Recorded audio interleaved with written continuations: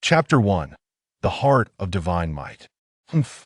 On the sickbed, the pale-faced youth stirred from his slumber, a low groan escaping his lips as memories surged like a tide. Though still feeble, his eyes sparkled with an intensity that seemed almost ravenous. Lin Shi, my dear brother, you probably never anticipated this, but I, Yi Nan, have survived against all odds. Heh, the martial spirit fruit? What a splendid treasure! His words were laced with a chilling undertone, the voice as cold as ice. In the realm of martial arts, the foundation lies within the martial spirit realm, divided into 9 celestial tiers. The 9th tier signifies the awakening of martial spirit, a daunting chasm to cross. Although Yi Nan possessed exceptional talent, transcending to the realm of martial spirit was no simple feat, demanding a considerable period of accumulation. Yet, to his surprise, the Chongyue sect suddenly issued a recruitment announcement. The announcement was blunt and straightforward. Any martial artist who had entered the 9th tier of the martial spirit realm before the age of 16 would have the opportunity to join the Chongyue sect. Upon its release, a storm of excitement erupted. Martial clans were merely the most fundamental components of the martial world. Typically, the offspring of these clans would endure countless hardships, risking their lives in the military to seize a fleeting chance to step into the martial domain. Joining a sect was undoubtedly a monumental opportunity for the 3 major clans of Qingyang Town. In tandem, news circulated from the Yuanwu Chamber of Commerce in the town, announcing the sale of 3 martial spirit fruits to the public. The martial spirit fruit could aid in the awakening of martial spirit, unlocking the gates of martial prowess, something the 3 clans were willing to pursue at all costs. Regrettably, the Yi clan arrived a moment too late. The 3 martial spirit fruits were swiftly claimed by the Yang and Ling clans, the Ling clan acquiring 2 of them. The Yi clan's plans crumbled to dust. Consequently, Yinan could only rely on himself to attempt the awakening of martial spirit. Just then, Lin Shi, a young scion of the Ling clan who had entered the realm of martial spirit and had been friends with Yinan since childhood, came to visit, presenting him with a martial spirit fruit. Naturally, Yinan was immensely grateful and immediately entered seclusion. However, this led to a month-long coma. What Lin Shi gifted me was merely a tainted martial spirit fruit. He did not wish for me to awaken my martial spirit, but rather sought to drive me into madness and a tragic demise. Yinan scoffed. The martial spirit fruit and the tainted martial spirit fruit were only a word apart in name, yet their appearances were indistinguishable, with effects that stood in stark opposition. The 2 types of spirit fruits actually stemmed from the same origin, differing only in their growth environments, resulting in conflicting properties. All 3 major clans possessed alchemists. Before purchasing the spirit fruits, it was impossible for them to remain uninformed. Similarly, the Ling clan would not recklessly harm their own interests by giving Lin Shi a tainted martial spirit fruit. Therefore, Lin Shi was well aware of everything. What he desired was my demise. Moreover, the attempt to awaken martial spirit inherently carried the risk of succumbing to madness. Once the tainted martial spirit fruit was ingested, its toxins would blend with one's blood and essence, rendering detection impossible. In the end, the Yi clan could only suffer in silence. The Ling clan, treacherous and venomous, was truly despicable. This scheme may be clever, but those beasts could never have anticipated that their treachery with the tainted martial spirit fruit would inadvertently gift me, Yinan, with an extraordinary opportunity. Yinan chuckled coldly, his gaze brimming with confidence. There were varying degrees of tainted martial spirit fruits, the most potent being the nether spirit fruit. This fruit grew in endless fields of corpses, harboring souls. Its appearance and toxicity were indistinguishable from that of the tainted martial spirit fruit. Yet anyone who consumed the nether spirit fruit would inevitably suffer soul possession. During this month, Yinan had traversed the realm of soul possession. Fortunately, the soul he ingested from the nether spirit fruit was fragmented due to certain circumstances, rendering its power weak. Otherwise, he would have had no chance whatsoever. But all of that was now in the past. Regardless, the victor was none other than Yinan. Devouring souls would yield countless benefits. Guxian Yi, a 9th-tier expert of the celestial ladder, perished while transcending to divinity. Numerous memories flowed through Yi Nan's mind, profoundly etched, as if he had lived through them himself. The 9 realms of martial arts culminated in the title of Martial Emperor. Following that was the ascension to the 9th tier of the celestial ladder, where one could attain the status of martial god. Though Gu Xian met his demise while attempting to transcend to divinity, everything he mastered was an inexhaustible treasure for Yi Nan. Even the legacies of the 72 sects of the Eternal Night dynasty could not compare to a mere fraction of Gu Xian's memories. As a martial emperor standing at the pinnacle of martial arts, Gu Xian undoubtedly possessed numerous profound secret techniques. The Ling clan wishes for my death, to obstruct my awakening of martial spirit, to sever my path. I shall not comply with their desires today. I shall awaken my martial spirit, Yi Nan declared defiantly, his thoughts shifting to a particular secret technique, his true self. This was the most natural and profound method Gu Xian had encountered throughout his life. It pointed directly to the Great Path. Its sole purpose was to assist one in awakening their martial spirit. Heaven bestows great responsibilities upon those it deems worthy. They must first endure hardship and trials. I, Yi Nan, am fated to survive this calamity, and today I shall ascend to the 9th tier of the martial spirit realm and awaken my martial spirit, Yi Nan proclaimed with unwavering confidence. Seated upon the bed, he closed his eyes in silence. The true self. This was the supreme method that even Gu Xian failed to acquire during his awakening of martial spirit. In the midst of uncertainty, only the true self remains. My existence is the foundation of martial arts, Yi Nan thought, his heart filled with anticipation.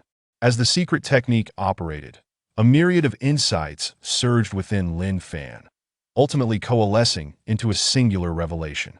The essence of martial arts lies in the true self. Gu Xian's origins were tragic, filled with deep grievances. His true self was vengeance, an unfettered desire, where every thought became reality. I, Yi Nan, have been poisoned and wronged, and thus I too seek retribution. However, Gu Xian's true self is not my own. Merely Lin Shi and the Ling clan can be extinguished with a mere flick of my finger. Do they truly deserve to be my target? What I, Yi Nan, desire is freedom and leisure. To attain such freedom, I must be unbound, unshackled, impervious to suffering and harm. I shall remain pure and unrestrained. Only by becoming invincible can all of this be achieved. Indeed, what I, Yi Nan, strive for is invincibility. Invincibility is the essence of my true self. As long as I am invincible, everything can be shattered, and no chains can bind or torment me. Yi Nan emptied himself, transcending thoughts, seeking his true self. Invincible true self, arise. With a low shout, an overwhelming aura of invincibility emanated from Lin Fan. In that instant, Yi Nan's demeanor transformed, ascending to the 9th tier of the martial spirit realm, accompanied by an innate sense of wonder. Is this a minor divine ability? Yi Nan was momentarily taken aback, a mixture of surprise and joy flooding him. And it's the minor divine ability, the heart of divine might? The heart of divine might, a minor divine ability, could be grasped effortlessly by all martial arts below the celestial tier, allowing for swift mastery of its essence, transforming it into instinct. This was nothing short of miraculous, incredible beyond belief.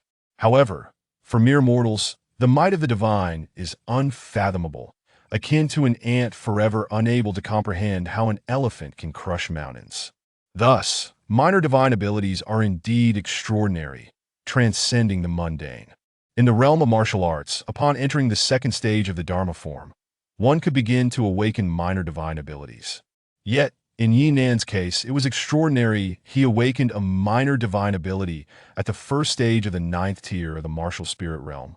Moreover, it was entirely instinctual, not reliant on external factors. It was an awakening in its truest sense. This was truly remarkable. All of this was tied to the true self. The true self pointed directly to the Great Path, reigning as the foremost method for awakening martial spirit on this continent. Through this, Yi Nan sought invincibility through his true self. To be invincible is to shatter all constraints and shackles. overturning conventions and transforming the impossible into the possible. With my invincibility.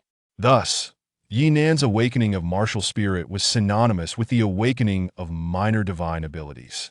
Concurrently, the weakness that plagued Yinan's body dissipated entirely, replaced with the vigor of a dragon and the might of a tiger. Chapter 2. Exchange of the Wild Soul. Creak. The door swung open. A middle-aged man in a green robe, his face etched with worry, stepped into the room. Upon seeing Yinan, he was momentarily taken aback. "Nani, you have awakened?" His voice was a blend of astonishment and joy. "Father, I have awakened." Yinan nodded. The middle-aged man burst into hearty laughter. "Splendid. You've awakened, my son, Yinan, a dragon among men, who could withstand the madness. My son, Yinan, has not perished. Even if martial arts were to be rendered obsolete, you would still be the pride of my life, Yi Beishan." Hearing this, warmth flooded Yinan's heart. However, he gradually shook his head and said, "Father, there is no need to comfort me. I did not succumb to madness, but rather have ascended to the 9th tier." Yi Beishan was momentarily stunned before erupting with joy. "Nar, you truly reached the martial spirit 9th tier? Wait, you said you did not succumb to madness? What is happening?" "It was the Ling and Yang clans who conspired to harm me with the tainted martial spirit fruit. However, I endured for a month and survived the ordeal, thus awakening my martial spirit," Yinan explained. "What?" Yi Beishan exclaimed in shock. "Nanair, do you have conclusive evidence?" "Of course," Yinan affirmed. "The martial spirit fruit is valued at 1,000 gold coins. The Ling clan's financial resources are comparable to ours, making it impossible for them to afford a second one. The Yang clan would undoubtedly prefer that neither of our clans join the sect, hence they sold all 3 martial spirit fruits to the Yang clan, which is far more advantageous. Furthermore, the Yang clan possesses the means to consume them. Moreover," Yinan paused, a cold smile forming on his lips. "Even if the Ling clan did manage to acquire 2 martial spirit fruits, there would be no reason to share one with us. It would be far more beneficial to internalize them and cultivate a formidable dharma form expert. Additionally, how could the Ling clan alone dare to confront the Yi clan?" "Precisely." Yi Beishan's eyes glinted with intensity. The Yang and Ling clans are ambitious. This matter cannot be allowed to rest." "Father, leave this matter to me," Yinan replied with a calm smile. "You?" Yi Beishan hesitated. "Father, do you truly believe that those complacent elders, even if they were to learn the truth, would possess the courage to contend with the Yang and Ling clans?" Yinan remarked with a smile. Yi Beishan hesitated. "Father, leave this matter to me. If the Ling and Yang clans dare to strike against me, Yinan, then I shall make them aware that I am not someone they can provoke. In a month's time, there shall be neither the Yang nor the Ling clans in Qingyang town," Yinan declared with a disdainful gaze, confidence radiating from him. Having devoured the remnant soul of the martial emperor, it was akin to the rebirth of Gu Xian, rendering him invincible and unbound. "Very well." Witnessing Yinan's resolve, Yi Beishan found himself inexplicably convinced and nodded in agreement. "Of course, there is one matter for which I require your assistance, Father," Yinan said with a smile. "Oh, what is it?" Yi Beishan inquired. "I wish for you to exchange for an abandoned soul from the Lord Guardian," Yinan replied. "What? An abandoned soul? Nanair, do you intend to merge souls and condense forms to break into the realm of law forms?" Yi Beishan immediately grasped the implication and urged, "Nanair, is this not a bit hasty? The path of martial arts is fraught with dangers. It is best to allow some time for consolidation, or it may end in calamity. Moreover, entering the gates of the Chongyue sect presents opportunities to acquire a higher quality abandoned soul. Rest assured, Father, I have it all under control. This time, I aim to enter the Chongyue sect with the cultivation of the law forms," Yinan asserted. "Nanair, do you intend to directly become an inner disciple?" Yi Beishan suddenly realized. Indeed, the collusion between the Yang and Ling clans is far from simple. To avert unforeseen circumstances, I must ascend rapidly and become an inner disciple of the Chongyue sect to attract the attention of the higher-ups and secure my victory. Yinan nodded. "Nanair, how confident are you in this endeavor?" Yi Beishan's expression grew serious. 10 out of 10, Yinan stated unequivocally. 10 out of 10? Yi Beishan was taken aback, staring at Yinan for a moment before saying, "Very well, I believe you. You have shattered obstacles after consuming the Wuling fruit. It is clear that you possess opportunities. Any such opportunities need not be shared with me, and it is best if they remain a secret. All I know is that you are my son, Yinan. I shall exchange for that abandoned soul for you. This matter should not be delayed. Let us proceed to the Lord Guardian's residence." "Thank you, father." Yinan expressed his gratitude, deeply moved. Qingyang Town, under the Eternal Night Dynasty, is governed by a 9th-rank official who controls the cultivation resources. The key to breaking into the realm of law forms lies in the abandoned soul, which the 3 major clans lack, necessitating an exchange of clan military merits. Yi Beishan's decisive actions would undoubtedly attract the ire of the Elders' Council. "Father, I shall never let you down." Yinan vowed silently. "Is that the Shao clan? Isn't the Shao clan already possessed by madness? How could they?" As Yinan and Yi Beishan emerged, the entire Yi clan was abuzz. Yi Beishan and his son made their way directly to the Guardian's residence. The Guardian's residence, representing the court, is situated in the very heart of Qingyang Town.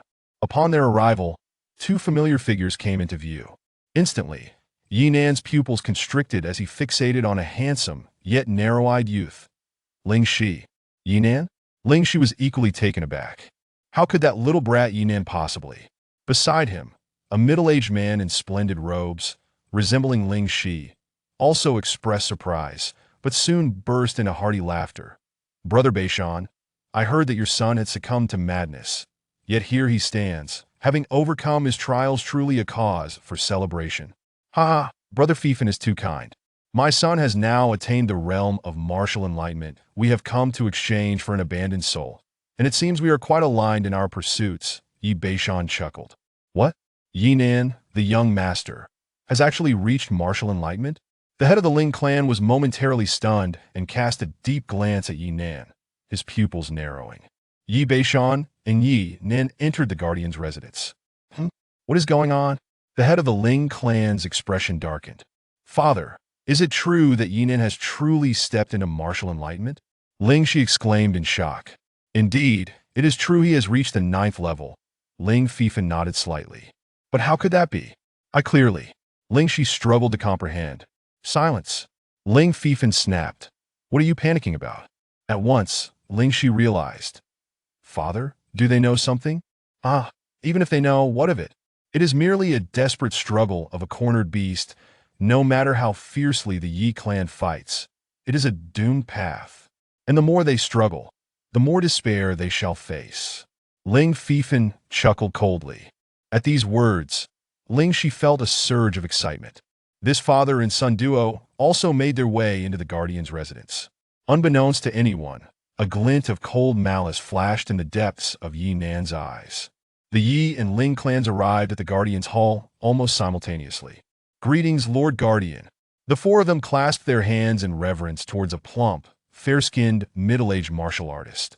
The Guardian of Qingyang slightly nodded, casting a glance at Yinan, a flicker of surprise crossing his features, though it quickly vanished, replaced by a smile.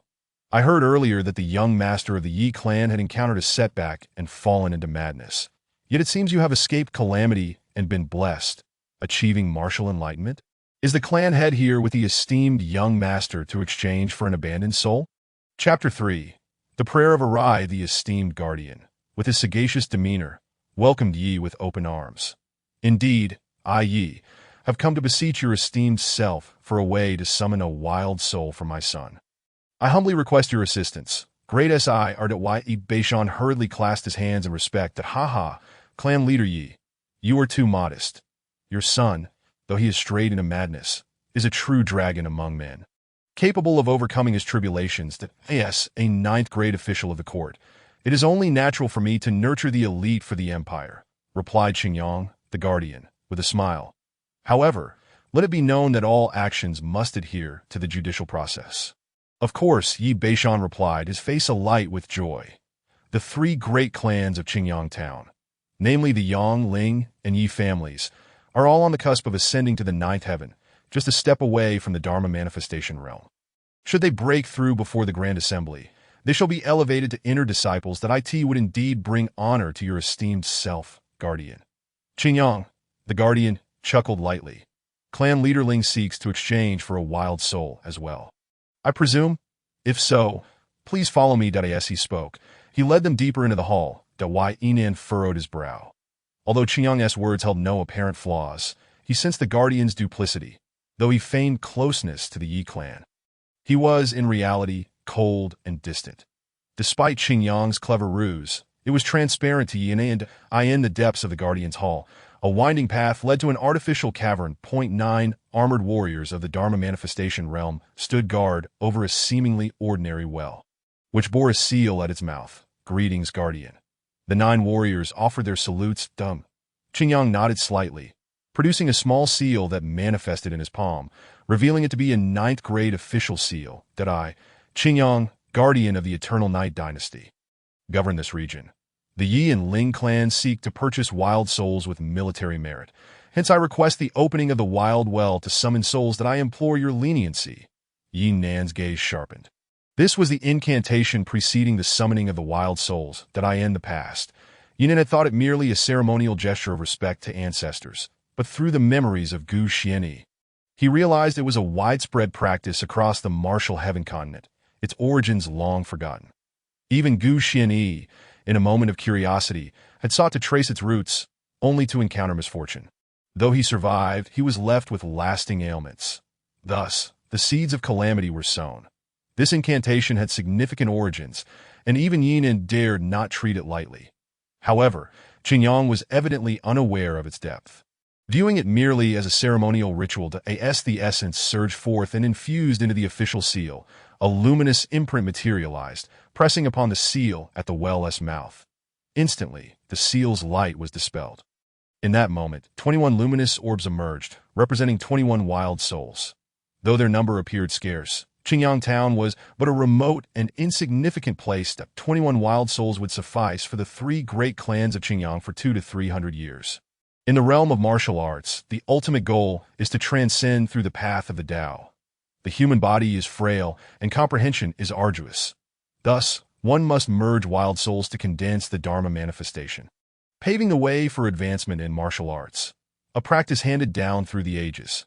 Wild souls come in various forms, yet in Qingyang Town, they appeared singular, primarily consisting of terrestrial beasts. Even so, they were bound by prohibitions and seals, requiring military merit for their release to be formally obtained. Now, present your military merit tokens. According to customary practice, those with higher merit shall have priority in claiming the souls, Qingyang stated, adopting a demeanor of indifference. At once, Yi Beishan and Ling Fifan extended their hands, revealing a pale green square jade token that floated forth, infused with essence. The jade token of the Ling clan radiated brilliance, overshadowing the glow of the Yi clan's token, causing Yi Beishan to freeze momentarily. Nan's pupils constricted. The two exchanged glances, realizing something was amiss. The military merit token of the Ling clan had completely suppressed that of the Yi clan, which was highly unusual. Typically, their military merits were comparable. How could the Ling clan possess such merit? Haha, Brother Beishan, I must apologize. Ling Fifan laughed heartily, tossing the military merit token into Ling Shi's hands. Child, choose whichever wild soul you desire. Ling Shi, brimming with excitement, activated the military merit token, directing it towards a fierce tiger wild soul, which was instantly engulfed in a flash of spiritual light and extinguished. The fierce tiger wild soul has been successfully exchanged. Upon witnessing this, Yi Beishan frowned.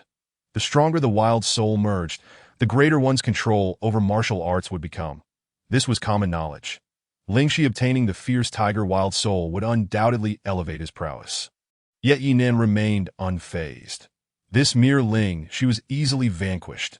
The fierce tiger wild soul, devoid of consciousness, was carelessly collected by Ling Shidun. Qingyang, the Guardian, furrowed his brow, glancing at Yi Beishan, and coldly remarked, Yi Beishan, it is your turn. Yes, my lord. Yi Beishan nodded, contemplating briefly before addressing Qingyang. Guardian, I find myself lacking in military merit that I wish to borrow 300 merit points from you. and within a year, I shall repay you with 800 gold coins as compensation. Furthermore, within 2 years, I will repay the 300 merit points in full, along with an additional 100 points as interest. Might you grant this request?" Yi Nan's heart stirred. Warmed by his father's gesture, Yi Beishan's proposal was evidently an attempt to procure a powerful wild soul for him. However, the price was steep. Should this proceed, the elders would likely impeach Yi Beishan, rendering him unable to fulfill his role as clan leader. Moreover, the debt would predominantly fall upon Yi Beishan himself. Even though Yi Beishan was a formidable practitioner of the 7th grade dharma manifestation, repaying such a debt within 2 years seemed nearly impossible, save for undertaking perilous missions that Yi Nan was about to dissuade him when Qingyang's expression turned icy. "You think you can play such a clever game? Unfortunately, as a court official, I cannot stoop to associate with you commoners. Are you attempting to bribe me? This matter shall not be mentioned again." Instantly, Yi Nan frowned. This rotund man was indeed suspicious. Yi Beishan's proposal could not be construed as bribery. There were no laws in the Eternal Night Dynasty prohibiting it. Chapter 4. The Contract of Life and Death Guardian. "Are you truly so quick to turn against us?" Yi Beishan stammered, seemingly taken aback by Qingyang's sudden hostility. "Guardian, our Yi clan has served the court for generations, a clan of merit. Our ancestors shed blood for the Eternal Night Dynasty. How can you speak of us as commoners?" Yi Nan retorted sharply. "Oof. You are merely employing devious tactics to seek personal gain." Qingyang scoffed, seemingly surprised yet unfazed. "The Eternal Night Dynasty has thrived for 13 millennia. Those noble warriors of yours were forged in the crucible of battle. By your logic, are they also to be deemed commoners for seeking a future?" Yi Nan's cold laughter resonated. "To slander the heroes of the Eternal Night Dynasty is a crime deserving of severe punishment. Fool, you commoners dare to compare yourselves to the heroes of the Eternal Night Dynasty. You seek death." Qingyang seethed, realizing he had been cornered by Yi Nan's words that Yi Xian, offending a court official, is also a crime. Came a voice from the side as Ling interjected. "Ha! The laws of the Eternal Night Dynasty reign supreme. When has it been decreed that commoners lack the right to defend themselves? Moreover, clan leader Ling, was your ancestry not akin to the Yi clan, shedding blood for the Eternal Night Dynasty? You dare to speak for these officials, even as you are called a commoner. Does your conscience not ache?" Yi Nan challenged. Ling Fifan's complexion darkened, leaving him speechless. "How dare you speak so boldly to me? Do you wish to forfeit your life?" Qingyang roared in fury, his aura surging forth, condensing into a formidable pressure directed at Yi Nan. "Dog official, what authority do you possess to determine the life and death of this young clan member?" Yi Nan retorted coldly, shifting his aura to unleash an even more potent force that bore down upon Qingyang. "What?" Qingyang's expression shifted dramatically, as he found himself momentarily dazed in that instant. He envisioned Yi Nan standing atop a mountain of corpses, bathed in blood like a deity of slaughter, and a wave of dread washed over him. The 9th grade seal flickered, and Qingyang abruptly regained his composure, now gazing at Yi Nan with a hint of trepidation. How could a mere youth, who had never left Qingyang town, exude such a fierce killing intent? It was impossible. Absolutely impossible. It must be an illusion. Yes, just an illusion. Qingyang repeatedly reassured himself, yet he dared not act with the same arrogance as before. "Father, pass the jade token to me. I shall exchange for a wild soul. Even if I do not acquire a powerful one, I can still stand tall and become a significant figure," Yi Nan declared, his gaze unyielding. At once, Yi Beishan handed over the military merit token. Yi Nan activated it, ready to exchange for a wild soul. "Wait," Qingyang barked sharply. "What is it, my lord? Do you have further instructions? Or rather, does the esteemed protector of the town intend to defy the decree of the Eternal Night Dynasty and prevent Yi from summoning spirits?" Yi Nan raised an eyebrow and chuckled. "Surely, you jest, esteemed official. As a 9th grade official of the Eternal Night Dynasty, I must, of course, uphold the law. However, your offense against me cannot go unpunished. Regardless of the military merits contained within your jade token, you may only exchange it for this pitiful wild spirit." The protector of Qingyang let out a cold laugh, gesturing dismissively. "What?" Yi Beishan exclaimed in shock and anger that a sneer crept onto the faces of Ling Fifan and his son. The wild spirit indicated by the protector of Qingyang was astonishingly a mangy and nameless pup, bearing numerous scars and even missing an eye. Among all the wild spirits, this one was the most wretched and visibly feeble. Yet, Yi Nan's pupils constricted, and his heart quaked. Is this a Shangshao? A Shangshao, formed from the accumulation of endless grievances, entangles profound karmic ties that a message flowed through Yi Nan's mind. Esteemed protector, is this not excessive? Yi Beishan rebuked. Humph, Yi Beishan, are your ears deaf? It was your son who claimed, with his own mouth, that he could become a formidable figure without relying on a powerful wild spirit. The protector of Qingyang chuckled. Such ambition in your son is commendable. This is merely to encourage the younger generation to strive forward. Do you understand? The protector of Qingyang continued with a cold laugh. Indeed, a man must stand by his words. Once spoken, they cannot be retracted. Ling added with malicious glee. Moreover, I doubt the Chongyue sect would accept a person who lacks integrity as a disciple. Such a treacherous heart may lead to betrayal. Ling Fifan's words struck deeply, prompting Yi Beishan to pause that why Yi Nan's achievements cannot be shackled by mere wild spirits. Yi Nan waved his hand to silence his father.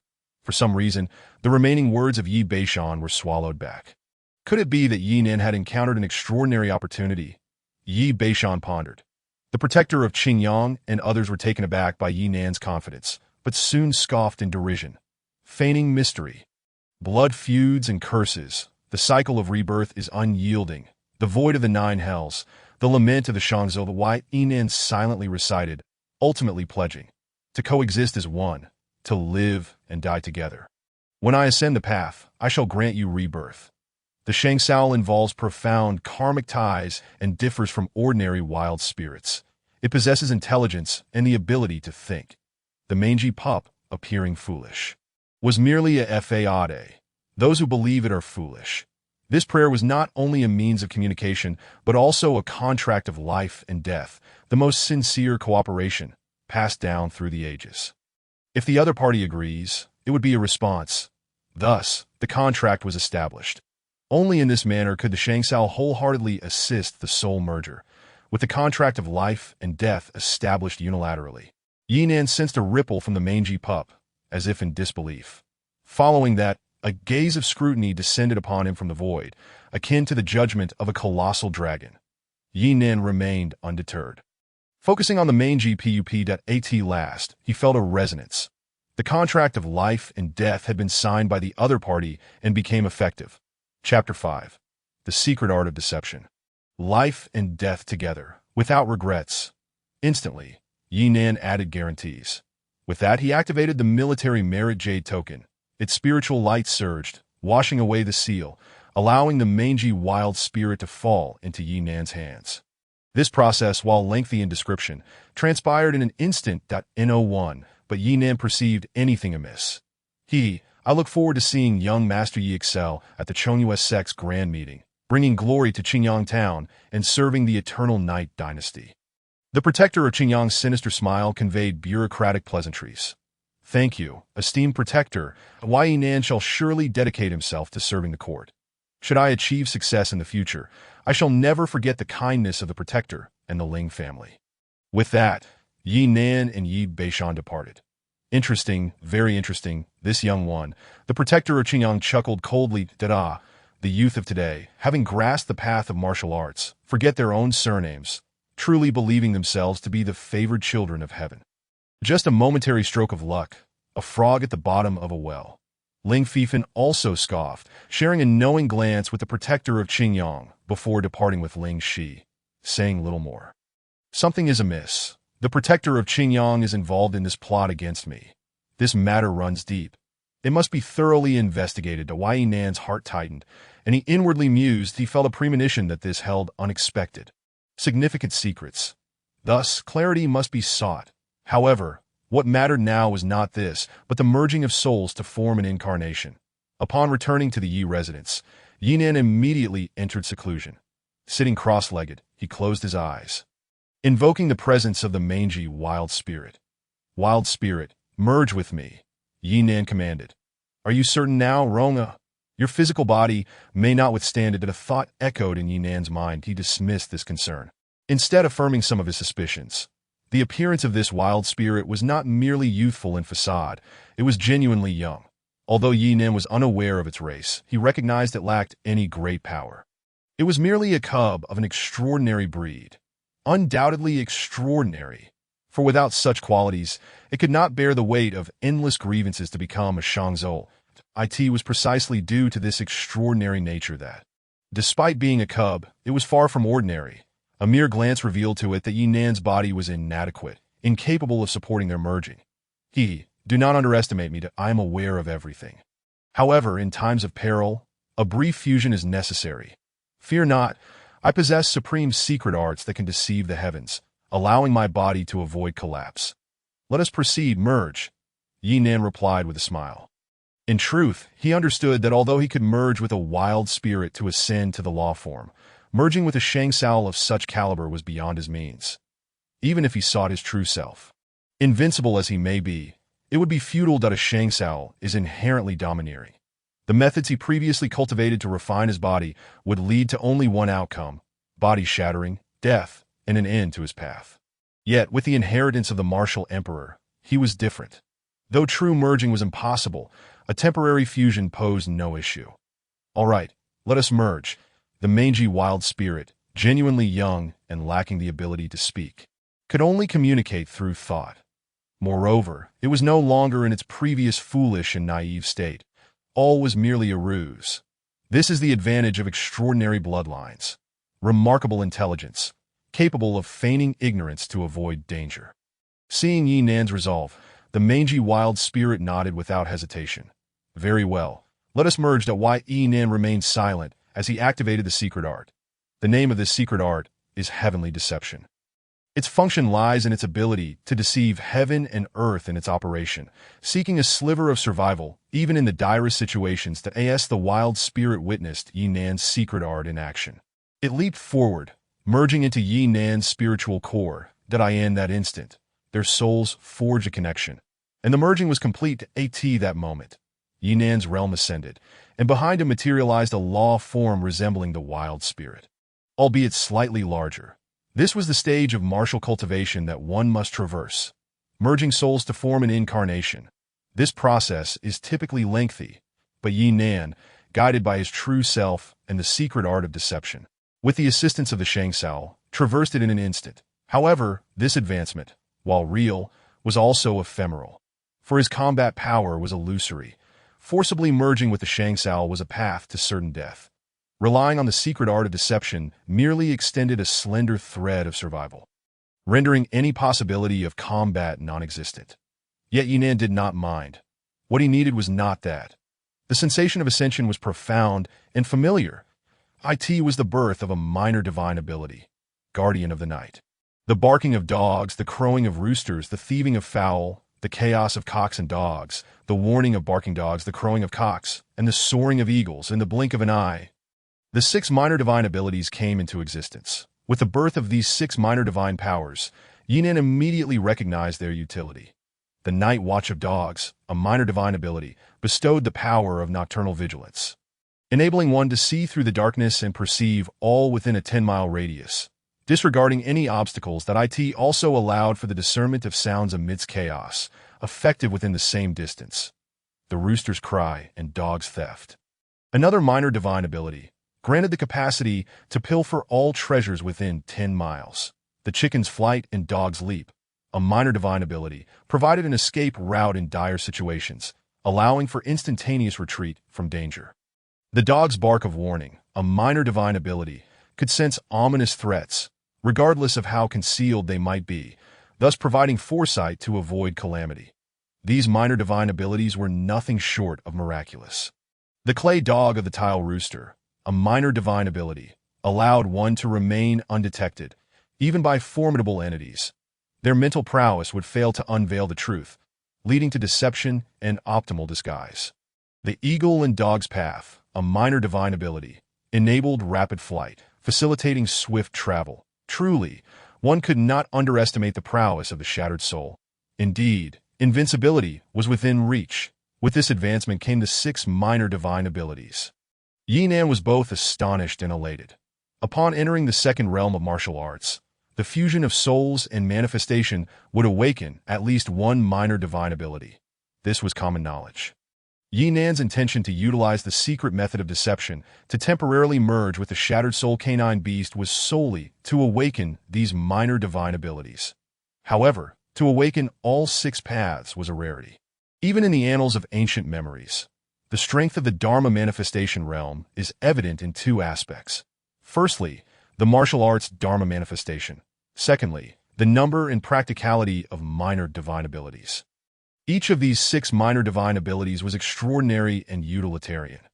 Thus, it surpassed Yinan's expectations, yet also instilled in him a greater sense of confidence that in a flash, Yinan departed from his residence. Instantaneously, the minor divine abilities of the clay dog of the tile rooster, the night watch of dogs, and the chicken's flight and dog's leap all activated instinctively. Silently, Yinan left the Yi clan, heading straight towards the Ling clan. Indeed, he intended to stealthily probe the Ling clan and uncover the truth. Chapter 6. Shocking secrets in the blink of an eye, Yinan found himself in a dimly lit corner of Qingyang town. The night watch of dogs was effective within a 10-mile radius. This location was merely 3 miles from the Ling family estate, sufficient to encompass the entire estate, rendering it unnecessary to take risks by infiltrating the Ling clan directly. At this moment, beneath the guise of the clay dog of the tile rooster, all would overlook Yinan's presence, as if he were a mere statue, completely motionless. Yet his hearing and vision rapidly expanded, allowing him to perceive everything within 10 miles with unparalleled clarity, as if he were observing the patterns of his palm and listening to whispered secrets. Nothing at all. Yinan searched the Ling estate with incredible speed, yet found nothing. Ling Fifan and Ling Shi were nowhere to be found. How could this be? Had they gone to the Yang clan?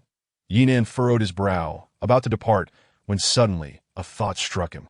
A moment of insight, leading him towards a man-made hill at the Ling estate. Instantly, a voice reached his ears. What? That brat Yinan has actually awakened his martial arts spirit. Impossible! Ling Fifan, you fool, did you let him consume the real fruit? A reprimanding voice echoed in Yinan's ears, that why Yinan's lips curled into a smile. Found the right place. However, the voice was quite unfamiliar. This person was undoubtedly someone he had never encountered before. In the next moment, the scene within the secret chamber of the artificial hill unfolded before Yinan's eyes.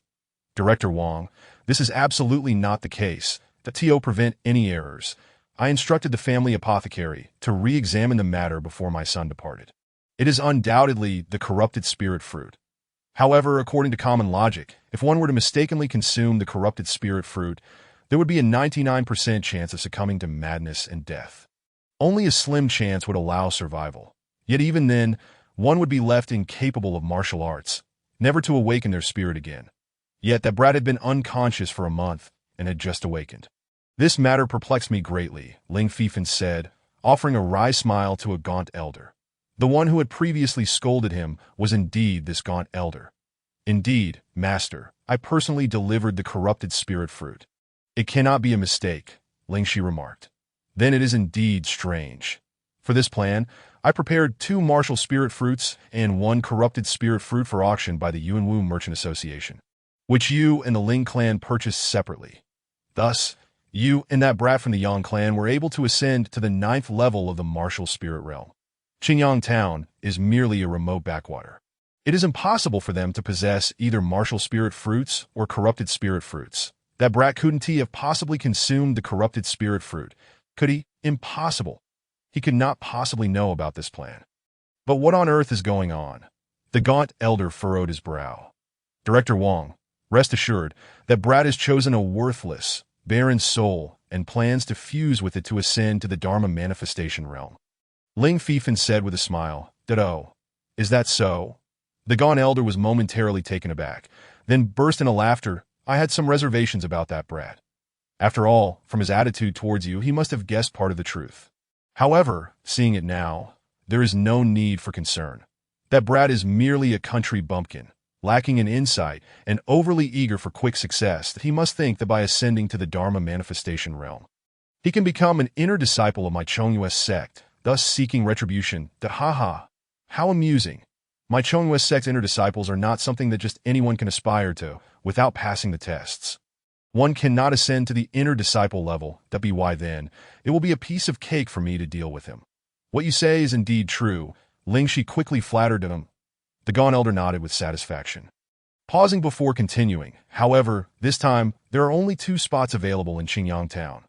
Originally, according to my plan, once Yinan is eliminated, it would naturally pave the way for your Ling clan and Yang clan to rise to power.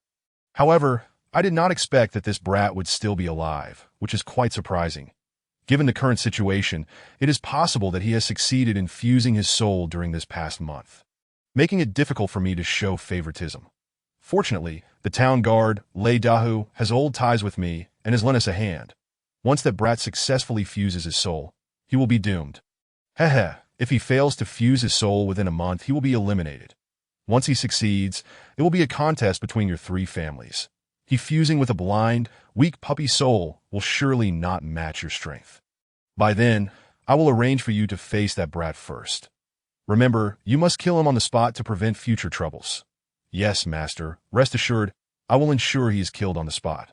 Ling Shi vowed earnestly. Director Wang, won't killing him on the spot cause some trouble? Ling Fifan hesitated to ask. Trouble? How much trouble could there be? There are only 2 of us responsible for recruitment in Qingyang Town. Myself and Director Zhang. That Director Zhang is my senior brother, and we have known each other for 30 years that I have already informed him. There will be absolutely no issues that as long as you don't speak of it. I won't either.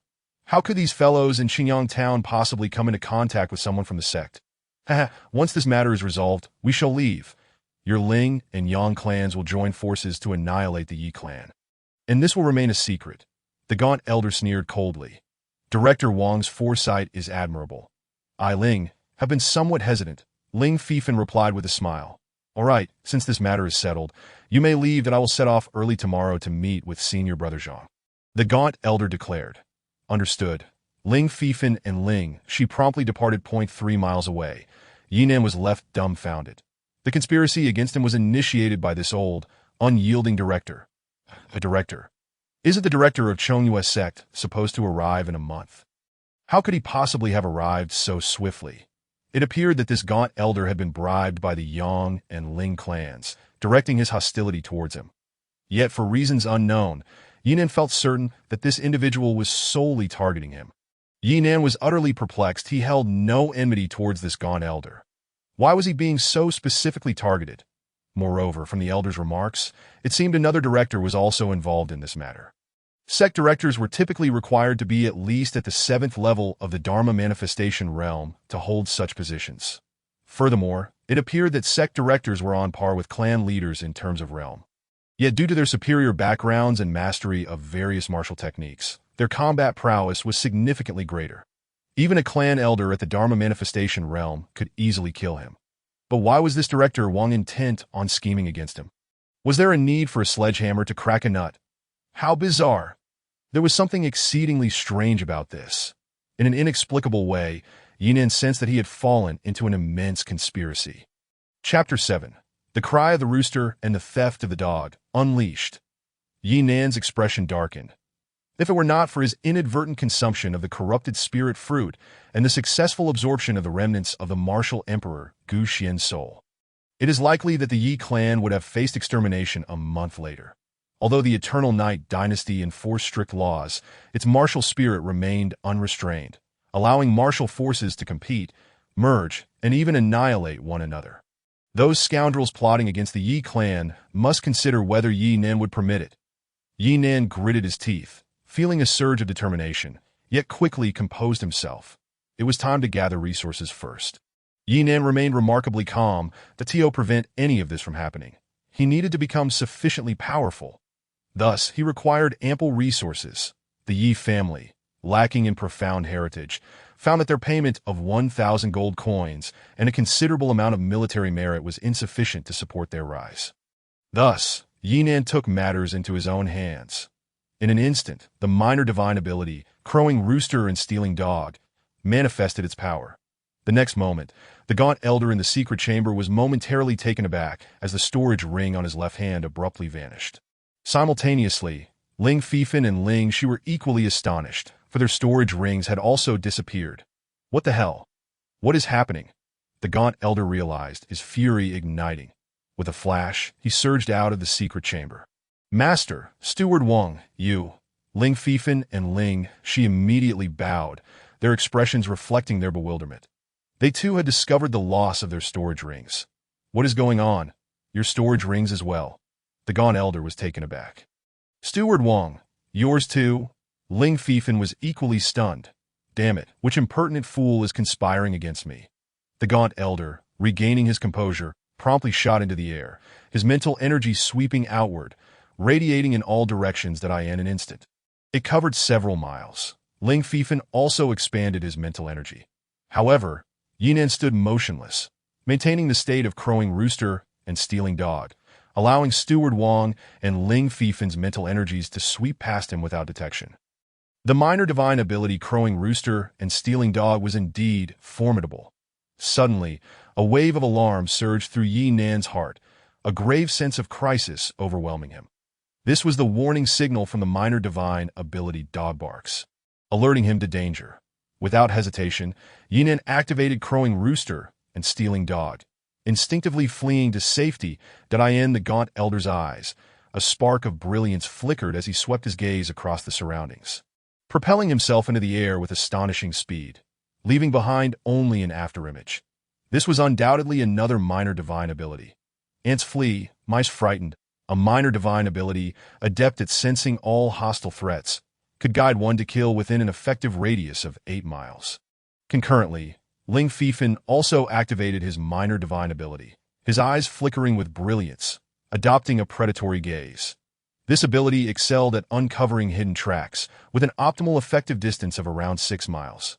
Yet, despite their activation of minor divine abilities, it was futile. Yi Nan had long since activated crowing rooster and stealing dog, making a swift escape. Furthermore, he maintained the state of crowing rooster and stealing dog, silently slipping away to safety. What a close call. Yi Nan let out a breath of relief, his figure pressing onward towards the stronghold. Since he had taken action, it was time for a significant haul. Since the guardian of Qingyang, Lei Dahu, had participated in the plot against him, they must pay the price. Soon, Yi Nan's hand acquired yet another storage ring that he was clear about his grievances. Uncertain of which soldiers guarding the wilderness wells had participated in the conspiracy, he chose not to target them. As for the precious resources controlled by the guardians within the wilderness wells, even if Yi Nan wished to seize them, he was powerless. The stronghold, after all, represented the Eternal Night dynasty in the region, a critical location that could not be infiltrated by mere minor divine abilities. Having learned from previous experiences, Yi Nan swiftly departed after his successful endeavor. However, he did not cease his efforts, but instead directed his focus towards the Yang family. Before long, the Yang family erupted in fury. Subsequently, the Yi family also suffered calamity, naturally for the sake of the Yi family's safety. Such matters required equitable distribution. Otherwise, it would be akin to self-incrimination. Yi Beishan furrowed his brow. Father, do not worry. It is I have urgent matters to attend to. I have taken the storage rings of you and several elders. They will be returned later. I will leave Qingyang town for a few days. Do not be concerned. Additionally, the news of the lost storage rings must be spread immediately to Yi Beishan's ears. A mental transmission resonated. Nana, was that just now a minor divine ability? Could it be that Nanner has achieved the fusion of soul and form? Yi Beishan was taken aback, disbelief etched across his face, followed by a bitter smile. Truly, he is the son of that person. With a sigh, Yi Beishan clenched his teeth, his aura surging violently as he bellowed in rage. What impertinence! Who is responsible? Yi Beishan soared into the courtyard, roaring furiously, employing minor divine abilities to investigate. Meanwhile, several elders were fuming with indignation. Observing this, Yi Beishan could not help but smile wryly that Nanner has stirred quite the tempest this time. However, as of today, he was no longer overly concerned about Yi Nan. Having been harmed by the corrupted spirit fruit, yet still able to achieve martial enlightenment, and within merely 3 or 4 hours, advancing to the level of form, all of this was beyond the reach of ordinary individuals. Even though Yi Nan's combat prowess did not match his own, he certainly possessed sufficient strength for self-preservation. After all, he had never sensed Yi Nan's presence, Boom! Boom! Powerful auras surged forth, and figures leaped across Qingyang town. The clan leader of the Ling family, Ling Fifan. The clan leader of the Yang family, Yang Yixian, and the guardian of Qingyang, Lei Dahu, among others. Except for the Yunwu Merchant Association, which had not been plundered, all other factions were under siege. Yi Beishan was somewhat shocked, yet inwardly he was coldly amused. Know thy child best. He understood Yi Nan's character well. If one did not provoke him, he would not retaliate. Since these individuals had been robbed by Yi Nan, they must have harbored ill intentions. Indeed, this matter involved Lei Dahu, who had also participated in the plot against Yi Beishan, thought darkly. The Yi family has also been raided. Lei Dahu and others, witnessing the furious Yi Beishan, did not ponder further. Send personnel to contact the merchant associations of nearby towns that I refuse to believe that this fellow, having stolen treasures, will not attempt to sell them. The guardian of Qingyang, Lei Dou, spoke coldly that a splendid idea. Instantly, Yang Yixian, Ling Fifan, and others all concurred. This night, Qingyang town was destined for unrest. Alas, the Yunwu Merchant Association is a pity, Yi Nan internally lamented. The reason he did not target the Yunwu Merchant Association was not due to mercy, but because that place was heavily guarded with various prohibitive measures. The power of minor divine abilities could not penetrate its defenses. Although Qingyang town was in chaos, the true mastermind, Yi Nan, had already departed from the town. Chapter 8. Jishan City. This fellow seems intent on heading to Jishan City. Yi Nan's heart stirred, but he had activated the minor divine abilities Eagle Dog on patrol, Dog guards the night, and Crowing Rooster and Stealing Dog, working in concert to pursue a figure ahead. Steward Wang. That old wretch was flying a few miles ahead of him. Evidently, it seemed that this old dog was indeed in Jishan City, that if nothing unexpected occurred, this old dog and the old Wang would likely remain in Jishan City for a month, returning to Qingyang town once the time came. This actually makes it convenient for me to sell off my spoils. Yi Nan sneered. With a thought, he discerned Steward Wang's intentions. While following behind, Yi Nan was not idle. He possessed over 10 storage rings in his possession. That a storage ring is a martial arts artifact. High-level storage rings require the imprint of a soul to access their storage space and retrieve resources. However, they are not within the reach of minor cultivators of the form realm. The first 3 realms of martial arts are the martial spirit, form realm, and Yuan mansion. Those in the initial realm of martial arts are rightly referred to as minor cultivators. Even those in the Yuan mansion realm often utilize low-level storage rings. Low-level storage rings have their advantages and disadvantages. The advantage is that they can be used in the first 3 realms of martial arts, providing considerable convenience. The downside is that if lost, one cannot sense them with mental energy. In contrast, high-level storage rings do not carry such concerns. Of course, some minor cultivators from extraordinary backgrounds can employ high-level storage rings through special methods. However, for those powerful enough to own such high-level storage rings, even if Yi Nan had 100 times the courage with his current strength, he would not dare to provoke them. The moment one obtains a storage ring imprinted with a soul's mark, one becomes a beacon, glaringly conspicuous, inviting doom. Moreover, Yi Nan was currently unable to decipher such storage rings. However, the low-level storage rings fell into his possession without barriers. The first one Yi Nan opened was Steward Wang's storage ring. Yi Nan was taken aback as he found several gold tickets bearing the official seal of the Eternal Night Dynasty, each with a substantial denomination, no less than 100 and as much as 1,000. 3,636 gold coins? Yi Nan's heart leaped with joy. He could hardly believe his eyes. This Steward Wang, merely a small steward of the heavy Mount Yueshan, possessed wealth surpassing that of an entire clan. He was practically overflowing with riches. Among them, 3,600 represented the amount of gold tickets, while 36 indicated scattered coins. Besides, there were some herbs, which Yi Nan regarded with disdain. These over 3,000 gold coins undoubtedly included tributes from the Yang and Ling families. Yet now, they all belonged to him. Yi Nan continued to sort through the spoils. Ultimately, from the Ling and Yang families, Yi Nan acquired 1,500 gold coins and approximately 500 gold coins worth of medicinal materials. From Qingyang town, Yi Nan acquired an impressive sum of over 5,600 gold yuan, along with medicinal materials and other items valued at no less than 900 gold yuan. This left Yi Nan astonished. Indeed, Lei Dehua, the town's guardian, was truly a figure of immense wealth. overflowing with riches. The fortune of a single individual was nearly equivalent to the combined wealth of the three major clans of Qingyang Town. It seemed that during his tenure, he had amassed quite a fortune. However, all of this now fell into Yi Nan's hands that he asked for the possessions of the Yi clan. It is said that a rabbit does not eat the grass near its burrow. And thus Yi Nan remained utterly unmoved. Consequently, Yi Nan found himself enriched with 11,000 gold yuan in cash and precious items worth nearly 2,000 gold yuan, instantly elevating his status. With such resources, he mused, he could certainly complete his physical cultivation. Qingyang Town is one of the many towns under the jurisdiction of Jushan City, situated in a remote area. Even taking a shortcut, the journey to Jushan City spans 3,000 miles. However, Wang Shizhi, a formidable practitioner in the late phase of the law manifestation realm, was with Yi Nan, who possessed a small escape technique that allowed for rapid travel. Thus, the two arrived at Jushan City by the morning of the following day. Although it was Yi Nan's first visit to Jushan City, he felt no particular awe or fascination with its grandeur. After all, he had consumed the memories of the martial Emperor Gu Xianyi, who had traversed the martial sky continent and witnessed countless fortified cities that to him. Jushan City was but a trifling dot on the map. Entirely unremarkable, entering and exiting Jushan City requires the payment of taxes. However, due to Wang Shizhi's status, he was exempt from such fees, a privilege afforded by the Eternal Night Dynasty to those in the law manifestation realm. Despite the existence of 9 levels of martial arts, the Eternal Night Dynasty was merely a small nation on the martial sky continent. Even a martial king at the 6th level would be considered upper crust.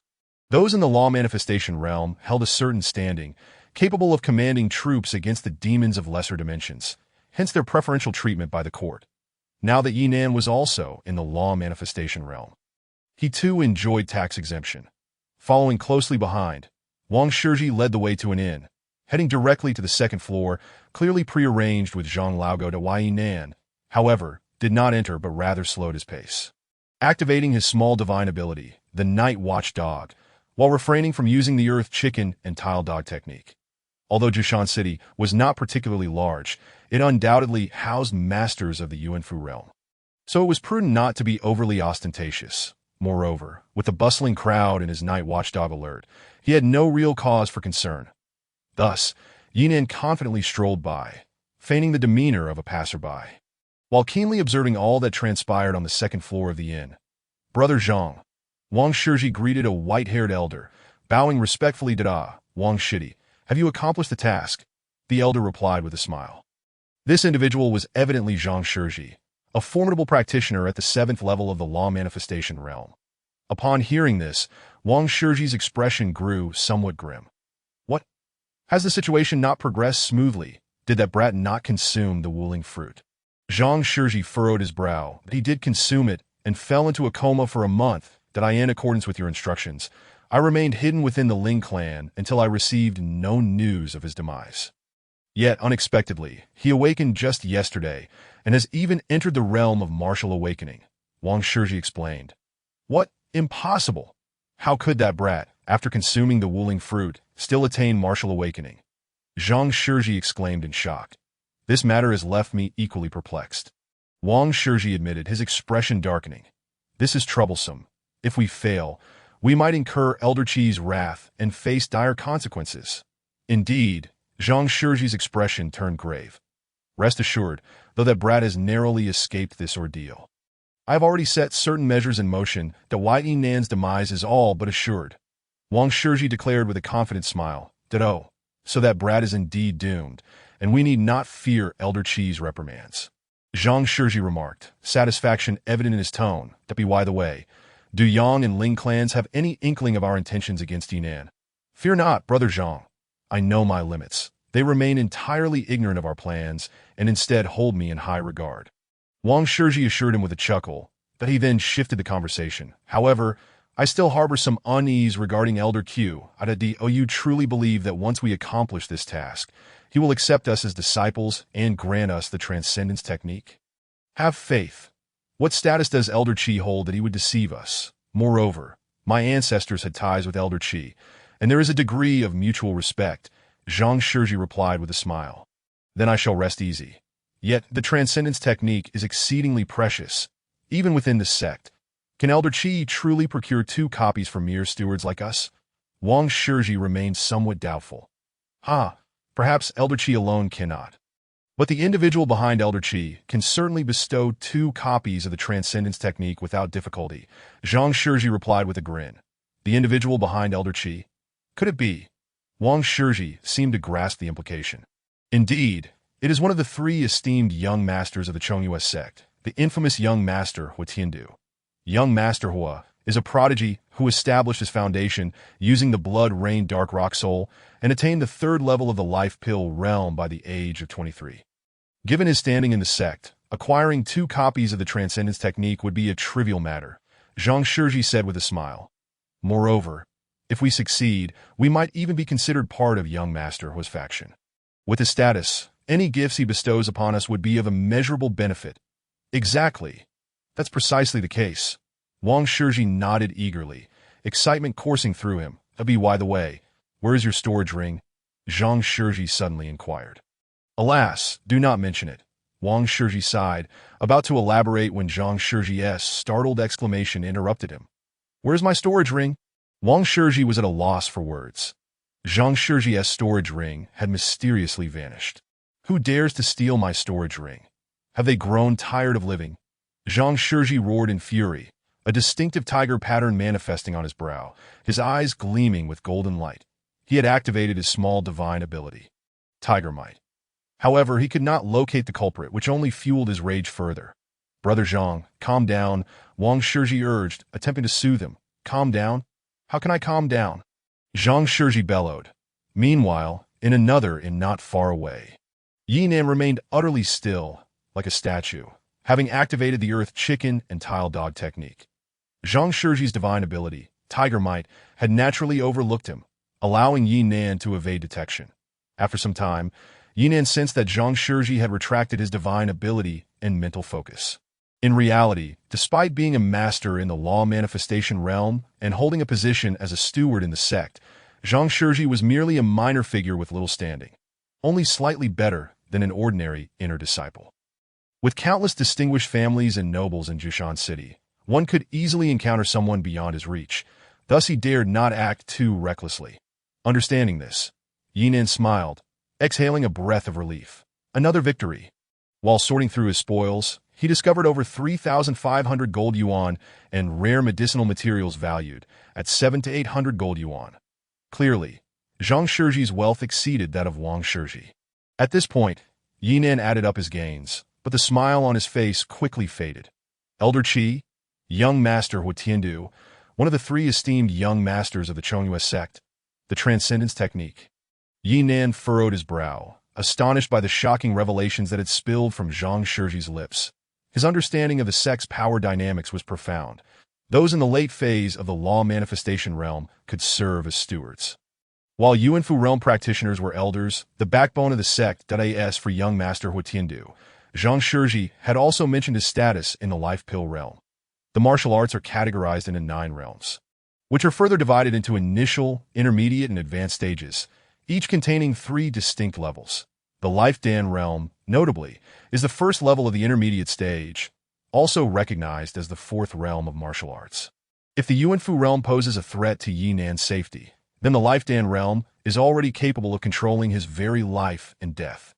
Even the first level of the Life Dan realm is beyond Yinan's current capacity to contend with. Despite feeling that this is an unwarranted calamity, an unexpected disaster, Yinan is acutely aware of the overwhelming presence of life and death peril. Strength must be acquired. He must become stronger at once. How infuriating it is that even the Transcendence Technique is bestowed merely to extinguish a mere martial spirit realm practitioner like himself.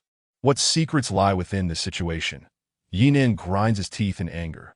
Zhang and Wang, the stewards, cannot fathom the true reason for his awakening. And he is not surprised, for the exotic underworld spirit fruit contained in the Wuling fruit is not something ordinary martial cultivators can comprehend. However, the Transcendence Technique is a method of reversing death and rebirth, imbued with a glimmer of life.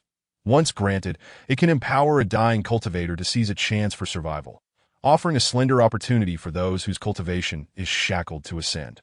Though this Transcendence Technique is termed a method, It is extraordinarily rare, a precious resource that each sect hoards in limited quantities.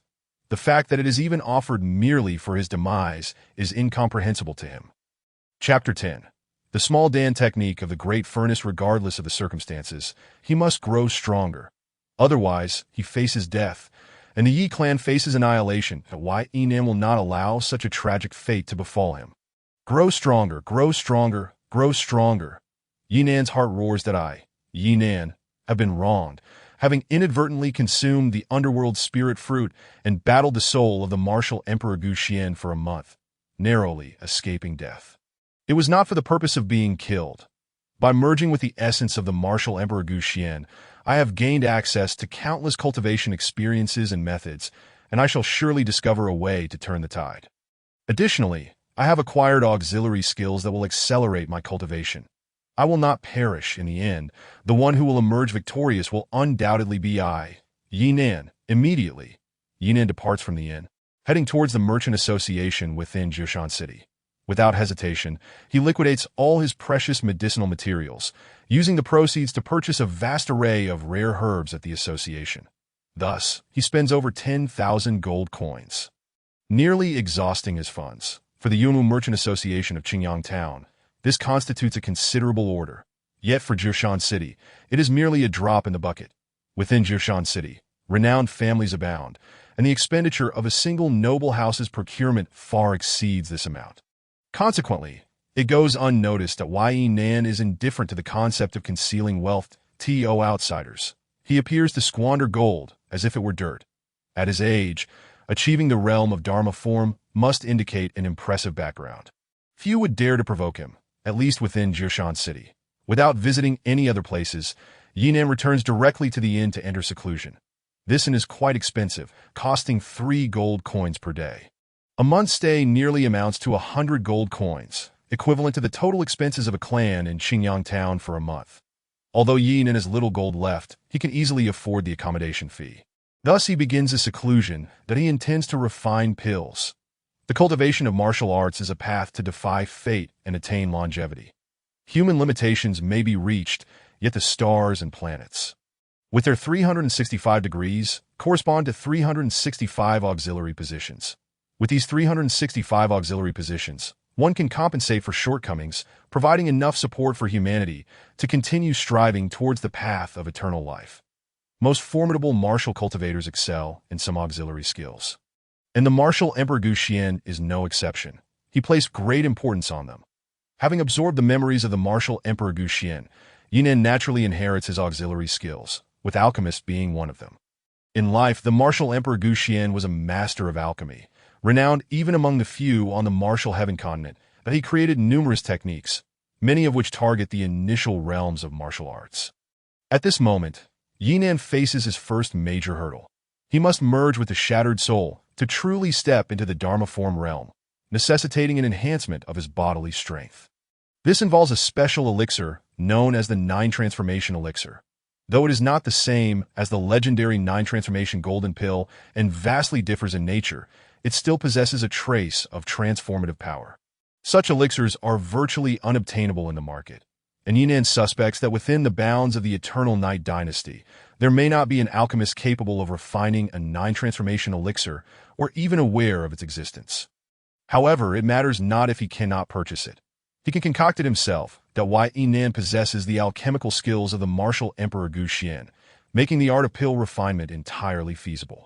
Moreover, while the 9 Transformation Elixir may be rare within the Eternal Night Dynasty, this does not imply that its materials are exceedingly precious. In fact, the alchemist auxiliary position is one of low investment and high yield. The cost of refining materials is minimal. Yinan requires only 10,000 gold coins to procure everything he needs. However, to prevent raising suspicion, he mixed in various other herbs, leading to the near depletion of his funds. Typically, pill refinement necessitates the use of a pill furnace. Yet Guxian was not only a martial emperor but also a pill emperor, having created many unique methods. There exists a technique that allows for the refinement of the 9 Transformation Elixir without a pill furnace. The Great Furnace Small Dan Technique. In this world, the universe serves as a great furnace, refining all living beings. The sun, moon, and stars, along with a myriad of fleshly beings, harbor secrets within their 365 degrees. Therefore, all living beings can also be regarded as small furnaces. As a great furnace, one can refine pills. The great furnace small dan technique requires the practitioner to consume herbs, using their body as the furnace to refine the elixirs. At this moment, Yinin must employ this very technique. Pill refinement may result in the explosion of the furnace, and utilizing the great furnace small dan technique also carries the risk of detonation. The furnace, in this case, is the body. This means that should the refinement fail, death is imminent. Nevertheless, Yinan is undaunted that if he can battle the soul of the martial Emperor Gu Xian, what is there to fear about life and death? He casts aside all concern for mortality to pursue survival. Fearless and unyielding, he advances, with no retreat. He must forge ahead. Why Yinan's willpower surges forth, and the 96 herbs associated with the 9 transformation elixir materialize, one by one, being consumed. Thus, the great furnace small dan technique commences. Within the acupuncture points surrounding Yinan, his willpower condenses and transforms, guiding the true essence in a remarkable circulation. This is the unique method of the great furnace small dan technique. The great furnace. The will serves as the furnace fire. When the furnace fire reaches perfection, the elixir is formed into the 9 transformations. Boom, boom. As the elixir is completed, thunderous roars resound from within Yinan's being. With each thunderous clap, a copper-red pattern manifests upon him. These are the pill patterns, with each pattern signifying a transformation. After 9 thunderous booms, all 9 patterns are revealed. Thus, the grand achievement is realized. The 9 transformation elixir has come into existence. Chapter 11. The Bloodstar Divine Path. Yinan exhales a breath, a sharp glimmer evident in his eyes. With the 9 transformation elixir in hand, as long as he thoroughly refines it, he will be able to transform his body, enabling him to endure the agony of merging with the shattered soul without the risk of bodily collapse. The 9 transformation elixir, once refined, will gradually release its elixir power, automatically enhancing his physical prowess. Requiring minimal effort on his part, everything will unfold naturally. Once the 9 transformation elixir fully merges with his body, he will unite with the shattered soul and officially step into the dharma form realm. At that point, he will be eligible to enter the prestigious gates of Chongyue Mountain. However, Yinan remains vigilant. This achievement alone is insufficient for self-preservation, whether it is the deadly young master Huitiandu or the esteemed elder Qi. Both are capable of delivering his death. Thus, he must continue to grow stronger. What Yinan must do next is to shift his cultivation method that on the martial heaven continent, martial classics are countless, varying in quality from the mediocre to the exceptional. The higher the quality of a martial classic, the greater its power. The most elite martial classics, once cultivated, enable practitioners to battle above their level with ease.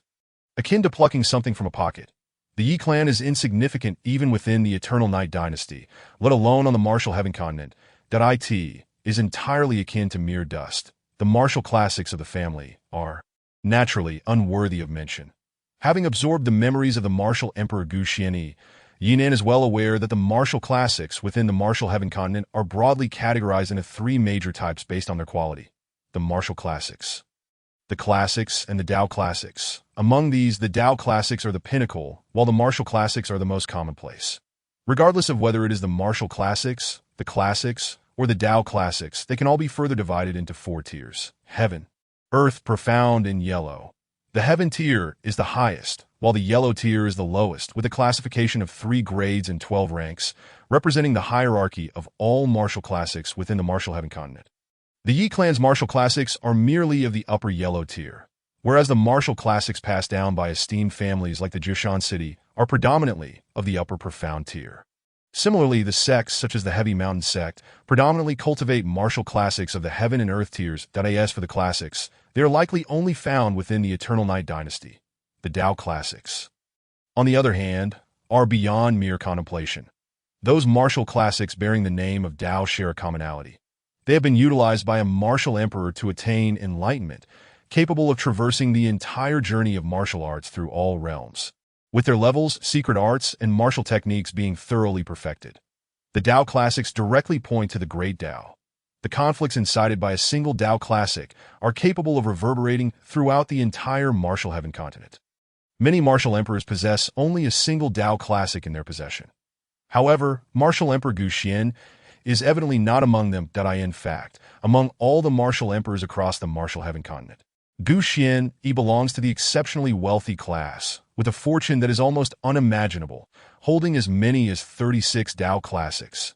As Yinan transitions his cultivation method, it is undoubtedly to the Tao classics. Yet, the question lies in which of the 36 Tao classics to pursue. After all, Gu Xianyi's memories emphasize the importance of choosing the one that best suits oneself. Only with such a classic can one clear obstacles and progress further along the path of martial arts. The most powerful and unique classic is the one that aligns perfectly with oneself. Therefore, it is indeed necessary to carefully deliberate over the 36 Tao classics. The external Tao classics are notoriously difficult to acquire. With so many options, hesitation is not an option.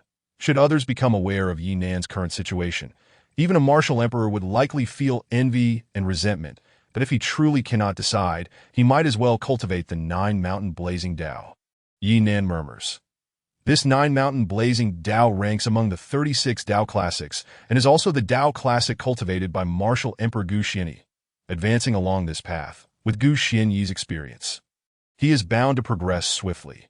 However, unless absolutely necessary, Yi Nan is reluctant to make a hasty choice. For within Gu Xianyi's memories, Yi Nan understands that although cultivating a Tao classic, as long as one does not fall, one can almost certainly become a powerful martial emperor. Yet this path may not necessarily be the right fit for oneself. Should a misstep be made in the choice, the likelihood of failure during the process of enlightenment and ascension is alarmingly high. The consequences are exceedingly grave. Thus, Yi Nan is unwilling to make a rash decision. Suddenly, Yi Nan is taken aback. The mysterious guidance technique. In his mind, this method springs forth vividly. It does not arise from thin air, but originates from the remnants of martial emperor Gu Xianyi's memories. Although Yi Nan has vanquished martial emperor Gu Xianyi, his residual soul has yet to be completely devoured and assimilated by Yi Nan's essence, which is why many pieces of information remain undisclosed to him. Even if one day he fully absorbs Gu Xianyi's residual soul, certain messages will not manifest prematurely due to his current level of cultivation. They require gradual progression. However, these considerations are not of utmost importance. What truly matters is that the mysterious guidance technique emerging in his mind can resolve Yi Nan's pressing concerns. The mysterious guidance technique is, in essence, quite similar to the true self. The true self can uncover the genuine self and step into the realm of martial arts. Conversely, the mysterious guidance technique allows Yi Nan to activate this method to select the most suitable Tao classic for himself. Instantly, Yi Nan's heart swells with joy, and without hesitation, he activates the mysterious guidance technique to at once. The 36 Tao classics whirl in his mind, and Yi Nan feels as though he is in a daze. In the next moment, as his consciousness clears, one Tao classic shines vividly within his mind. How could this be this classic? Yi Nan is taken aback. The classic that is manifested in his mind is the Blood Star Divine Tao. This classic is not weak. Rather, it is unique that in his past, martial emperor Gu Xian, he had been intrigued by the ancient soul techniques and, upon tracing their origins, encountered misfortune that left him with an indelible scar of Tao, which ultimately led to his demise at the moment of ascension. The Blood Star Divine Tao was obtained during his pursuit of the origins of the ancient soul techniques, emerging from a cave within the ancient soul evil realm, which he regarded as ominous that in the martial heaven continent, cultivation heavily relies on the ancient soul techniques, as the ancient soul is the source of martial arts. Moreover, this ancient soul is not simply conjured from thin air. It is akin to rare treasures or minerals of the earth, with many places of origin. The ancient soul evil realm is among the most significant locations within the martial heaven continent. Throughout his lifetime, martial emperor Gu Xianyi, in his quest for ascension, referenced numerous Tao classics, yet he refrained from considering the Blood Star Divine Tao, fearing the calamity it might invoke. The very name Blood Star Divine Tao seems to encapsulate the imagery of mountains of corpses and seas of blood, exuding an aura of ferocity. Could it be that the Blood Star Divine Tao is indeed the most suitable path for my cultivation? Yinan furrows his brow, his expression fluctuating between contemplation and uncertainty. The fact that even Martial Emperor Gu Xian harbored great trepidation towards the Blood Star Divine Tao speaks volumes. Yet, the mysterious guidance technique is a peculiar method widely used within the martial heaven continent once a certain level of mastery is achieved. And it has always proven effective. Why Yinan does not harbor any doubts regarding this. Chapter 12. Hunting Hall, Special Mission. Well then, I, Yinan, have mistakenly consumed the soul fruit and fought against the residual soul of Martial Emperor Gu Xian for 30 days. Ultimately emerging victorious, having survived in a situation that was nearly fatal. Since this mysterious guidance technique points towards the Blood Star Divine Tao, what is there to fear in cultivating it? Yinan grits his teeth and boldly declares, "What calamity! It is all but an illusion. I, Yinan, build my foundation on my true self, which is undoubtedly more solid than that of Martial Emperor Gu Xian. I shall surely alter my fate. With me, there is no invincible. My fate lies in my own hands." At once, Yinan firmly establishes his intention to cultivate the Blood Star Divine Tao.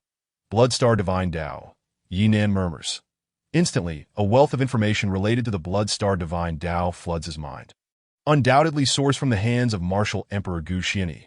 Although Martial Emperor Gu Xian had not cultivated the Blood Star Divine Tao, he had contemplated it extensively, and now this knowledge appears vividly in Yinan's consciousness.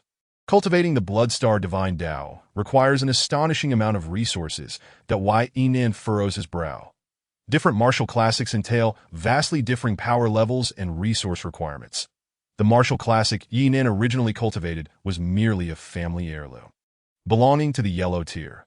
However, the Blood Star Divine Tao, according to Gu Xian's estimations, is likely a Tao classic of the Earth tier, sitting at the 3rd rank and 4th stage. Each tier difference exponentially increases the resources needed. The Blood Star Divine Tao demands resources far beyond what the Yi clan can provide. In fact, even if he were to liquidate all assets in the entirety of Qingyang Town, it would still be insufficient to elevate the Blood Star Divine Tao to the 9th level of martial spirit. At most, it would cover the costs for 2 or 3 levels. Despite having mastered the 9-turn spirit pill, it merely enhances his physical prowess and does not suffice to support the cultivation of the Blood Star Divine Tao. All the arduous efforts would ultimately be in vain. The scarcity of resources is an urgent issue that Yinan must address. To refine the 9-turn spirit pill, Yinan expended 10,000 gold coins. However, 10,000 gold coins are but a drop in the bucket when it comes to cultivating the Blood Star Divine Tao. Even 100,000 gold coins would still fall woefully short. Is it so easy to cultivate an Earth-tier Tao classic? Even attaining the 1st level of martial spirit is a formidable challenge. It seems the only option is to venture into the hunting hall. Yinan furrows his brow.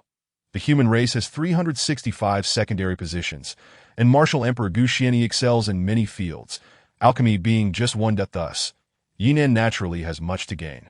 The hunting hall is a unique establishment present in every city of the human race, boasting immense influence. IT accepts all tasks from employers, publishes them externally, and profits from them. However, Yinan is aware that the true purpose of the hunting hall is not merely to earn some gold coins. As perceived by the outside world, its greater aim is to attract and foster exceptional talents. The background of the hunting hall is anything but simple, with no fewer than 10 martial emperors backing it. Even within the martial heaven continent, the hunting hall commands significant power. Yet these matters are of little concern to Yinan, at least for now. He simply wishes to accumulate more gold coins. With this thought in mind, Yinan sets off, directing his steps towards the hunting hall. The hunting hall is exceptionally unique, a remarkable sight within Jushan City, with an architectural style that is rugged and reminiscent of a primal stone hall. Within the grand hall, an array of monstrous beast skulls hung suspended, each exuding an aura that was undeniably above the Yuanfu realm. Some even belonged to those at the Life Dan realm. Yet, Yinan remained completely unconcerned. Though it was his inaugural visit to the hunting hall, he felt an unparalleled familiarity with everything therein, for he had often engaged with this esteemed establishment under the tutelage of the ancient martial Emperor Gu Xian. The hunting hall graciously welcomed patrons from all corners, thus operating without any defenses. Yinan strode directly into the task hall, a venue where the hunting hall disseminated employer task information. Instantly, A plethora of tasks unfolded before his eyes. A bounty for 30 red flame beast fangs. 500 gold yuan. A reward for 10 sheets of fire tiger skin, 1,000 gold yuan. And a request for 10 pounds of earth essence, 3,500 gold yuan. Despite the considerable bounties, Yinan paid them little mind, for they paled in comparison to the resources required for acquiring the Bloodstar Divine Path. Furthermore, most of these tasks necessitated a team effort, resulting in meager gold yuan for any individual participant. These tasks simply did not meet Yinan's standards. He frowned, sweeping his gaze across the task hall, and made a beeline for a servant clad in earthy yellow robes, communicating telepathically. "Are there any special tasks available recently?" As he spoke, he offered 10 gold yuan. The young servant's eyes brightened, and he immediately responded with utmost respect. "Please follow me." Yinan understood well that while most tasks were published within the task hall, some special assignments remained undisclosed due to their sensitive nature. This secrecy could stem from the employer's desire for confidentiality or the inherent difficulty of the task. Reasons varied. However, all such tasks shared a commonality. They offered exceptionally high rewards. Yet, the vast majority of martial artists remained oblivious to their existence. Typically, only two types of individuals were aware of these special tasks: seasoned veterans with a good reputation within the hunting hall, who had been recommended by the establishment, or those of notable backgrounds, unaware of the unique opportunities available to them. Yinan was filled with anticipation. Before long, the earthy-robed servant guided him into a side chamber. This chamber, modest in size, measured only about 10 zhang in area, and appeared notably empty, save for a crystal stele standing about 1 zhang tall. The function of this crystal monument mirrored that of the stone tablet in the outer task hall, serving to publish tasks. However, unlike its counterpart, this crystal stele did not display task information on its surface.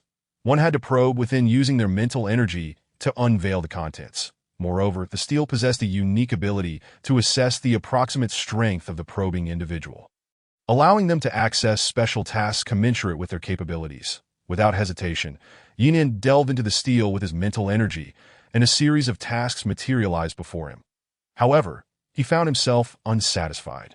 Suddenly, a particular message caught his attention. An expedition task seeking experts at the law manifestation realm, with priority given to those with secondary skills, offering a minimum remuneration of 10,000 gold yuan per individual, with compensation based on strength and value to be discussed in detail. The estimated duration for the task was around 10 days. Yinan's eyes sparkled with excitement. "I want task number 39269. He promptly informed the earthy-robed servant. Task number 39269 is an expedition task with a high level of danger and generous remuneration. The current lead is in the VIP area of our hunting hall. If you are certain, I will notify them and guide you there." The servant replied that "I am certain." Yinan affirmed with a nod. The servant then produced a jade pendant, infusing it with his mental energy. Moments later, he looked up and said, "All set. Please follow me, esteemed guest." The hunting hall, though rugged and primitive, was impressively vast, with ample internal space. The earthy-robed servant was no weakling himself, boasting a cultivation level of the 8th heaven of martial spirit, qualifying him as an elder within his clan. Yet in the hunting hall, he played the role of a mere attendant. However, one should not underestimate this position, for it still bore significant benefits, despite leading the way. The servant exhibited a keen understanding of human nature, maintaining a brisk pace in less than 100 breaths.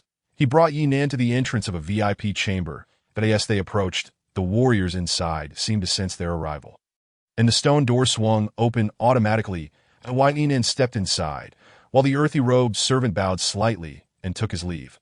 "Young brother, do you wish to join our expedition task?" As soon as Yinan entered the VIP chamber, a multitude of mental energies converged upon him. The voice belonged to an elderly man clad in white, whose aura unmistakably revealed him to be a formidable figure at the 8th heaven of law manifestation, seemingly the leader of this assembly. Yet Yinan's pupils constricted. This white-clad elder was not a master of the 8th heaven of law manifestation. He was, in fact, at the 3rd heaven of Yuanfu. This individual was a wolf in sheep's clothing. A swift glance revealed that two others in the room were also concealing their true cultivation. Levels. 1 was a middle-aged man in black, appearing to be at the 8th heaven of law manifestation. Yet he was truly at the 1st heaven of Yuanfu. The other was a scholar-like youth, seemingly at the 7th heaven of law manifestation. but in truth, he too was at the first heaven of Yuanfu. The composition of this exploration team was indeed noteworthy. After all, individuals at the Yuanfu level were considered elders among the prominent families in Jishan City, wielding substantial power. The fact that an expedition team comprised 3 Yuanfu experts indicated formidable strength. It was evident that this expedition task was extraordinary. Yet, what truly piqued Yinan's interest was an inconspicuous blue-clad youth nestled in the corner, appearing to be merely at the third heaven of law manifestation. And indeed, his actual level was no different. Nonetheless, Yinan sensed something remarkable about him. Clearly, the martial technique he practiced was far from ordinary. Most likely, he was a scion of a prestigious family, and among those undertaking the task. His status was the most esteemed, with the remaining 3 Yuanfu experts serving as his protectors. Indeed, I have come with the intention of participating in this task. However, I fear you may not be able to meet my price. Yinan replied with a smile that, "Oh, this young brother is quite confident. Should you truly possess the ability, we will certainly not shortchange you, as outlined in the task release. Compensation will be based on strength. Pray tell, what are your capabilities?" The white-clad elder paused, his wrinkles deepening as he smiled. "I am proficient in 7 secondary skills: array, alchemy, exotic beasts, geology, meteorology, exploration, and ancient history, that I trust these will prove invaluable to your expedition," Yinan declared with a confident grin. "What?" The white-clad elder was taken aback. While it was not uncommon for individuals to dabble in multiple secondary skills, Jishan City was, after all, a relatively small locale, where such specialists were rare. The 7 secondary skills were even rarer still. Moreover, Yinan was merely a youth for a moment. He found it hard to believe that in truth, Gu Xianyi's expertise extended far beyond these mere 7 disciplines.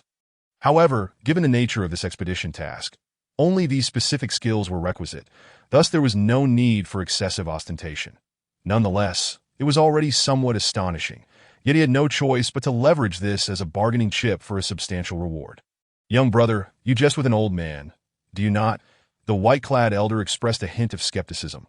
"If you wish to verify my claims, feel free to test me," Yinan replied coolly. "Very well." How many eras did the Yao Claw clan endure, and what ultimately led to their demise? The white-clad elder inquired directly. This question fell within the realm of ancient history, knowledge beyond the grasp of ordinary martial artists. Yet, Yinan merely smiled and answered offhandedly. The Yao Claw clan experienced 5 phases: origin, rise, glory, decline, and extinction. Their existence spanned an exceedingly brief period, totaling less than 30,000 years, and they vanished from the historical era after 3,000 years. Their extinction was due to a misguided evolution, a civilization without a path forward, ultimately leading to their self-destruction. What are the origins and abilities of the 9-clawed demon wolf and the 7-tailed fiery fox? The elderly man clad in white continued. The 9-clawed demon wolf, as the name suggests, possesses 9 claws. However, this notion is fundamentally flawed. The term 9-clawed stems from the fact that each claw has 9 distinct talents. The 9-clawed demon wolf is a creature that has undergone a transformation due to the faint bloodline of an ancient beast, resulting in the mutation of its claws. Other physical characteristics do not markedly differ from an ordinary demon wolf, except that its body is several times larger. The 7-tailed fiery fox is a type of demon fox endowed with an extraordinary power of seduction. Unlike the legendary 9-tailed fox, the 7 tails of the 7-tailed fiery fox signify its ability to surpass foes 7 times. These tails are not innate, but rather grow with each elevation in rank. Once all 7 tails are manifested, it undeniably indicates the attainment of a truly formidable state. The ability of a 9-clawed demon wolf lies in its bloodline frenzy. In dire circumstances, it can unleash a violent surge of its bloodline, fully reverting to its ancestral form, enabling it to vanquish powerful adversaries. During this ancestral reversion, its combat strength can increase by at least 5-fold. Nevertheless, the duration is exceedingly brief. Once the time limit is exceeded, it suffers severe depletion of its vitality, potentially leading to near death for the 7-tailed fiery fox, aside from its aforementioned capability of slaying foes with its 7 tails. It also possesses the enchanting and toxic flames. Once one locks eyes with it, without special means, it becomes exceedingly difficult to guard against. Even subsequent purification by a healer may not completely eradicate the harm. Worse still, it may leave behind a lethal hidden danger that could cause one to fall into madness at any moment, Dai Nan directly stated, then turned to the young man in blue. I wonder if you were satisfied with this assessment? The young man in blue was initially taken aback, then burst into hearty laughter, applauding. I am indeed satisfied. Your prowess is quite astonishing. I never imagined that at such a young age. You would be proficient in the 7 auxiliary professions that I am truly in admiration. You are not without merit yourself that at the very least, you have considerable expertise in the beast mastery and ancient history professions. Otherwise, you would not have posed such questions. Yi Nan replied with a faint smile. With his discerning eye, he could easily see that the inquiries made by the elderly man in white were prompted by the young man in blue. What may I call you? The young man in blue clasped his hands in greeting. That my surname is Yi, and my given name is Xian. Yi Nan replied that a spark of realization ignited within him. It was evident that the young man in blue was probing for information, and he was not inclined to divulge his true origins easily, that he had no intention of forming a deep connection with this young man, merely seeking to profit and depart. So you are brother Y. Apologies for the oversight, that I am Qin Mu, a scion of the minor Qin clan in Jishan City, that it is a pleasure to make your acquaintance.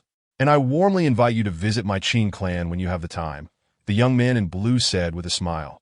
Clear words do not require veiled meanings, he added, being forthright in Yi Nan's presence. The 3 experts from the Yuanfu realm accompanying the elderly man in white observed this exchange with a newfound respect. Yi Nan understood the reason behind it.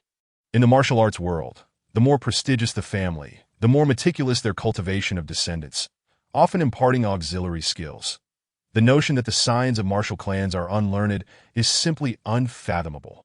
Thus, this young master from a noble family had unwittingly constructed a background for himself as a privileged scion. Moreover, to cultivate a master in the 7 auxiliary professions at such a young age. It was clear that this family held immense prestige, far surpassing that of the Qin clan. Hence, Qin Mu harbored the desire to forge a connection, seeking to rise through association, an endeavor common among the offspring of great clans.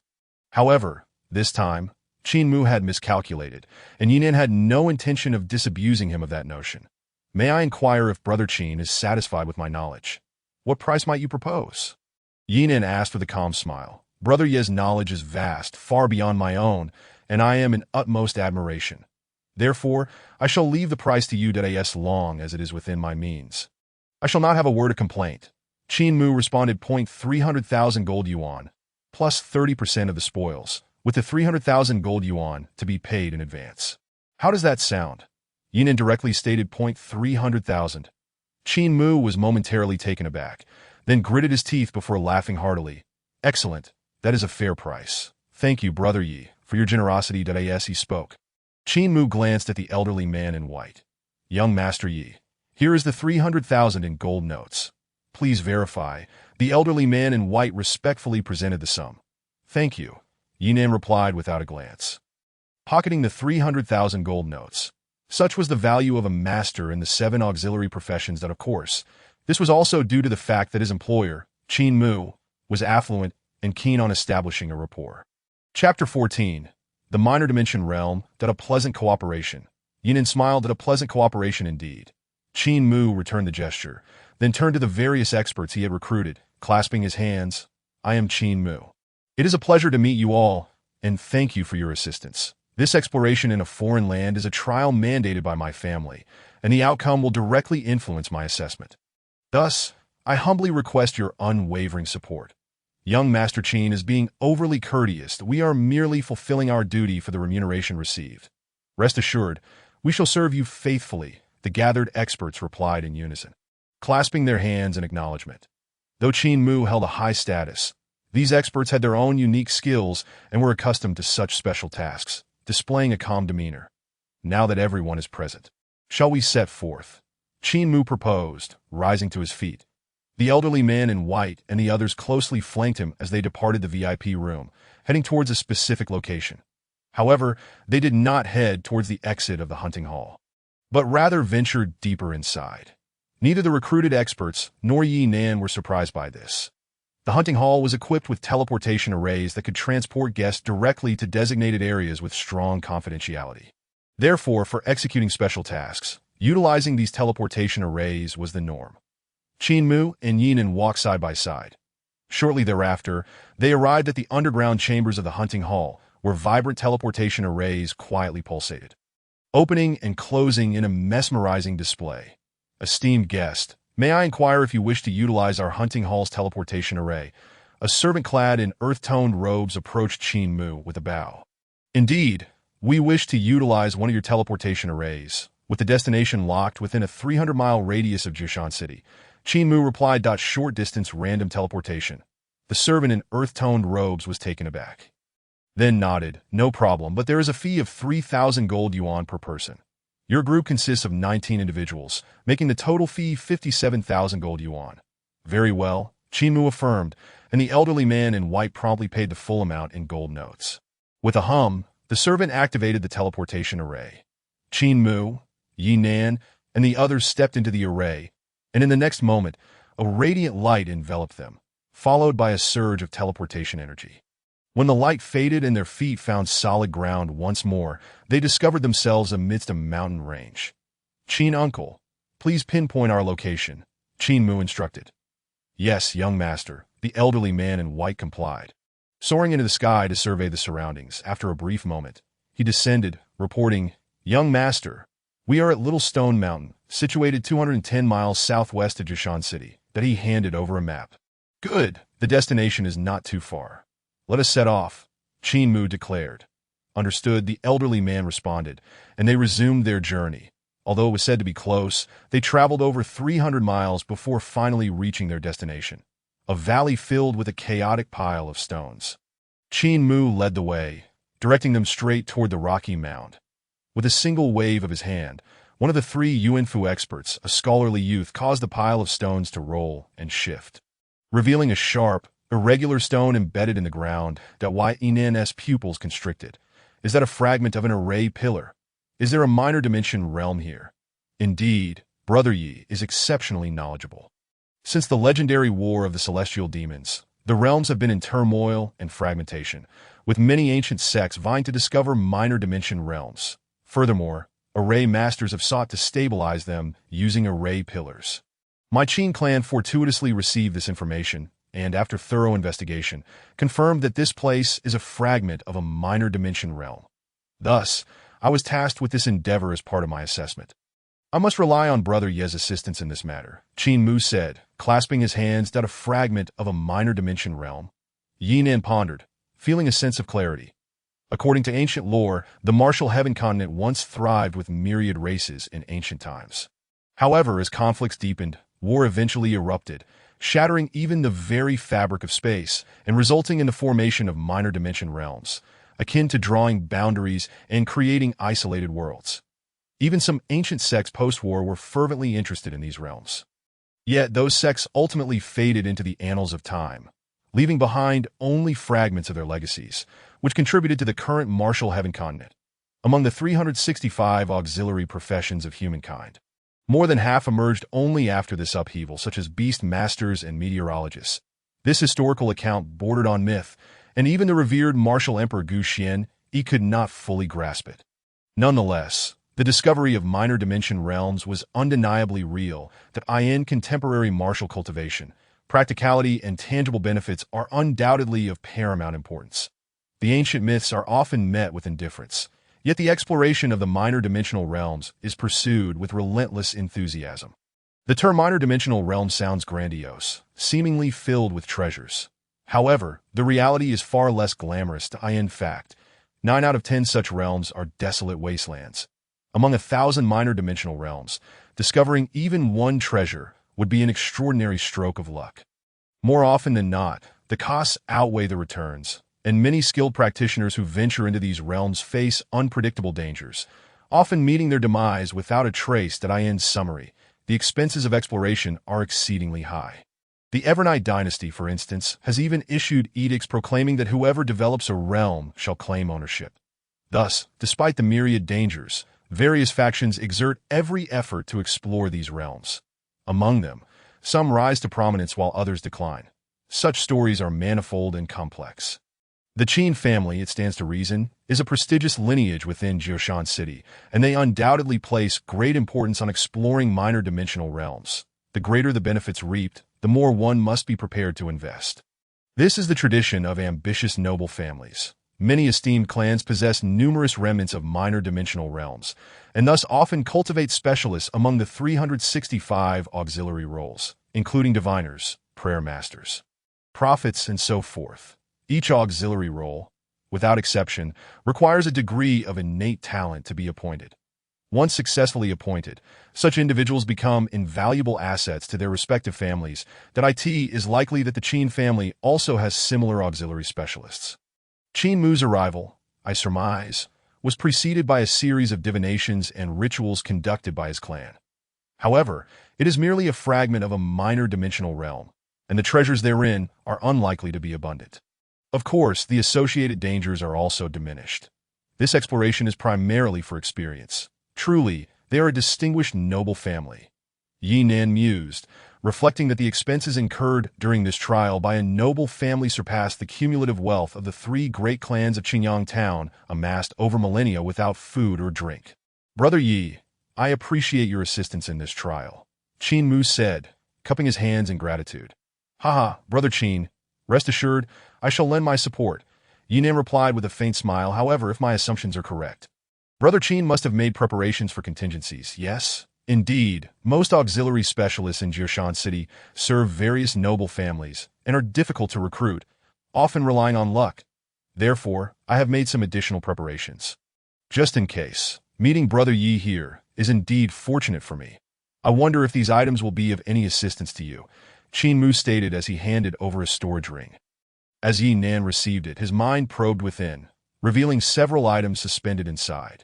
Among them was a pale blue orb, a small earth-colored flag, a blood-red incense stick, and a slightly damaged square iron block adorned with intricate patterns. Void pearl, grounding flag, summoning incense, and a one-time use teleportation array. In an instant, Yi Nan recognized these items and couldn't help but exclaim in astonishment. Each of these 4 items was crafted by auxiliary specialists and was worth over 5,000 gold coins. The teleportation array, in particular, was valued at over 10,000 gold coins. Thus, the combined worth of these 4 items exceeded 25,000 gold coins, a staggering sum that dwarfed the assets of the 2 stewards from the Chongyue sect. Naturally, the stewards held a position slightly above that of ordinary inner disciples, but their wealth was not particularly impressive. With these 4 auxiliary items, linking to the minor dimensional realm fragment would be considerably easier. Yi Nan's thoughts shifted as he simultaneously summoned the Void Pearl and Grounding Flag. As he activated his essence, the Void Pearl transformed into a mist of pale blue vapor, enveloping the space for reconnaissance, while the Grounding Flag plunged into the ground, emanating earthy golden light throughout the layers beneath. The entire earth seemed to morph into a colossal yellow jade gemstone. Together, these 2 items surveyed the surroundings. Yi Nan meticulously examined the feedback and casually ignited the summoning incense. The next moment, the incense released azure smoke that, seemingly drawn by an unseen force, drifted towards a specific point in the void, unaffected by the wind. Soon, the azure smoke vanished into thin air at a certain spot amidst the rubble. Brother Yi, what a remarkable technique, Qin Mu praised, though he was aware of the functions of these items. He could never execute them as smoothly as Yi Nan. You flatter me, Brother Qin, Yi Nan replied with a gentle smile, activating the last item, the patterned square iron block, resembling cast iron. In fact, this was the one-time use teleportation array. The connection point between the minor dimensional realm and the main world had been identified, and the subsequent task was to establish the link via the teleportation array, a significantly simpler endeavor. As Yi Nan infused his essence into the teleportation array, it radiated with brilliant spiritual light, glowing fiercely with a silver luminescence that, while not blinding, resembled a radiant full moon suspended in the air. Under his control, it gradually descended, ultimately forming a teleportation array that aligned with the location of the minor dimensional realm fragment. Instantly, half of the oval-shaped teleportation array seemed to vanish, but in truth, it had extended into the space of the minor dimensional realm.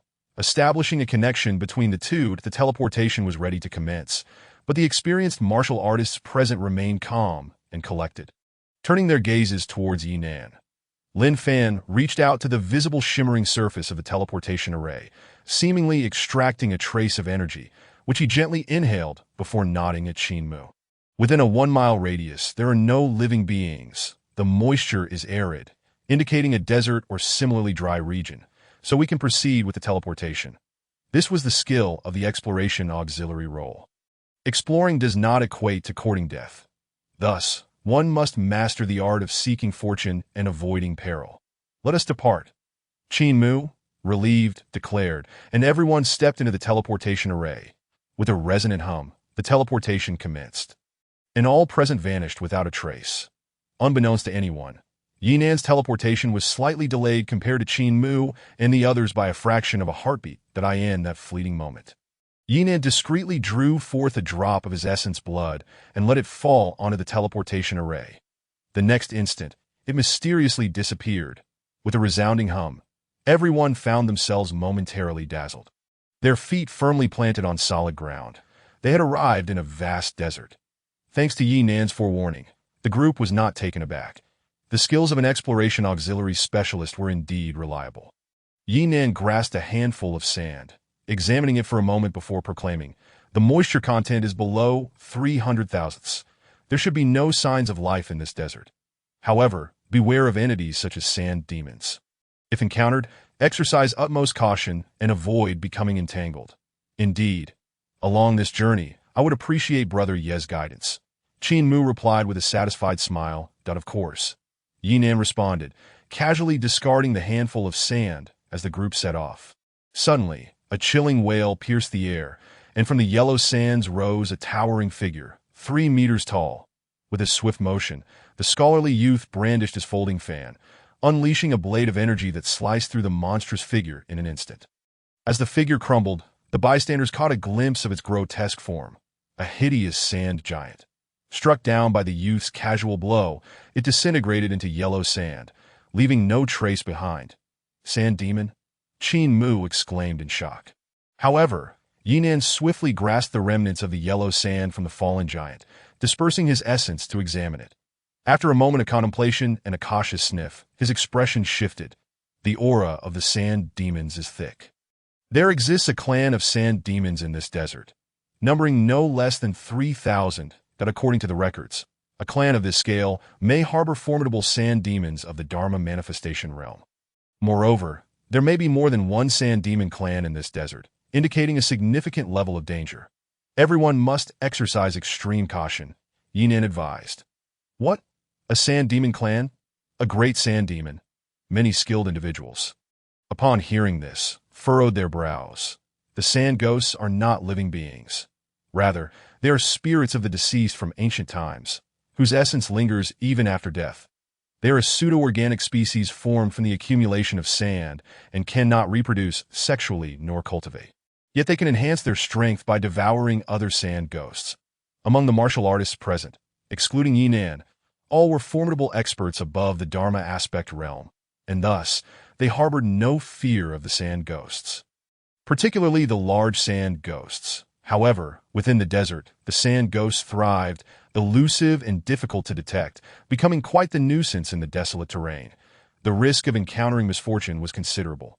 In this vast expanse of desert, a stroke of bad luck could lead to the annihilation of their entire force. "Brother Yi, can you determine a relatively safe route for our retreat?" Qin Mu inquired respectfully. "Yes, but currently, the information is insufficient.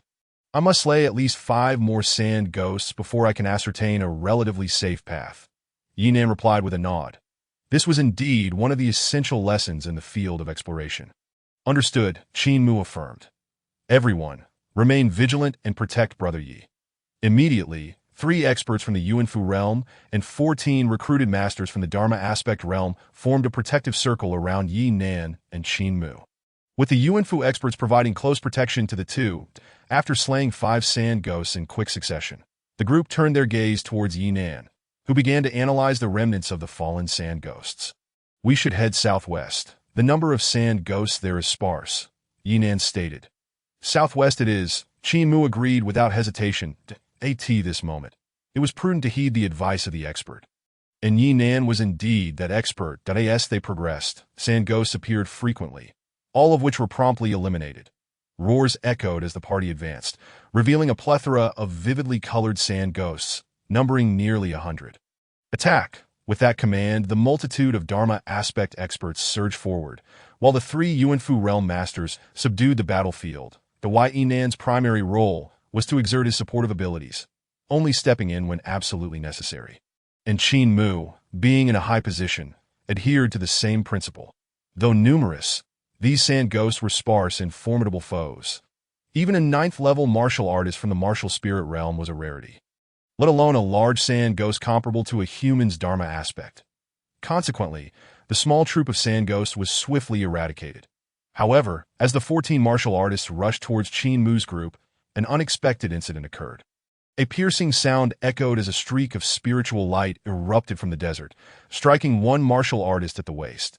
The unfortunate warrior let out a harrowing scream as he was cleaved in two, his remains falling to the ground in a gruesome display. Yinan was taken aback, quickly glancing over to find that the victim was a middle-aged martial artist at the 3rd level of the Dharma aspect realm. One of the weaker recruits among the 14, yet seasoned enough to have survived many trials. It was shocking that he had fallen prey to the sand ghost ambush, which had been a lethal strike.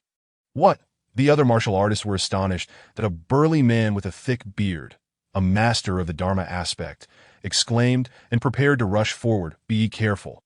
Yinan shouted urgently. With a swift motion, another beam of spiritual light shot forth, targeting the bearded man. Get back! The burly man roared, unleashing a blade of true essence to counter the assault, which dissipated upon impact. Yet in the blink of an eye, several more beams of spiritual light surged forth. What? The bearded man was caught off guard and attempted to defend himself, but it was too late. One of the lethal strikes pierced through him, leaving him in tatters as he fell lifelessly to the ground.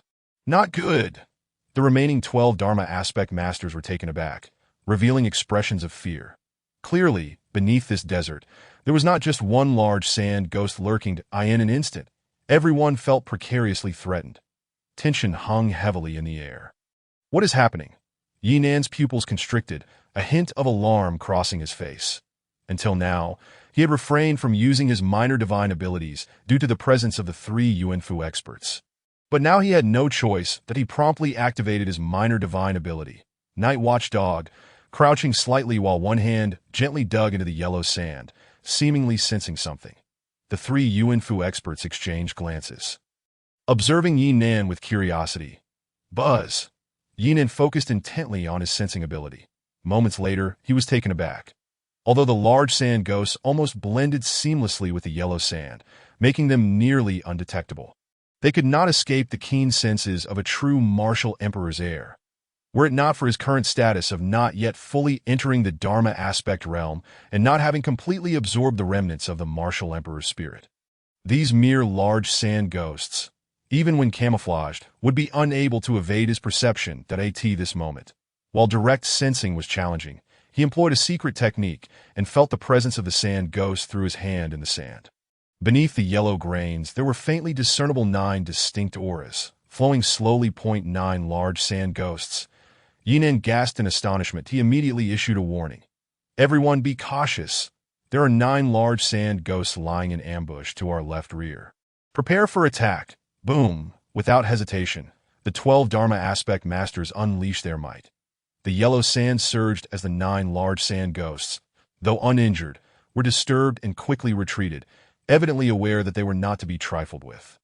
All right, the large sand ghosts have departed. For now, we are safe. Yinan sighed in relief.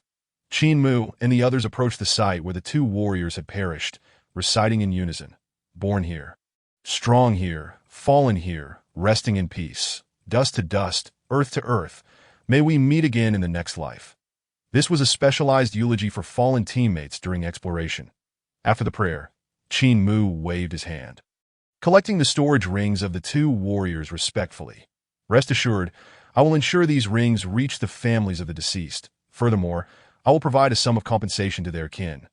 Dust to dust, earth to earth, born here, fallen here. The path ahead is uncertain, but the return journey is bright. Rest in peace. As he spoke, Qin Mu took a blood-stained garment from each of the two and placed it into their respective storage rings. However, the bodies remained untouched. Dying in the realm of exploration, they would be buried where they fell, a rule and honor among explorers, to which all must adhere. Ladies and gentlemen, such occurrences are not what I wish to see. I assure you that once we leave this fragment of the small dimension, I will compensate you all with double the commission. Qin Mu promised, his voice sincere.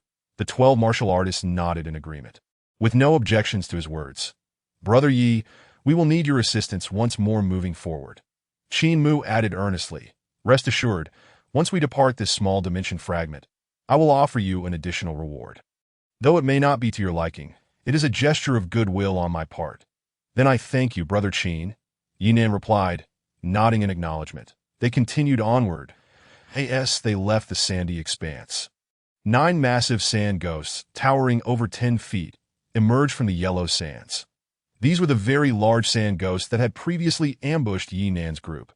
The 9 large sand ghosts, in a display of eerie harmony, encircled the site where the 2 warriors had fallen, kneeling and chanting fervently. Their demeanor was one of deep devotion, that if Yinan were present, he would undoubtedly be struck with dread. This was a ritual, a practice steeped in ancient tradition, nearly as old as the art of soul merging itself. The understanding of such rituals was a primitive indication of a species-forming civilization. Yet, how could sand ghosts, creatures born from lingering resentment and imbued with malevolence, possess knowledge of such sacred rites? It defied all logic. However, this bizarre scene unfolded before them, that as the 9 large sand ghosts chanted their incantation, the corpses of the 2 martial artists began to glow eerily and vanished without a trace. Then, an unusual thread of blood materialized in the air before the 9 large sand ghosts, swiftly merging into their forms. Subsequently, tranquility returned to the desert. The 9 large sand ghosts seemed to have gained some benefit from this ritual, their demeanor exuberant and satisfied as they exchanged joyful glances before vanishing once more into the depths of the desert. As the group continued their journey, they faced relentless assaults from lesser sand ghosts. Yet the large sand ghosts did not reappear. What could this mean? Something felt amiss in this small dimension, Yinan pondered. Large sand ghosts were rare, and he had chosen a relatively safe route. Yet they had encountered the ambush of 9 large sand ghosts, an occurrence that was indeed unusual. It is impossible to articulate the extent to which the number of sand wraiths in this desolate expanse exceeds his expectations.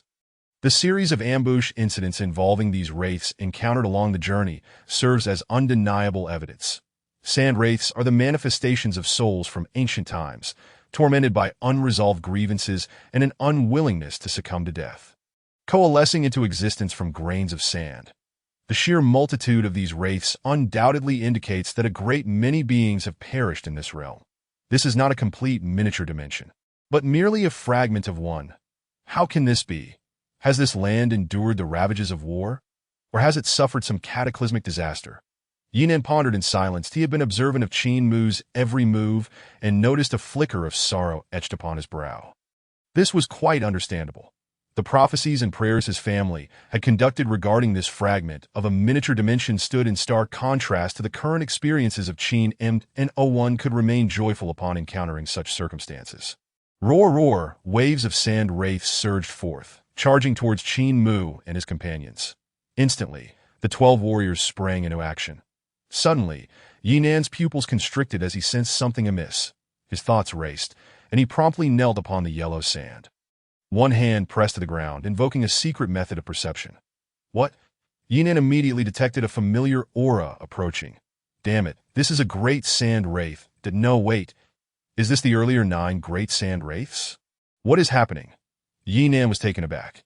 The sand wraiths were known for their preference for stillness over movement, often shunning aimless wandering. Even though great sand wraiths possessed a degree of intelligence, they were not typically found roaming far from their designated areas. That it was more common for them to traverse the land, hunting weaker sand wraiths to bolster their own strength, to be why all logic.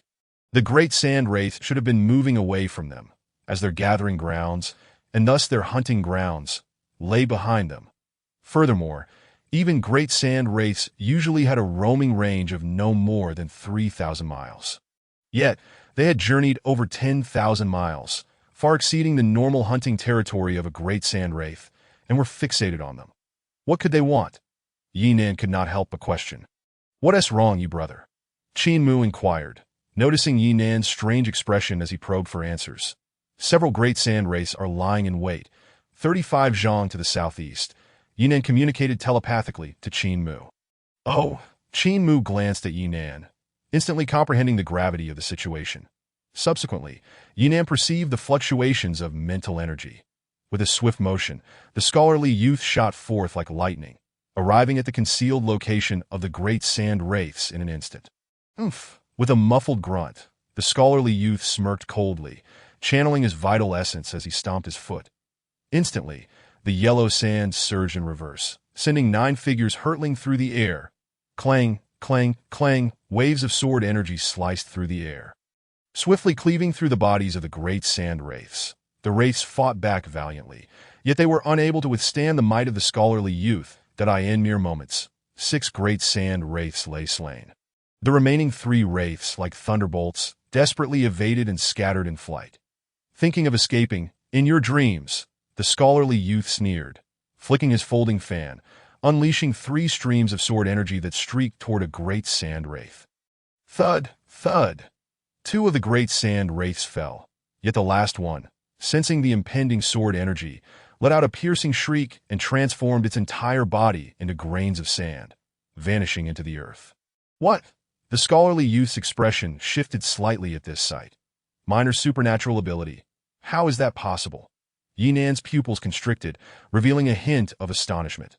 The sand wraiths were not living beings, but rather vengeful spirits, incapable of awakening minor supernatural abilities. Yet, among these 9 great sand wraiths, one had awakened such an ability and evaded the strike of a Yuanfu realm attack. The oddities of this desert left Yinan with a sense of unease. The escape of the last great sand wraith surprised the scholarly youth, who felt a twinge of displeasure, yet remained helpless. With a cold huff, he gathered the 8 crystal cores scattered around him. These were, after all, the very essence that great sand wraiths could form. With a swift motion, the scholarly youth returned. "Young master," he said, turning to Qin Mu, "just leave it to Brother Yi." Qin Mu replied. The scholarly youth then handed the crystal cores to Yinan. Upon receiving the crystal cores, Yinan examined them closely, his brow furrowing. Each of these cores appeared identical to ordinary great sand wraith cores, yet upon employing his unique method of investigation, he sensed a flicker of vitality emanating from within. Chapter 18. The Dark God Faith, Vitality, Impossible. This is an aura that only living beings could possess. How could a great sand wraith have such an aura? Absolutely impossible. Yinan inwardly shook his head. Wait, a sudden realization struck him. He vaguely considered a possibility: sacrifice. Only through sacrificial rites could such a phenomenon occur. However, the sand wraiths were notoriously savage, often embroiled in internal strife and bloodshed, their clans scattered like leaves in the wind, making stability impossible. According to historical records, it was a miracle for any sand wraith clan to endure beyond 3 years. Moreover, sacrificial rites could only arise in the presence of civilization, or at the very least, the embryonic form of civilization. The sand wraiths could not possibly give rise to what could be termed civilization. Thus, there was but one explanation. These great sand wraiths had acquired the sacrificial rites postnatally, likely under the guidance of some external entity. This fragment of the miniature dimension was far from simple. Yinan's heart suddenly skipped a beat to this moment. The bark of the dog warning system activated. The minor supernatural ability of the dog warning system provided an automatic alert. Clearly, he sensed impending danger approaching him from Qin Mu. Qin Mu. Could it be that Qin Mu intended to make a move against him? Yinan was filled with uncertainty, yet his exterior remained calm, that he perceived the fluctuations of mental energy and quickly deduced the situation. The dog warning system's abrupt alert was likely linked to this. Yinan's mind raced as he sought a method to decipher the situation. Telepathic communication could only be achieved if the mental energy and realm of the sender far surpassed that of the recipient. Otherwise, one would be left in utter confusion. Yet nothing is absolute. Ancient Emperor Guxian, he stood as a formidable figure on the martial heaven continent, possessing knowledge of countless techniques, and undoubtedly had means to counter this. Eureka! Amidst his search, Yinan found his answer: the listening technique. The listening technique is a secret art on the martial heaven continent, divided into 4 realms. Currently, Yinan could only employ the first level of this technique. But it was sufficient for eavesdropping on nearby telepathic communications. With promptness, Yinan invoked the technique. In the next moment, a multitude of voices flooded his mind. "Young master, it appears we have not erred in our search," the white-clad elder remarked. "Indeed, the great sand wraiths here possess vitality within their crystal cores, indicating knowledge of sacrificial rites. We should not have made a mistake. That item must be here, that we must acquire it at all costs," Qin Mu declared emphatically. "Rest assured, young master, we would sacrifice ourselves to assist you in obtaining this item," the white-clad elder and others immediately pledged.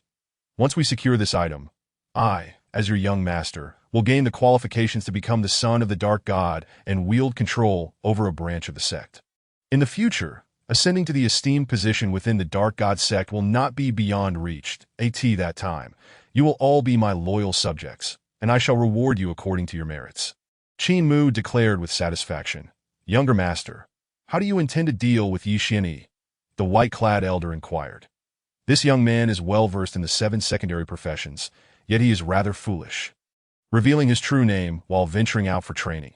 "The Evernight dynasty has 300 noble families, and the closest to Jishan City is the Yi family, presided over by the governor of Qingyan County, Yi Wudi. However, this Yi Xian, he does not belong to this family, that if I am not mistaken, he should be a prodigy nurtured in secret by the Yi family. Who would have thought that we would encounter a member of the younger generation from the Yi family? This presents a splendid opportunity. Once the matter is concluded, observe my lead that we must capture him alive and convert him to our faith. Thus, I can smoothly infiltrate the Yi family in due time. Yi Xian, he will become a formidable ally. When that moment comes, securing the position of the Dark God sect will be virtually assured," Qin Mu sneered. "Younger master, your brilliance is unparalleled," the white-clad elder and others responded respectfully. "What? The Dark God sect? Son, sect master, what is all this?" Yinan was taken aback, his heart filled with astonishment. There was no mention of such a Dark God sect in the memories of the ancient Emperor Gu Xianyi. This was not surprising. The emperor was not omniscient. How could he know everything? Moreover, as an entity standing at the pinnacle of martial arts on the Wu-Tian continent, it is entirely reasonable for one to be unaware of the existence of the trifling force known as the Eternal Night Dynasty. This is the first time Yinan has heard of the 300 nobility of the Eternal Night Dynasty. However, given that the Eternal Night Dynasty encompasses merely 36 counties, to hold dominion over a county speaks volumes about one's status. The Yi clan is undoubtedly a true aristocracy, boasting an ancestral figure of true soul realm to preside over them. The realms of martial arts are divided into 9 stages: the initial, middle, and upper realms, comprising the martial spirit, law form, and Yuan Mansion in the initial stage, and the Fate Dan True Soul and Departure Spirit in the middle stage. Notably, the Departure Spirit realm corresponds to the Martial King realm. Capable of ruling over a nation, in a weak nation like the Eternal Night Dynasty, there are unlikely to be many individuals of this caliber. Within the Eternal Night Dynasty, those of the True Soul realm are considered sovereigns. And families that possess a true soul are regarded as millennial-old aristocrats, capable of dominating a region. For the prominent noble families like the Qin clan of Nine Mountain City, they are, at most, only capable of fielding a few late-stage Yuan Mansion experts in comparison to sects like the Zhongyu Mountain sect. They pale immensely. It can be said that the county governor's mansion is already exceptionally powerful. However, judging by Qin Mu's tone, it seems that the Wushan sect is at least not inferior to the county governor's mansion, and thus, it may be on par with the Zhongyu Mountain sect. Although Yi Nan has vanquished the martial Emperor Gu Xianyi and obtained his inheritance, he has not inherited the latter's cultivation. He merely possesses the accumulated knowledge and experience, in other words. While Yi Nan's mind is formidable, he remains quite weak, in direct combat. Even against 12 law form experts, he would find it impossible to defeat even one, let alone the 3 Yuan Mansion realm experts, who could easily annihilate him. Moreover, what of the exalted Wushan sect? While it is strategic to underestimate the enemy, one must always exercise utmost caution in tactics. From Qin Mu's words, Yinan has gleaned that within this fragment of a lesser dimension, There likely lies an object of considerable importance to the Wushan sect. Qin Mu's journey is to procure this item.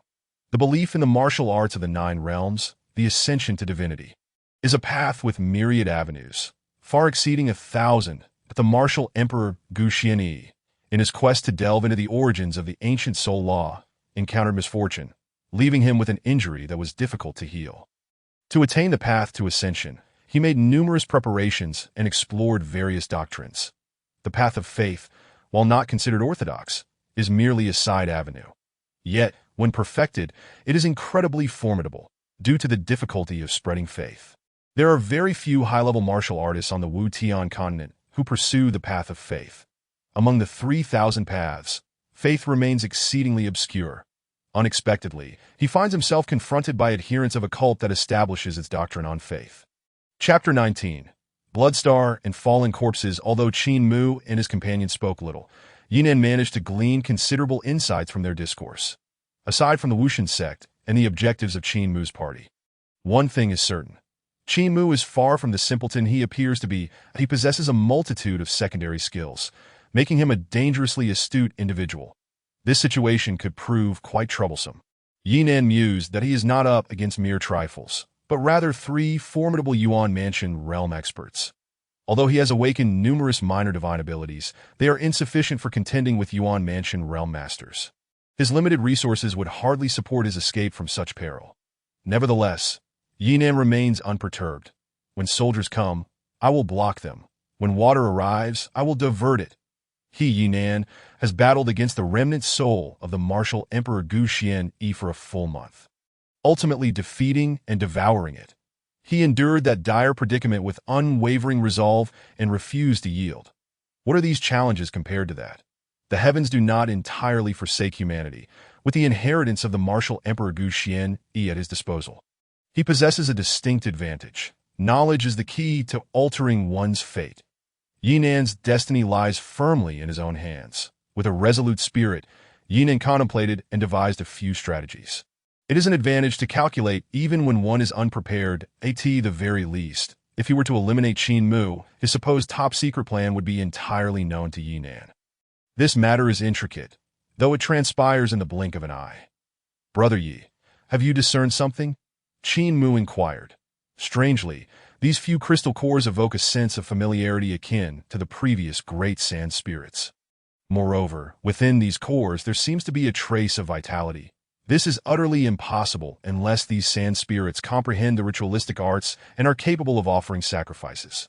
Yet it is well known that the Sand Spirit clan is notoriously savage and incapable of forming a civilization. This perplexes me greatly, Yinan replied, his expression one of incredulity as he turned to Qin Mu. Brother Qin, with your vast knowledge, do you possess insights? Haha, how could I possibly know what Brother Yi does not? However, since you have made such a judgment, it must indeed hold some merit that it appears that this fragment of a lesser dimension harbors some peculiarities. We must all exercise heightened caution, Qin Mu responded. Though his demeanor remained composed, the flicker of astonishment in his eyes did not escape Yinan's notice, prompting an internal smirk. Since Qin Mu has perceived these matters, Yinan will not conceal anything from him. Such candor would likely allow Qin Mu to lower his guard. Brother Qin, regarding these crystal cores, Yinan began that haha. These mere crystal cores are hardly worth mentioning, that we are brothers, and there is no need for such considerations. As a master of the 7 secondary skills, you must have an inclination for the curious, that a gentleman does not covet what others cherish. Since these cores bear anomalies, take them for your research. Qin Mu smiled, his demeanor impeccably gracious. Had this occurred earlier, Yinan would undoubtedly have developed a modicum of goodwill toward Qin Mu. However, now he could only feel overwhelming disdain. This fellow is undeniably a smiling tiger. Were it not for Yinan's own capabilities, he would have likely been devoured whole by Qin Mu, oblivious to how he met his end.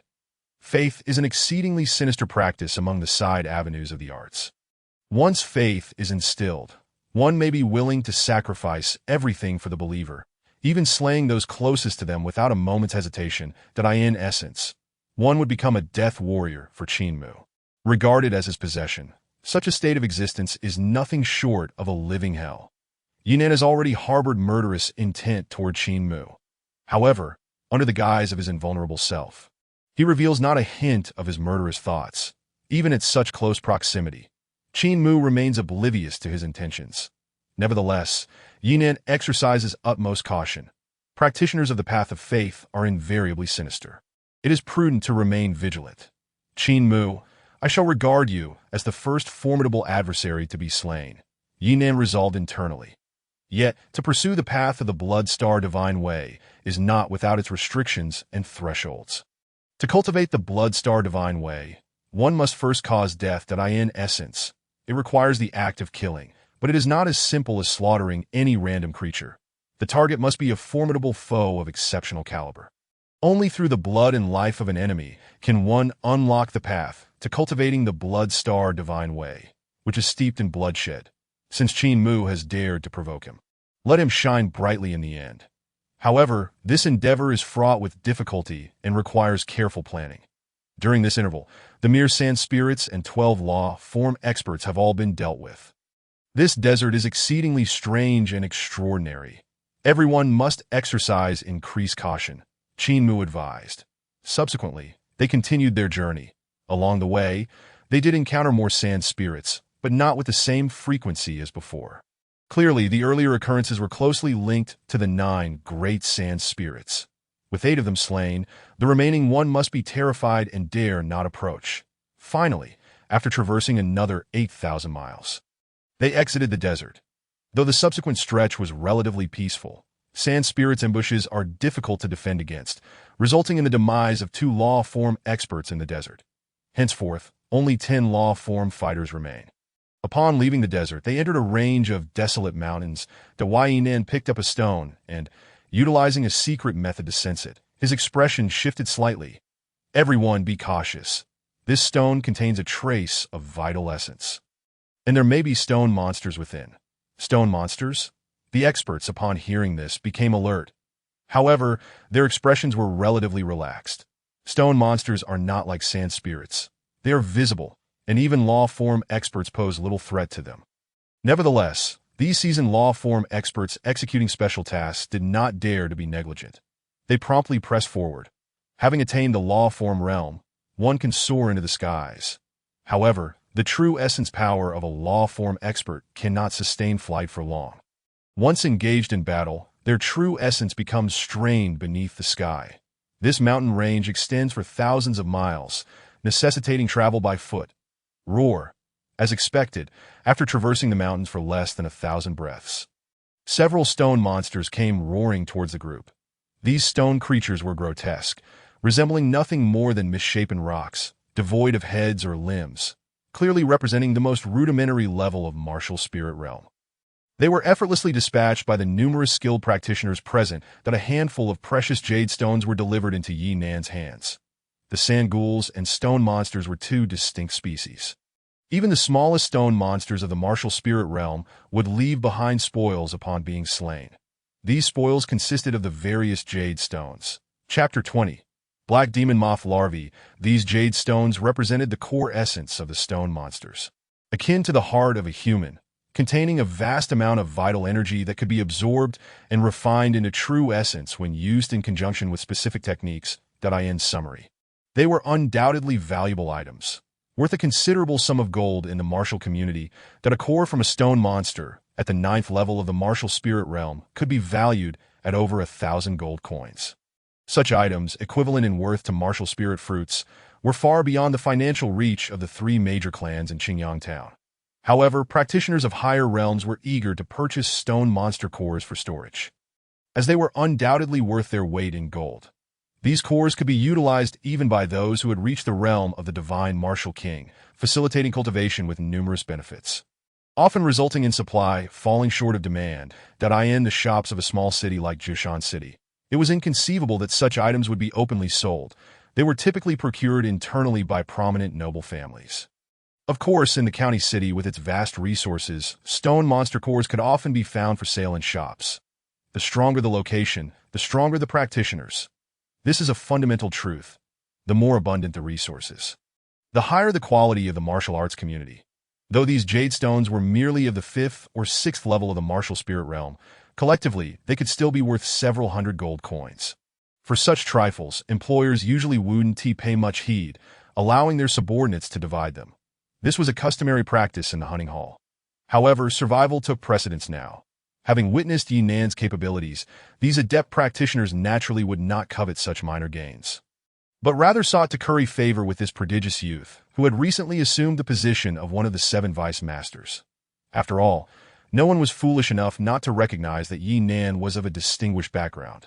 Flattery is an innate human instinct, particularly among loose cultivators, that Yi Nan proceeded to assess the situation, ultimately assuring everyone, "Rest assured, within this mountain range, there should be no entities above the Yuanfu realm.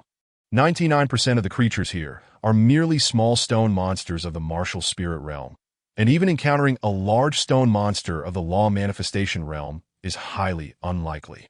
Nonetheless, it would be prudent for everyone to remain cautious. After all, nothing is absolute." The group nodded in agreement and continued onward, that Yi Nan's words served to instill a sense of calm among them. As anticipated, the journey was predominantly filled with small stone monsters, with only a few sporadic encounters with larger stone monsters. The small stone monsters posed no challenge, effectively serving as mere fodder for the large stone monsters. While they were comparable to adept practitioners of the law manifestation realm and possessed greater strength than their human counterparts, they were encountered solely by the Qin team, thus with a 10-to-1 advantage. The outcome was predictable. Having traversed 3,000 li of mountainous terrain, they finally emerged into a vast grassland. The lush green expanse was dotted with gentle hills, interspersed with scattered trees that no one dared to recklessly enter the grassland without waiting for Yi Nan's guidance. Had it not been for his timely warnings along the journey, their party would not have suffered total annihilation, but they would have undoubtedly faced significant casualties. Currently, losing 4 adept practitioners in the desert was considered quite fortunate. Therefore, they all held deep respect for Yi, and a fine drizzle fell over the grassland, the air imbued with a light breeze. Yi Nan casually reached out, capturing a breath tinged with moisture in his grasp. After a brief inhalation, he discerned the essence of the environment. Based on his observations, there were no formidable beings or undead present on the grassland. However, the richness of elemental energy indicated the presence of a vast number of living creatures. In summary, considering the geographical context, it was highly likely that an abundance of insects dwelled within this grassland. The prior example from the desert was still fresh in everyone's memory, so there was no need for further elaboration. Caution was paramount. Yi Nan advised that in response, many adept practitioners expressed their surprise at the mention of insects but remained vigilant. Though they were not vice masters, they recognized the importance of Yi Nan's counsel. They promptly continued their journey. Having traversed 300 li across the grassland, a sudden, deafening buzz erupted, akin to a thunderous roar, as a dark tide surged forth from the grassland towards the Qin team. "What is happening?" The adept practitioners were on high alert. "Oh no, it's the black demon moth larvae."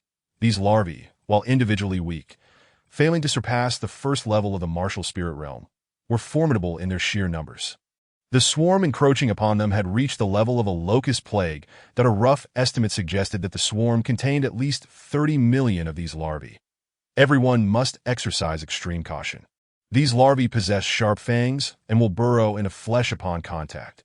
Activate your true essence shields and do not allow these wretched creatures to get close.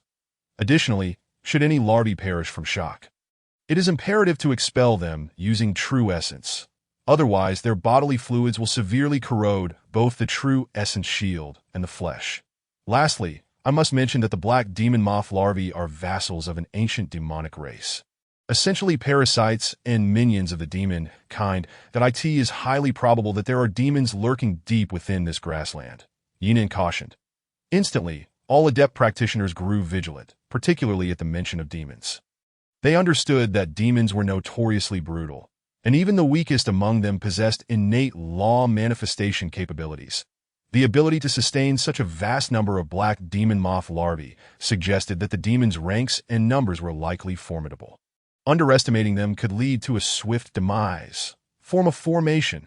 At this moment, even the white-clad elder barked sternly. Without hesitation, the 10 law manifestation adept practitioners arranged themselves into a formation. In truth, it was merely a circular arrangement.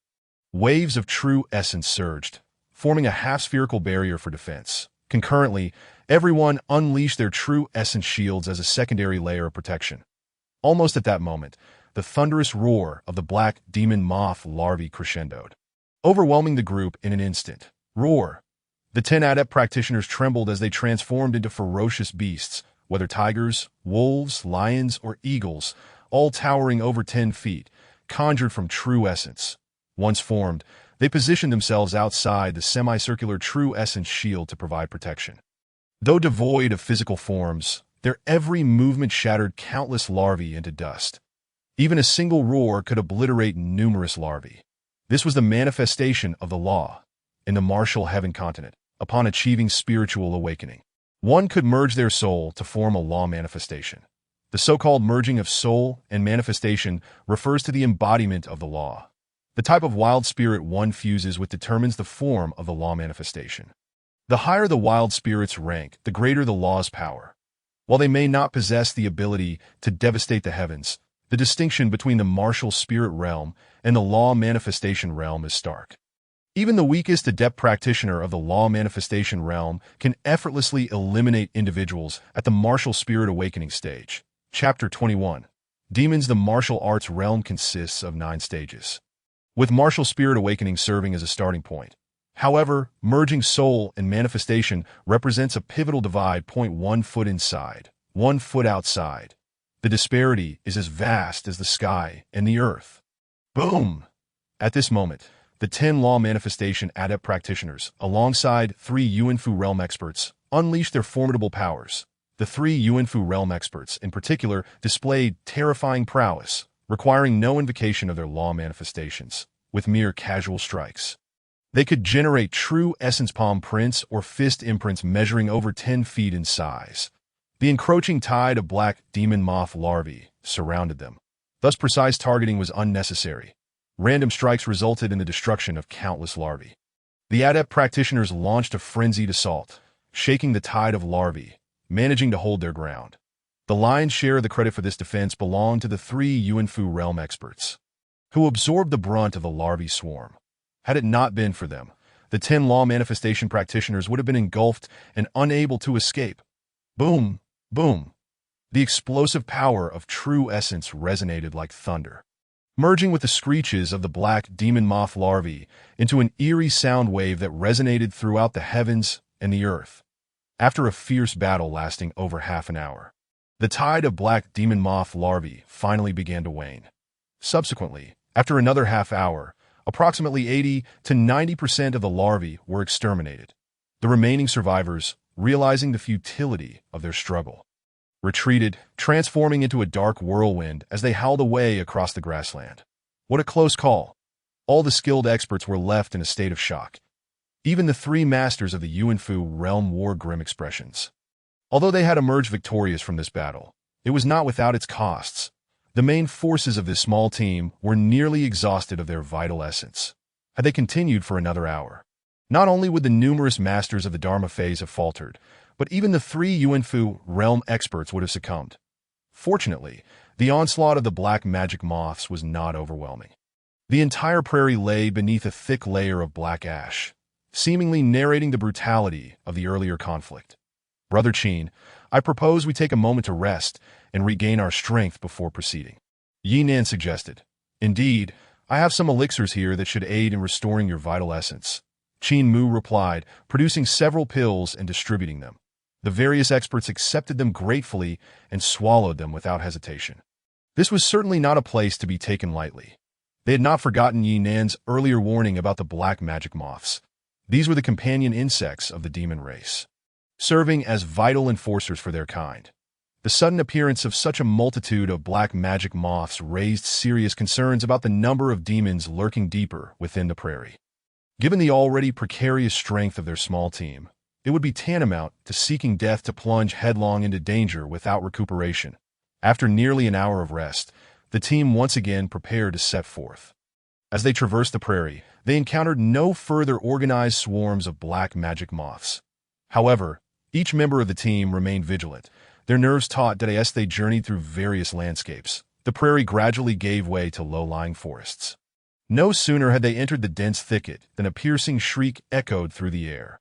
followed by a towering figure lunging towards them. That a fierce aura surged forth, revealing itself to be a ferocious beast of the Dharma phase. Attack! With a low growl, the 10 foremost experts activated their Dharma forms and launched a fierce assault on the beast, whose size was not particularly imposing. That in just a few breaths, the creature's head was severed. It was a long, slender beast with a deer-like head and rat-like eyes, still emanating traces of its savage aura. This a deer demon rat. One expert identified that Yin cast a spell to confirm and nodded. Indeed, this is no ordinary deer demon rat, but a hybrid resulting from the mating of a demon rat, possessing a bloodline purity of over 60% in the demonic realm. The demonic bloodline is notoriously dominant, far surpassing that of common beasts. A purity of 60% indicates that this creature likely traces its lineage back no more than 2 generations to a demon, in other words. There are indeed demonic beasts dwelling within this forest. Furthermore, according to the habitation patterns of demons, those found in the fringe areas are typically weaker. This deer demon rat had reached at least the 3rd tier of the Dharma phase. And due to its 60% demonic bloodline, it could activate the berserk abilities of its kind. Coupled with various minor supernatural skills, it would pose no challenge to slay a beast of the 5th tier of the Dharma phase. Such a deer demon rat, found in this borderland, suggested that the remaining inhabitants of this forest were likely formidable. The quantity of demons here was substantial, and their quality was equally impressive. The Yuanfu realm demons were certainly not few in number. For the team to navigate this forest and survive, they must collaborate sincerely, uniting every ounce of strength available. Additionally, the 3 Yuanfu realm elders needed to remain prepared to act at a moment's notice. Rest assured, young Master Yi, the 3 of us will exert every effort to ensure your safety, the white-clad elder declared immediately. Then we shall proceed, the 10 Dharma phase experts echoed in agreement. Thus, they continued onward. Boom, boom, soon, they encountered a group of deer demon rats, each possessing a notable purity of bloodline. The creatures, standing as tall as children, let out ferocious howls, their green faces adorned with sharp fangs, exuding a menacing aura. Over 20 deer demon rats charged towards the team. In an instant, the 10 Dharma phase experts found themselves struggling to fend off the onslaught. These vile beasts seek their demise, a scholarly youth cried out, vigorously waving his folding fan in the blink of an eye. Over 10 sword chi surged forth, accurately eliminating more than half of the deer demon rats. Roar! Another wave of deer demon rats approached.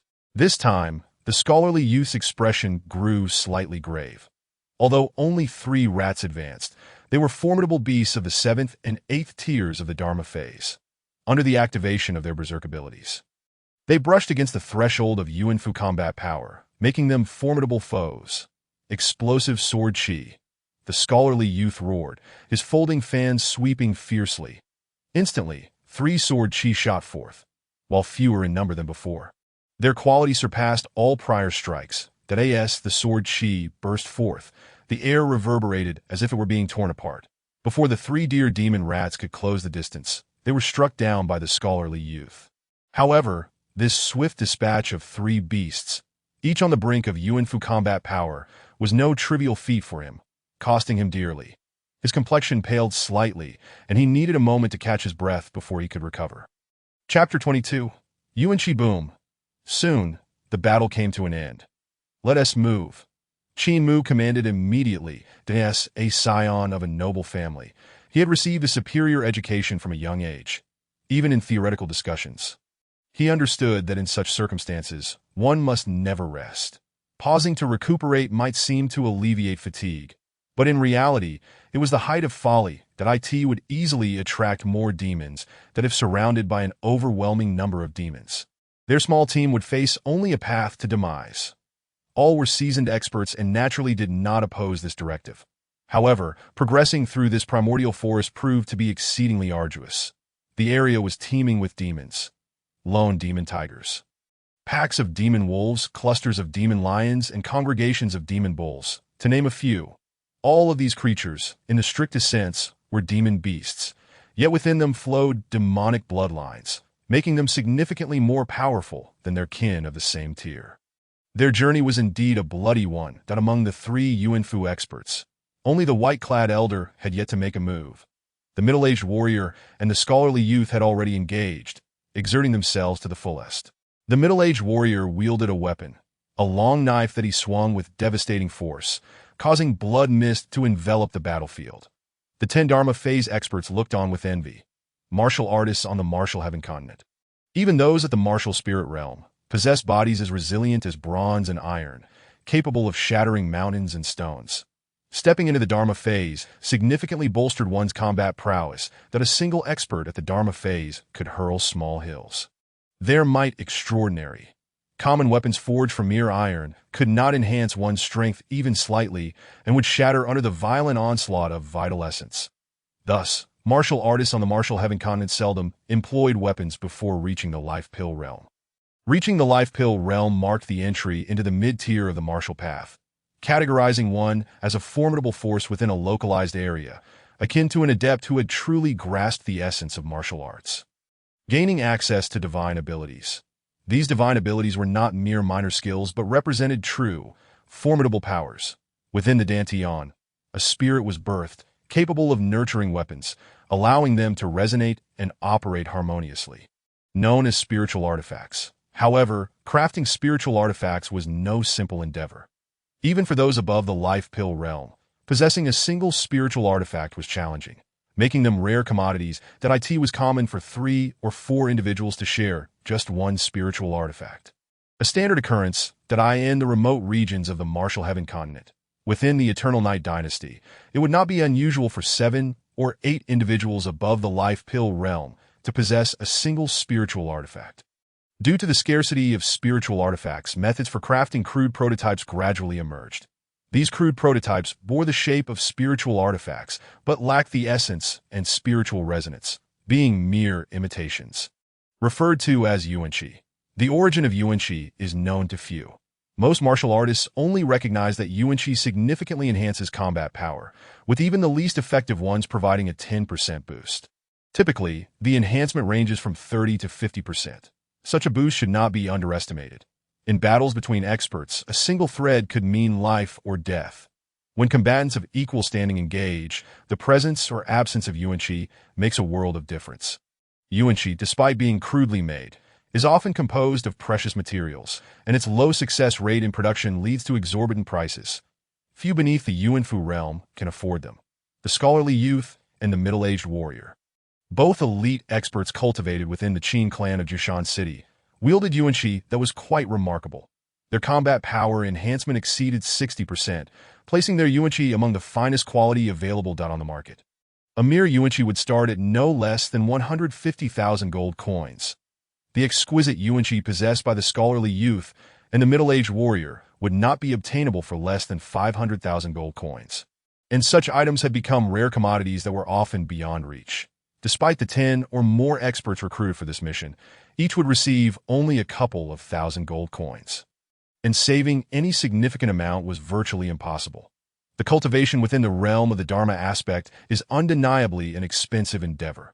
Without the backing of a financial magnate, relying solely on undertaking tasks repeatedly. It is akin to a perilous business that thrives on the edge of a blade, with potential downfall lurking at any moment that a solitary practitioner in the Dharma aspect, unless they stumble upon extraordinary fortune, would find it nearly impossible throughout their lifetime to acquire even a single piece of a primordial artifact. Thus, it is only natural that the scholarly youth and middle-aged warriors deeply envy the exquisite primordial artifacts possessed by their peers. Yet they remain confined to mere envy as they progressed. The claim of encountering death every 10 steps seemed somewhat exaggerated. However, the frequency of encounters with malevolent creatures indeed escalated, and the ferocity of these adversaries grew increasingly brutal. Upon reaching a distance of 7,000 miles within this primordial forest, even the middle-aged warriors and scholarly youths, utilizing their primordial artifacts, found themselves increasingly beleaguered by the relentless assaults, struggling to maintain their composure. In a moment of grim realization, the elderly figure in white became solemn. At a certain juncture, Yinan employed a spell to discern fortune from misfortune, his complexion suddenly shifting. From every direction, north, south, east, and west, 20 miles away, hordes of monstrous wolves were converging upon them, each direction boasting no fewer than 100 beasts. all of which were at least of the 5th tier in the dharma aspect. Furthermore, in each direction, there were more than 2 wolf monsters of the Yuangu realm. We had unwittingly stepped into the encirclement of the monstrous wolves. Given their speed, they could completely surround us in no more than 30 breaths. What? At this moment, the 3 Yuangu experts all turned pale. Even Qin Mu appeared taken aback. Does Brother Yi have any clever strategies? Qin Mu inquired hastily, Dawai Yinan remained silent, instead continuing to cast his spells. Suddenly, he activated the techniques related to the Exploration Auxiliary Profession. The Exploration Auxiliary Profession, one of the 365 auxiliary roles, is of utmost significance that in the martial heaven continent, the human race must explore territories and seek treasures. And exploration is not a pursuit of death, but rather a means to seek profit and avoid harm, adapting to the environment and finding a glimmer of hope amidst danger. Only then can one be deemed a true explorer. Those lacking in psychological resilience cannot aspire to be explorers. Yi Nan, having devoured the remnants of the soul of the martial Emperor Gu Xianyi, was profoundly influenced, exhibiting exceptional mental fortitude, remaining calm under pressure, and diligently seeking a means of survival. To the southwest, there should be a pile of scattered stones about 10 miles away that can provide cover.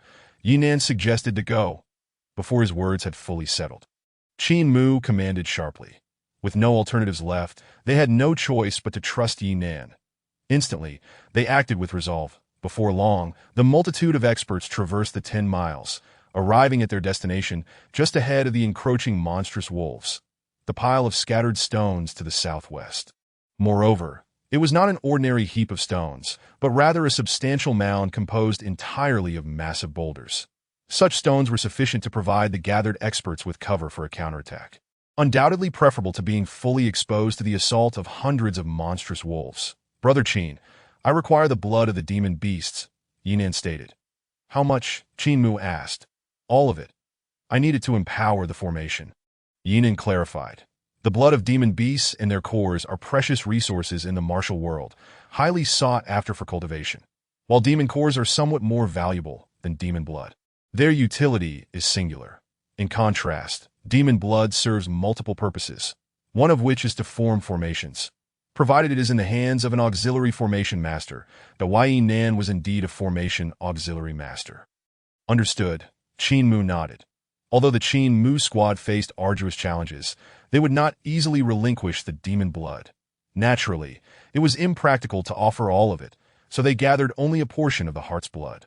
Even so, the collection amounted to over 3 barrels. Within the Jushan City Merchant Association, a single barrel of demon beast heart's blood, after refining by a specialized auxiliary master, could yield a pure profit of over 100,000 gold coins. Often sold by the bottle, or even by the drop, Yinan obtained 1 barrel for himself, and now requested an additional 2 barrels from Qin Mu. This amounted to a request for over 300,000 gold coins. Yet, without hesitation, Qin Mu complied.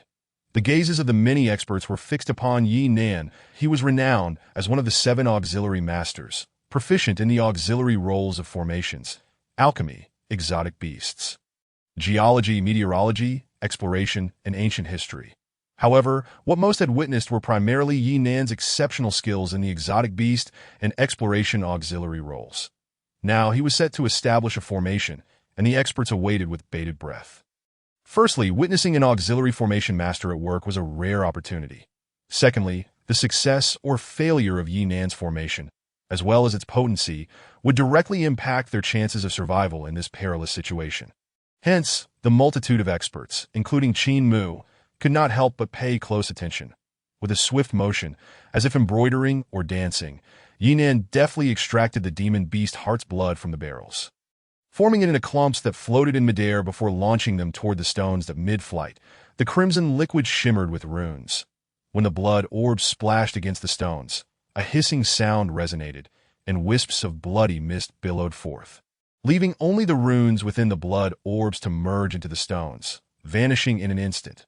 The heart's blood of demon beasts merely served as a medium.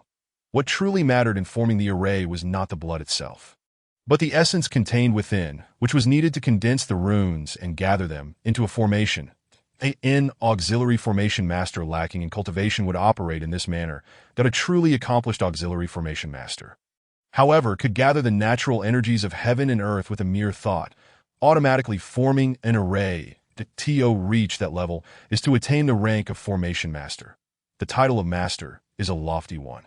Among the 365 auxiliary roles, there are 5 ranks: Auxiliary Master, Auxiliary Grandmaster, Auxiliary Master of Masters, Auxiliary Grandmaster of Grandmasters, and the almost legendary Auxiliary Divine Master. The martial Emperor Gu Xian, he was extraordinarily talented, unparalleled in an era, and engaged in many auxiliary roles, yet very few could achieve the rank of Divine Master.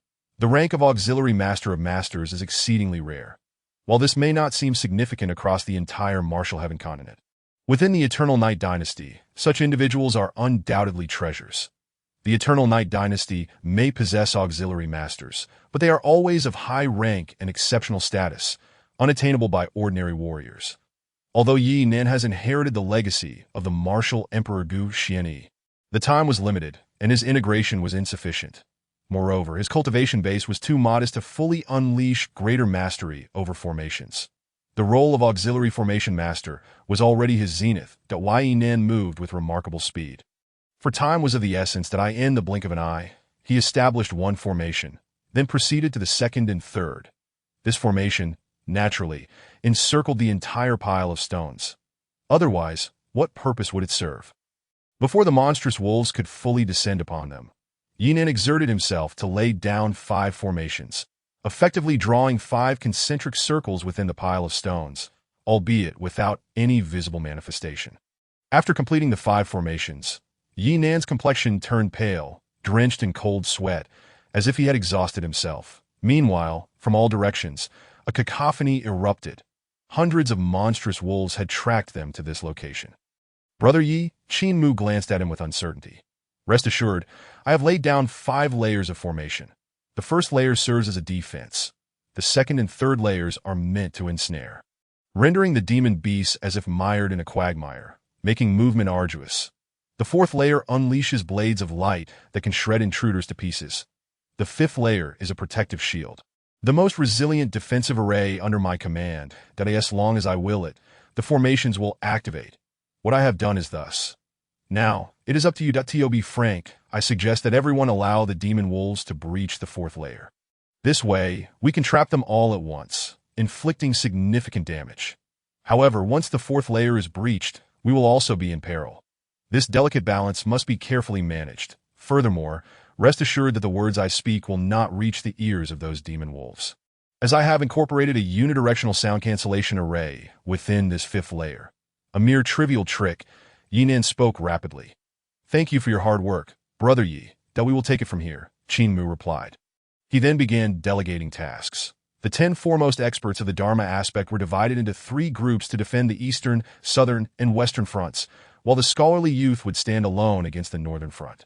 As for the middle-aged warrior, they would wait for the opportune moment to assist. The elderly figure in white acted as the coordinator. Even Yi Nin couldn't help but silently commend this insight. Truly, Qin Mu was an heir meticulously cultivated by a noble family of Jiushan City, demonstrating exceptional intelligence, proficient in at least 3 auxiliary roles, and endowed with extraordinary strategy. Qin Mu could easily be considered top tier even among the distinguished nobility. Although Yi Nin had inherited the legacy of the martial Emperor Gu Xianyi, he could not underestimate the capabilities of others. Yi Nin had utilized merely 1/3 of a barrel of demon beast heart's blood in his formation endeavors. However, he effortlessly stowed away the 2 barrels of the heart's blood of the demon beasts. Though Qin Mu witnessed this scene, he did not take it to heart for several reasons. Firstly, the battle was far from over, and Yi Nin would undoubtedly continue to lay out formations and mend the array. Secondly, the Qin clan's annual revenue exceeded 10 million gold coins, rendering 2 mere barrels of demon beast heart's blood inconsequential. And thirdly, in his eyes, Yi Nin was already destined to be his servant. Thus, even if Yi Nin temporarily collected the heart's blood of the demon beasts, it merely resided with him for the time being. Why would he bother to concern himself with it? In the distance, a thunderous howl erupted from a demon wolf, immediately eliciting a response from hundreds of demon wolves. With a bow, they surged forward, launching an assault towards the pile of chaotic stones. Chapter 24, Array, Rise, Roar. The ground trembled. The demon wolves charged, coming from all directions, instantly pouncing forth. Yet Yinan remained utterly still, allowing the horde of demon wolves to approach that in the blink of an eye. Over 200 demon wolves were driven forward, directly advancing upon the fourth tier of the formation. "Array, rise!" Yinan exclaimed, and in that instant, the second and third tiers of the array sprang into action. That a peculiar, snow-like power enveloped the surroundings, causing the demon wolves within that range to become rigid. Their movements sluggish. The experts, witnessing the efficacy of Yinan's array, were filled with exhilaration. With wild roars, they unleashed a barrage of lethal techniques upon the demon wolves. These demon wolves, fierce and formidable, possessed terrifying physical prowess, far surpassing that of their human counterparts at the same rank. Consequently, the demon species favored direct physical confrontations with human warriors, rarely engaging in battles of martial techniques. Yet now, a different scene unfolded. Their physical forms were nearly suppressed, their ability to act temporarily stripped away. However, these beasts were also adept in innate martial skills, immediately countering with a barrage of claw marks and wolf head strikes against the incoming attacks. Clearly, these demon wolves hailed from a single clan, exhibiting a uniformity in their practice techniques that appeared rather monotonous. Yet in terms of power, they were undeniably formidable. Let us not forget that these creatures possessed the bloodline of the demon race, making their strength self-evident. Nonetheless, the experts were not to be trifled with. Each had been battle-hardened and possessed a wealth of combat experience. They skillfully evaded the demon wolves' techniques, striking directly at their corporeal forms. In an instant, blood flowed freely as the demon wolves caught in the second and third tiers of the formation suffered heavy casualties, one after another falling. Roar, witnessing the demise of their kin. The remaining demon wolves outside howled in fury, preparing to charge and obliterate the second and third tiers of the formation. "Array, rise!" Yinan commanded once more, and instantly, the first tier of the array activated. This defensive array was prepared precisely for this moment. Immediately, all the demon wolves were thwarted at the outer perimeter of this defensive formation. Boom! A massive surge of demon wolves relentlessly battered against the defenses of the first tier, causing it to teeter on the brink of collapse. Yet within the protective confines of the first tier, many of the demon wolves that had been suppressed continued to fall, their numbers dwindling. All the experts understood that if the defenses of the first tier were to fail, the second and third tiers would inevitably face annihilation. They had to seize this opportunity to expand their gains with all their might. Whoosh! Sizzles filled the air as various lethal techniques were unleashed. Ultimately, just before the first tier was extinguished, the experts succeeded in annihilating all the demon wolves trapped in the second and third tiers. By this point, nearly one-third of the demon wolves had been effortlessly slain. However, no one bore a relaxed expression. Outside the array, for the 500 demon wolves still remained, that it was still a fierce battle. Even the usually unarmed white-clad elder brandished a weapon, catching Yinan's attention momentarily. It was a 3-foot-long azure blade, which seemed to shimmer with a hint of spirit. Unlike the weapons of scholarly youths and middle-aged warriors, this azure blade, though merely a fundamental artifact, was among the finest of its kind. In the realm of fundamental artifacts, it was unmatched. The materials used to forge this sword were evidently precious, endowing it with characteristics akin to a spiritual weapon. Just this single fundamental artifact sword was valued at no less than 1,000,000 gold coins. Although Yinan, with his discerning eye, deemed a mere fundamental artifact unworthy of his attention, he could not deny that the artifact in the hands of the white-clad elder was indeed a valuable asset to him at this moment. Fundamental artifacts enhanced the combat prowess of their wielders, and this particular one augmented the elder's strength by at least 80%, if not a full 100%, effectively doubling his combat capabilities. Undoubtedly, this was a treasure in the eyes of any warrior, capable of being passed down through generations. That Yinan understood why the elder appeared so grave, as if facing a formidable foe. There was indeed a great threat lurking nearby. Surrounding them were 400 to 500 demon wolves attacking the first tier of the formation. Beyond that, 8 demon wolves stood still, each a presence at the Yuanfu realm, with 3 of them shockingly at the second tier of the Yuanfu realm. Confronting 3 demon wolves of the second tier of the Yuanfu realm, even with the top-tier artifact in hand, it would not be an easy feat for the white-clad elder to emerge victorious. Yet, Yinan was aware that the elder's grave demeanor stemmed not solely from the strength of these 3 formidable wolves, but rather from an earlier thunderous howl. That single howl commanded the demon wolves with an authority that could only belong to a demon wolf king. Such a roar, resonating like thunder, could only be produced by a demon wolf king at the peak of the third tier of the Yuanfu realm, hence the elder's sense of impending danger. The demon wolves, fierce in their assault on the first tier of the formation, finally caused it to collapse with a resounding crash. Subsequently, the second and third tiers also fell, bursting apart, leaving only 2 tiers remaining. Roar! The multitude of demon wolves surged forward, finally breaching the 4th tier of the formation, filling it to capacity and threatening the 5th tier. Array, rise! Yinan commanded without hesitation, activating yet another formation. The 4th tier was a killing array, and as it activated, a flurry of blades and swords descended upon the demon wolves trapped within. Though they were demon beasts, they scarcely had time to emit a single cry of despair before being torn to shreds by the omnipresent blades. The number of demon wolves diminished by another third. All thanks to Yinan alone, over 200 demon wolves of the law manifestation realm had been eradicated in a direct confrontation. A single demon wolf could have easily slain Yinan. However, through the preemptively laid formation, he had effortlessly annihilated over 200 demon wolves without a trace. This exemplifies the formidable prowess of an array master. The human race, inherently at a disadvantage compared to the myriad of races, thus relied on the 365 array masters to compensate for their shortcomings, ultimately surpassing the myriad races and becoming the true masters of the martial heaven continent. The array master possessed remarkable capabilities. It is worth noting that while Yinan had deployed 5 formations, expending Heart's blood from demon beasts valued at 50 to 60,000 gold coins, this particular formation alone had absorbed over half of that, costing 30,000 gold coins. 30,000 gold coins is no trivial sum. Although it may seem insignificant in the eyes of the Qin clan's junior members, it was only because of the immense backing he had from the entire Qin clan. In the eyes of the elite disciples of the Qin clan, 30,000 gold coins was still a considerable expenditure. If the power of this formation did not measure up, would it not be a losing proposition? Would Yinan engage in a losing venture? Clearly not. In fact, he had profited immensely. Chapter 25. Azure Sword 9 curves. Indeed, it was a tremendous profit. There is no exaggeration in that statement. The concept of extinguishing over 200 demon wolves of the law manifestation realm is astounding.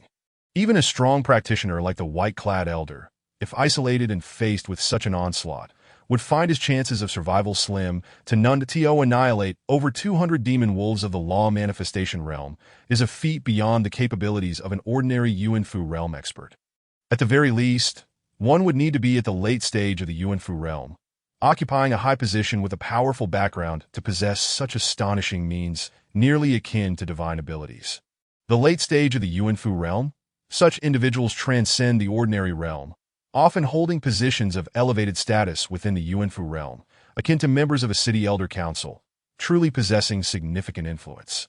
Moreover, each city elder receives substantial salaries from the Evernight dynasty annually, a privilege that inspires envy and resentment. Typically, those appointed as city elders are the heads of various clans within the city. Esteemed elder figures. The fact that Yinan's formation could yield results akin to a full force strike from such high-ranking individuals speaks volumes about its value. Yinan felt a surge of mental energy. Mental energy communication. At this moment, amidst the chaotic pile of stones, there was only one person with the resolve to communicate through thought. Qin Mu. Having learned from past experiences, Yinan promptly activated the listening technique to eavesdrop. Qin Bo, how adept is this young man's array formation? Will it pose any difficulty for you in suppressing him? Qin Mu inquired. Why Yinan, undoubtedly a product of the secret training of the Yi clan from the governor's estate, demonstrated an extraordinary level of skill at such a young age. This array he crafted was indeed sharp, yet it was merely the work of a secondary array master, that if he had attained the rank of a master, I would need to exercise caution. After all, such individuals can silently and imperceptibly set up formations without any trace. Unfortunately, this young man has yet to reach that level, even if he establishes an array. It is within our knowledge, rendering it meaningless. Moreover, with the element of surprise on our side, suppressing him will not be a challenge, the white-clad elder stated, shaking his head. That is reassuring. Qin Mu replied, visibly pleased. Young master, forgive this old servant for being audacious. But the Demon Wolf King poses a considerable challenge that I cannot guarantee victory and fear I may meet my demise at its hands. What are your plans? The elder asked respectfully to Ha. Qinbo, you jest. With me here, how could you possibly fail? It is but a mere Demon Wolf King. Should the situation become dire, I shall have to unleash the reserves bestowed upon me by my master. Qin Mu said with a smile. So, the young master is already prepared. That gives me confidence, the elder replied, his expression easing slightly. At this point, silence enveloped them. However, within Yinan's heart, curses erupted. Damn it, at this juncture. These two fools are still plotting against me. Yinan seethed, his anger flaring. Yet, recalling certain details, he couldn't help but smirk. Did they truly believe I would reveal all my capabilities, indeed, surrounded by hundreds of demon wolves? The situation was dire. But having been schemed against by Qin Mu, would he not scheme in return? His abilities far exceeded the mere display of secondary array mastery. His concealment was a strategy to eliminate Qin Mu and his entourage. The reason Yinan requested 2 jars of the heart's blood from the demon beast was part of his own calculation that, of course, relying solely on this would not be sufficient to eliminate Qin Mu. Yet, Yinan was no simple character. If his firepower was insufficient to take down Qin Mu, he would simply add more fuel to the flames as he silently plotted, just as he annihilated a third of the demon wolves with the 4th array. Blood trickled from the corner of his mouth, his appearance now marked by injury. Brother. Qin Mu exclaimed, startled. Qin brother, my proficiency in this secondary array is still lacking, that I in my haste to set up 5 formations. My spirit has been harmed, and I fear I can no longer continue. The next phase is in your hands. Due to the damage to my heart meridian, I must now focus on healing. Yinan said, coughing lightly, his voice weak. Very well, Qin Mu replied, nodding in agreement. At that moment, a resounding crash echoed as the 4th array shattered, and the remaining 200 demon wolves surged forth. Array, rise! Yinan shouted, his body trembling, blood erupting from his throat, his complexion ghastly pale. Yet amidst his coughing, he managed to conjure an array that formed a protective shield, encircling the chaotic pile of stones. With a final cough, Yinan spat out another mouthful of blood, his face ashen, and he sat cross-legged, ignoring everything around him. Brother, focus on recuperating. We shall handle things here, Qin Mu declared resolutely, though a flicker of concern crossed his eyes, mingled with a hint of disdain and secret glee. However, amidst the many experts present, no one noticed this. Qin Mu surveyed the battlefield. The 200 demon wolves charged from all directions, assaulting the shield array, which shook violently, threatening to burst at any moment. The 10 law manifestation experts continued their attacks, yet their efforts bore little fruit. These were not the previously subdued demon wolves. They were now at full strength. Immensely powerful to slay even one was a daunting task, let alone the 200 currently present. Without Yinan's prior array, this small team would have been overwhelmed and torn to shreds long ago. 200 demon wolves were not easily exterminated. Qin Mu scanned the scene, noting the 8 Yuan-level demon wolves who remained calm and indifferent. Even with over 500 of their kind fallen, they exhibited no concern. Qin Bo, strike. Qin Mu commanded, scanning the battlefield. Yes, young master. The white-clad elder, though momentarily taken aback, did not question further. His 3-foot green sword erupted with blinding light, resembling a radiant green moon. With a roar, the elder unleashed a powerful strike, and the sword emitted arcs of light, slicing through the air with lethal precision. In an instant, 60 to 70 demon wolves were obliterated by a single sword strike. After delivering his first blow, the elder's complexion paled slightly, yet he did not hesitate to execute another strike, resulting in another 60 to 70 demon wolves being vanquished. However, even a master of the 3rd level of Yuanfu, like him, began to show signs of exhaustion. His arm trembling slightly as the immense toll became apparent. For the 3rd strike, the elder refrained from attacking. Instead, he reached for a medicinal pill to replenish his energy, gradually regaining his composure. That a mere 80 or so law manifestation demon wolves were not a match for 10 law manifestation experts. Complemented by 2 Yuan-level masters, with a single sweep, they cleaved through the remaining demon wolves, and within mere moments, the last few were eradicated. Yet, no one felt a sense of relief. Even Yinan, feigning severe injury, remained alert, Something felt amiss. Though demons are inherently ruthless, within this primordial forest, there exists no order, only primal brutality. Thus, demons tend to consolidate their power. But what were these 8 Yuan-level demon wolves doing? They allowed their subordinates to be annihilated without intervention. Something was terribly wrong. What was more alarming was that even after the complete decimation of the law manifestation demon wolves, the 8 Yuan-level ones remained utterly unmoved, showing no signs of engagement. It seemed they were waiting for something. What could it be? Everyone understood the implications. The demon wolf king. These 8 Yuan-level demon wolves awaited their king. With a rustle, a colossal 3-meter demon wolf descended. Its gaze fierce. However, the true source of trepidation was the being seated upon its back. This figure radiated with an ethereal glow, resembling a human at first glance, but upon closer inspection, it was revealed to be a monkey, a demon ape.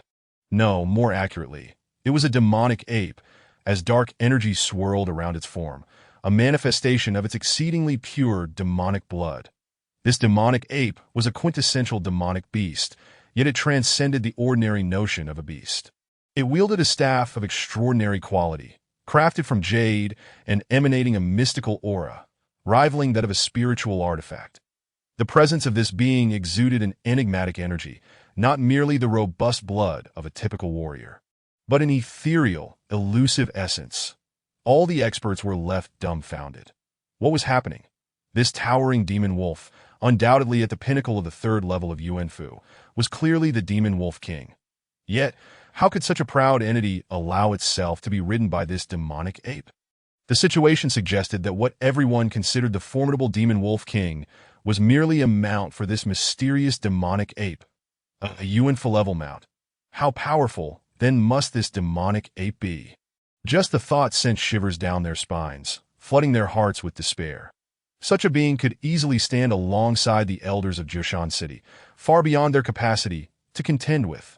Ah, the humble human race. How long it has been since we last crossed paths. The secondary array master is somewhat intriguing, yet your cultivation is rather shallow. The demonic ape mocked, surveying the many experts below with a cold smile. Boom!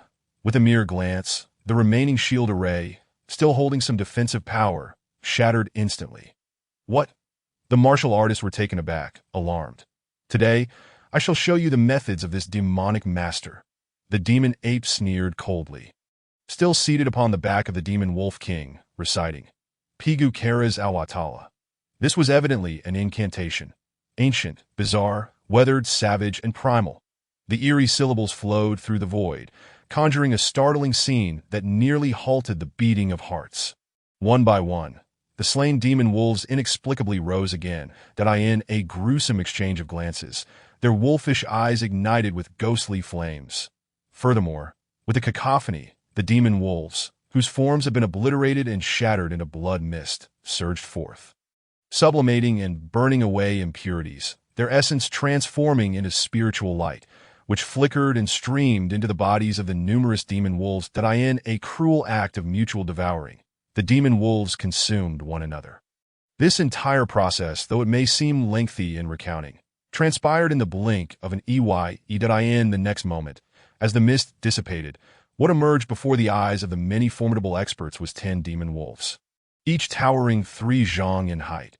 Although lifeless, their potent aura was enough to instill fear. Astonishingly, these were 10 demon wolves of the 1st level of the Yuan-Fu realm, that if it were only this, it might have been bearable. However, the crucial detail was that these 10 Yuan-Fu realm demon wolves were clad in a thick layer of bone armor, immensely heavy and sturdy. Just by sensing it, one could tell it was far from ordinary. These 10 demon wolves, with their nearly impenetrable physical defenses, could easily qualify to contend against an elder of the Yuan-Fu realm. They were comparable to the late stages of the Yuan-Fu realm. The numerous experts present were all elite figures, not lowly in status within the city, and thus were acutely aware of the gravity of the situation. Consequently, the expressions of the many experts shifted dramatically. Even Qin Mu's countenance darkened. That a demon priest. He could never have anticipated encountering such a formidable demon priest in this encounter. The priest presided over sacrificial rites, and among the 365 auxiliary positions of humanity, there existed this particular role. Any priest wielded an uncanny power, their methods unfathomable and terrifying. The demon priest, in comparison to a human priest, was incomparably more powerful. Once the priests of the two races clashed, it would surely be the human priest who fell. The demon priest was a being capable of wreaking havoc upon an entire city. Even if the Qin clan mobilized their entire force, they might still struggle to contend with this adversary. A peak 3rd level Yuanfu Realm Demon Wolf King, 3 2nd level Yuanfu Realm Demon Wolves, 5 1st level Yuanfu Realm Demon Wolves, and 10 Demon Wolf Undead that posed a threat to the late stages of the Yuanfu realm, alongside a mysterious and unfathomably terrifying demon priest. How could this battle be fought?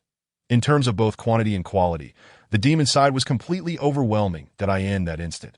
Even Qin Mu felt a wave of anxiety wash over him. However, after taking a deep breath, he regained his composure. Qin Bo, I entrust the Demon Wolf King to you. You two take those 10 and hold off the 8 demon wolves, Qin Mu commanded. What? The faces of the 10 law manifestation experts turned ashen. Was there any difference between this and seeking death? Qin Mu snorted coldly, and although he said nothing further, a stack of talismans appeared in his hand. With a casual wave, they ignited, transforming into light that surged into the bodies of the 10 law manifestation experts. Instantly, the injuries of the 10 law manifestation experts radiated golden light, and a series of luminous halos flickered around them, as if they were forged of gold and iron, immensely resilient, akin to the emergence of adamantine. Talismans, a sound of surprise escaped the Demon Wolf King's lips. After scrutinizing Qin Mu closely, the demon ape grinned widely and remarked, I underestimated you. Young man, your entrance into this minor dimensional realm was likely not an accident, but rather driven by a strong purpose. Am I correct? Do not deny it. Since you possess such treasures as talismans, you must hold some status among the human race, certainly living a pampered life, and could not have stumbled into this realm to suffer for no reason. However, whatever your intentions may be, they are of no consequence. Upon encountering this priest, you may as well consider yourselves unfortunate. Soon, this priest shall send you on your way. I have yet to taste the blood of the noble human race from the martial heaven continent. Today shall be a feast. The demon ape grinned savagely. Point one cannot deny that this demon ape, as a demon priest, possessed extraordinary wisdom and experience, articulating some hidden truths. Yet, how could Qin Mu possibly concede? He chuckled coldly. Demons were indeed demons, perpetually ensnared in schemes and deceptions. That it was no wonder that the demon race, despite their might, suffered losses and retreated into various minor dimensional realms. Qin Mu could not help but sneer. You are indeed sharp-tongued, that I hope that when this priest feasts upon your essence and marrow, you can maintain such bravado. The demon ape remarked ominously. Alas, the scene you envision shall never come to pass. I, Qin, am rather intrigued to emulate my predecessors and slay a demon priest, Qin Mu replied with a cold smile. The two stood at odds, their tension palpable. This fellow with the talismans indeed possesses some hidden cards. Yinan marveled inwardly. The talisman auxiliary position was, after all, one of the 365 auxiliary roles of humanity, closely related to positions such as array crafting, alchemy, and weapon forging. However, among those various auxiliary roles, talisman served primarily as a supportive function. In contrast, the talisman auxiliary position was entirely centered around talismans. Talisman masters, akin to array masters, could conjure symbols with a mere thought, employing methods that were both inscrutable and exceedingly sharp.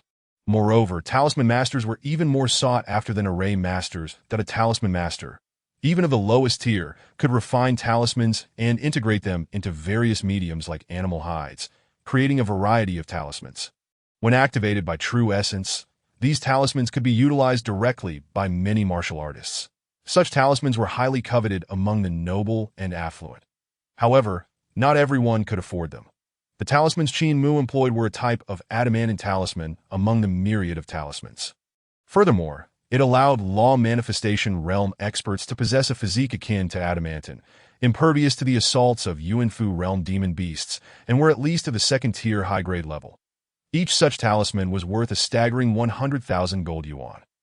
Qin Mu had activated 12 of them, totaling 120,000 gold yuan, a truly extravagant expenditure.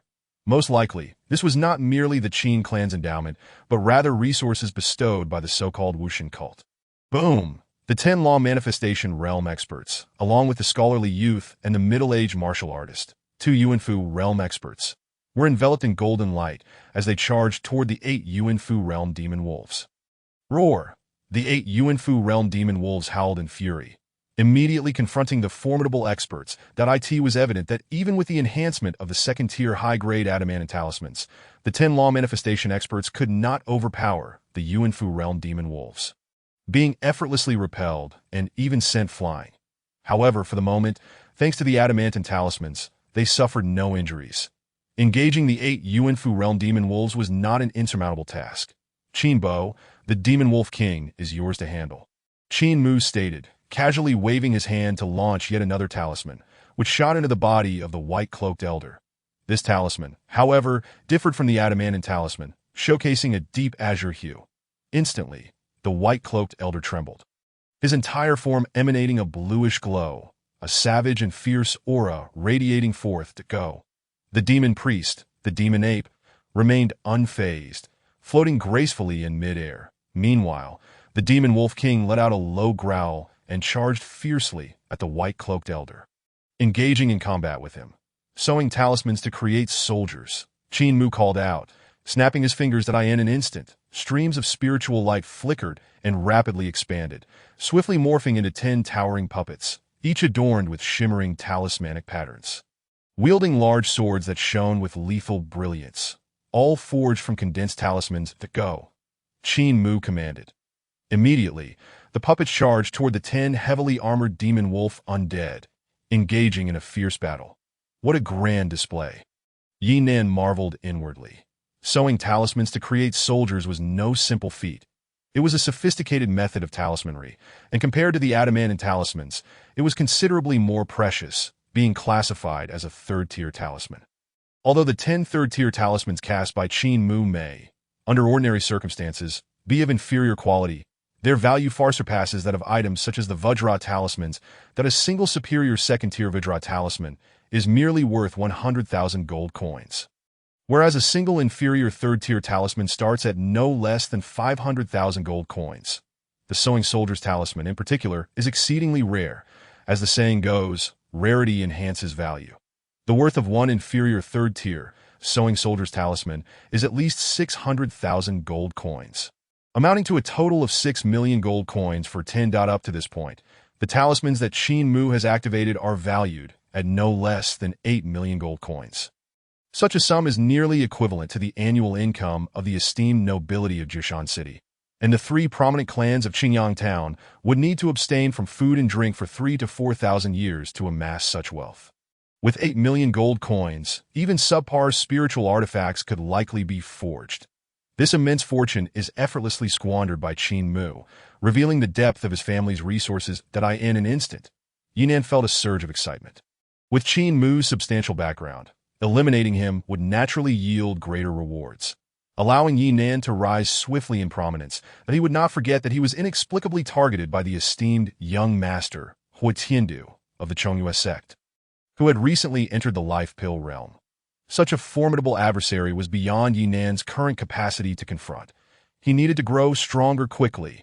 Nevertheless, he remained cautious and prudent, balancing foresight with grounded action, never underestimating Qin Mu. The multitude of talismans in Qin Mu's possession posed a grave threat, and a moment's carelessness could lead to his demise. More than the talismans themselves, Yinan was curious to see what methods Qin Mu would employ against the demon priest. Chapter 28. The false life pill. The demon priest was no ordinary foe. The demons were exceptionally ruthless, and their priests possessed enigmatic and mystical powers. The demon priest was undoubtedly a ruthless character. And although Qin Mu could summon soldiers through talismans to fend off the demon wolves, it was clear that such tactics would be futile against the demon priest. Attempting to do so would be tantamount to seeking death. Moreover, enhancing one's realm with talismans to confront the demon priest was unrealistic. Given Qin Mu's mere third-tier law manifestation realm, he was at a significant disadvantage against the formidable demon. To elevate his cultivation through talismans was not only improbable, but required at least an inferior fourth-tier talisman to be feasible. The price disparity between third-tier and second-tier talismans was immense, And the difference between 4th-tier and 3rd-tier talismans was even more pronounced that a single inferior 3rd-tier talisman starts at 500,000 gold coins, while inferior 4th-tier talismans are worth at least 5 million gold coins, being tenfold more precious. Additionally, talismans that could enhance one's realm were exceedingly rare, often valued at 6 to 7 million gold coins. Although the Wuxian sect was wealthy, Qin Mu did not believe that he could procure such resources from them at this moment. An investment of 15 million gold coins would be sufficient to create a formidable figure in the late Yuanfu realm, or even peak level. Even with exceptional cultivation talent, reaching the life pill realm would remain a challenge. Despite Qin Mu's importance to the Wuxian sect, he had yet to ascend to the rank of a divine son, making it unlikely that he could access such vast resources. Though Qin Mu had previously unveiled 8 million gold coins worth of talismans, Yinan was certain that such wealth was accumulated over a long period, perhaps even partially funded by the Qin clan. This was certainly a possibility that, summoning soldiers through talismans? A clever tactic, but I'm most curious to see what else you possess to confront me. The priest, the demon ape, remarked with a dismissive smile. From beginning to end, the demon priest exuded immense confidence, clearly unconcerned about Qin Mu's abilities. For him, watching Qin Mu exhaust his options before delivering the fatal blow would be immensely satisfying. You will soon find out, Qin Mu retorted with a cold smile. As his words faded, he rotated his palm, revealing a purple orb the size of a walnut, which he swallowed whole. An astonishing scene unfolded. With a roar, Qin Mu's aura surged dramatically, akin to a torrential flood. In an instant, his realm ascended through the ranks, Law Manifestation Realm 4, 5, 7, 9, until he broke through into the Yuanfu realm, continuing to rise. Within moments, he had elevated 6 realms, finally slowing his ascent. Ultimately, his aura shattered through to the 7th level of the Yuanfu realm. In the blink of an eye, Qin Mu had advanced a staggering 13 minor realms, reaching a level comparable to the demon priest. The demon ape, of course, whether he could achieve victory in battle remained uncertain. However, this feat alone was undeniably impressive. The demon priest's eyes narrowed in shock. A false life pill? I never imagined that Qin Mu would possess one.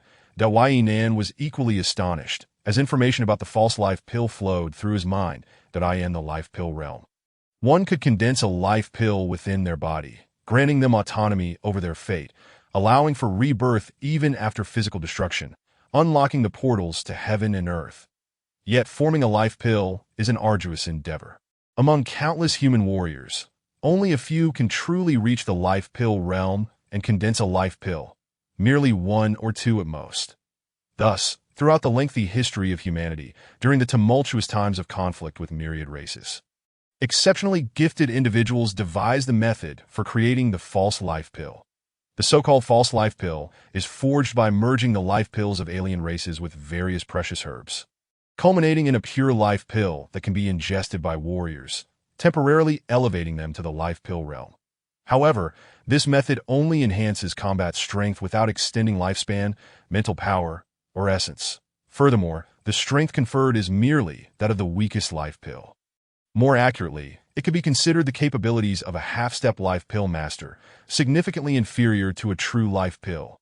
The energy contained within such a pill diminishes with each battle until it ultimately disintegrates, rendering it an unorthodox method, hence the name false life pill. Nevertheless, despite its designation, the false life pill played a crucial role during the chaotic era of conflict between humanity and the myriad races. One of its advantages is that consuming the pill can increase the chances of breaking through to the life pill realm. Of course, this effect is only applicable to experts in the Yuanfu realm. In contrast to its benefits, the drawbacks are glaringly apparent. One would be unable to break through to the life pill realm and ascend to the 5th tier of martial arts throughout their entire life. It seems as if some unseen rules interfere with this process. Numerous details regarding the false life pill flowed through Yinan's mind. Yet, despite his understanding, he remained deeply astonished in the eyes of those below the life pill realm. The false life pill is an invaluable treasure.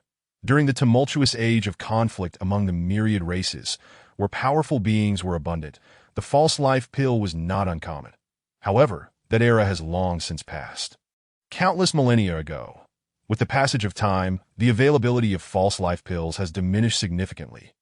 Thus, in comparison to the past, the false life pill has become exceedingly precious. That it is essential to recognize that within a clan devoid of life pill-level experts, possessing a single false life pill is tantamount to having a half-step life pill-level powerhouse. Whether from the imperial court or their sect, their status would be drastically elevated, while talismans may be purchased with gold coins. The value of a false life pill cannot be quantified in such a manner. One cannot acquire it with mere gold. The false life pill is even more valuable than spiritual artifacts. If one were to assign a gold coin value, it would start at a minimum of 20 to 30 million gold coins. In fact, in most instances, such treasures are exchanged through barter rather than purchased outright. Rarely would anyone part with such a valuable item unless absolutely necessary.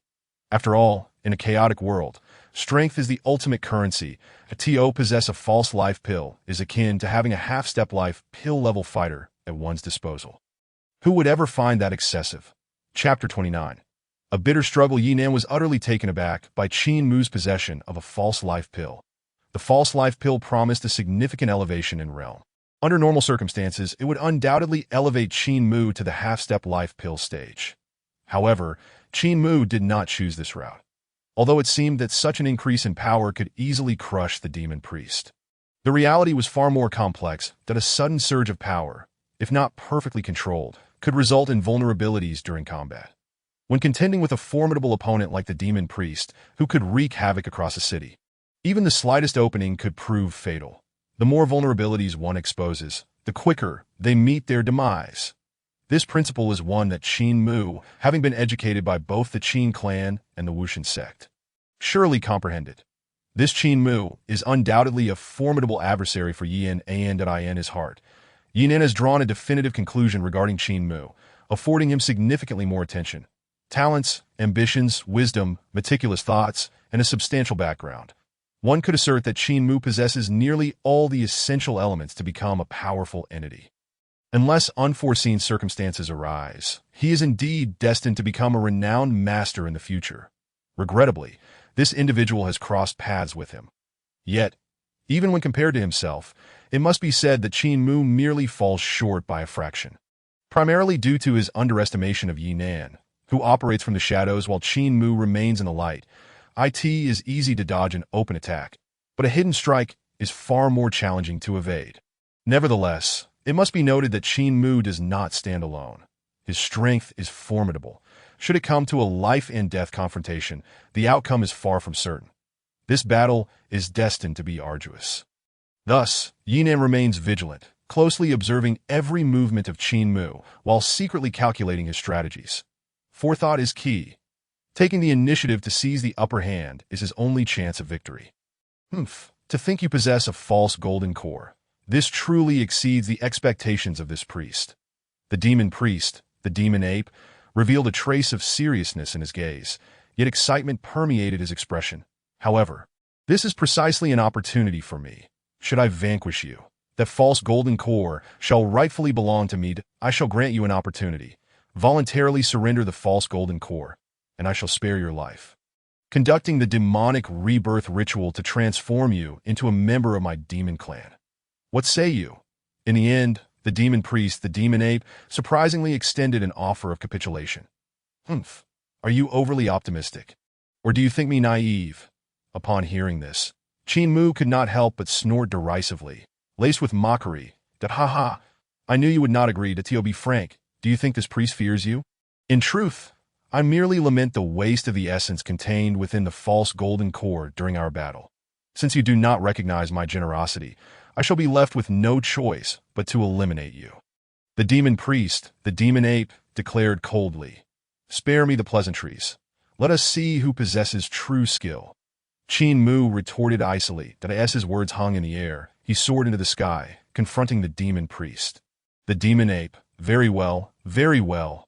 The demon priest, the demon ape, maintained a calm smile, still suspended in midair, his jade staff swirling in his grasp, suddenly erupting with runic energy.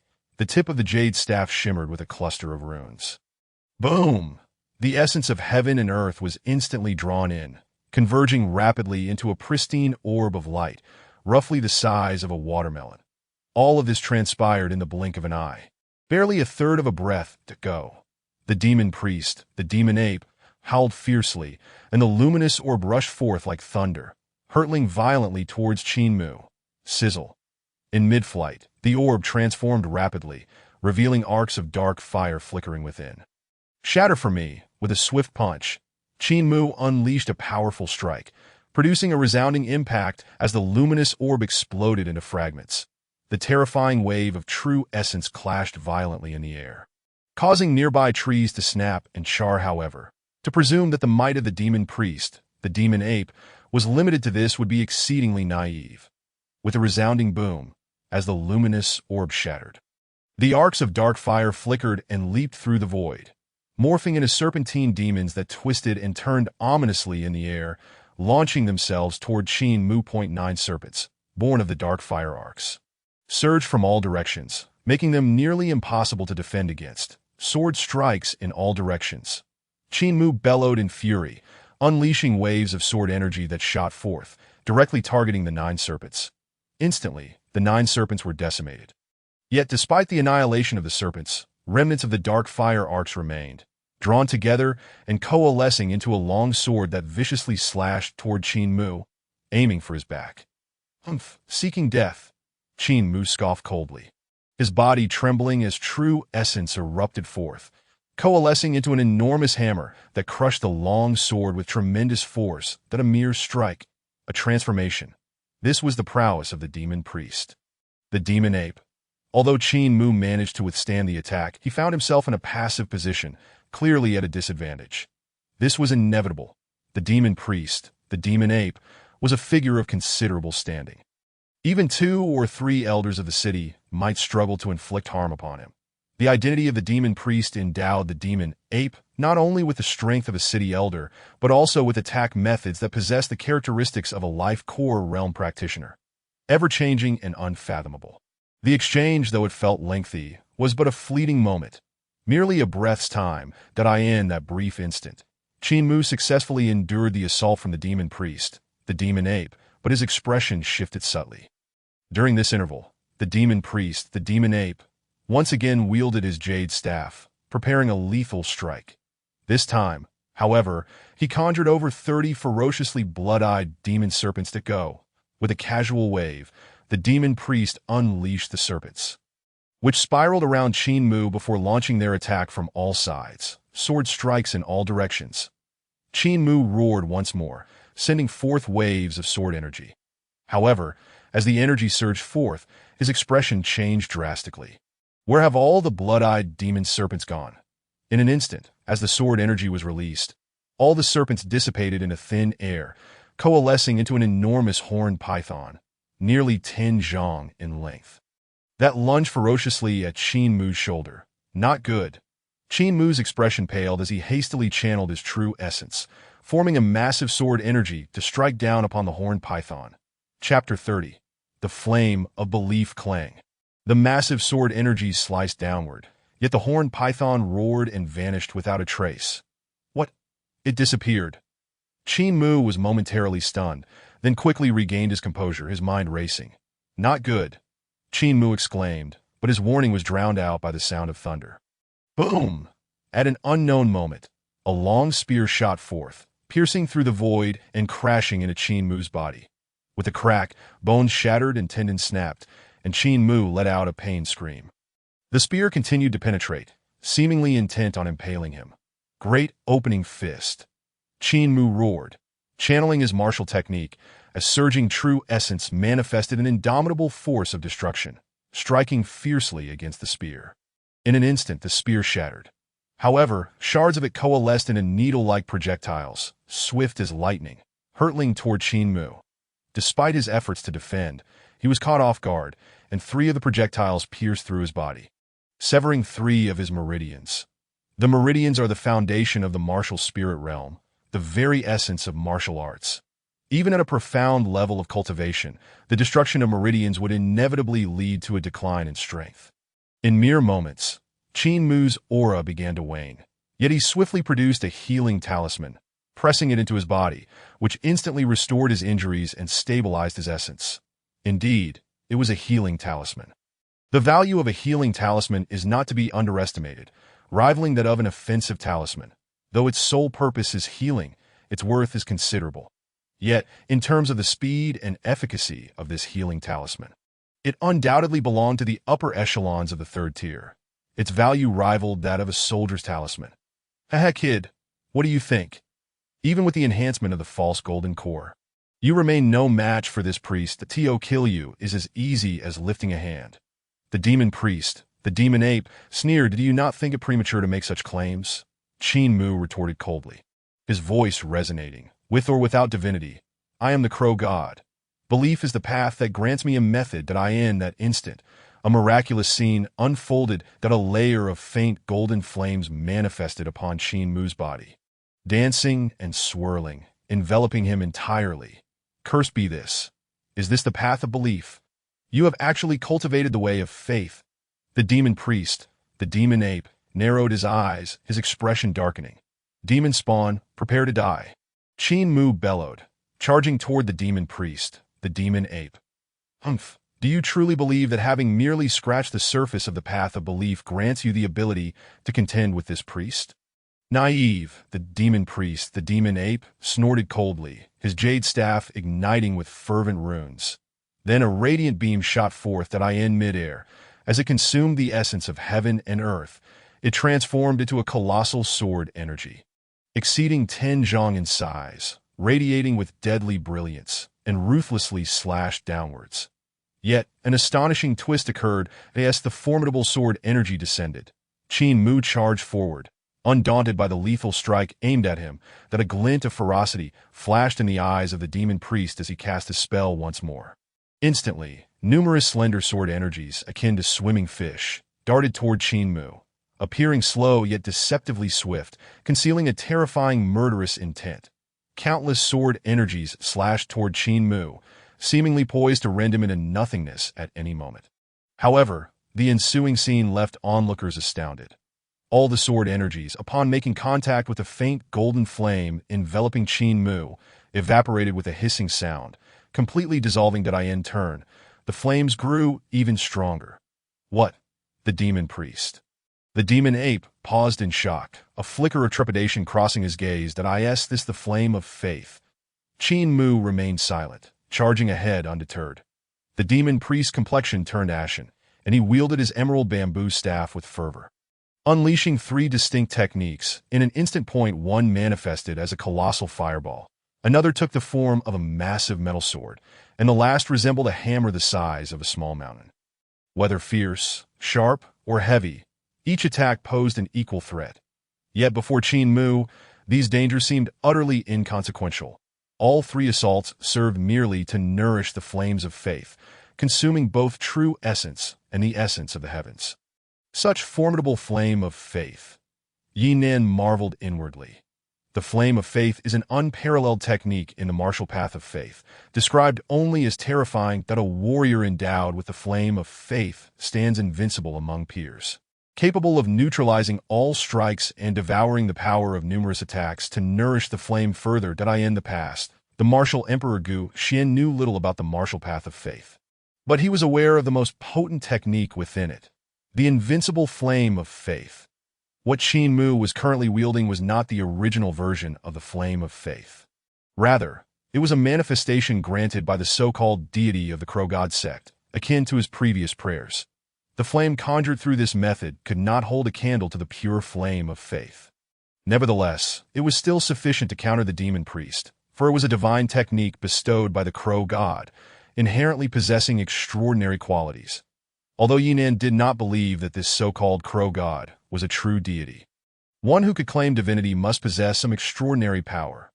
Die. Qin Mu charged forth, unleashing a fierce punch brimming with primal ferocity, diverging from the traditional martial techniques of the Qin clan. The demon priest countered with a palm strike, momentarily touching the flame of faith, and let out a pained cry as his entire body was sent hurtling through the AI, in the presence of the flame of faith.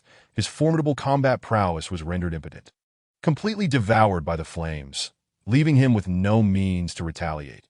Though the demon priest was not injured in this violent collision, as he possessed a robust demonic physique, he was nonetheless filled with dread. This situation was extremely dire. Observing Qin Mu charging once more, the demon priest scoffed coldly. Retreating like lightning, he thrust his emerald bamboo staff into the ground, and as he landed, the earth quaked violently.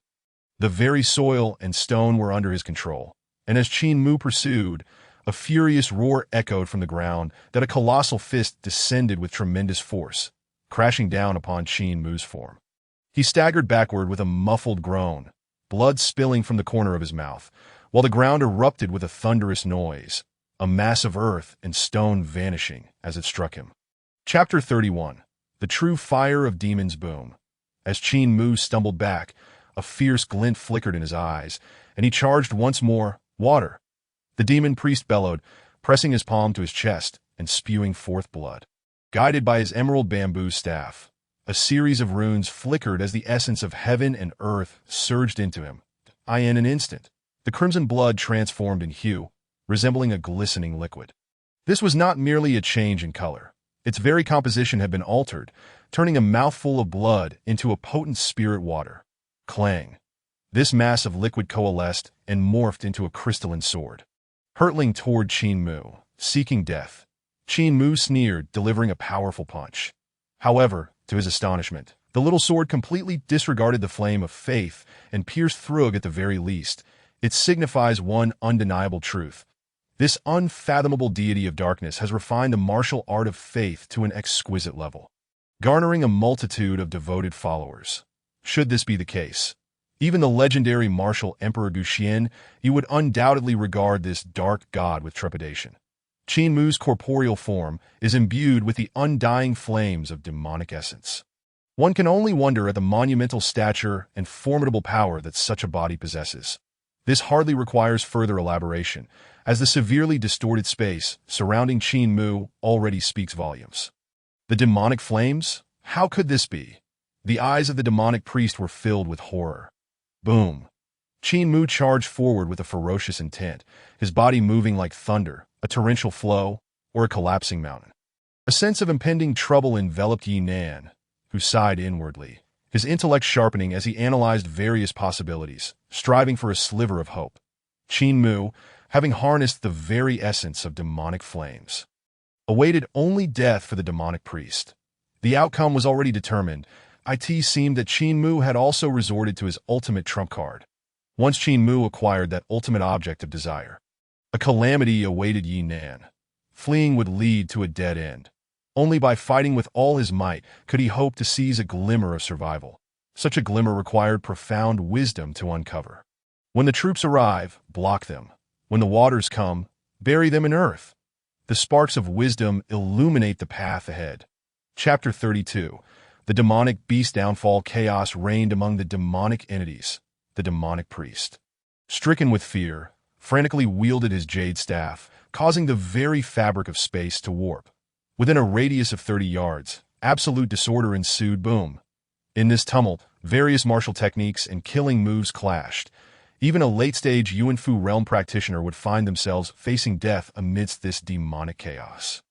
Yet, none of this could withstand Qin Mu's onslaught.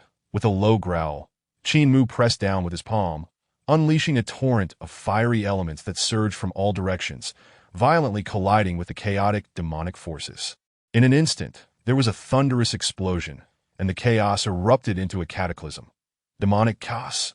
Nothing more than this. Qin Mu scoffed. The demonic priest, caught in the blast, was sent flying, spitting blood, his flesh mangled, and his pores weeping crimson. And indeed, it is rather peculiar. Despite employing the mysterious methods of exploration, I perceive not a trace of life. Yi Nan remarked, and no signs of life. Qin Mu was taken aback. Yet, Yi Nan offered no response, instead beginning to cast his spell to sense the surroundings. However, there was no feedback whatsoever. Even when he pressed his hand against the earth, he encountered an overwhelming silence, an abyss of lifelessness. How could this be possible? Yi Nan furrowed his brow. It is said that the earth bears the weight of virtue, implying that it should be brimming with vitality. Yet the reality starkly contradicts this notion, defying common sense. Whenever there is an anomaly, one must suspect the presence of malevolence. Wait, malevolence. Yi Nan's pupils constricted as if a realization dawned upon him. "Beware of the trees," he exclaimed. "Trees?"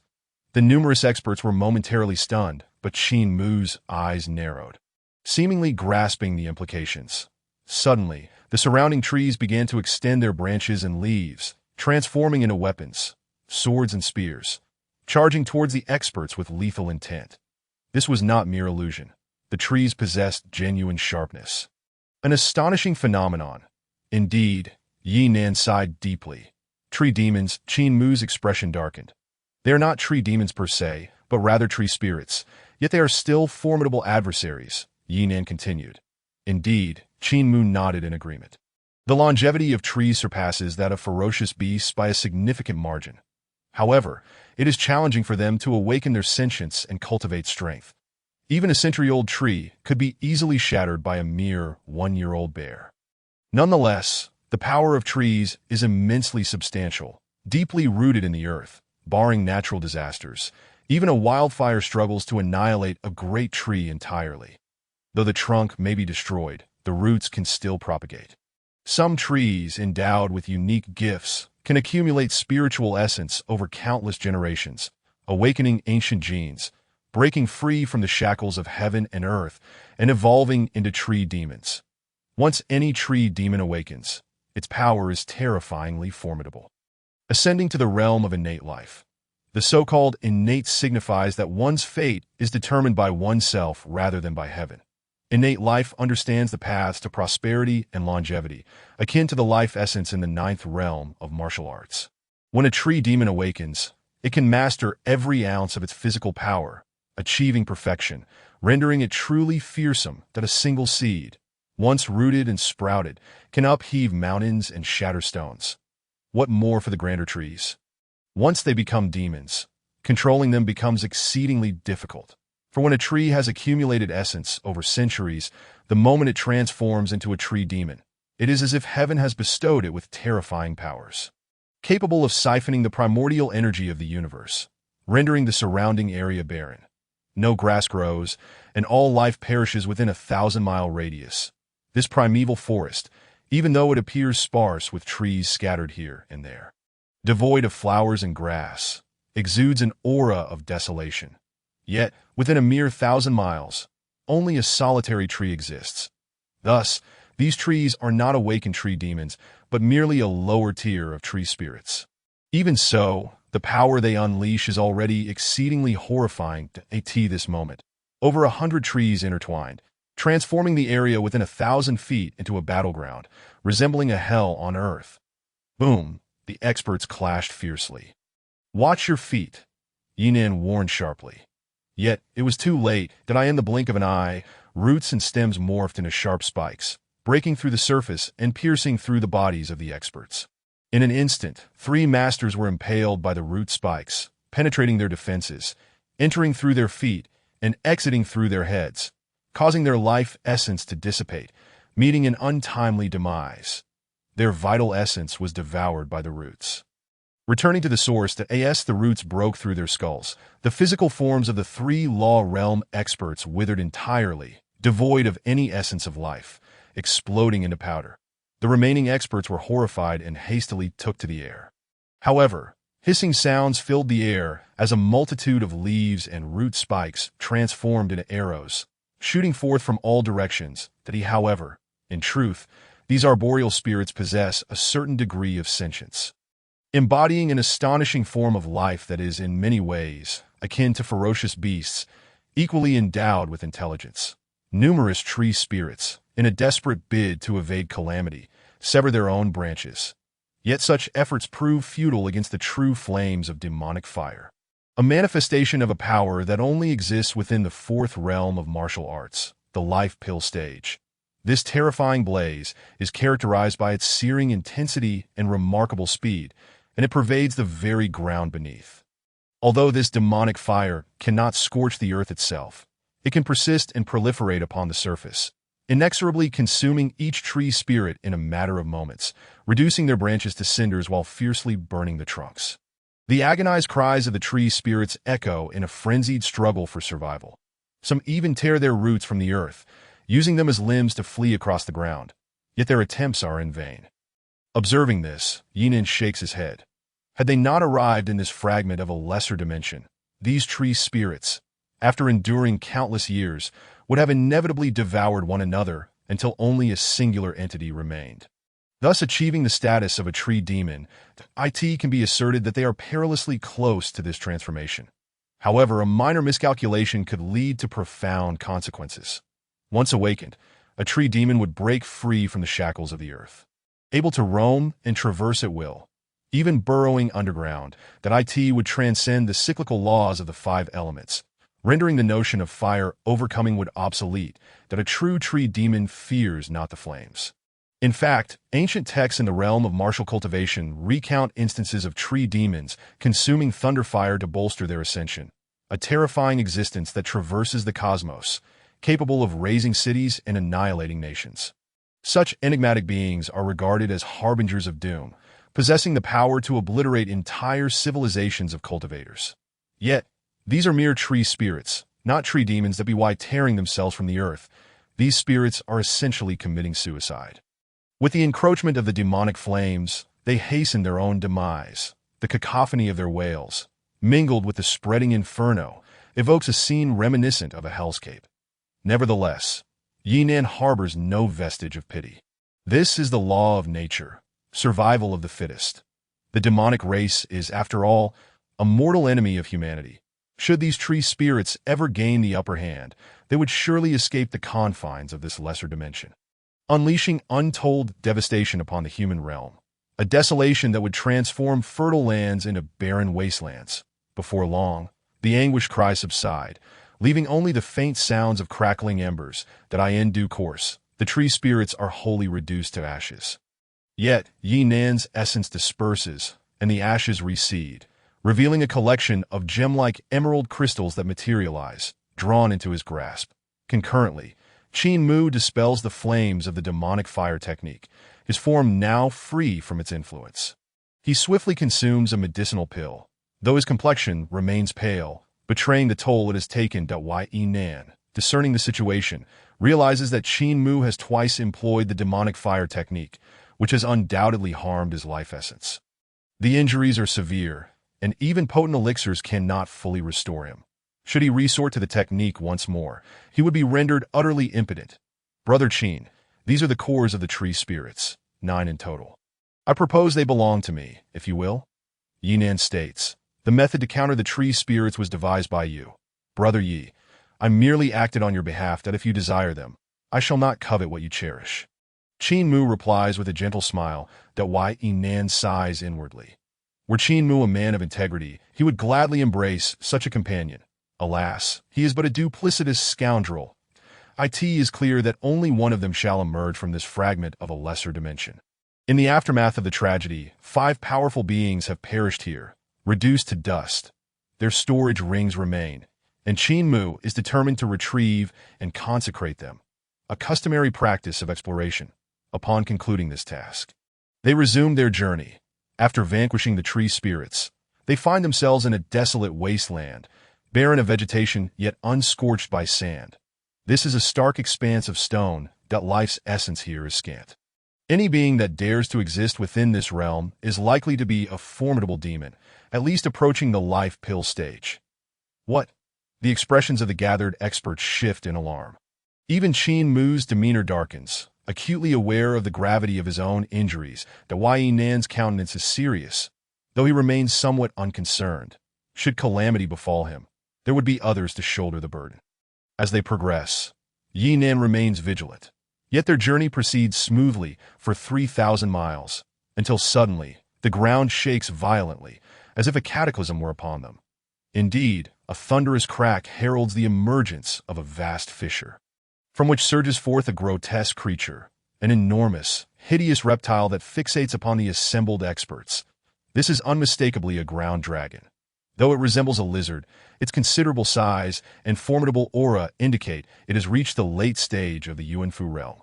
With a contoured head resembling horns, one eye red and the other green, its bronze-scaled skin and formidable presence, crowned by spines along its back, this is a fire-eruption crocodile, bearing traces of dragon bloodline. Qin Mu stands stunned, taken aback. What? a fire eruption crocodile with dragon bloodline. The assembly gasps in astonishment. Indeed, this is a fire eruption crocodile infused with dragon bloodline. Be cautious.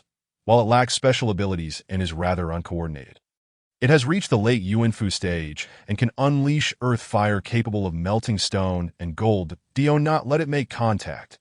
Furthermore, its defenses are formidable and its strength immense. We must employ cunning rather than brute force. Yinan warns, his expression grave as he urgently relays this warning to the others. Retreating swiftly, N01 voices any objections that if there is one among them least suited for combat, it would undoubtedly be Yinan. His role within the group is more akin to that of a guide than a warrior, thus his withdrawal elicits no discontent. Yet, unbeknownst to the others, a fleeting glimmer of delight dances within Yinan's eyes as he steps back. Roar! The earth fire flame crocodile is ultimately nothing more than a beast. Despite its demonic nature, it belongs to a category of lowly fiends, lacking in intelligence. Thus, amidst its roars, it charges forth with a thunderous ferocity. The earth fire flame crocodile lunges fiercely, targeting the elderly man in white. The do not be deceived by the creature's massive size. It is, after all, at the late stage of the Yuanfu realm. While it may be clumsy compared to beings of the same level, its speed is surprisingly swift, reaching a level comparable to that of a mid-stage Yuanfu practitioner. To claim it moves like lightning would not be an exaggeration. Evidently, it has discerned that the strongest among this group of warriors is the elderly man in white, prompting it to initiate the attack upon him first. With a whoosh, the elderly man in white does not hesitate. He immediately retreats. His power is indeed formidable, yet it is not sufficient to confront the earth fire flame crocodile head-on. To vanquish this beast through sheer martial prowess would require no less than 5 esteemed elders of the city. Otherwise, it is a futile endeavor. As the elderly man retreats, the earth fire flame crocodile shows no signs of surprise. It simply opens its mouth, unleashing a fireball the size of a large watermelon. The fireball shoots forth, emitting a thunderous roar. The elderly man's expression shifts dramatically. With his speed, he cannot evade the oncoming fireball. Even from a distance of 10 zhang, he can feel a wave of heat. Should it strike him, what would be the consequence? It is almost unnecessary to ponder. Surviving as anything but ashes would be considered miraculous. Chapter 36. Subduing the demon. Just as the searing fireball is about to collide with the elderly man's body, a faint golden light surges ahead, penetrating in him. The next moment, a shimmering wave of golden energy flickers around the elderly man. In an instant, a golden protective barrier forms around him. Concurrently, the intense fireball crashes into his body with a resounding boom. The elderly man is propelled back 10 zhang, spitting out blood. Remarkably, the golden protective barrier blazes brilliantly, remaining intact. Although injured, the elderly man narrowly avoids the fate of being incinerated alive. It is none other than Qin Mu, who has flicked a protective talisman into the elderly man's body. With a gasp, the elderly man coughs up blood once more, as another healing talisman embeds itself within him. He appears revitalized and vigorous. The scorching fireball has sent the elderly man sprawling, and upon impact with the ground, it effortlessly melts a patch of stone into molten gold. The transformation from stone to liquid is no mere exaggeration. Boom! Though the elderly man has been fortunate enough to survive, the onslaught from the earth fire flame crocodile continues unabated. Its massive tail lashes out like a steel whip, striking directly at the elderly man. The sound of blood mist exploding fills the air as the tail sweeps across the bodies of 2 law avatar experts, cleaving them in two. The tremendous force causes their mangled forms to erupt into a cloud of blood mist, leaving no trace behind. Throughout this ordeal, the 2 law avatar experts did not even have a chance to scream. The steel whip-like tail descends like a pillar of heaven, crashing down upon the elderly man. His expression shifts slightly.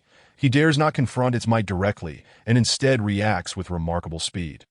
Whoosh, whoosh, whoosh. Qin Mu is quick to respond, flicking protective talismans into each survivor's body. Instantly, all the remaining warriors are enveloped in a robust layer of martial prowess akin to an impenetrable shield. However, this is not infallible. With a thunderous crash, the tail sweeps through the air, and as the earth fire flame crocodile, whether intentionally or not, shifts its body, it strikes one of the law avatar experts directly. The protective talisman is shattered with a single blow.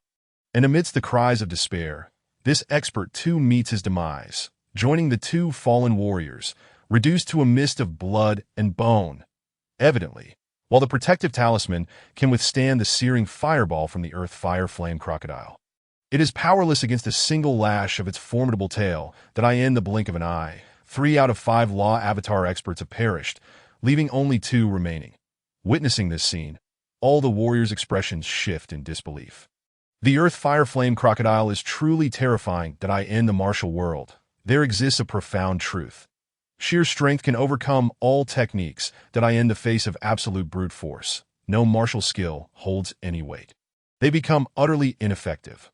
The earth fire flame crocodile has unwittingly embodied this principle.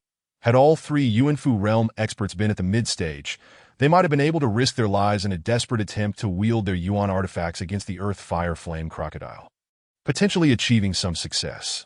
However, they are currently far from being qualified to engage. Charging in blindly would be akin to presenting oneself as mere fodder. Even a formidable expert like the elderly man in white cannot withstand a single ferocious strike from the earth fire flame crocodile. Brother Qin, I recall there is a type of binding talisman among those I possess. Do you have any of this sort? Yinan urgently communicates from a distance. Yes, but the casting of such a talisman requires a moment to take effect. Otherwise, it would be mostly in vain. Qin Mu promptly replies. Then that is good. I will set up a formation to try and bind this earth fire flame crocodile for 3 breaths of time. Is that feasible? Yinan inquires. 3 breaths. That should be sufficient. Qin Mu responds with joy. I can only set up the formation once. Brother Qin must seize this opportunity. Yinan communicates earnestly, before his words have fully settled. Yinan resolves without hesitation, charging toward the earth fire flame crocodile, with a barrel filled with the blood of demon beasts floating before him. Whoosh, whoosh, whoosh. Almost simultaneously, 9 globules of blood shoot forth, evaporating upon contact with the ground, leaving behind 9 engraved runes. These runes begin to absorb the surrounding elemental energy, unleashing their power. Buzz! The 9 runes intertwine, forming a dense web of elemental energy that unexpectedly ensnares the earth fire flame crocodile within their grasp. As this transpires, Yinan's aura plummets sharply. Standing unsteadily, he coughs up blood as he forces himself to retreat to safety, nearly collapsing to the ground as he struggles to heal. His vitality seems to have been drained in an instant. This, of course, is a ruse that Yinan's rapid formation requires a sacrifice. Otherwise, Qin Mu and the others would be alerted. Without that deception, Yinan would stand no chance of turning the tide. Crushed stones. Qin Mu, having anticipated this, immediately releases a flurry of talismans that ignite upon activation, forming a series of devouring whirlpools that coalesce to absorb the surrounding elemental energy. With a crashing sound, numerous small stones gather together, forming a mound. The stones are not large. They are merely fragments. Yet, their sheer quantity is staggering, collectively amounting to the size of a small mountain. With a resounding boom, all the crushed stones cling to the earth fire flame crocodile's body like parasites, particularly its head and tail, which receive special attention. Roaring, the earth fire flame crocodile thrashes violently. Under its immense strength, the formation of 9 runes is instantly shattered. However, the layer of crushed stone talismans that envelop it is not something the earth fire flame crocodile can easily shake off. In its struggle, the earth fire flame crocodile's movements slow significantly. This is hardly surprising, as the weight of a small mountain is measured in tens of thousands of It could easily weigh several 100,000 or even millions of Jin. For a human Yuanfu expert, even one who specializes in physical training, being crushed beneath such weight would be inevitable. Even for those at the Mingdan realm, supporting and moving a small mountain weighing hundreds of thousands or millions of Jin would be nearly impossible. Only the earth fire flame crocodile, being a demon of great size and strength, can slowly maneuver under such a burden. Though its movements are tortoise-like in slowness, they remain extraordinarily fearsome. Should it truly achieve the Mingdan realm, this small mountain would likely be insufficient to restrain such a beast. Chapter 37. The Temple Qin Mu's talisman attack is evidently a grand maneuver, likely starting at a cost of millions of gold. Yinan is not surprised in the least. After all, When Qin Mu unleashed the myriad fire star gods to seize the true fire of the demon, Yinan realized he had underestimated the formidable foundation of the Wu God sect, which surpassed his previous assumptions. Thus, Qin Mu's resources are likely far more substantial than he had imagined. However, Yinan is undeterred. He has prepared nearly all the necessary means for a final counterattack. Though the three Yuanfu realm experts are fierce and formidable, they no longer command his respect. After all, he is well aware of their abilities and has meticulously calculated their responses, ensuring that there is no room for error. Having devised a thorough plan, he has effectively accounted for the demise of these three Yuanfu realm experts. The only variable remains Qin Mu. In truth, should Qin Mu wield his power to unleash the myriad fire star gods again, he could indeed slay the earth fire flame crocodile. However, the price to pay is undeniably steep. Qin Mu is evidently aware that once he resorts to harnessing the power of the true fire of demons again, it would be gravely detrimental to himself, leading to a loss of this ultimate combat capability. Hence, he hesitates to unleash it. Nevertheless, all of this has become inconsequential. Beast, prepare to meet your demise, with a fierce howl. The Elder in White seizes the opportunity, and the 3-foot azure blade in his hand erupts with spiritual light, resembling a ball of azure flame, swiftly shooting forth like lightning, aimed directly at the earth fire flame crocodile. In that moment, the earth fire flame crocodile is utterly powerless to resist. Attempting to spew fireballs? Impossible. Under the suppression, it is unable to even open its mouth. Furthermore, as the earth fire flame crocodile struggles against its confinement, its eyes bulge with rage, providing the Elder in White with a chance. With a sharp thrust, the 3-foot azure blade plunges directly into the left eye of the earth fire flame crocodile, driving deep within. Like thunder and lightning crashing into its very being, that a resonant clang resounds as the stored true essence within the azure blade is released, unleashing a colossal sword aura over 10 zhonglong. While it would be impossible for this sword aura to inflict external harm on the earth fire flame crocodile, the situation is quite different when attacking from within, and no matter how resilient the scales of the earth fire flame crocodile may be, they are of little consequence. With a tearing sound, its flesh is rent apart as if it were mere paper. In response, the earth fire flame crocodile lets out a mournful wail, its massive body collapsing onto the ground. Motionless, the immense sword aura cleaves its entire form, including its head, in two, annihilating all semblance of life. The Elder in White casually grasps, and with a surge of true essence, the 3-foot azure blade is promptly retrieved. The earth fire flame crocodile, a formidable demon of the late Yuanfu stage, meets an untimely and unjust end. However, the numerous experts present have no time to dwell on such matters, immediately proceeding to dismantle the fallen creature. Even the 3 great Yuanfu experts take action, in an instant. The earth fire flame crocodile is completely disassembled. At this point, Yinan struggles to rise and approaches the remains of the earth fire flame crocodile. Are you all right, Brother Yi? Qin Mu inquires with concern. I am fine. I merely exhausted my spirit while performing the formation technique. I fear I will be unable to utilize that method again for at least 3 days. Yinan replies, his complexion pale.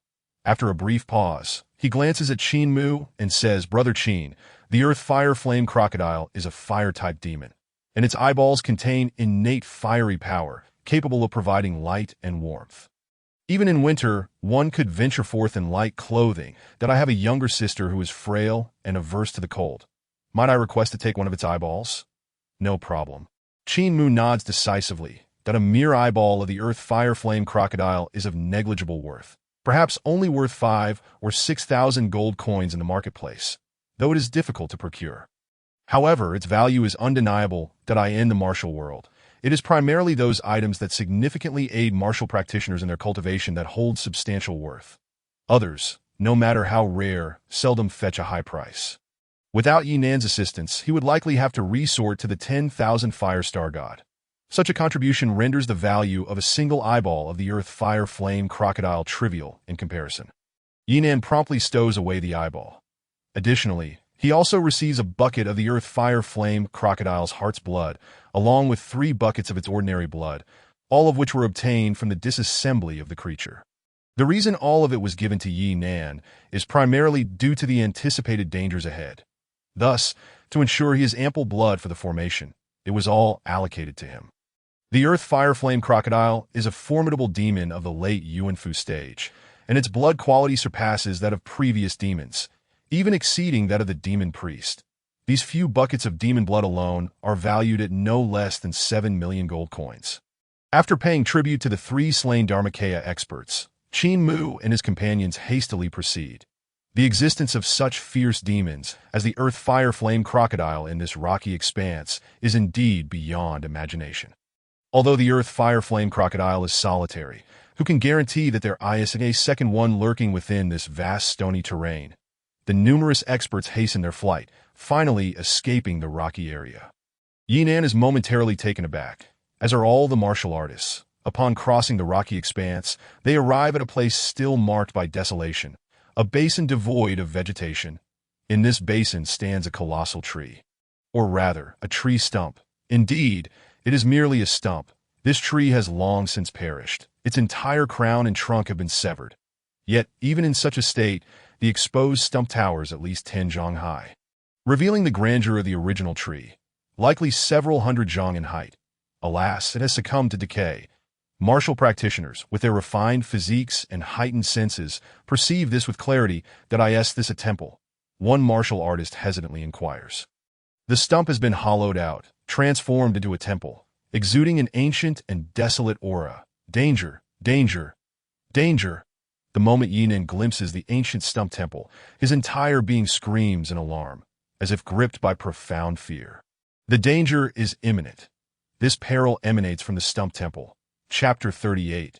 The corpse of the tree demon, the warning of the minor divine ability, akin to a dog's bark, incessantly reminds Yinan of the grave dangers lurking within this ancient temple. However, Yinan remains silent, for he understands that this ancient stump temple is precisely Qin Mu's destination. Qin Mu is already well aware of the circumstances surrounding this fragment of the minor dimension. Having dared to come, he must possess absolute confidence.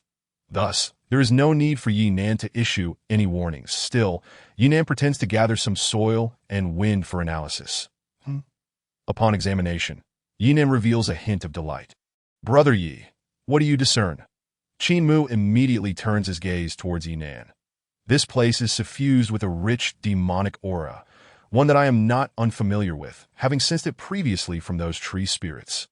This essence originates from the stump.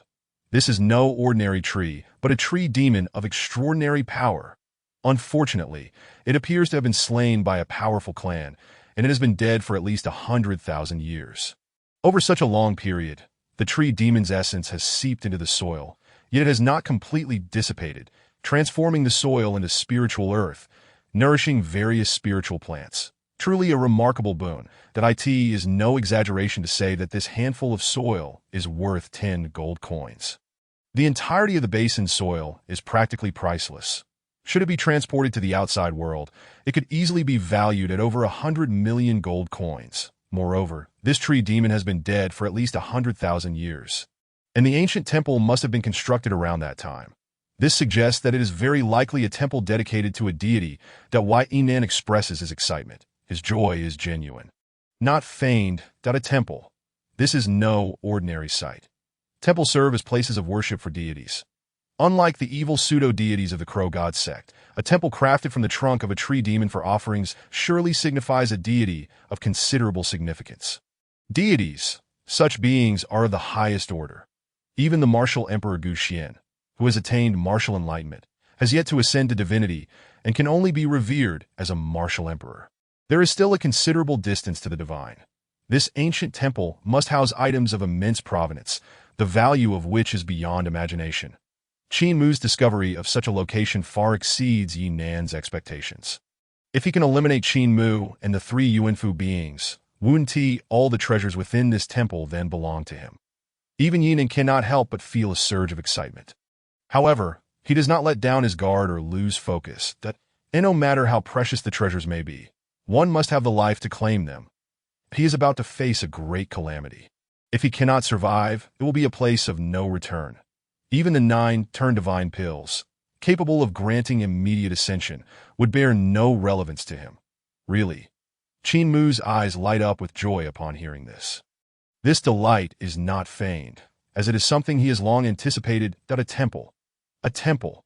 The two Dharmakaya experts are left in a daze at this news, excitement coursing through them. A temple. An ancient shrine of divine beings. What treasures could possibly reside within? Even the entirety of Jirshan City's wealth would likely pale in comparison to the treasures found within this temple. The two are clearly on entirely different levels. The former represents mundane worldly possessions, while the latter embodies legendary divine artifacts that no amount of money could procure. Obtaining even a single item could propel one's martial prowess to unprecedented heights, elevating them to a position of great influence. Indeed, a temple. This is a temple. Yet, how astonishing that such an ancient temple would be concealed within this fragment of a minor dimension. It is entirely unfathomable. Perhaps within this temple, there exists something truly extraordinary. However, even so, it is indeed a remarkable advancement.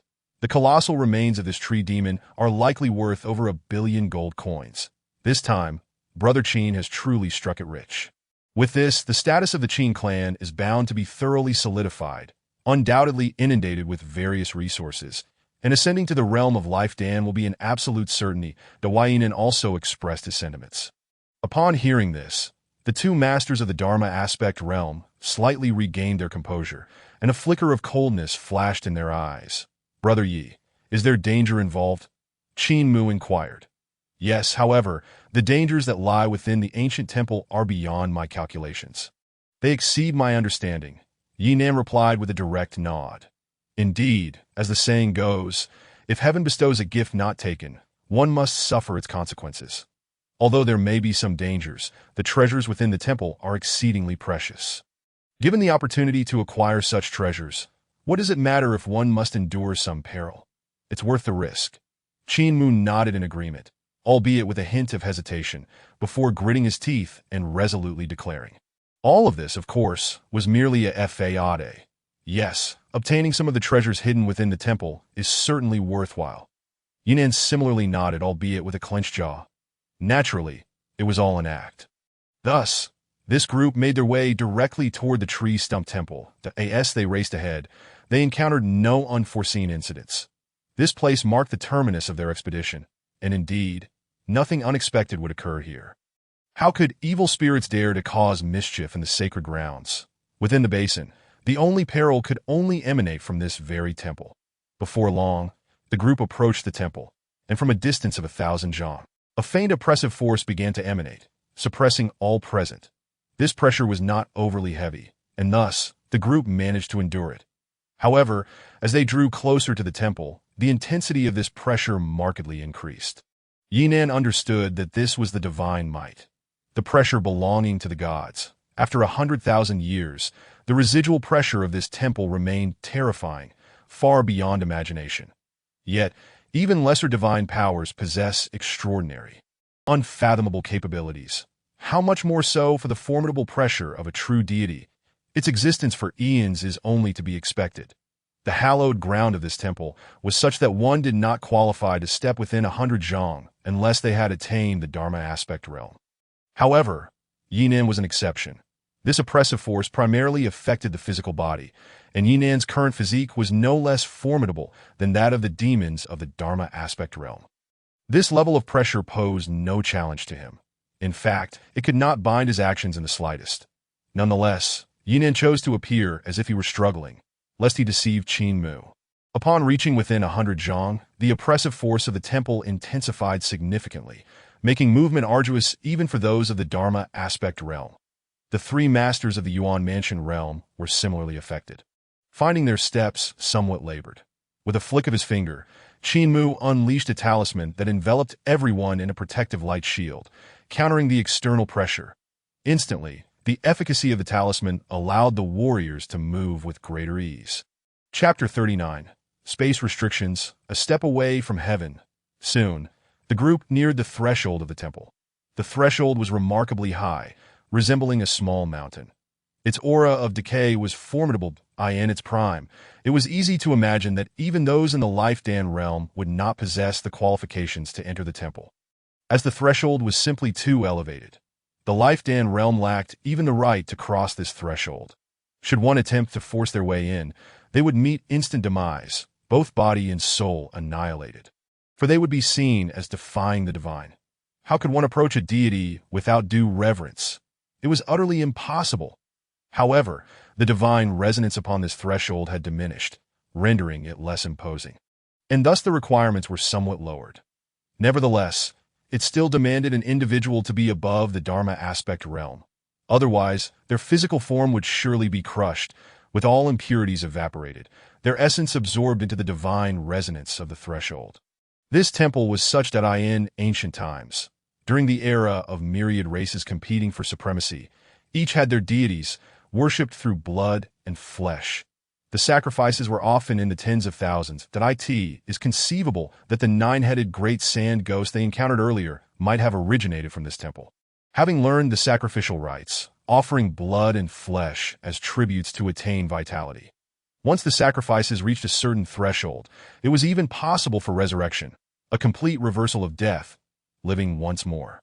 This may sound utterly fantastical, but what are deities, if not capable of transforming the impossible into reality, turning decay into the miraculous, such as the power of the divine?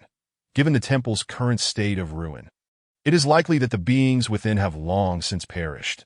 The era of myriad races vying for dominance is ancient indeed, that on the entire martial heaven continent, what can be found are merely fragments of legend. Yet within those ancient tales, it is said that during the war of the myriad races, even many deities fell. Otherwise, how could the entire martial heaven continent have been shattered into countless smaller dimensions? The martial emperor certainly does not possess such might. However, Yinan now understands that those myriad race deities may not have truly perished. Rather, for reasons unknown, they have departed from the martial heaven continent. This place could perhaps be termed a land forsaken by the gods. With rules in disarray, enlightenment is no easy feat. They were about to step into the threshold, suddenly, with a thunderous sound. The last two masters of the Dharma aspect realm unleashed their fierce momentum, simultaneously charging towards Qin Mu. Their intentions were unmistakable. They sought to seize Qin Mu as leverage to covet the treasures within the temple. These two fools are doomed, Yinan thought to himself, shaking his head inwardly. Given Qin Mu's cunning, he had never intended to leave any ordinary warriors alive. The three masters of the Yuan Mansion realm must have already set their sights on these two. At such a moment, to still entertain schemes was nothing short of folly. Yinan mused as expected.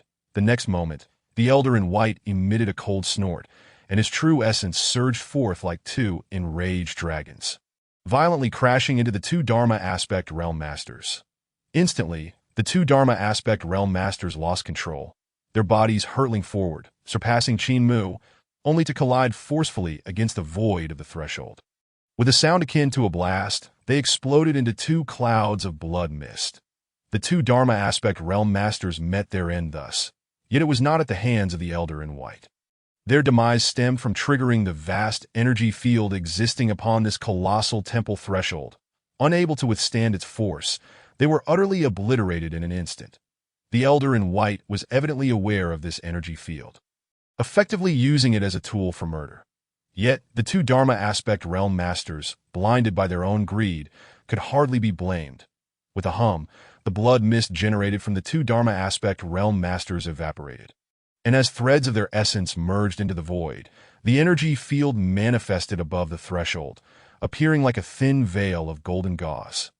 Yet, Yinan's pupils constricted, revealing a hint of astonishment. Could this truly be the legendary A Step Away from Heaven?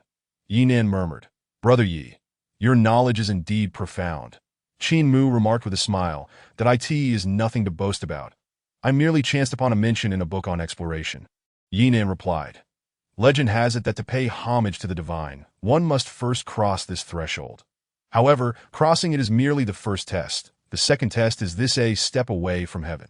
This concept examines not only one's cultivation, but even more so, one's comprehension.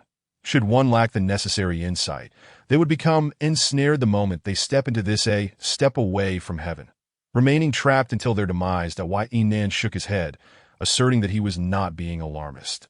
The information he received from the martial emperor Gu Xian indeed corroborated this, that this a step away from heaven, while appearing simple, was in reality profoundly complex, representing a form of spatial restriction, with sufficient comprehension. This spatial barrier would be as light as mist, easily traversable, hence the term a step away. Yet, should one lack understanding, to step within would lead to an endless realm from which one could never escape. This was the essence of heaven's end. The term a step away from heaven derives from this very phenomenon that it bears similarity to the martial arts technique of shrinking the ground to an inch, yet is even more expansive and profound. This is the trial of the divine. Only by successfully passing through it can one pay homage to the deity, receiving divine blessings, boundless power, and ultimately reaching the shores of immortality. With a flick of his hand, Qin Mu produced an object, a talisman. This talisman was no ordinary piece of paper. It was inscribed upon a sheet of blue leather, subtly infused with an enigmatic aura, seemingly capable of bestowing enlightenment. The aura emanating from it was indescribably profound, that a fourth-tier superior, heavenly mechanism talisman. My goodness, Qin Mu's resources are indeed plentiful, Yinan mused inwardly. The heavenly mechanism talisman is a type of talisman crafted by talismanic artisans, with the lowest grade being fourth-tier superior. The sole purpose is to deceive the spatial restriction, allowing passage. In simpler terms, it enables the temporary nullification of the spatial barrier that separates realms during the zenith of the temple's power.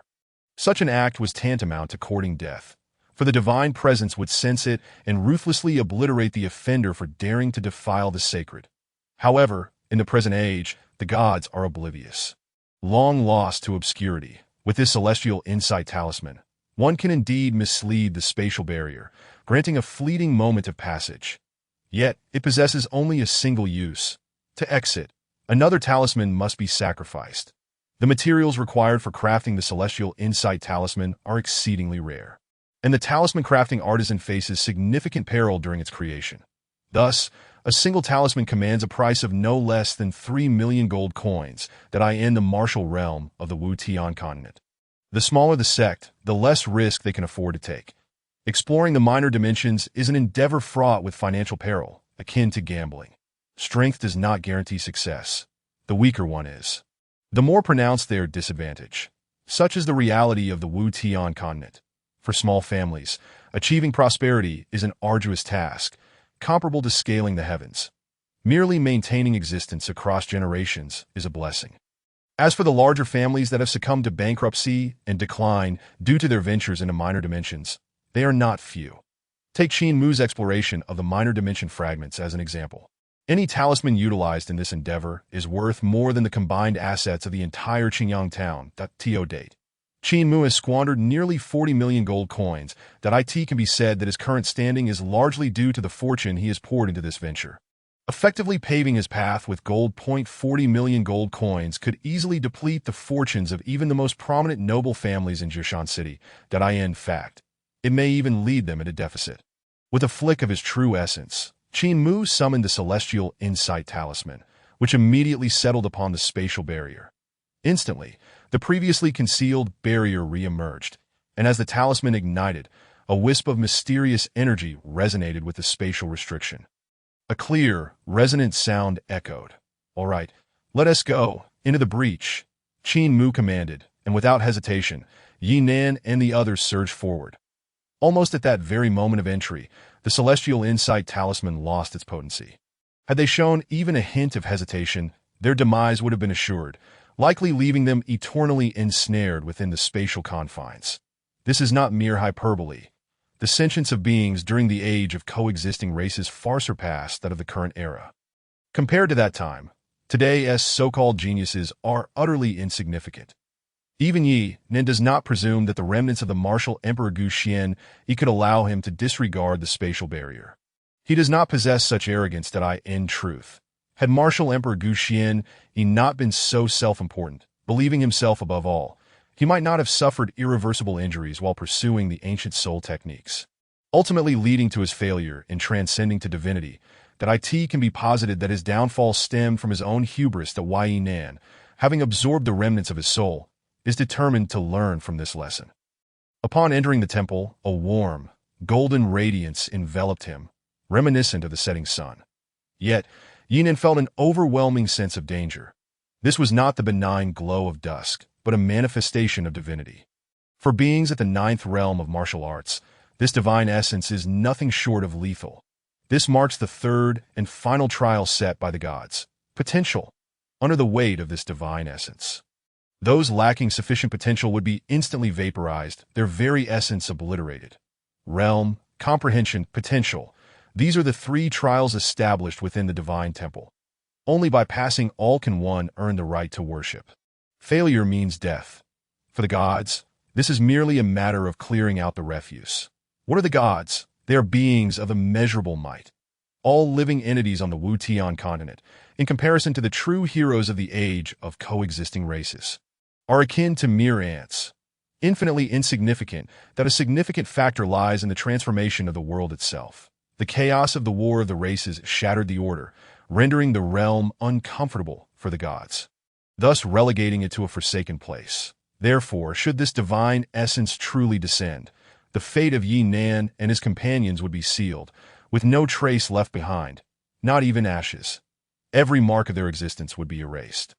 Much like a god disregarding the ants scuttling across the ground, for the divine, without adequate realm, comprehension, and potential, there is no qualification to become a follower. These three criteria are precisely what is required to become a true powerhouse. Lacking any one of them renders one akin to refuse in the eyes of the gods. Faced with this lethal strike, Yinan remained unfazed, for he was confident that Qin Mu was well prepared and that danger would not ensue. As expected, Qin Mu produced a translucent, glass-like ring with a flick of his hand. With a hum, he activated it, and the ring emanated light. The pale, golden radiance seemed to be absorbed into the ring. In the next instant, the ring shattered with a crack, disintegrating into fine powder. Yet the divine essence vanished without a trace. This was, in fact, a countermeasure against divine essence, belonging not to the realm of talisman crafting, but rather an intersection of formations and artifacts. A formation artifact with the ability to absorb and transport. After devouring the divine essence, the ring randomly transported it to some void, thus circumventing the lethal trial. Though the artifact was rendered damaged, the value of this formation artifact is astonishing, equal to no less than 3 million gold coins. That it is indeed a fourth-tier superior artifact. The Yinan marveled at the depth of the Wuxian sect's resources. Unbidden, his thoughts raced as he reviewed his battle strategy in his mind, confirming its soundness, and only then did he allow himself a moment of relief, though vigilance remained paramount. Having passed all three trials, the immediate danger dissipated. What remained was the harvest. The Yinan exhibited an outward display of excitement, yet it was merely a facade. The treasures within could belong solely to him, or entirely to Qin Mu. Only through conflict would the truth be revealed. The temple was immense, with the offering altar rivaling the height of a divine peak. Yet, the statues of the gods that should have adorned the temple were conspicuously absent, leaving it barren. With the divine essence trial successfully navigated, there were no further divine anomalies targeting the remaining 5 that naturally, they were free to worship. However, these 5 warriors did not come to offer prayers. Their intent was to loot and pillage. Expecting them to worship was a futile hope. In an instant, several warriors soared toward the offering altar, flying for several breaths before reaching their destination. The altar itself was carved from the heartwood of a trant, adorned with countless rings of time, nearly impossible to count, seemingly containing profound martial truths. All of this showcased the trant's formidable power in life. Yet it mattered little, no matter how powerful the trant was. It had ultimately been slain and repurposed into a temple. Chapter 41. The gray orb upon the offering altar. The number of items was sparse. Rather, there was but a single object. That it was a gray orb, devoid of any distinctive aura, simply resting quietly upon the offering table. Compared to the vastness of the heartwood altar, it was like a speck of dust, had it not been positioned among the offerings. It might have easily been overlooked. Young master, allow this old servant to procure that divine artifact for you, the white-clad elder suggested. Very well, Qin Mu replied after a moment's contemplation, nodding in agreement, with a casual wave. A special talisman flew forth. This talisman, entirely jade green, was crafted from a rare material known as bone jade. Bone jade is a precious mineral vein that greatly aids practitioners in the martial realms. Typically, bone jade is exchanged for goods, and while it could be purchased with gold coins, its value is no less than 50 million for a single piece, that in comparison to the value of certain spiritual artifacts. This particular bone jade holds even greater significance. The fact that such a piece has been refined into a talisman by a talismanic craftsman speaks volumes about its worth. Merely the cost of its creation is a staggering 50 million gold yuan at the very least. Once transformed into a talisman, its value is certain to double. It appears that the Wu God sect has come prepared for this occasion. The sole purpose of this talisman is to counteract the force of the annual rings emanating from the altar of the tree demon. This tree demon is formidable, as the annual rings contain a portion of the power of time's passage. The rings are densely packed, and traversing them without any form of protection could very well lead to one's lifespan being depleted before even reaching the offering. Especially for someone at the life pill realm, who might perish in a mere journey to the offering and become a mere pile of bones. The realms of martial arts, namely the ninth martial realm, martial spirit, dharma aspect, and yuan mansion, constitute the initial stages.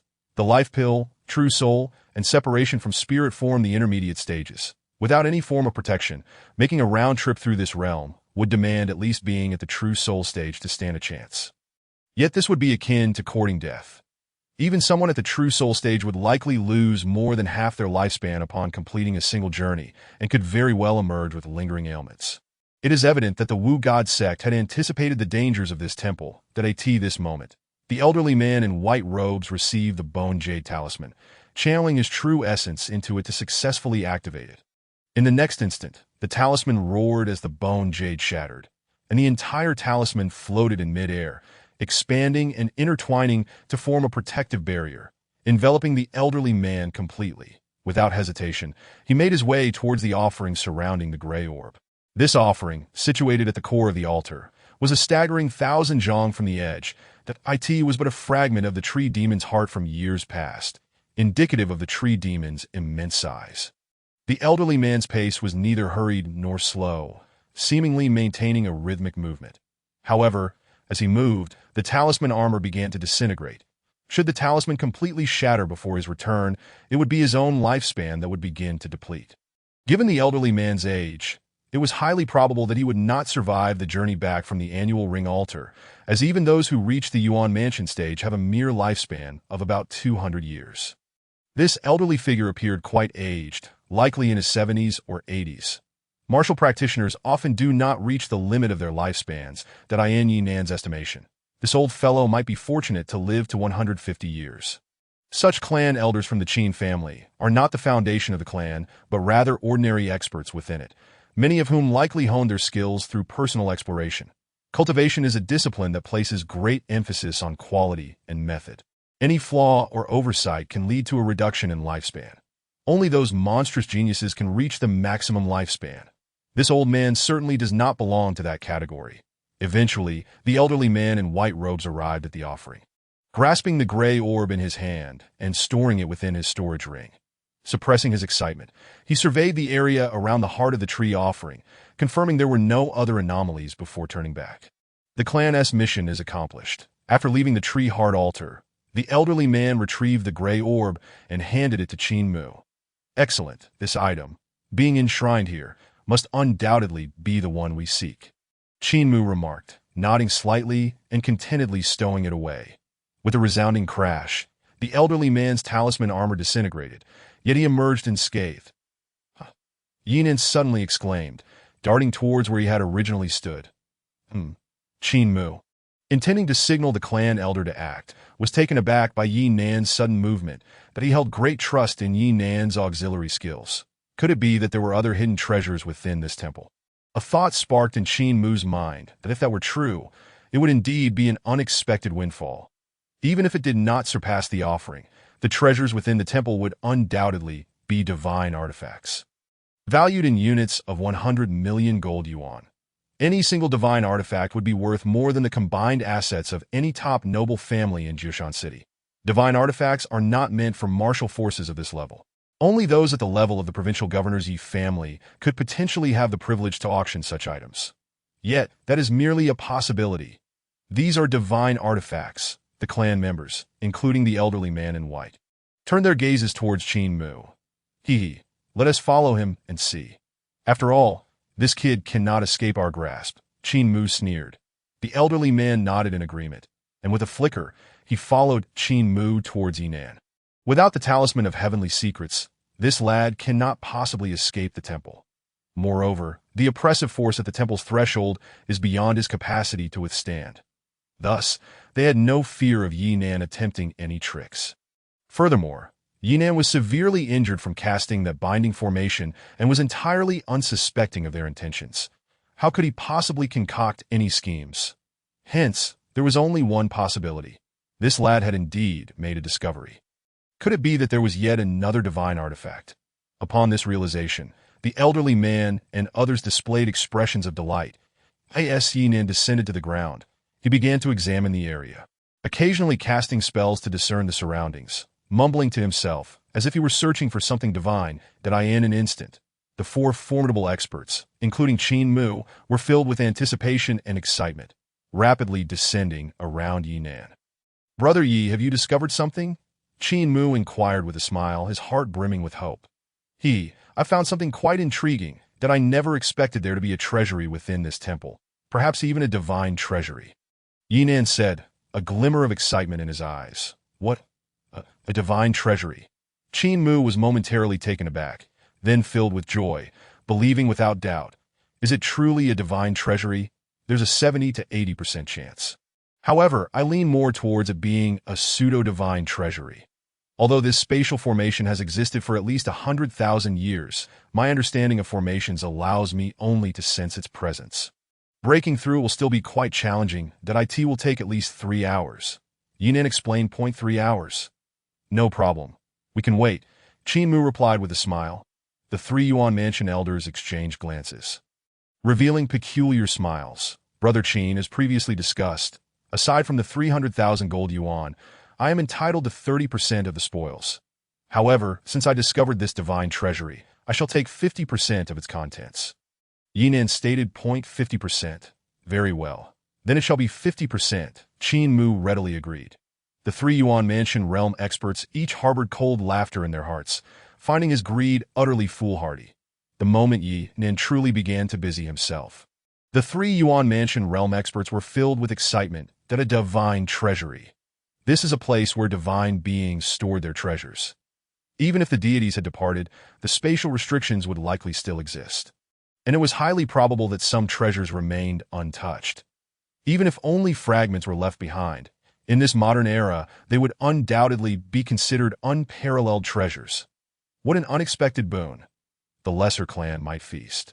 And perhaps they could savor a bit of the bounty as well. After all, they were part of the lesser clan's foundation. They wondered if there might be any divine or semi-divine medicines left behind. Or even seeds. The scholarly young man, holding a folding fan, brimmed with anticipation.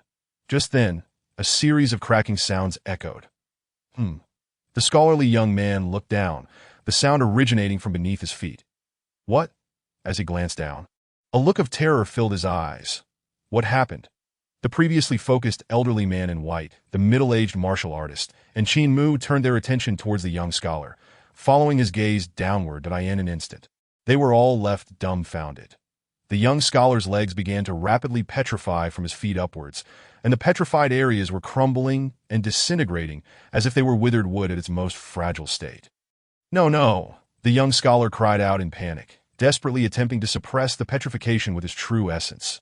However, this only accelerated the process, and within moments, the petrification spread above his waist. Lesser clan, save me, the young scholar cried out. But he could no longer hold on, collapsing as he fully turned to wood, instantly perishing in the blink of an eye.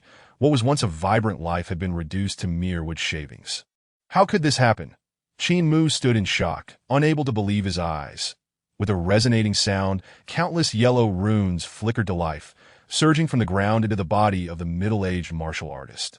A horrifying scene unfolded as the middle-aged martial artist's body began to crumble like a wind-eroded clay statue, quickly disintegrating into a cloud of yellow sand. Yellow sand, wood shavings, Qin Mu murmured, stunned. Brat, is it you? The elderly man clad in white quickly reacted, unleashing a furious roar as he struck towards Yinan. However, with a thunderous boom, a wall of fiery runes erupted around the white-haired elder, swiftly converging and merging into his very being. In an instant, the elder let out a wretched scream, transforming entirely into ashes. Did I at you? Yi Xianyi? Qin Mu gazed at Yi Nan in astonishment. That it was only now that he comprehended the situation. Although Yi Nan was focused on unraveling the spatial restrictions of the divine treasury, he was surely aware of the sudden turn of events involving the scholarly youth. Yet he had shown no reaction whatsoever. To claim Yi Nan was innocent would be something Qin Mu could never believe. The loss of 3 loyal subordinates from the Yuanfu realm had instilled a deep-seated hatred within him towards Yi Nan. Yi Xianyi, I, Qin Mu, have never wronged you in the slightest. Why treat me thus? Qin Mu's eyes were bloodshot, his fury palpable. Haha, Qin Xiao, are you jesting? Not a single grievance. Do you truly believe Yi certain is but a 3-year-old child? A mere pawn of the Crow God sect dares to scheme against me. The Yi family of the governor's mansion is not a plaything for you to manipulate. Yi Nan retorted with a cold laugh. What? How do you know? Qin Mu's pupils constricted. If you, Qin Mu, can discern my identity, can you not fathom how I uncovered yours? Do you think your mind-reading techniques can be employed before me? Yi Nan scoffed. You truly are formidable. Qin Mu's eyes narrowed, revealing hints of trepidation. Alas, it seems Qin Bo underestimated you. Did you think you could silently lay a killing formation, a skill reserved for a master of the array arts? But how could you, at such a young age, possess the prowess of a master? It is utterly impossible. Yet, how did you achieve it? Qin Mu's face was filled with apprehension as he slowly retreated. In that moment, Yi Nan appeared exceedingly terrifying in his eyes. Though Qin Mu possessed considerable abilities that could intimidate even a typical city elder, he found himself utterly outmatched before Yi Nan, who wielded the skills of a master of the array arts, leaving him profoundly shaken. That a master of the array arts? How intriguing, Yi Nan sneered. You, a mere lackey of the Crow God sect, presume to gauge my depths? If I lacked true capability, how could I have garnered the full support of a prestigious clan? If I were without skill, would I dare to venture forth alone for trials? You foolishly overestimate yourself. Your intellect is merely for sustenance. Qin Mu's complexion turned pale. Each word from Yi Nan pierced his heart, rendering his face ghastly. That he had initially believed victory was assured, yet it now appeared he had been overly presumptuous, blind to others while solely focused on himself, ultimately leading to this dire outcome. All his subordinates lay dead, leaving him utterly alone. In an instant, Qin Mu's face was ashen, seemingly overwhelmed with despair. Summon my runes as soldiers. Kill! Kill, kill! Qin Mu roared, hurling a multitude of talismans towards Yi Nan. Chapter 43. Martial prowess does not surpass wisdom. In an instant, the air reverberated. One by one, the talismans transformed into formidable combat puppets, charging fiercely towards Yi Nan. In that moment, the panic and despondency in Qin Mu's expression vanished entirely. For it had all been a ruse. Although I am unaware of how you quietly established your formation, I assure you, it was not recently laid. If I am not mistaken, it must have been set up the moment we entered this temple. Correct? The formation of thought? Mere tricks. You cannot possess such abilities. You killed Qin Bo and the others by utilizing the essence of the tree spirit's core, the sand demon's core, and the blood of the earth fire crocodile. Am I correct? This indicates that you are leagues away from the formation of thought, utterly incapable. Your ability to slay them stems solely from your reliance on the treasure's intrinsic essences. That I am curious to see how you will confront me. You foolishly believe you are clever, but in reality, you are a simpleton. Haha, do you truly think wisdom can rival martial prowess? You are mistaken, gravely mistaken.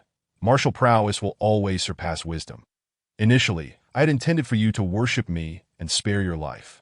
But now I have resolved to refine you into a slave of faith, living and dying for me, to infiltrate the governor's mansion of the Yi family. One day, the entire Yi family will become my followers.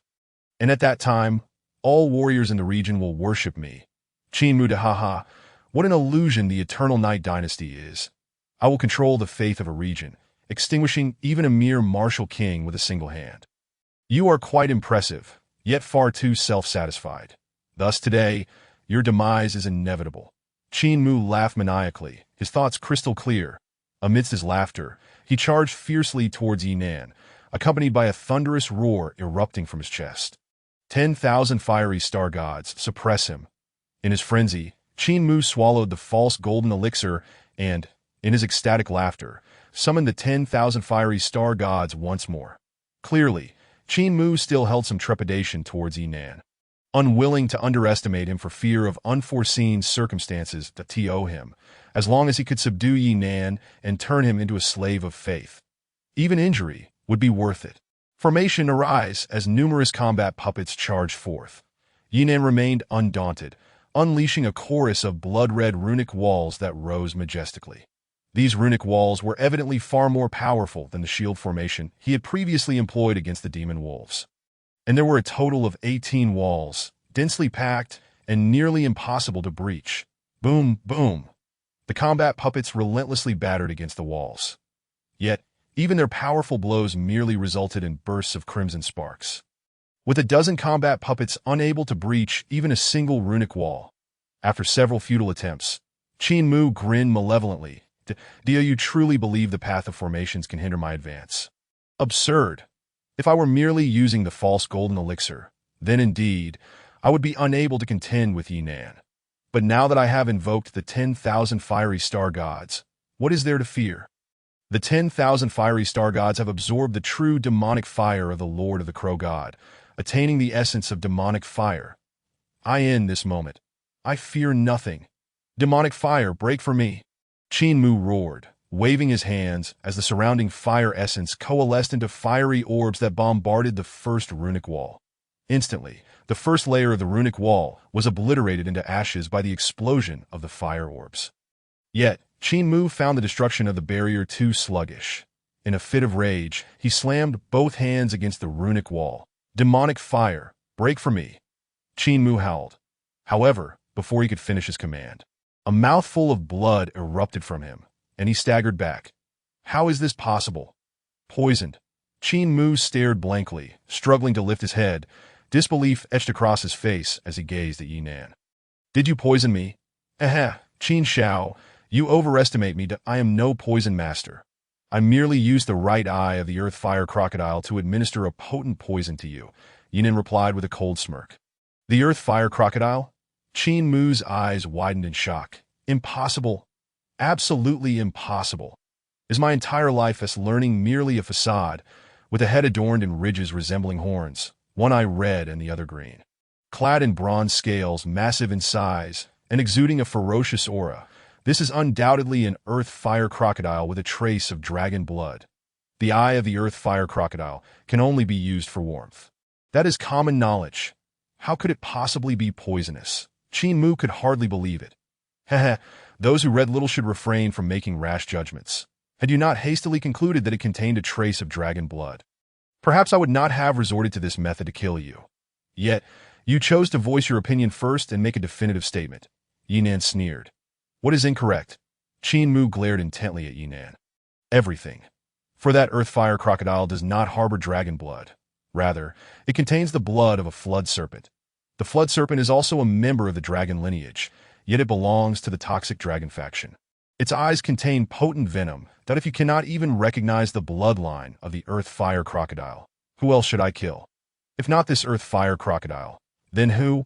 Originally, to be prudent, I should have demanded its gallbladder from you.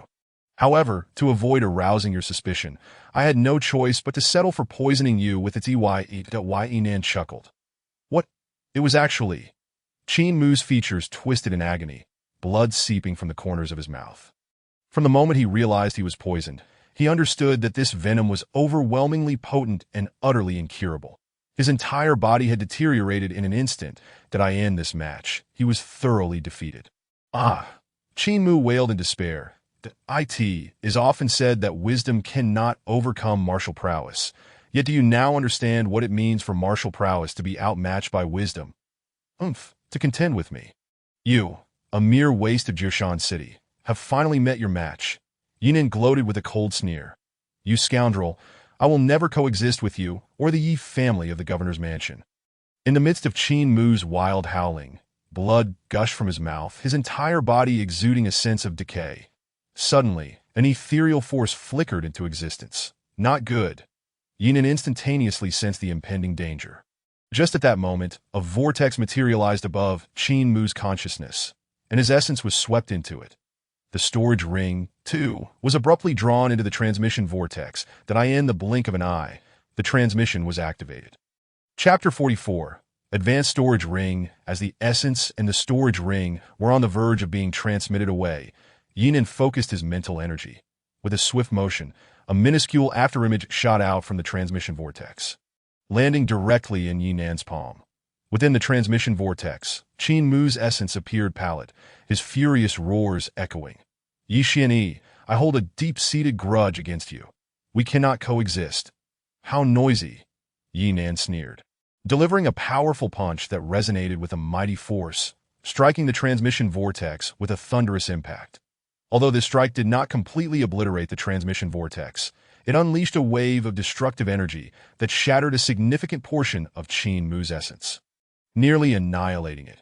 With a final, anguished cry, Qin Mu's essence was sent away. Yi Xianyi, I will eventually eradicate your Yi clan of the county governor's residence. I am the chosen one. Daring to oppose me is akin to courting death. A rebellion against the heavens themselves. Even the heavens will not tolerate you. Although Qin Mu's essence had been transmitted away, his chilling, frenzied words echoed ominously in Yinan's ears. Yinan could not help but chuckle derisively. The chosen one? How absurd. There are still those who believe in such nonsense. Qin Mu truly embodies arrogance. As for Qin Mu's threats to annihilate the Yi clan of the county governor's residence, Yinan felt no concern, for he was not a true descendant of that lineage. Furthermore, what was the Yi clan of the county governor's residence? It was merely a local authority within the Evernite dynasty. And how many counties existed within the entire realm?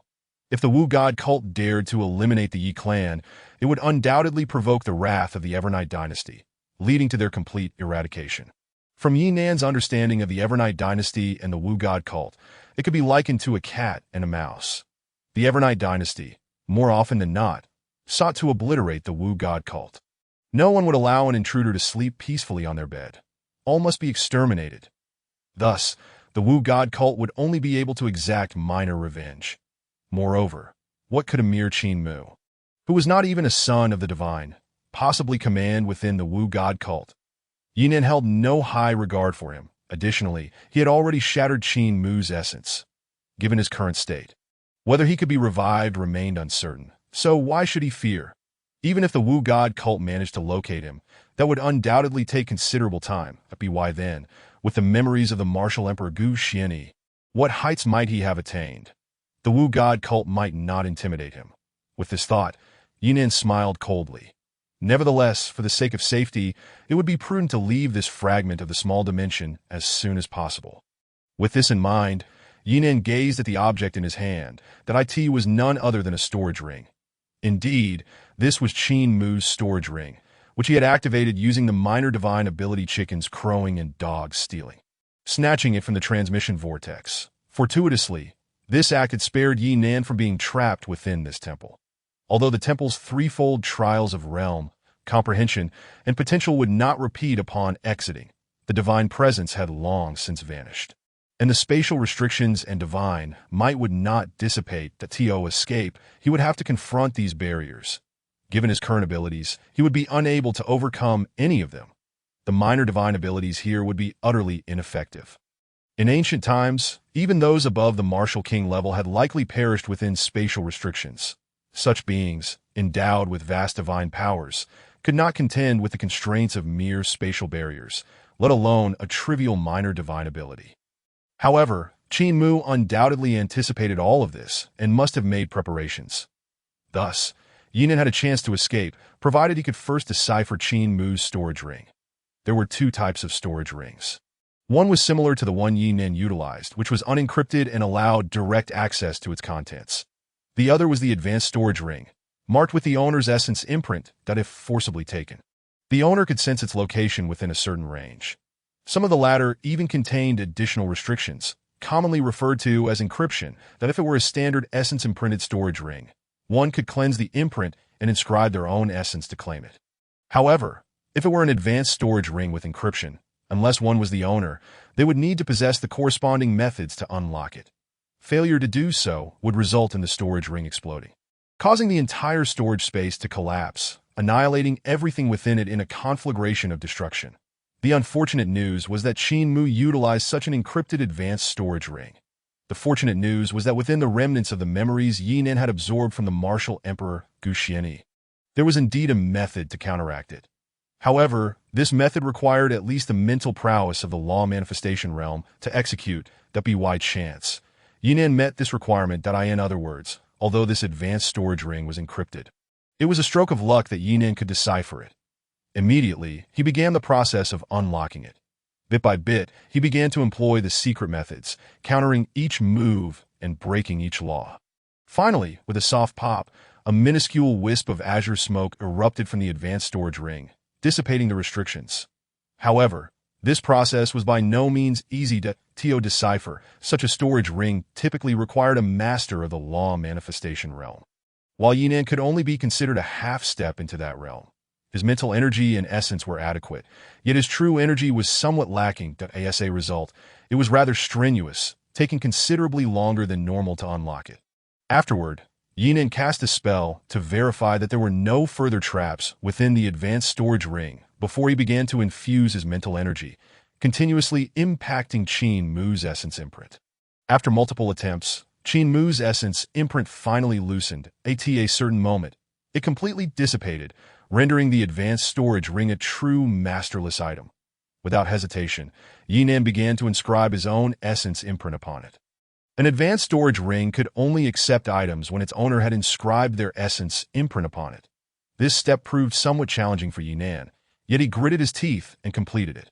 In the next instant, with a resonant hum, the enormous storage space within the ring, spanning dozens of yards, materialized within Yinan's mind, granting him a profound sense of control. Chapter 45. The Gray Pearl's Unexpected Change Instantly. All the items within the storage ring were vividly imprinted in Yinan's consciousness. This storage ring possessed a vast space, capable of holding the equivalent of a small mountain. Yet the actual contents were far from abundant, occupying merely a corner in that corner. While the items were not numerous, each one was indeed of exceptional quality. Truly, as a scion of the Qin clan, the treasures were plentiful. Yinan couldn't help but marvel.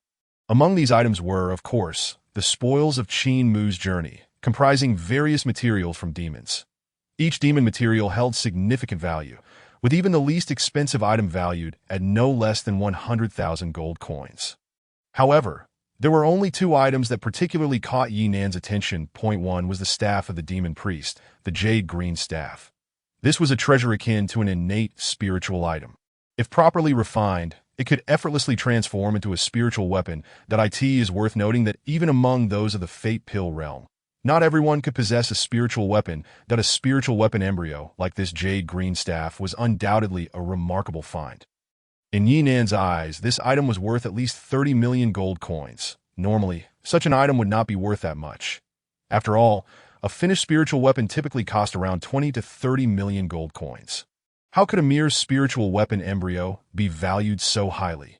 However, this jade green staff, while merely a spiritual weapon embryo, was also a staff used by demons for casting spells, endowed with the extraordinary ability to condense runes and draw upon the essence of the heavens and earth. Hence, its value was justified.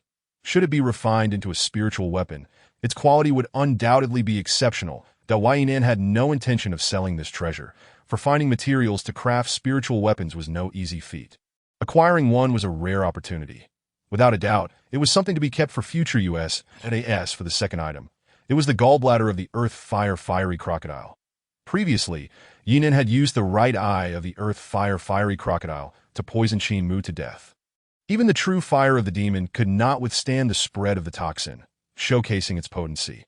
Although the right eye of the fiery crocodile had already been consumed.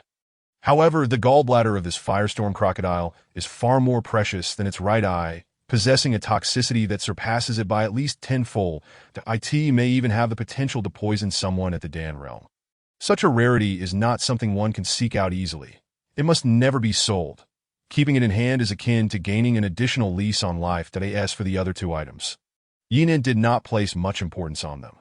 Regarding Qin Mu's possessions, they primarily consisted of gold notes. Upon meticulous counting, Yinan discovered an astonishing sum of 3 million gold yuan.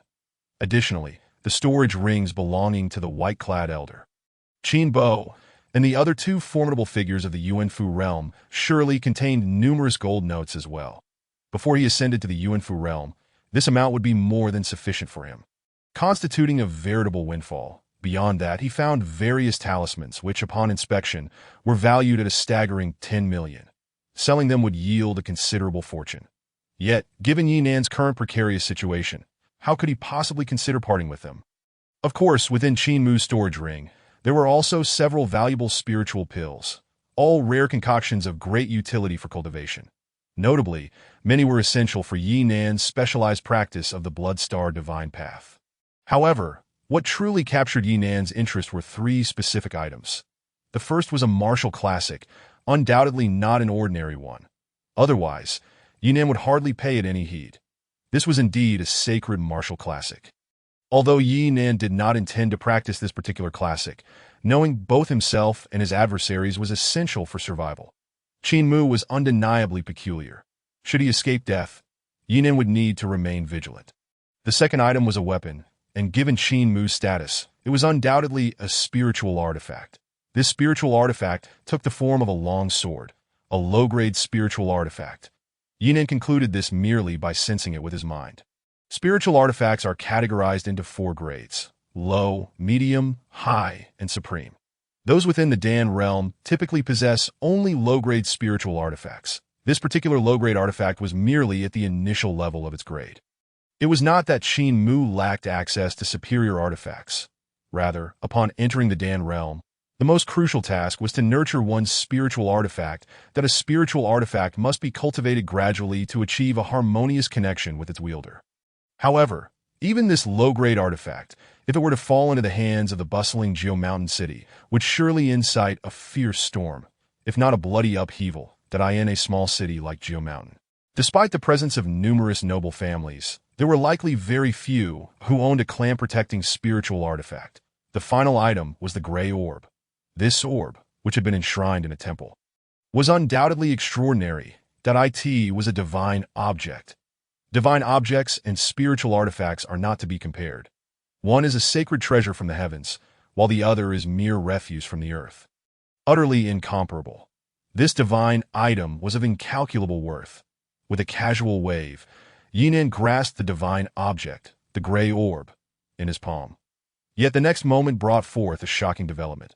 The instant the Gray Orb touched his hand, it erupted in a blinding light, causing Yinan's flesh to feel as though it were being torn apart. The Gray Orb, resembling a droplet of water, dissolved into him, vanishing without a trace in that fleeting moment. Yinan felt as if his very soul were on the verge of shattering. Even after facing the soul-seizing battle with the martial Emperor Gu Xian, he could scarcely endure such agony.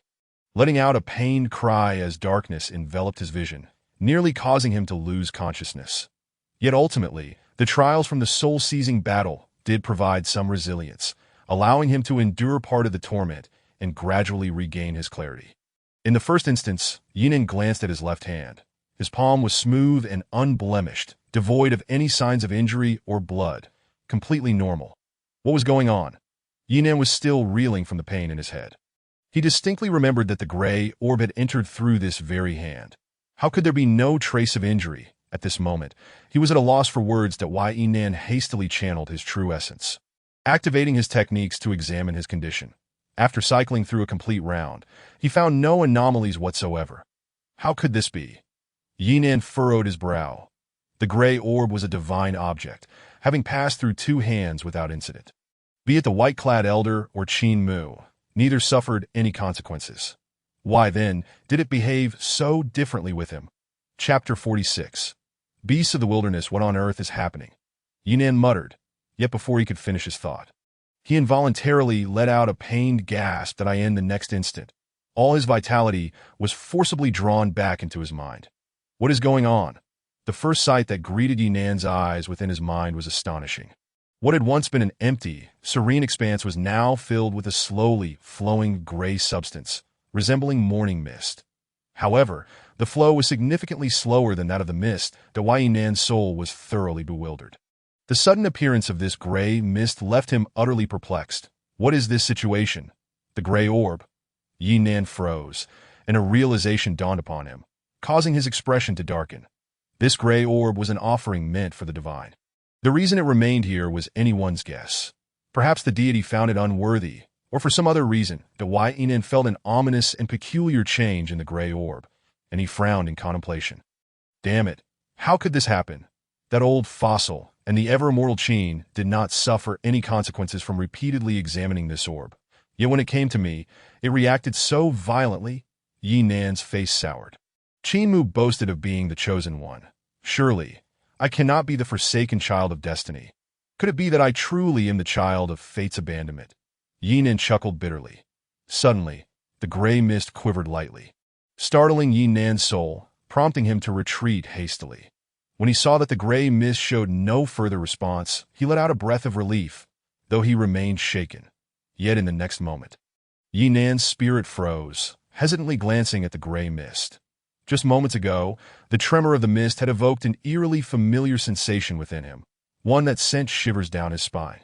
However, this sense of familiarity perplexed him, for he was certain he had never encountered this gray mist before. Yet where did this familiarity stem from? Yi Nan pondered deeply. Suddenly, a jolt coursed through his mind. The wilderness? Yi Nan exclaimed, gazing at the gray mist as if he had seen a ghost. A tempest of emotions surging within him. His perception had not been mistaken. The faint aura exuding from the gray mist was something he had never sensed before. Yet, the mist still felt familiar. This was because, while he had never personally experienced it, the martial Emperor Gu Xian had surely etched it into his very being. The wilderness, indeed, it was the essence of the wilderness, on the martial heaven continent. The ancient method of cultivating the soul and manifesting the spirit, known as the wild soul ancient method, dictated that all life ascends through this path to divine enlightenment. The ultimate source of all wild souls is the wilderness. Without the wilderness, there could be no wild souls. The wild soul ancient method would thus remain unutilized. All beings on the martial heaven continent would find themselves unable to cultivate, destined to become mere bones after a century. However, the wilderness is a forbidden zone for cultivation, devoid of life. Thus, from where do wild souls originate?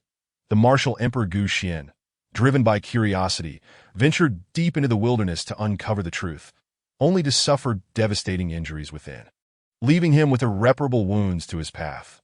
Consequently, despite Gu Xian's utmost efforts to forge a unique path to ascend to divinity while evading these injuries, he ultimately failed. His remnant soul, through the passage of time, inadvertently transformed into a netherfoot, which was unknowingly acquired by that insufferable Wang Zhi of the Heavy Mountain sect, under the directive of the sect's young master, Huitiandu, who had instructed Elder Qi to conspire against Yi Nan.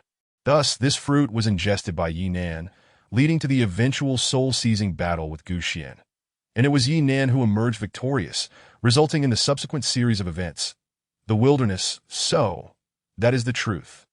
Yi Nan's pupils constricted, realization dawning upon him, and he could not help but curse vehemently. Damn it! That ancient fossil Gu Xian, even in death, cannot find peace. He deserves to be scattered to the winds. Though the memories of martial Emperor Gu Xian were a rare treasure for Yi Nan, they were spoils of his victory in the soul-seizing battle, not a gift from Gu Xian. Therefore, Yi Nan held no respect for Gu Xian, only disdain and enmity. That old fossil sought to seize his life. Had he succeeded, it would have been Yi Nan who perished. That in such circumstances, gratitude was out of the question. Moreover, by now, Yi Nan was well aware of the reason the gray orb had fused within him. Damn it, what a ridiculous divine object. This gray orb was, in truth, a terrifying entity from the wilderness. This item originated from the wilderness, the most perilous region on the martial heaven continent, a realm so treacherous that even the martial emperor dared not delve into its depths. Regardless of whether it is the elderly man clad in white or Qin Mu, neither has ever set foot in the wilderness, and thus, they naturally lack any hint of its untamed essence.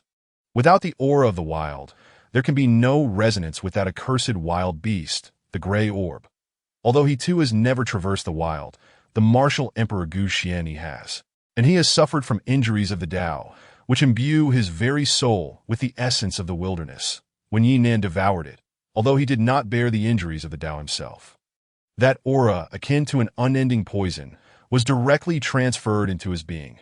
Consequently, the moment the gray orb fell into his grasp, it resonated with him, merging into his body and surging into his mind, ultimately transforming into a mass of gray mist that he could sense that the essence of the wilderness contained within this gray mist far exceeded that which resided in the remnants of the martial emperor Gu Xianyi's soul.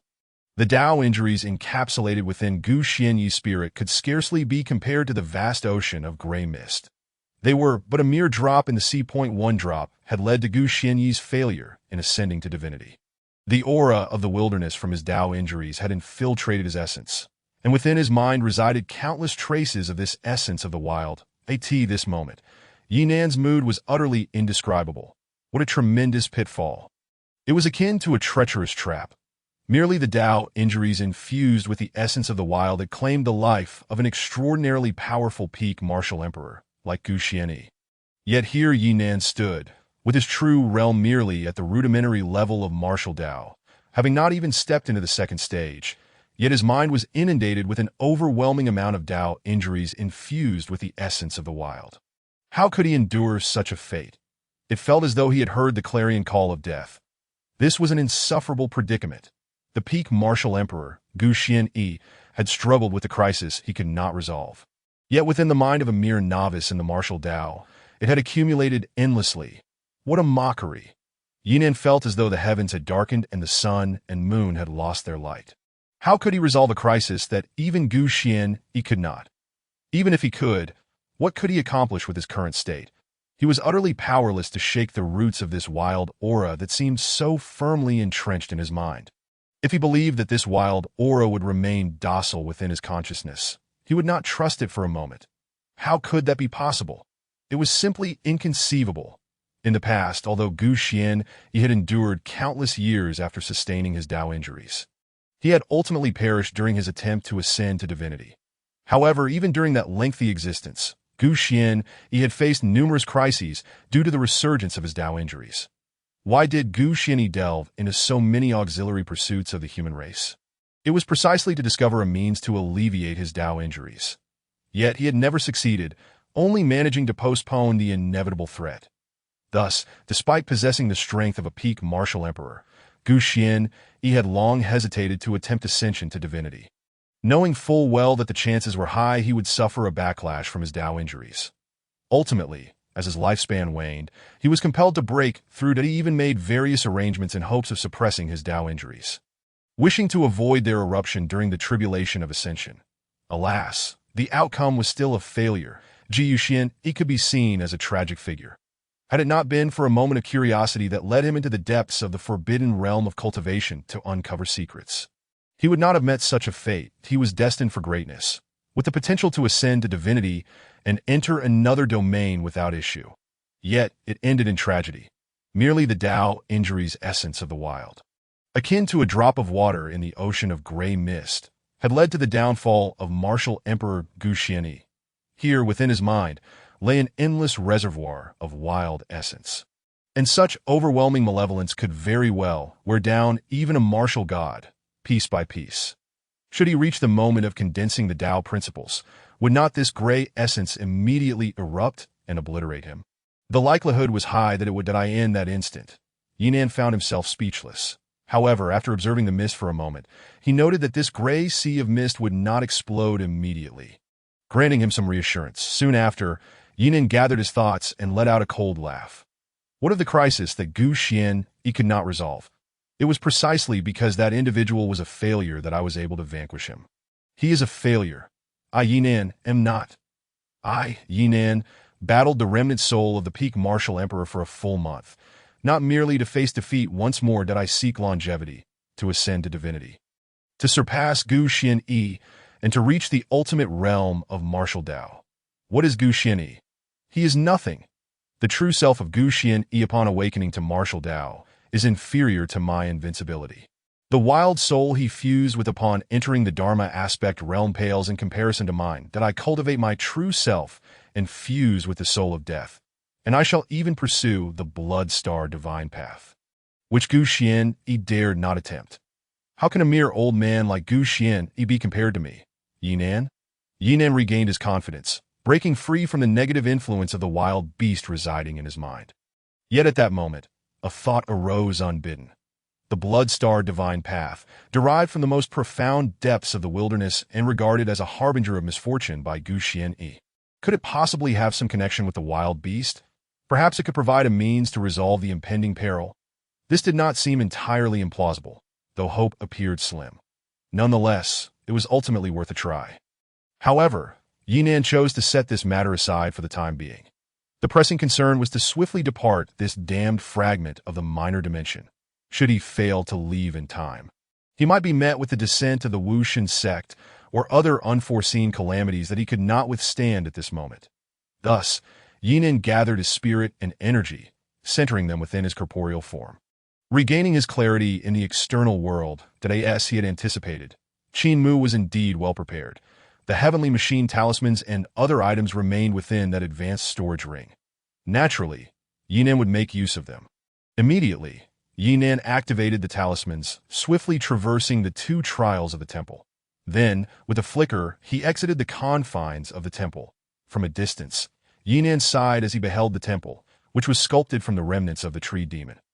This truly was a creature of earth-shattering might, incomparable to the lesser demons worshipped by the masses. The ancient demons were exceptionally ferocious. Even during the great wars of the myriad races, they stood as formidable entities, reigning supreme among the multitude.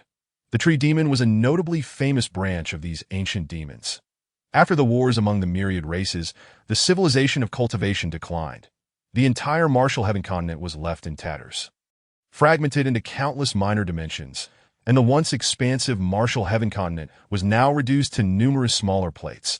The decline of cultivation civilization rendered it a forsaken land. The deities departed, and amidst the chaos of broken rules, even the strongest races ceased to manifest, as if this realm could no longer support the birth of such monstrous existences.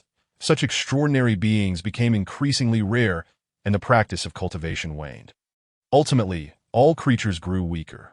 Take, for instance, the human race upon the martial heaven continent. In the past, any prodigy, provided they did not perish, could almost certainly cultivate to the 9th realm of martial Tao and achieve the status of martial emperor. However, after the wars of the myriad races turned the martial heaven continent into a forsaken land, even the most gifted individuals fell victim to the corrupting influence of the Tao, ultimately leading to their demise. Or they encountered insurmountable bottlenecks, succumbing to the passage of time. Before the great war among the myriad races, such occurrences were exceedingly rare. Yet now, it could be said that each race upon the martial heaven continent bore a sense of desolation. Consequently, while later generations still refer to demons, the term shifted from the ancient, earth-shattering demons to the descendants of those demons, the demon and magic races. Within this fragment of the minor dimension, although many demons existed, the true demons were likely only the tree demon. However, it had perished in an era before the fall of the deities. The tree demon was a treasure in itself. Even a single piece of its wood, in the external world, would be deemed a priceless treasure, revered by artisans of wood carving. Unfortunately, Yinan's strength was insufficient to capitalize on such a boon. Nonetheless, the soil within this basin was exceptionally fertile. A rare and precious spiritual earth that could be utilized to cultivate various spiritual herbs, that Yinan had excavated a considerable amount, nearly filling all the storage rings he could access that in this endeavor. Yinan had truly reaped a bountiful harvest that Yinan, devoid of any hesitation, immediately summoned various minor supernatural abilities to attract fortune and avert calamity, embarking on a vigorous dash outward, naturally retracing his original route. Along the way, he employed an array of auxiliary skills, such as flickering and discerning omens of good, and in his grasp. An assortment of talismans was ever present, poised for use. Thus, throughout the journey, he encountered no peril, successfully escaping the clutches of danger. At long last, he burst forth from this fragment of a minor dimensional realm, after sweeping his mental energy around him and confirming the absence of any anomalies. Yinan wasted no time. With a flicker, he vanished from sight in that moment. His minor supernatural ability, akin to a celestial hound, was unleashed to its fullest extent, propelling him to a distant location in the blink of an eye. Shortly after Yi Nan's departure, a figure cloaked in black robes emerged from the void, gliding forth. After a moment's contemplation, it stepped into the very spot Yi Nan had vacated. Here, the teleportation array had failed. However, the mysterious figure in black merely willed it, and without any visible motion, patterns of the array spontaneously formed beneath its feet. Had Yi Nan witnessed this scene, he would have been greatly astonished, for such feats could only be accomplished by a master of auxiliary arrays. This spectacle undeniably signified that the cloaked figure was indeed a master of arrays. Any auxiliary master holds a position of great esteem. They could easily be regarded as esteemed guests in the halls of power. To Ayin, the capital of the Eternal Night dynasty, they would undoubtedly be venerated by numerous nobles. How, then, could such a figure appear in the humble Jioshan city? Even in a county city, it would be inconceivable. Clearly, there was something extraordinarily peculiar afoot. As the array patterns completed under the cloaked figure's feet, it promptly activated the teleportation that Ayin the next moment. The figure was transported into this fragment of a minor dimensional realm. Its gaze swept over the traces left by Qin Mu and his companions, reflecting in its eyes. Truly an interesting little fellow. A faint chuckle emanated from within the black robe. Continuing forward, the figure eventually reached the end of the minor dimensional fragment, specifically in the basin, where it was suddenly struck with astonishment. Is this a temple?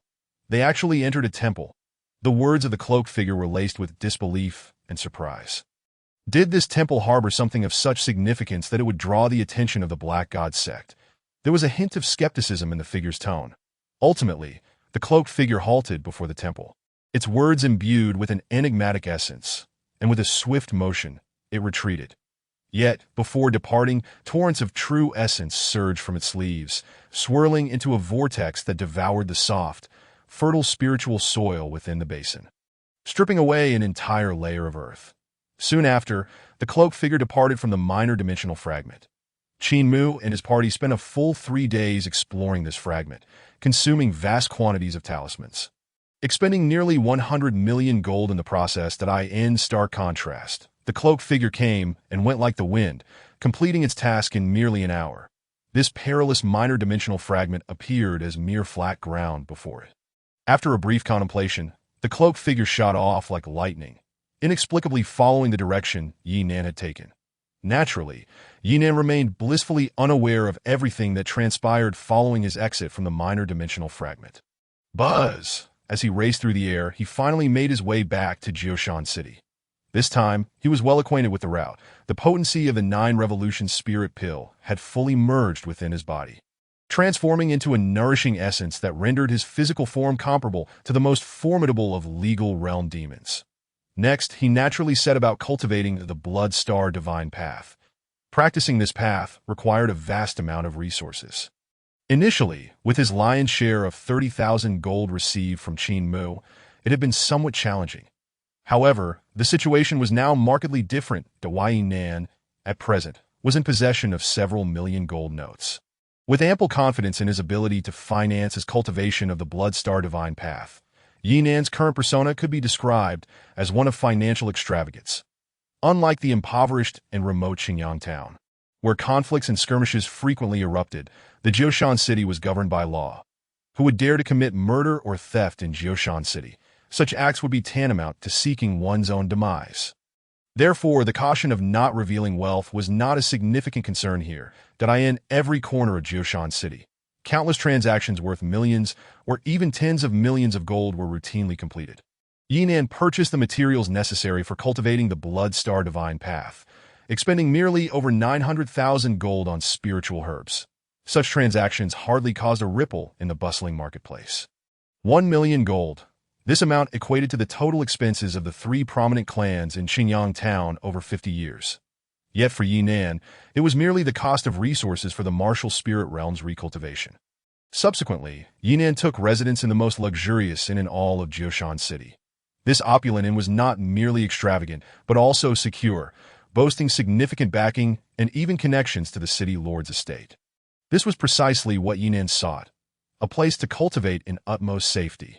Though it was an inn, the luxury it offered was unparalleled compared to his previous lodgings, featuring elegant courtyards that stood alone. Each courtyard was equipped with soundproofing and surveillance prevention measures, with defensive formations arranged so that even a master of the Yuanfu realm would find it impossible to infiltrate undetected, ensuring unparalleled safety. Although the daily rent was 100 gold, it was certainly worth the price. Within a dedicated cultivation chamber, Yinan began his seclusion to transition his cultivation to the Blood Star Divine Path.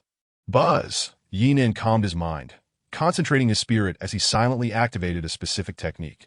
First, he dispersed the deceptive sky art, withdrawing from the false legal realm. Following this, he began to scatter his accumulated power.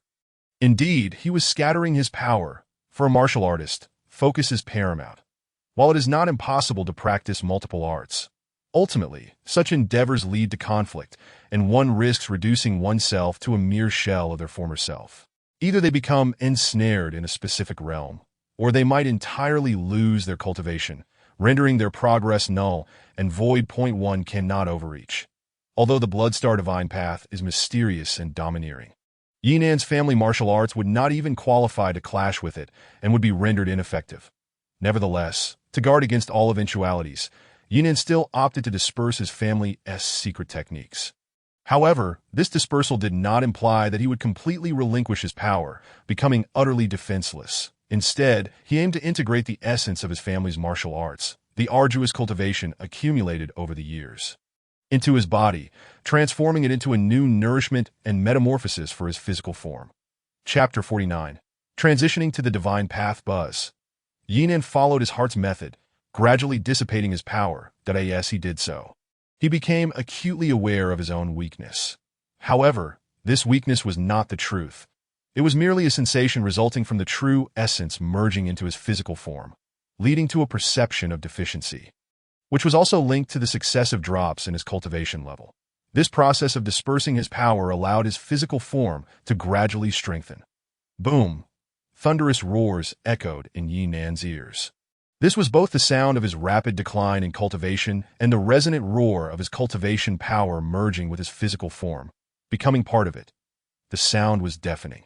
Yet it was sealed within by mysterious forces, serving as a refinement for his body, unheard by the outside world. In less than 300 breaths, Yinan's cultivation dissipated entirely, merging seamlessly with his physical form. Boom! His body jolted violently.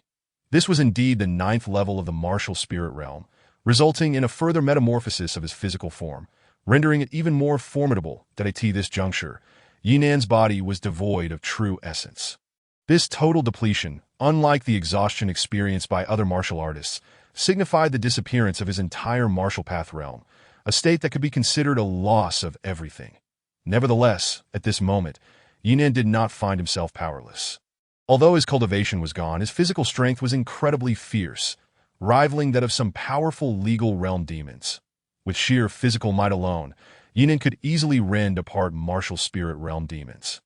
Given that martial spirit realm demons could be torn asunder, it was needless to mention the frailty of human bodies. One could assert that Yinan, in this state, had few rivals within the martial spirit realm. Of course, with his realm reversed and completely lost, the minor supernatural abilities birthed from the deceptive sky art and the fusion with the soul of morning had also been forfeited. However, for reasons unknown, the small supernatural ability, known as the Heart of Divine Martial, remained intact. The temporary loss of a few minor supernatural abilities did not plunge Yinan into despair. It was merely a brief setback in his cultivation. Transitioning to the Bloodstar Divine Path without leaving any hidden dangers was an essential path to tread. Buzz. Yinan's heart remained undisturbed. With a thought, he summoned a corpse from his storage ring. This corpse belonged to Qin M. Yinan did not possess a penchant for collecting corpses. His reason for doing so was that the cultivation of the Bloodstar Divine Path required the use of Qin Mu's corpse. More precisely, it necessitated Qin Mu's blood to initiate the cultivation of the Bloodstar Divine Path. To cultivate the Bloodstar Divine Path, one must first claim a life. This individual was not just any random soul. They needed to be of exceptional caliber. Regardless of Qin Mu's realm, status, or wisdom, he stands as a paragon among his peers. Had he encountered anyone other than Yinan, a typical talent of the human race, he might have successfully schemed against them. Even if he were to contend with the offspring of the Yi clan from the county magistrate's manor, orchestrating their demise would not pose an insurmountable challenge. Qin Mu's aptitude is exceedingly formidable. Had he not met his untimely end, he would undoubtedly have made a name for himself within the Eternal Night dynasty, establishing a legacy replete with renown. To speak of lesser matters, securing a position among the upper echelons of the Wuxin sect would be an endeavor well within his grasp. Indeed, it is conceivable that one day he might ascend to the rank of a revered figure within the Wuxin sect. In truth, Yinan holds a profound admiration for certain traits inherent in Qin Mu. Regrettably, as adversaries, it becomes a matter of if my friend must perish, I shall not survive, and thus, Qin Mu is left with no choice but to meet his fate. Strictly speaking, Qin Mu did not fall to Yinan, but rather succumbed to the martial Emperor Gu Xianyi, or more accurately, to the myriad of secret techniques and wisdom wielded by Gu Xianyi, which is hardly a cause for shame. Indeed, one might argue that such a fate is rather unjust. In summary, Qin Mu is a dragon among men, capable of unlocking the Blood Star divine path. A feat sufficient to lay a robust foundation in the mind of Yinan. A tempest of savage and malevolent energy surged, far more intense than the primal aura that had led to the demise of the martial emperor, Gu Xianyi. Yet, Yinan remained undaunted. He discovered that his martial path was, in fact, far more solid than that of the martial emperor Gu Xianyi. Within the same realm, he could vanquish Gu Xianyi with a single strike. Moreover, even if he were to face Gu Xianyi after transcending several minor realms, or even a major one, victory would still be assured. This terrifyingly profound martial prowess, once fully comprehended, would yield an understanding of an unfathomably formidable path. Such a notion was simply beyond imagination. Thus, Yinan was brimming with confidence that as for the expenditure of gold, Yinan was utterly unconcerned. After all, it was merely a matter of consuming wealth. Currently, he lacked nothing except for funds. No amount of money could compare to the reality of one's realm. Martial strength was the ultimate safeguard for survival in this world, where the strong dominated and the weak were prey. In his martial training, Yinan spent money as if it were water, without a hint of regret, having reached a point where he regarded gold as mere refuse. Consequently, he continued his purchasing spree, this time with great extravagance, directly pouring out millions in gold notes in exchange for cultivation resources. However, even as he treated money with such disdain, Yinan's heart still tightened. The cost of fully cultivating the first level to perfection amounted to an astonishing 3 million gold.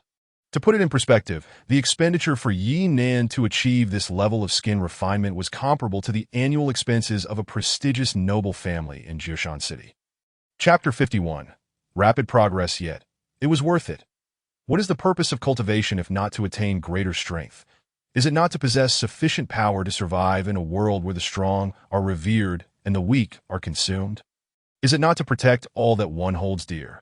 Yinan was indifferent to the corrupt elders of his clan, yet he was deeply concerned for the entire Yi family, for reasons unknown. The Yi clan had attracted the attention of a powerful adversary. Facing the imminent threat of annihilation, to safeguard the Yi family, Yinan needed to cultivate an energy of sufficient strength. All of this could be provided by the Blood Star divine path. From the outside, there was no visible difference in Yinan's skin. However, he could perceive the unique secret power within his skin through his soul and the diffusion of his mental energy. Under the aura of his mental power, his entire skin felt as if it were encased in divine copper. Not mere copper, but a skin imbued with divine essence that in a sense, it was akin to the skin of a deity. Of course, this was merely an illusion. Given Yinan's current level, how could he possibly possess the skin of a deity? It was simply impossible. Yet his skin was indeed extraordinary, comparable to some ethereal treasures. The power unleashed from this perfected skin refinement could contend with the first level of the law phase realm in a life-and-death battle against demons, rather than merely competing in physical strength, which had reached its zenith. That Yinan did not hesitate to continue devouring resources for extreme cultivation. Within him, it felt as if thunder roared, incessantly and fearsomely emanating a terrifying gravitational pull, akin to the voracious appetite of a whale or the strike of a serpent. Thus, Yinan's realm rapidly advanced. Within a single day, he broke through 2 levels, achieving both flesh refinement and blood refinement. However, the blood refinement level was only at its midpoint, and all resources were once again exhausted. At this point, Lin Fan had sufficient qualifications to confront the third level of the Law Phase Realm demons head-on, capable of slaying them on the spot that they asked for resources. Though Yi Nan found it troublesome, he felt no regret. Through this period of cultivation, he had also realized the advantages of the Blood Star Divine Path. As long as resources were adequate, ascending levels was never a problem. There were no bottlenecks in realms. In comparison, millions of gold were trivial and negligible. After all, this was already quite extraordinary. Even the infusion of vital energy required consideration of whether it could be sustained. Yet, Yinan was unperturbed by such concerns. The Bloodstar Divine Path possessed astonishing digestive capabilities, rendering the notion of being unable to cope utterly absurd. Only one question remained in this continent. Unless one possessed a fortuitous opportunity, who could possibly leap 2 realms in a single day? It was simply impossible that in one day of cultivation, Yinan ascended from the first level of the Law Phase realm to the 3rd level. Such a progression, if known, would undoubtedly terrify many ancient beings and shake the very foundations of the Eternal Night Dynasty. Thus, he continued his training. However, Yinan found himself lacking gold notes. Yet, this was not a cause for concern. Yinan still possessed 3 high-grade storage rings, belonging to the 3 formidable experts of the Yuanfu realm who were allied with Qin Mu. Although these storage rings had no protective seals, the difficulty of refining them was no less than that of Qin Mu's high-grade storage ring. After all, these rings bore the imprints of the souls of 3 Yuanfu realm masters, given their prowess. The soul imprints inscribed upon them were anything but weak. They were inherently a form of formidable confinement. Nevertheless, this did not pose a challenge for Yi Nan, that he dispersed his power, and his mental energy remained undiminished. Even growing stronger due to his recultivation of the Bloodstar Divine Path, that if the 3 Yuanfu realm masters were still alive, Yi Nan would have found it nearly impossible to conquer these high-grade storage rings. Alas, these 3 individuals had already perished, their essences erased.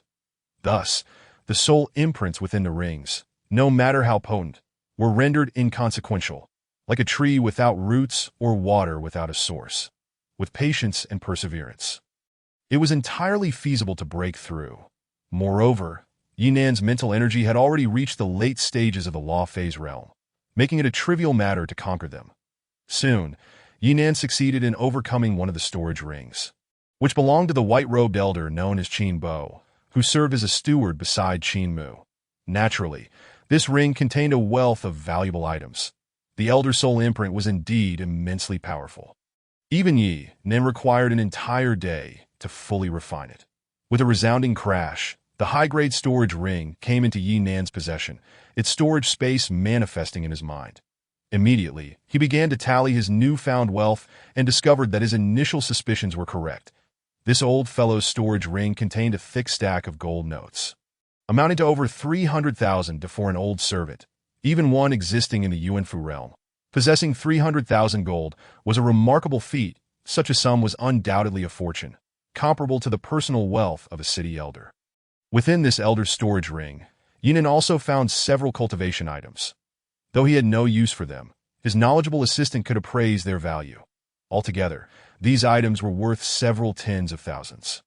From the storage ring of the white-robed elder Qin Bo, Yinan discovered wealth valued at approximately 4 million, that he then continued his efforts to break through the remaining 2 storage rings, yielding an additional 1 million gold notes in cash. Regarding the value of the other items, they too amounted to around 1 million gold notes. Thus, from these 3 high-grade storage rings, Yinan acquired a total of 6 million gold notes. As for the yuanqi possessed by the 3 Yuanfu realm masters, Yinan received those as well, but he did not plan to act on them for the time being. After all, these 3 items bore distinctive characteristics, and selling them might attract the attention of the Qin family in Jiushan City. To provoke such a renowned, noble family with his current strength would be tantamount to courting death. After careful consideration, Yinan categorized all the treasures at his disposal, distinguishing between those that could be sold without attracting the attention of the Qin clan and those that were useful to him. Soon, he compiled a comprehensive list. The next step was to take action once more. Chapter 52. The Black Market of Jiushan City. Once he had disposed of all items that were of no use to him and could be sold without raising suspicion from the Qin clan, Yinan amassed a total of 35 million gold notes. Immediately, he embarked on another frenzied buying spree, followed by yet another period of seclusion. The martial spirit realm consists of 9 levels: skin, flesh, blood, tendons, bones, membranes, organs, body, and spirit. Each level necessitates the consumption of vast amounts of resources. With nearly 10 million gold notes worth of materials, Yinan had only reached the midpoint of the 3rd level of blood refinement. Just completing the subsequent training for the 3rd level of blood refinement alone had cost him a staggering 7 million gold notes. Thus, the total expenditure for this 3rd level reached almost 10 million gold notes. Yinan continued his cultivation. As he progressed further, the costs escalated, and the time required for training increased correspondingly. The martial texts of the martial heaven continent categorized into 3 tiers and 12 grades. The 3 tiers refer to martial texts, classics, and path texts, while the 4 grades are heaven, earth, mysterious, and yellow. Though the Bloodstar Divine Path is deemed by the martial Emperor Gu Xian to likely surpass the Xian-level martial classic. The 9 mountains blazing fire Dao. Reaching the realm of earth-level Dao classics, it must still adhere to the established principles of cultivation that are in the realm of bone refinement. Yinan expended a full 2 days and a staggering sum of 18 million gold coins. Subsequently, he managed to break through, advancing to the 6th level of cultivation, known as membrane refinement. However, upon reaching the initial stage of membrane refinement, Yinan found himself utterly depleted of all available resources for cultivation. The distance to achieve the minor perfection of the initial stage of membrane refinement felt insurmountable, akin to traversing an expanse of 180,000 miles within just a few days. Yinan had squandered nearly 50 million gold coins. The immense value of 50 million gold coins is beyond imagination. Even the so-called noble families could scarcely gather such wealth through the liquidation of all their assets. Yet, Yinan remained unfazed, though the scarcity of resources weighed heavily on his mind. How could the Bloodstar Divine Path consume resources to such an extent? Yinan furrowed his brow, realizing that the resource consumption of the Bloodstar Divine Path exceeded his expectations. Initially, he believed that 35 million gold coins would suffice to elevate his cultivation from the 3rd level blood refinement to the later stage of the 6th level membrane refinement. However, he had underestimated the demands of the Bloodstar Divine Path. Now, having barely reached the initial stage of the 6th level membrane refinement, his position felt precarious, comparable only to a 6th level demon in the law phase realm, and even that was a stretch.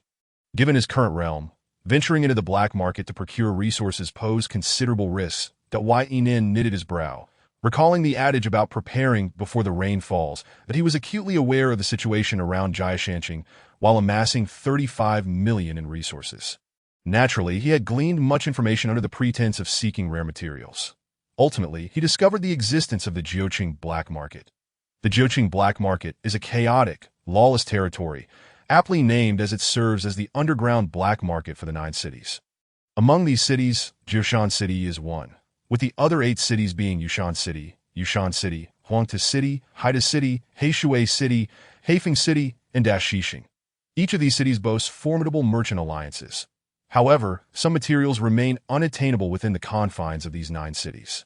What cannot be acquired in the 9 cities can indeed be found in the Jiuqing black market, indicating the terrifying background of this marketplace. The Jiuqing black market is not merely a collective term for the black markets of the 9 cities. It is, in fact, a specific geographical location established amidst these cities.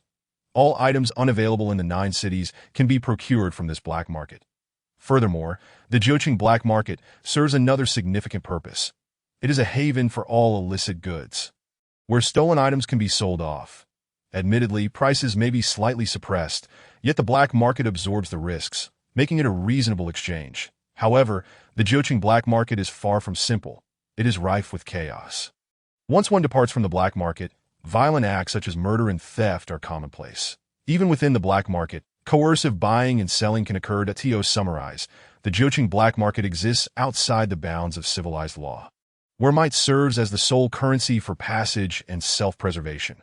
This is not surprising, as Yinan, inheriting the memories of martial Emperor Gu Xian, understands that in this realm, strength is paramount. The proprietor of the Jiuqing black market is rumored to be an elder of the Green Forest, who has attained the late stage of the true soul realm. The 9 realms of martial arts are categorized into 3 stages: initial, middle, and upper. The realms of martial spirit, Law Phase, and Yuan Mansion comprise the initial stage, while the realms of Life Pill, True Soul, and Departure Spirit belong to the middle stage, within the Eternal Night Dynasty. The mightiest are perhaps one or two Life Pill realm martial kings, that a late-stage True Soul cultivator represents the strength of a feudal lord within the Eternal Night Dynasty. Even the Eternal Night Dynasty would find it exceedingly difficult to eliminate such a figure. Moreover, the Joqing black market, due to its chaos, attracts numerous outlaws, each possessing considerable strength. That it is said that the Green Forest Elder, the master behind the Joqing black market, commands a band of 40 thieves, each a Life Pill realm existence in their own right. The number of those at the Yuan Mansion realm under his command is incalculable. The martial prowess within the Joqing black market rivals that of sects like the Chongyue Mountain Gate, perhaps even surpassing them. After all, these are seasoned practitioners who thrive in bloodshed, each bearing the weight of several lives. That in the Joqing black market, the higher one's status and strength, the more lives they have claimed. It is said that among the 40 thieves under the Green Forest Elder's command, one is known as the Thousand-Handed Slaughterer, reputed to have slaughtered 1,000 martial experts in a single day. Earning such a fearsome moniker, that as for the master of the Joqing black market, he is a martial expert who has ascended from the depths of blood and corpses.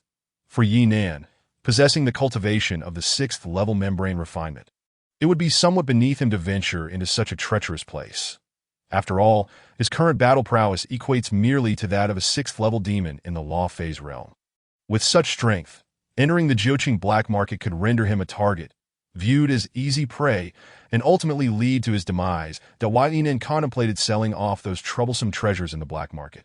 Yet the Joqing black market starkly contrasts with Jiushan City, being a lawless realm where outlaws gather. Who would dare to be careless? Chapter 53, Refining False Pills. Although Yi Nan yearned to exchange resources, he did not wish to sacrifice his life in the process. After all, with his current capabilities, he had more than enough qualifications to join the Chongyue Mountain Gate. The lesser clans, such as the Ling family's lesser clan Ling Shi and the Yang family's lesser clan Yang Tian, paled in comparison to him. Even the two stewards of the Chongyue Mountain Gate were hardly of concern. However, he was aware that a formidable force lurked in the shadows, plotting against the Yi family and targeting him. Thus, he could not afford to be lax in the slightest. The 6th level demon in the Law Phase realm boasted considerable strength, making them a formidable opponent among the younger generation. Yet, what did that matter? Within the Chongyue Mountain Gate, there were figures like Elder Qi and Huotiandu. Elder Qi was merely a Yuan Mansion realm existence, while Huotiandu was of the Life Pill realm. Should he seek to eliminate him, Huotiandu would possess various means. Entering the Chongyue Mountain Gate would feel akin to walking into a tiger's den, and without overwhelming strength, the possibility of navigating the myriad traps within and emerging alive was exceedingly slim. Death could loom at any moment, and the Yi family could face annihilation. That Yi Nan would never allow such a scenario to unfold. Hence, he must grow stronger.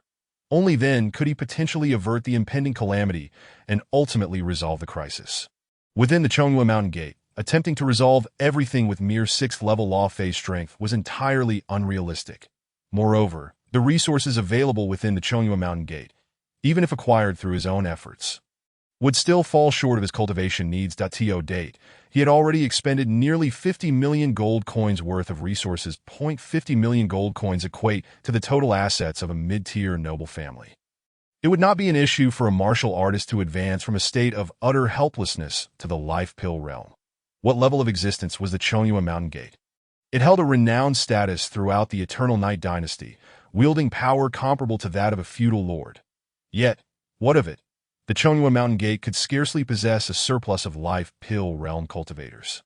Thus, how could the Chongyue Mountain Gate possibly bestow an abundance of resources? Even if they were to grant him 50 million gold coins, what difference would it make? It would be utterly futile. For even with 50 million gold coins, given the current difficulty of cultivation, Yi Nan feared he might not reach the 8th level of the martial spirit realm. That as for acquiring even more resources from the Chongyue Mountain Gate. Impossible! It simply does not exist. Yet he must find a way to enter the Chongyue Mountain Gate. That as the strongest member of the Yi family, he must rise to confront formidable adversaries. After discovering Huotiandu's schemes against him, Yi Nan had resolved to take his life. What nonsense about being one of the 3 young masters of the Chongyue Mountain Gate. What nonsense about the deadly young master Huatiandu? What nonsense about the life pill realm? To hell with it. No matter how strong he may be, should he dare to threaten his and his family's existence, Yinan would ensure Huatiandu's demise. Huatiandu was of great importance to the Chongyue Mountain Gate. So what?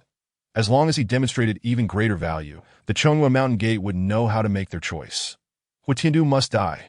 Yet before that, he must secure his own life, that he must go to the Chongyue Mountain Gate, but he must enhance his strength beforehand. Thus, he must venture into the Jiuqing black market. This is his only choice. However, before that, he must elevate his strength further. Yet, all the cultivation resources have been exhausted. Thus, the current situation appears to be ensnared in a stalemate. Invigorating the game is exceedingly challenging. Indeed, it is a formidable task. Yet, is there truly no solution? Certainly not. An idea suddenly dawned upon Yi Nan amidst his arduous contemplation. It must be this. In an instant, with a flick of his wrist, an object shot forth. This object was none other than the illusory Golden Dan, which Yi Nan had obtained from Qin Mu.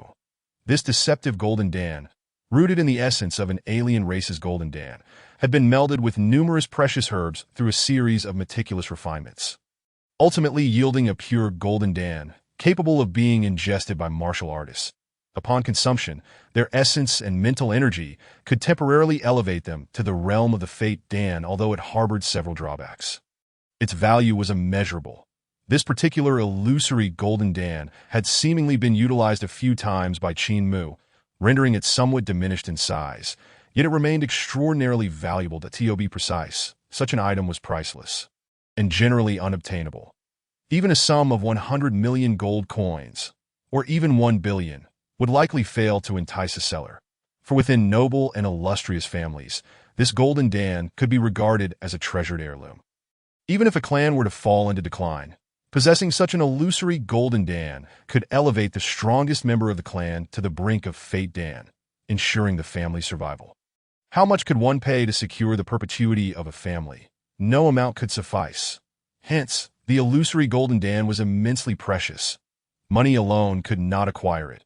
Originally, Yi Nan intended to reserve this illusory Golden Dan for emergencies, should he find himself in peril.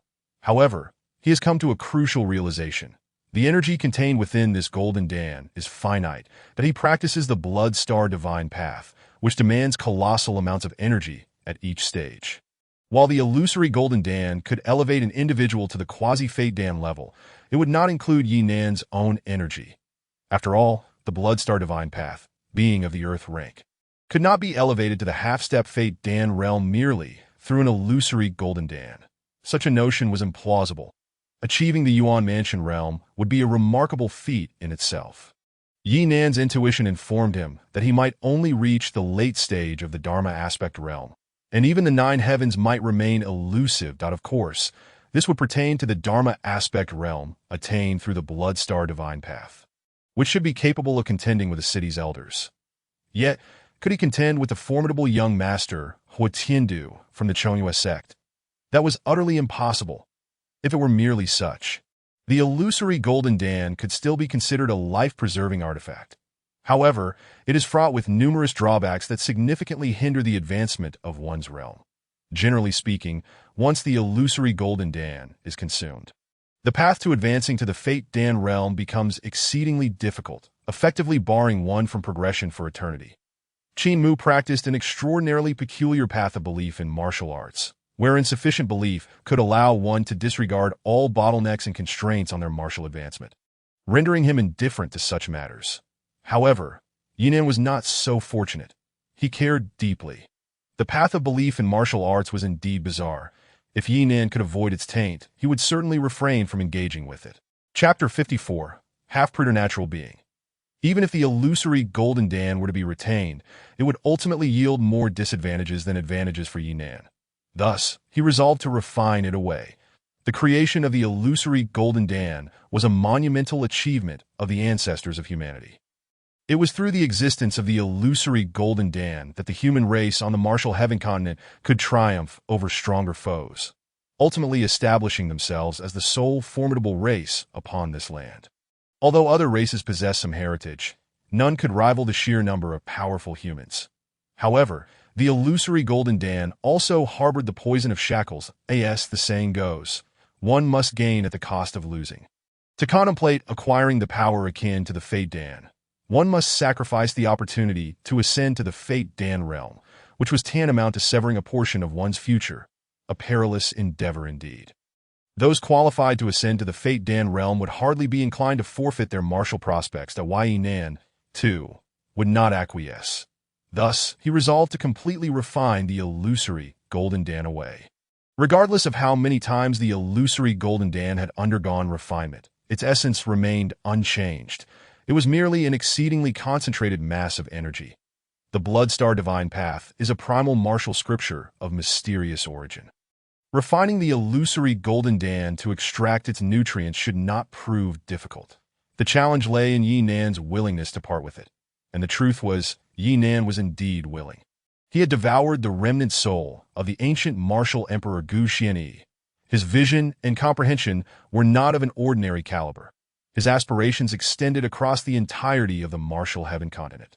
What he sought was to attain enlightenment and ascend to divinity, to step into the realm of the divine. What value could a mere illusory Golden Dan hold in comparison, as long as it could elevate his realm? That would suffice. Thus, he began the ritual of refining it. Instantly, Yi Nan's true essence swirled, suspending the illusory Golden Dan 3 feet before him. Concurrently, the Bloodstar Divine Path operated with fervor, consuming the essence within and commencing the reconstruction of his bodily structure, while simultaneously filling his realm.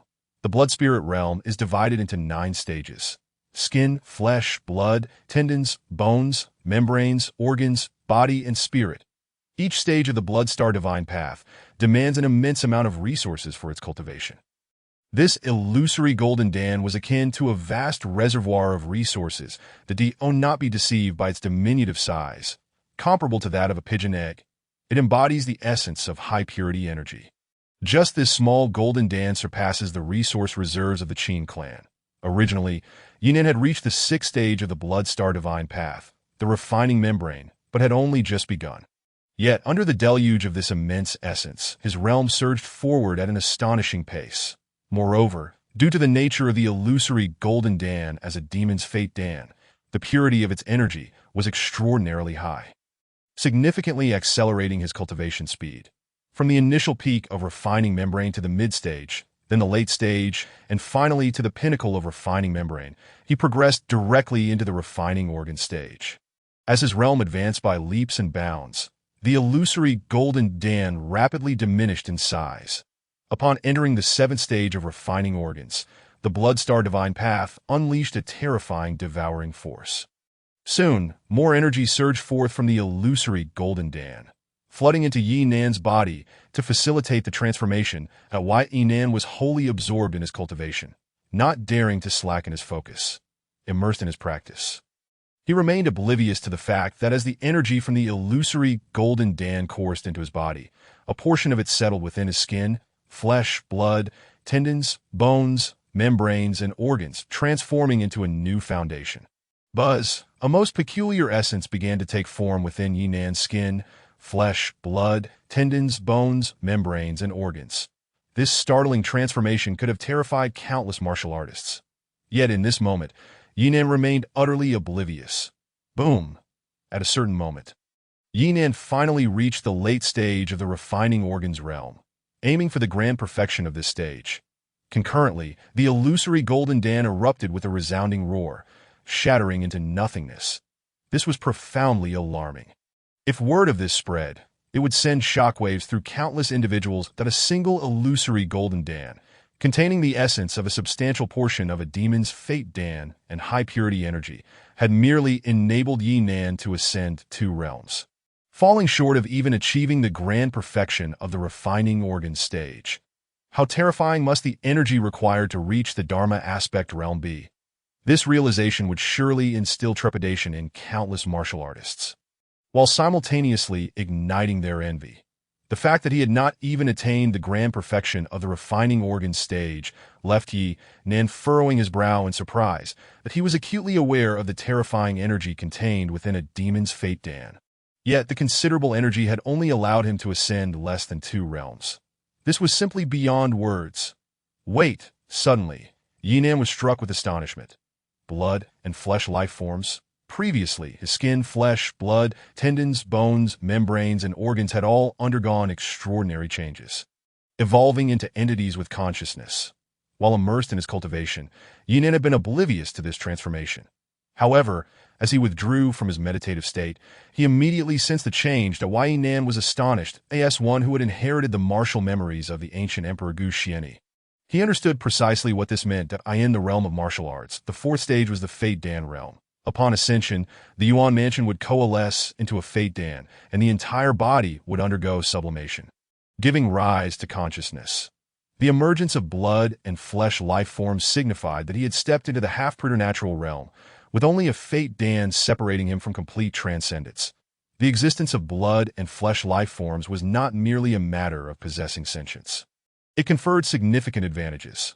Firstly, during cultivation, such beings exhibited a greater affinity for the world's essence, thereby accelerating their progress. Secondly, when casting spells, be it martial techniques or other forms of magic, their power would be substantially enhanced, as they could accommodate a greater influx of the world's essence. The second point was particularly crucial. Consider this. Within the same realm, one individual lacking the awakening of their corporeal consciousness would face off against another who possessed it. The outcome would be clear. The one without the blood and flesh life form would inevitably falter or even perish. This was due to their inability to match the potency of the other's martial techniques within the same time frame. Blood and flesh life forms only materialized after ascending to the Fate Dan realm. Yet, Yinan was merely at the seventh stage of the blood spirit realm and had already manifested this trait, leaving him in disbelief. Remarkable. You have actually attained the status of a corporeal life form at this stage. A voice of astonishment reverberated within Yinan's mind, yet he remained unfazed. This voice originated from the soul of the deceased, specifically from the ethereal spirit of the young canine. The young canine spirit was of extraordinary origin, shrouded in mystery, distinct from the ordinary, muddled souls. It possessed consciousness and had previously communicated with him. Now, as he dispelled the deceitful technique, severing the connection, the young canine spirit had also detached from him, currently hiding within Yinan's corporeal form. Observing Yinan's flesh and blood, it expressed surprise. Chapter 55. The Three-Sword Technique. Do you know what this is about? Yinan inquired, sensing the astonishment in the young canine spirit's telepathic transmission, that he felt compelled to seek clarification. That I have heard of beings awakening their physical forms within the martial spirit realm, but I have never witnessed it myself, the young canine spirit replied, shaking its head. Hearing of it. So, this has occurred before? Yinan responded, astonished that, to be candid, there was no such record in the memories of the martial emperor Gu Xianyi. He had thought himself unique in this regard, only to realize he had been overly presumptuous. Indeed, there have been instances in the past, but they were predicated on two specific conditions. Point 1 is that the individual is a direct descendant of a powerful being, often a progeny, who, upon birth, possesses a physical form and inherently carries a primordial life essence, thus becoming a congenital being. The second condition is that the offspring of a powerful entity possesses extraordinary talent and ancestral bloodlines, allowing them to manifest physical forms at this realm. You evidently do not fulfill the first condition, hence I lean towards the latter. It is possible that an extraordinary figure once emerged from your Yi clan's ancestry. It is precisely due to such a figure that your bloodline possesses formidable power. The blood star divine path you cultivate is profoundly mysterious. It likely serves as the key to unlocking your bloodline strength, enabling your return to a fleshly existence. The young canine spirit articulated its conjecture. The blood star divine path unlocks the power of my bloodline. Does this imply that there was a powerful ancestor in my Yi clan? Could it be that one of the three young masters of the Chongyue sect, the death-defying young master Tiandu, is targeting my Yi clan for this reason? Otherwise, it would be utterly inexplicable. After all, my Yi clan is merely a small family in a remote area, not even a noble clan. The total worth of our entire clan is less than 5,000 gold, hardly qualifying to attract Tiandu's attention. Yinan pondered, a hint of hesitation in his voice. That in truth, Tiandu, as a being in the life essence realm, was indeed extraordinary. For a small clan like the Yi family, he was akin to an emperor. It was illogical for an emperor to suddenly take an interest in eliminating a specific commoner with whom he had no prior connection, that I cannot say. However, your awakening as a fleshly being is undoubtedly a fortuitous event. The young canine spirit replied, shaking its head. By the way, having known you for so long, I still do not know your name. Yinan remarked. At a name? As a spirit of a fallen clan, I am unworthy of one. I have forgotten my origins. All I know is that I must seek vengeance for my kin. When I encounter my enemies, I will naturally know that a name is merely a designation. You may call me Zhong. The young canine spirit sighed. Zhong? Very well, from now on, I shall refer to you as Zhong.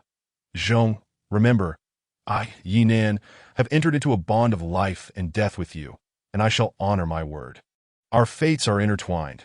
Your grievances are my grievances, and I will share in your quest for vengeance, Yinan declared resolutely. Thank you, Zhong replied, his words still quite plain, yet Yinan sensed a touch of warmth within them. Clearly, it was only at this moment that the young canine spirit Zhong began to genuinely acknowledge him. Perhaps it was related to their shared essence of flesh and blood, or perhaps it was due to Yinan's declaration. Regardless, a harmonious relationship between them was undoubtedly a positive development. Are you planning to venture into the black market of the 9 cities next? That place may be somewhat beyond your current capabilities. However, now that you have awakened as a fleshly being, the situation is quite different, Zhong suddenly remarked. What do you mean by that? Yinan asked, intrigued. The term congenital refers to fleshly beings who possess an inherent life essence. You have now effectively entered a semi-congenital state. Although you have not yet harnessed the life essence, your body, having been tempered by the 9-turn spirit pill and the blood star divine path, is exceptionally powerful. Your telepathic abilities and vital spirit are equally formidable. Thus, with this combination, you may attempt to employ certain congenital techniques at this juncture, Zhong elaborated. What? Congenital techniques? Now, Yinan exclaimed in surprise, followed by great delight. Indeed, it is now, though it is merely an attempt that I cannot guarantee success, Zhong clarified.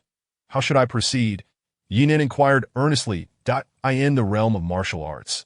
The 9th stage culminates in the 4th stage of life essence, which signifies the entrance into the congenital realm.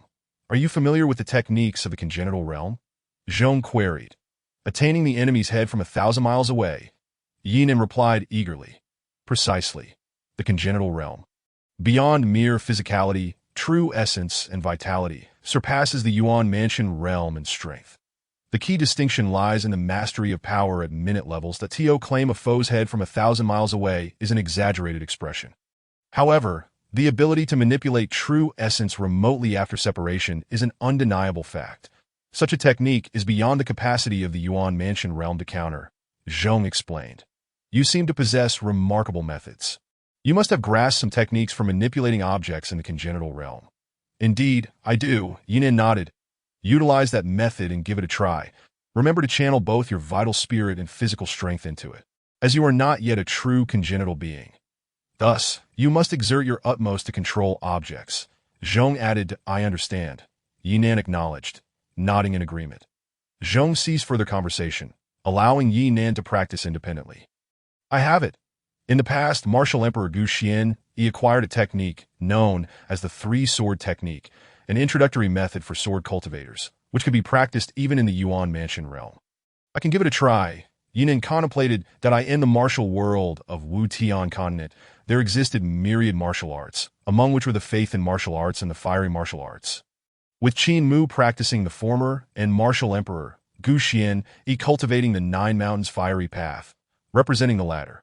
Swordsmanship was also one of these paths. However, swordsmanship demanded sincerity to cut down enemies with a single stroke, thus placing high demands on telepathic proficiency, often requiring the strength of life essence at the Yuan Mansion realm. Hence, it was challenging for ordinary beings to embark on the path of sword cultivation, making sword cultivators quite rare. The 3-sword technique was not an advanced sword art, but rather a method derived from the sword sect where Martial Emperor Gu Xian defeated a formidable adversary in his early days. It was primarily intended for novice sword practitioners and could not be deemed profound, as it was merely a foundational technique of swordsmanship. Nevertheless, it was highly practical. Once mastered, one could choose to cultivate any sword classic from the sect of martial emperor Gu Xianyi's former enemy. Yi Nan's telepathic power was far from reaching the level of life essence, yet due to his status as a fleshly being and the transformative effects of the Blood Star divine path, both his vital spirit and telepathy had surged, reaching the pinnacle of the dharma manifestation realm. Thus, considering all factors, success was not impossible. Moreover, in the past, martial emperor Gu Xian, he had praised the three-sword technique as a potent method within the Yuan Mansion realm. Additionally, Yinan currently possessed a 3-foot green blade, a top-tier artifact bestowed upon him by Qin Mu's loyal servant. Qin Bo, this blade was valued at around 200,000 gold in the market and significantly amplified his combat prowess.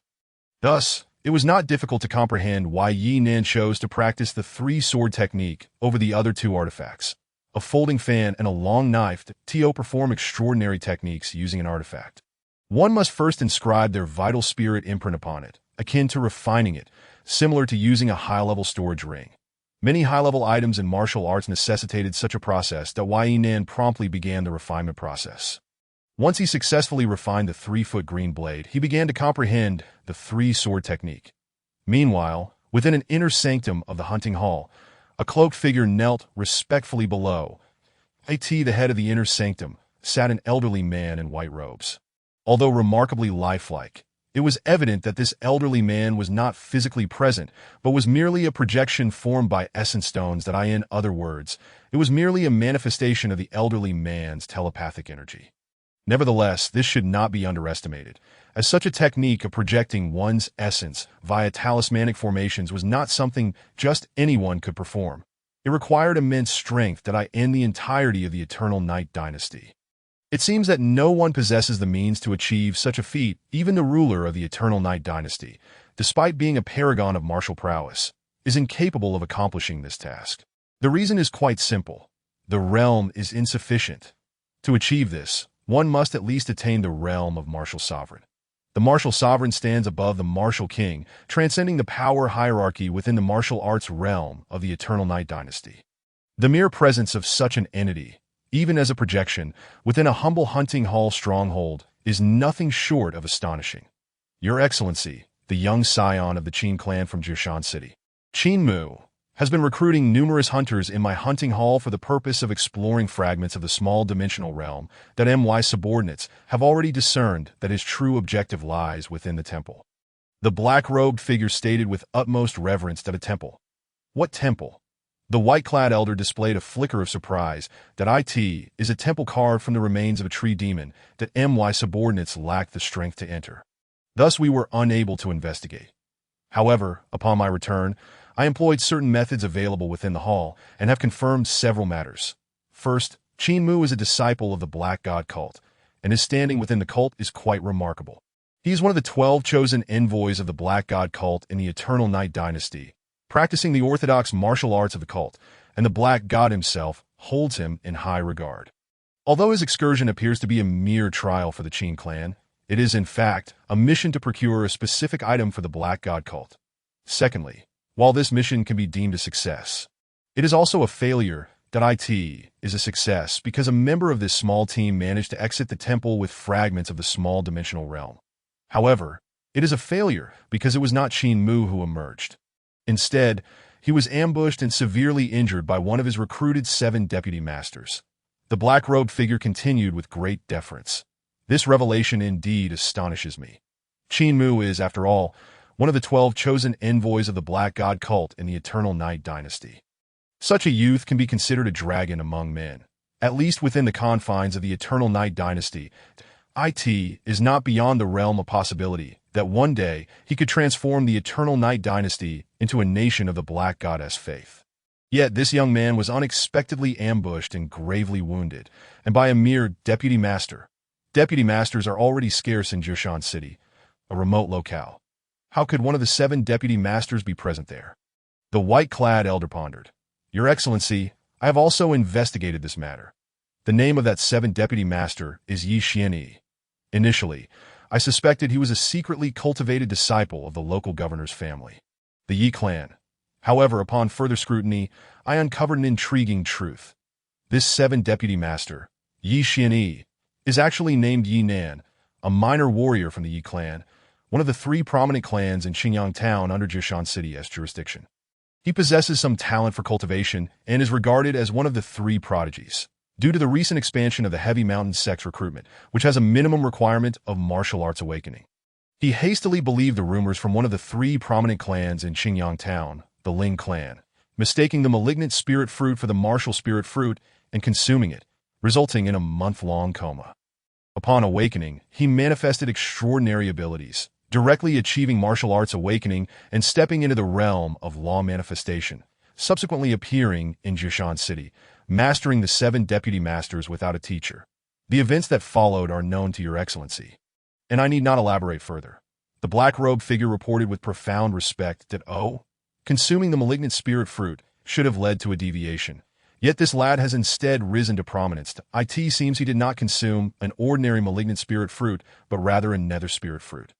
The reason for such an extraordinary outcome is quite straightforward. He must have been possessed by the ancient soul within the nether spirit fruit. To endure an entire month under the influence of an ancient soul is a testament to Yi Nan's remarkable willpower, a rarity among thousands. Alas, his fortune has not favored him, and he is still met with defeat. Had things been different, he might have achieved great success and escaped the confines of the Eternal Night Dynasty. The white-clad elder sighed upon hearing this that To escaped the Eternal Night Dynasty. Your Excellency, do you perhaps overestimate that lad? The black-robed figure expressed surprise. Could it be that he can cultivate to the level of Martial King? Achieving the level of Martial King is not an insurmountable feat given the current foundation of the Yi clan. It is indeed improbable. However, the Yi clan today is not the same as it once was. Not long ago, an ancestor of the Yi clan, who had been presumed dead, surprisingly returned from beyond the realms. Although he is merely a martial marquis, his power is extraordinary, having once served as the retainer of a significant figure. Even at death's door, if Yi Nan survives and inherits this lineage of connections, with proper nurturing from that eminent figure, he could very well attain the status of martial king, even if he were but a pig. Moreover, it is said that this eminent figure, for reasons unknown, owes his life to that Yi clan martial marquis. The white-clad elder elucidated. What? The one who returned to the Eternal Night Dynasty is an ancestor of the Yi clan presumed dead. The black-robed figure was taken aback. Indeed, that is correct. The white-clad elder nodded. Were it not for the covert machinations of certain individuals, Yi Nan would not need to concern himself with a trivial disciple position at the Heavy Mountain Sect and could have pursued a far superior path. Such a pity, Your Excellency. Should we not take heed of the Yi clan? Having such a talent extinguished would be quite detrimental to us. The black-robed figure, upon hearing this, expressed astonishment and quickly added, Moreover, I have also uncovered that the plot against Yi Nan involved the notorious young master, Tiandu of the Heavy Mountain Sect. However, it seems he was also instigated by others to act in this manner. The notorious young master Tiandu. He is indeed a remarkable individual, rumored to have a formidable figure backing him. Even the ancestors of the Heavy Mountain Sect treat him with great respect. Moreover, he has achieved the realm of Fate Pill before the age of 30, marking him as a prodigy of considerable caliber. Nevertheless, this young man harbors ambitions and has allied himself with a significant figure in the Eternal Night Dynasty, which raises questions about his sincerity. He may have ulterior motives. Regardless of his schemes, as long as he possesses the requisite talent, he could be of use to us that if Yi Nan is indeed capable of being possessed by an ancient soul. That ancient soul must have been revived. Such a person, brimming with potential, is undoubtedly worth our effort to cultivate. However, both he and young master Tiandu shall be subjects of our scrutiny. Both possess the qualifications to become our meticulously nurtured young prodigies. But we shall observe a while longer. When two tigers contend, one is bound to be injured. The animosity between them is profound. Yi Nan, as a powerful ancient soul, will undoubtedly resort to any means necessary to retaliate against Tiandu. Otherwise, the original grievances of Yi Nan will remain unresolved, and his rebirth will be incomplete, posing a lingering danger. Ultimately, whoever prevails shall earn the right to receive our careful cultivation within the hunting hall. The white-clad elder articulated. Understood. My subordinate comprehends. The black-robed figure nodded. After a brief pause, the black-robed figure turned to the white-clad elder and respectfully inquired, Your Excellency, shall we keep Yi Nan under observation? Indeed, we must follow him. However, as he is a revived ancient soul, he may sense your presence. Therefore, proceed with caution, ensuring not to provoke his resentment, as this would be detrimental to our interests. Our hunting hall is no longer in its former glorious era. We must tread carefully and avoid creating unnecessary enemies. The white-clad elder added, I shall adhere to your command. The black-robed figure replied, hesitating momentarily before asking, Your Excellency, should we monitor the Qin clan? There is no need. If the Qin clan truly aspires to become a family of faith, they would not merely send Qin Mu to undertake this mission. Allow the Qin clan to organize their forces and conduct thorough investigations. This is both prudent and discreet. Since the Qin clan has yet to take action, it is sufficient proof of their innocence. Moreover, you mentioned that Qin Mu suffered severe injuries from the ambush. Does this imply he has not perished? The white-clad elder inquired. Indeed, I captured a trace of Qin Mu's aura within the fragments of the small dimensional realm. Upon my return, I performed divination and discovered that, although his essence has been severely wounded, he remains alive, his spirit intact, and not in a state of coma. The black-robed figure reported that makes sense. That is an envoy of the Black God cult. He must possess techniques for survival. He likely utilized a minor transdimensional technique to escape death and was transferred to the headquarters of the Black God cult within the Eternal Night Dynasty, where he received timely protection, thus remaining unharmed. It is likely that the Black God cult will seek out Yinan shortly. The Black God cult is not to be trifled with. While we in the hunting hall do not fear them, we also do not wish to provoke them unduly. After all, our greatest adversary is not them at present. Therefore, we shall observe from the sidelines. The white-clad elder replied nonchalantly that my subordinate understands. The figure cloaked in black respectfully remarked, If there is anything, do not hesitate to report to me, before vanishing without a trace. The elder in white bid farewell to the esteemed one, that the black-clad individual stood in utmost reverence, profoundly devout. Unbeknownst to Yinan, all that transpired deep within the burdened hall was a revelation of his true identity, discovered by another. Although the conclusions drawn were not entirely accurate, they were alarmingly close, which, without a doubt, was not favorable news for him. Naturally, Yinan would be astonished and shocked, for the hunting hall was recorded in the memories of the martial Emperor Guxiani, albeit not with such an air of mystery and might. At this moment, Yinan was still in seclusion, diligently contemplating the three-sword techniques, that he found himself grasping certain insights that in fact, the martial Emperor Guxian, he had also once studied these techniques. Given his elevated stature, even in his youth, comprehending the three-sword techniques posed no great challenge. Thus, Yinan had gained some understanding of them. However, this understanding was far from complete. Merely comprehending the techniques would not suffice for mastery. Attempting to practice the three-sword techniques without full comprehension would undoubtedly lead to his demise. From Guxiani, Yinan had only gleaned a general notion. To truly cultivate these techniques, one must thoroughly grasp their essence. Otherwise, it would be tantamount to courting disaster. During the practice, should his true essence backfire, he might not merely suffer injuries but could very well face death. Nevertheless, given Yinan's innate talent, understanding the three-sword techniques was not insurmountable. The critical factor lay in his possession of the divine martial heart that in Chapter 58, titled Mountain Stronghold Swordsmanship. The divine martial heart, a minor divine ability, allowed one to swiftly master all martial arts below the heavenly tier, transforming them into instinctual prowess. This remarkable minor divine ability awakened within Yinan in an instant of martial enlightenment. Although he had previously dispersed his power to rebuild, various minor divine abilities, such as the Night Watch Dog, dissipated. These had been forcibly achieved through the deceptive heaven technique, creating an illusionary divine ability. Yet, the divine martial heart was an intrinsic awakening, and thus, it remained intact and even activated spontaneously. Within moments, Yinan comprehended the three-sword techniques thoroughly. However, actual cultivation remained a formidable challenge. The three-sword techniques comprised three distinct styles: the shadow sword technique, the slashing sword technique, and the flying sword technique. These foundational sword techniques, while basic, carried immense significance. Once mastered, they were anything but ordinary. Yinan promptly began testing with his 3-foot azure blade. Yet despite possessing the divine martial heart, his current realm was insufficient for mastering these techniques, resulting in considerable difficulty. After over 1,000 attempts, he had yet to succeed in even one technique. Frustration and anxiety began to gnaw at him. Time was of the essence. Achieving the three sword techniques indeed proved exceedingly arduous.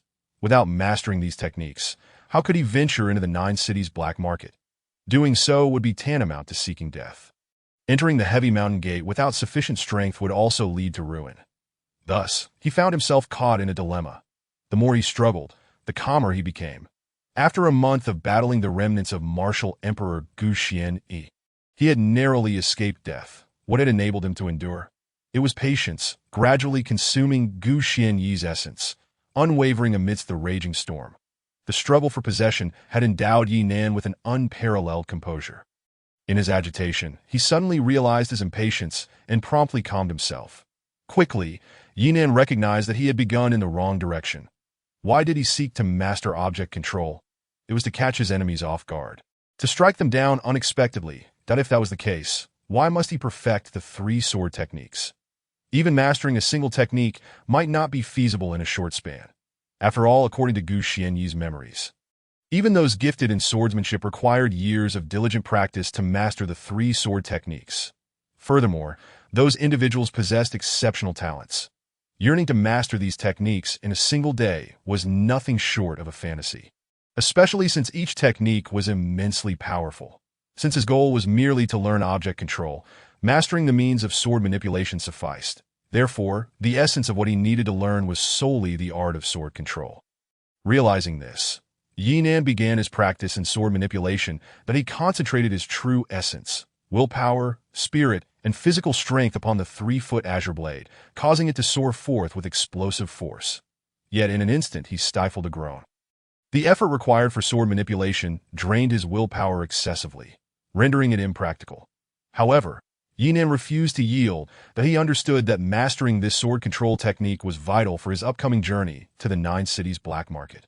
Thus, he was determined to strive for comprehension and mastery. Again and again, he attempted the sword manipulation technique, each time failing but learning from the experience. Eventually, a moment of clarity struck him. His thoughts were clear, and in an instant, he unleashed a powerful thrust with the azure blade. With a resounding crack, the blade surged forth, propelled by his willpower and true essence. Just as he felt his strength waning, he summoned his spirit, swiftly reclaiming the azure blade, that he had succeeded in mastering the sword control technique. However, this technique was not the orthodox sword manipulation, but rather a variant born of his ingenuity. The true sword manipulation allowed for the wielder to command the blade with mere thought, effortlessly navigating the battlefield. That in contrast, Yi Nan's version relied primarily on physical strength. He hurled the azure blade like a projectile, then unleashed his willpower and true essence in a sudden burst, striking at his foes when they least expected it to ensure the azure blade could return to him. He utilized his spirit to complete the entire process. Yet he could only execute this technique 3 times. Beyond that, his willpower would be depleted. While the entire sword manipulation process seemed straightforward, it was the result of Yi Nan's ingenuity, drawing upon the wisdom of the martial Emperor Gu Xianyi and his own persistent experimentation. Without any of these elements, Yi Nan could never have controlled this seemingly absurd variant of sword manipulation. Though not authentic, it sufficed to ambush those who would otherwise be formidable opponents. Nevertheless, Yi Nan did not intend to stop there. He continued to delve into the 3 sword techniques: the shadow sword technique, the slashing sword technique, and the flying sword technique. The essence of the shadow sword technique lay in fearlessness amidst chaotic battles. Yet for Yi Nan, he valued the dazzling display of sword energy unleashed. The slashing sword technique epitomized a ferocious onslaught, a fierce explosion of power with no retreat, an embodiment of brutal aesthetics. However, for Yi Nan, what mattered most was the intimidating momentum it projected. The key to the flying sword technique was its ability to strike from a distance, but Yi Nan prioritized the incredible speed of the flying sword. With the synergy of the divine martial heart and the wisdom of the martial emperor, Yi Nan began to integrate the 3 sword techniques, crafting a unique sword strike of his own. After several hours of effort, he completed his creation. In truth, devising one's own sword technique was no simple task. It required vast accumulation and extensive refinement. However, Yi Nan sought not sheer power, but rather the ability to bewilder his foes.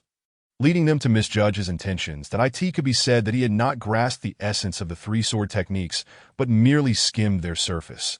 Thus, with the aid of the divine martial heart and the wisdom of the martial emperor, coupled with his relentless dedication, he managed to achieve this creation within such a brief period. After several trials, feeling satisfied, Yinan gently set this matter aside and continued his training. This round of training focused on martial skills. The sword manipulation technique was merely a contingency against foes he could not confront directly. However, should this killing move be seen through, the consequences would be dire. Moreover, he could only execute it 3 times. Therefore, it was prudent to avoid its use whenever possible. In Chapter 59, titled Minor Devouring Heaven. Amidst all these considerations, it was clear that he needed to cultivate other martial skills. The martial arts of the Yi clan were rather rudimentary, especially their combat techniques. In a small place like Qingyang Town, they were hardly noteworthy. However, when compared to the ruthless killers of the 9 cities black market, they fell woefully short. One wrong move, and he could be swiftly eliminated. Yinan sought not the techniques of the Yi clan, as he had long since mastered them. Neither did he aim to practice the various martial skills proficiently wielded by the martial emperor Gu Xianyi. Instead, he sought the martial skills recorded within the Blood Star Divine Path. The Blood Star Divine Path was regarded by the martial emperor Gu Xianyi as ominous, yet its origins were shrouded in mystery. Originating from the wilderness, it is a tome imbued with boundless mysteries, at least a martial classic of the Earth tier. The Blood Star Divine Path possesses a martial technique within this realm, which is remarkably straightforward, comprising merely 4 forms: the Tear of the Heavens, Mountain Leaping, Thunderous Speed, and the Throat-Locking Hand. The Tear of the Heavens rends asunder any martial arts that dare obstruct it, unleashing the infinite might of the physical body. Mountain Leaping allows one to soar through the void, evading perilous threats. Thunderous Speed strikes with the swiftness of lightning, catching formidable foes off guard with a velocity so astonishing it is almost unfathomable, mastering a kind of extreme speed. The Throat-Locking Hand shatters the throat with a single grasp, extinguishing all vitality. This set of martial techniques places immense emphasis on the physical form, which is precisely where Yinan excels. As he comprehends the 4 forms, he is filled with elation. This martial art is undoubtedly extraordinary, the Blood Star Divine Path being particularly unusual. In an instant, Yinan begins to grasp its essence. Before long, Yinan completes his understanding and embarks on his training. Boom! As he practices each technique, he senses a terrifying lethality, even causing his heart to tremble. Although these 4 forms appear simplistic, when combined with the overwhelming strength of the physical body, they exude an aura capable of tearing the heavens and shattering the earth, rending apart all fiends and specters. With the power to ascend to the heavens and traverse the earth, none can rival him. Though this may merely be an illusion, the ability to project such an aura is itself a testament to its extraordinary nature. Under the influence of his minor divine abilities and martial heart, Yinan swiftly masters these 4 techniques. Subsequently, he once again activates the Deceptive Sky formula, establishing a connection with the young hound of the Wild Soul Tomb, and steps into the realm of false law forms. With the powers of Night Watchdog, Clucking Thief, Chicken Flight and Dog Leap, Dog Barking Warning, Tile Chicken and Earthen Dog, and Eagle Dog Blocking the Path, these 6 minor divine abilities are birthed anew in an instant. Night Watchdog grants the ability to see in the darkness, discerning obstacles within a 10-mile radius and recognizing sounds. Clucking Thief allows for the theft of all treasures within 10 miles. Chicken Flight and Dog Leap enable instantaneous escape from danger.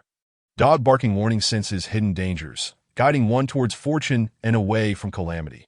Tile Chicken and Earthen Dog provide the means for optimal disguise. Eagle Dog Blocking the Path ensures swift travel. These 6 minor divine abilities prove to be exceedingly useful. Without them, Yinan would not have encountered so many fortuitous events. He might have even perished amidst the fragments of the minor dimensional realm. Naturally, Yinan is immensely pleased to regain control over these 6 abilities. However, after the emergence of these 6 minor divine abilities, another one unexpectedly manifests, leaving Yinan astonished. The newly born ability is the Minor Devouring of the Heavens. This minor divine ability allows one to siphon the martial energy of any law form level technique, instantly converting it into one's own true essence. Upon receiving this information in his mind, Yinan erupts with joy. Does this not mean that, in the face of numerous law-form entities, he need not be concerned? In the realm of law forms, he would be nearly invincible. This journey has provided him with additional assurance and a greater sense of security. With all preparations complete, Yinan sets forth that he has already inquired about the location of the black market of 9 cities. Upon departing from Jirshan City, he immediately activates the minor divine ability Eagle Dog, blocking the path to its utmost potential. Racing forward at great speed, the black market of 9 cities lies a considerable distance from Jirshan City, a full 10,000 miles away. Yet within a single day, by leveraging the powers of Eagle Dog blocking the path, he arrives at the black market. Despite being labeled as a black market, the black market of 9 cities is in truth a city, albeit a dirt city, free from the constraints of the Eternal Night Dynasty. The laws of the Eternal Night Dynasty do not reach this place. Here, one is not required to pay any taxes or dues. It is a wholly lawless territory that in Qingyang town, law forms reign supreme. But here, they are quite ordinary. The black market of 9 cities is immense, far larger than Jirshan City. That is a gathering place for skilled individuals from the Green Forest, rife with chaos. Upon entering the outskirts of the black market, Yinan occasionally spots corpses in areas of conflict that he refrains from intervening, choosing to remain aloof and not linger. But as the saying goes, in prosperity, one should benefit the world. In adversity, one should maintain personal integrity. Yinan is currently quite impoverished, barely able to maintain his own integrity, let alone assist others. Drawing his sword to lend a hand, or acting heroically, is beyond his current capabilities within the black market. Moreover, the black market is a tumultuous region.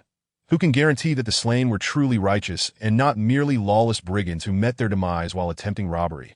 The lines of right and wrong are often blurred and indecipherable. Therefore, Yinan chooses to ignore it all and proceed into the city. In but a moment, he enters the city. Once inside, in a concealed location, Yinan dispels the deceptive sky formula, withdrawing from the realm of false law forms. The reason is simple. To project an image of weakness, the black market of 9 cities is indeed a chaotic place, but it does not permit indiscriminate killings that least within its confines. Such actions are not tolerated. This rule is enforced by the Green Forest Elder, a true soul realm marshal general, who governs the market in this territory. Who would dare defy him? Hence, Yinan fears not, and thus dispels the false law form. The layout of the black market resembles that of Jirshan City, complete with residential areas, a lordess mansion, armed forces, and, of course, numerous shops and merchant alliances. Yinan promptly heads to a merchant alliance to engage in trade. The black market of 9 cities operates quite formally. Chaos does not reign within the city. Even lawless individuals who kill officials of the Eternal Night Dynasty are afforded protection here. Those who dare to apprehend wanted criminals in this place do so at their own peril. In the black market, forced transactions occur, yet there are also reputable merchant alliances, a rule established by the Green Forest Elder.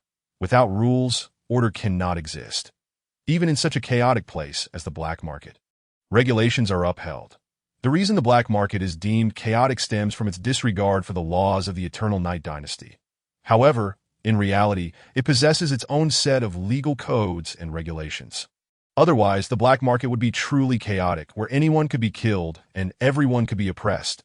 How could it maintain its current order? Would it not lead to its own demise?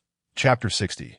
Qingyun Merchant Alliance. It is precisely because the black market of 9 cities has its own rules that many take risks to trade goods here. Yinan now steps into a merchant hall, known as the Qingyun Merchant Alliance, one of the 3 most renowned merchant alliances within the black market. Esteemed guest, do you wish to purchase items or sell them? If the price falls within 3 million gold yuan, I can make decisions on your behalf. A smiling attendant approaches. Truly, this is the black market of 9 cities. Yinan silently muses.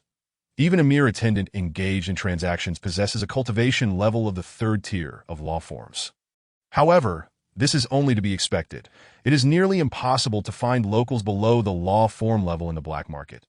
The entire city is home to tens of thousands of individuals above the law form level, all qualified to venture into the minor dimensional realm. The black market of 9 cities is a place that the Eternal Night Dynasty fears, and rightly so, despite lacking the overwhelming power to suppress the region like the Eternal Night Dynasty. The populace here is militarized, with at least tens of thousands of individuals above the law form level. To truly take action against such a place would require significant sacrifice on the part of the Eternal Night Dynasty. The key lies in that true soul realm marshal general, the Green Forest Elder, that a true soul realm marshal general is far more formidable than a fate pill realm marshal general. Even if their physical body is destroyed, they can be reborn in another form, an unimaginable strength. Even if multiple true soul realm generals or even martial kings were to mobilize, it would not be simple to eliminate a true soul realm general who is already on guard. If they were provoked and roamed freely, slaying members of the royal lineage and key figures of the court, the Eternal Night Dynasty would suffer tremendous losses. That it is precisely due to these concerns that the black market of 9 cities has come to be. In such a brutal place where humans devour one another without remorse, lacking the power of law forms renders one powerless, as for someone like Yinan, who is clearly only at the martial spirit level. Though rare, he is not without precedent.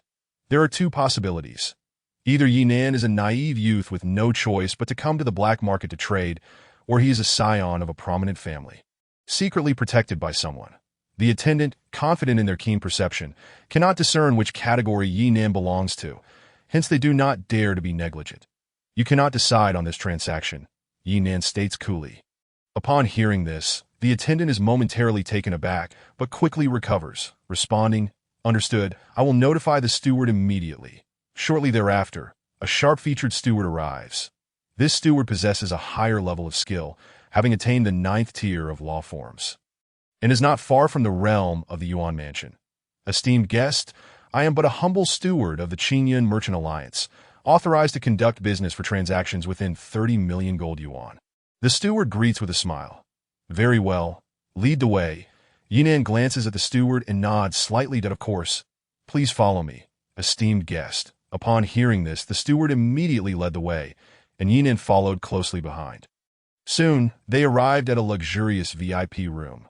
After the attendant presented fragrant tea, he quietly withdrew. "Are the guests here to purchase or to sell?" The steward then inquired. "This transaction exceeds your authority, as its value should be above 100 million gold coins." Yinan took a sip of the fragrant tea and replied, "What? 100 million?"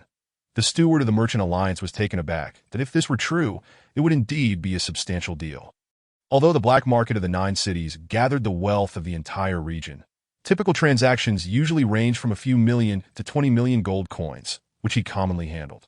As for conservatively estimating an amount exceeding 100 million gold coins, even though the Qingyun Merchant Alliance was one of the 3 renowned alliances within the 9 cities black market, such large transactions were not frequent. One might not encounter even one in 3 to 5 months.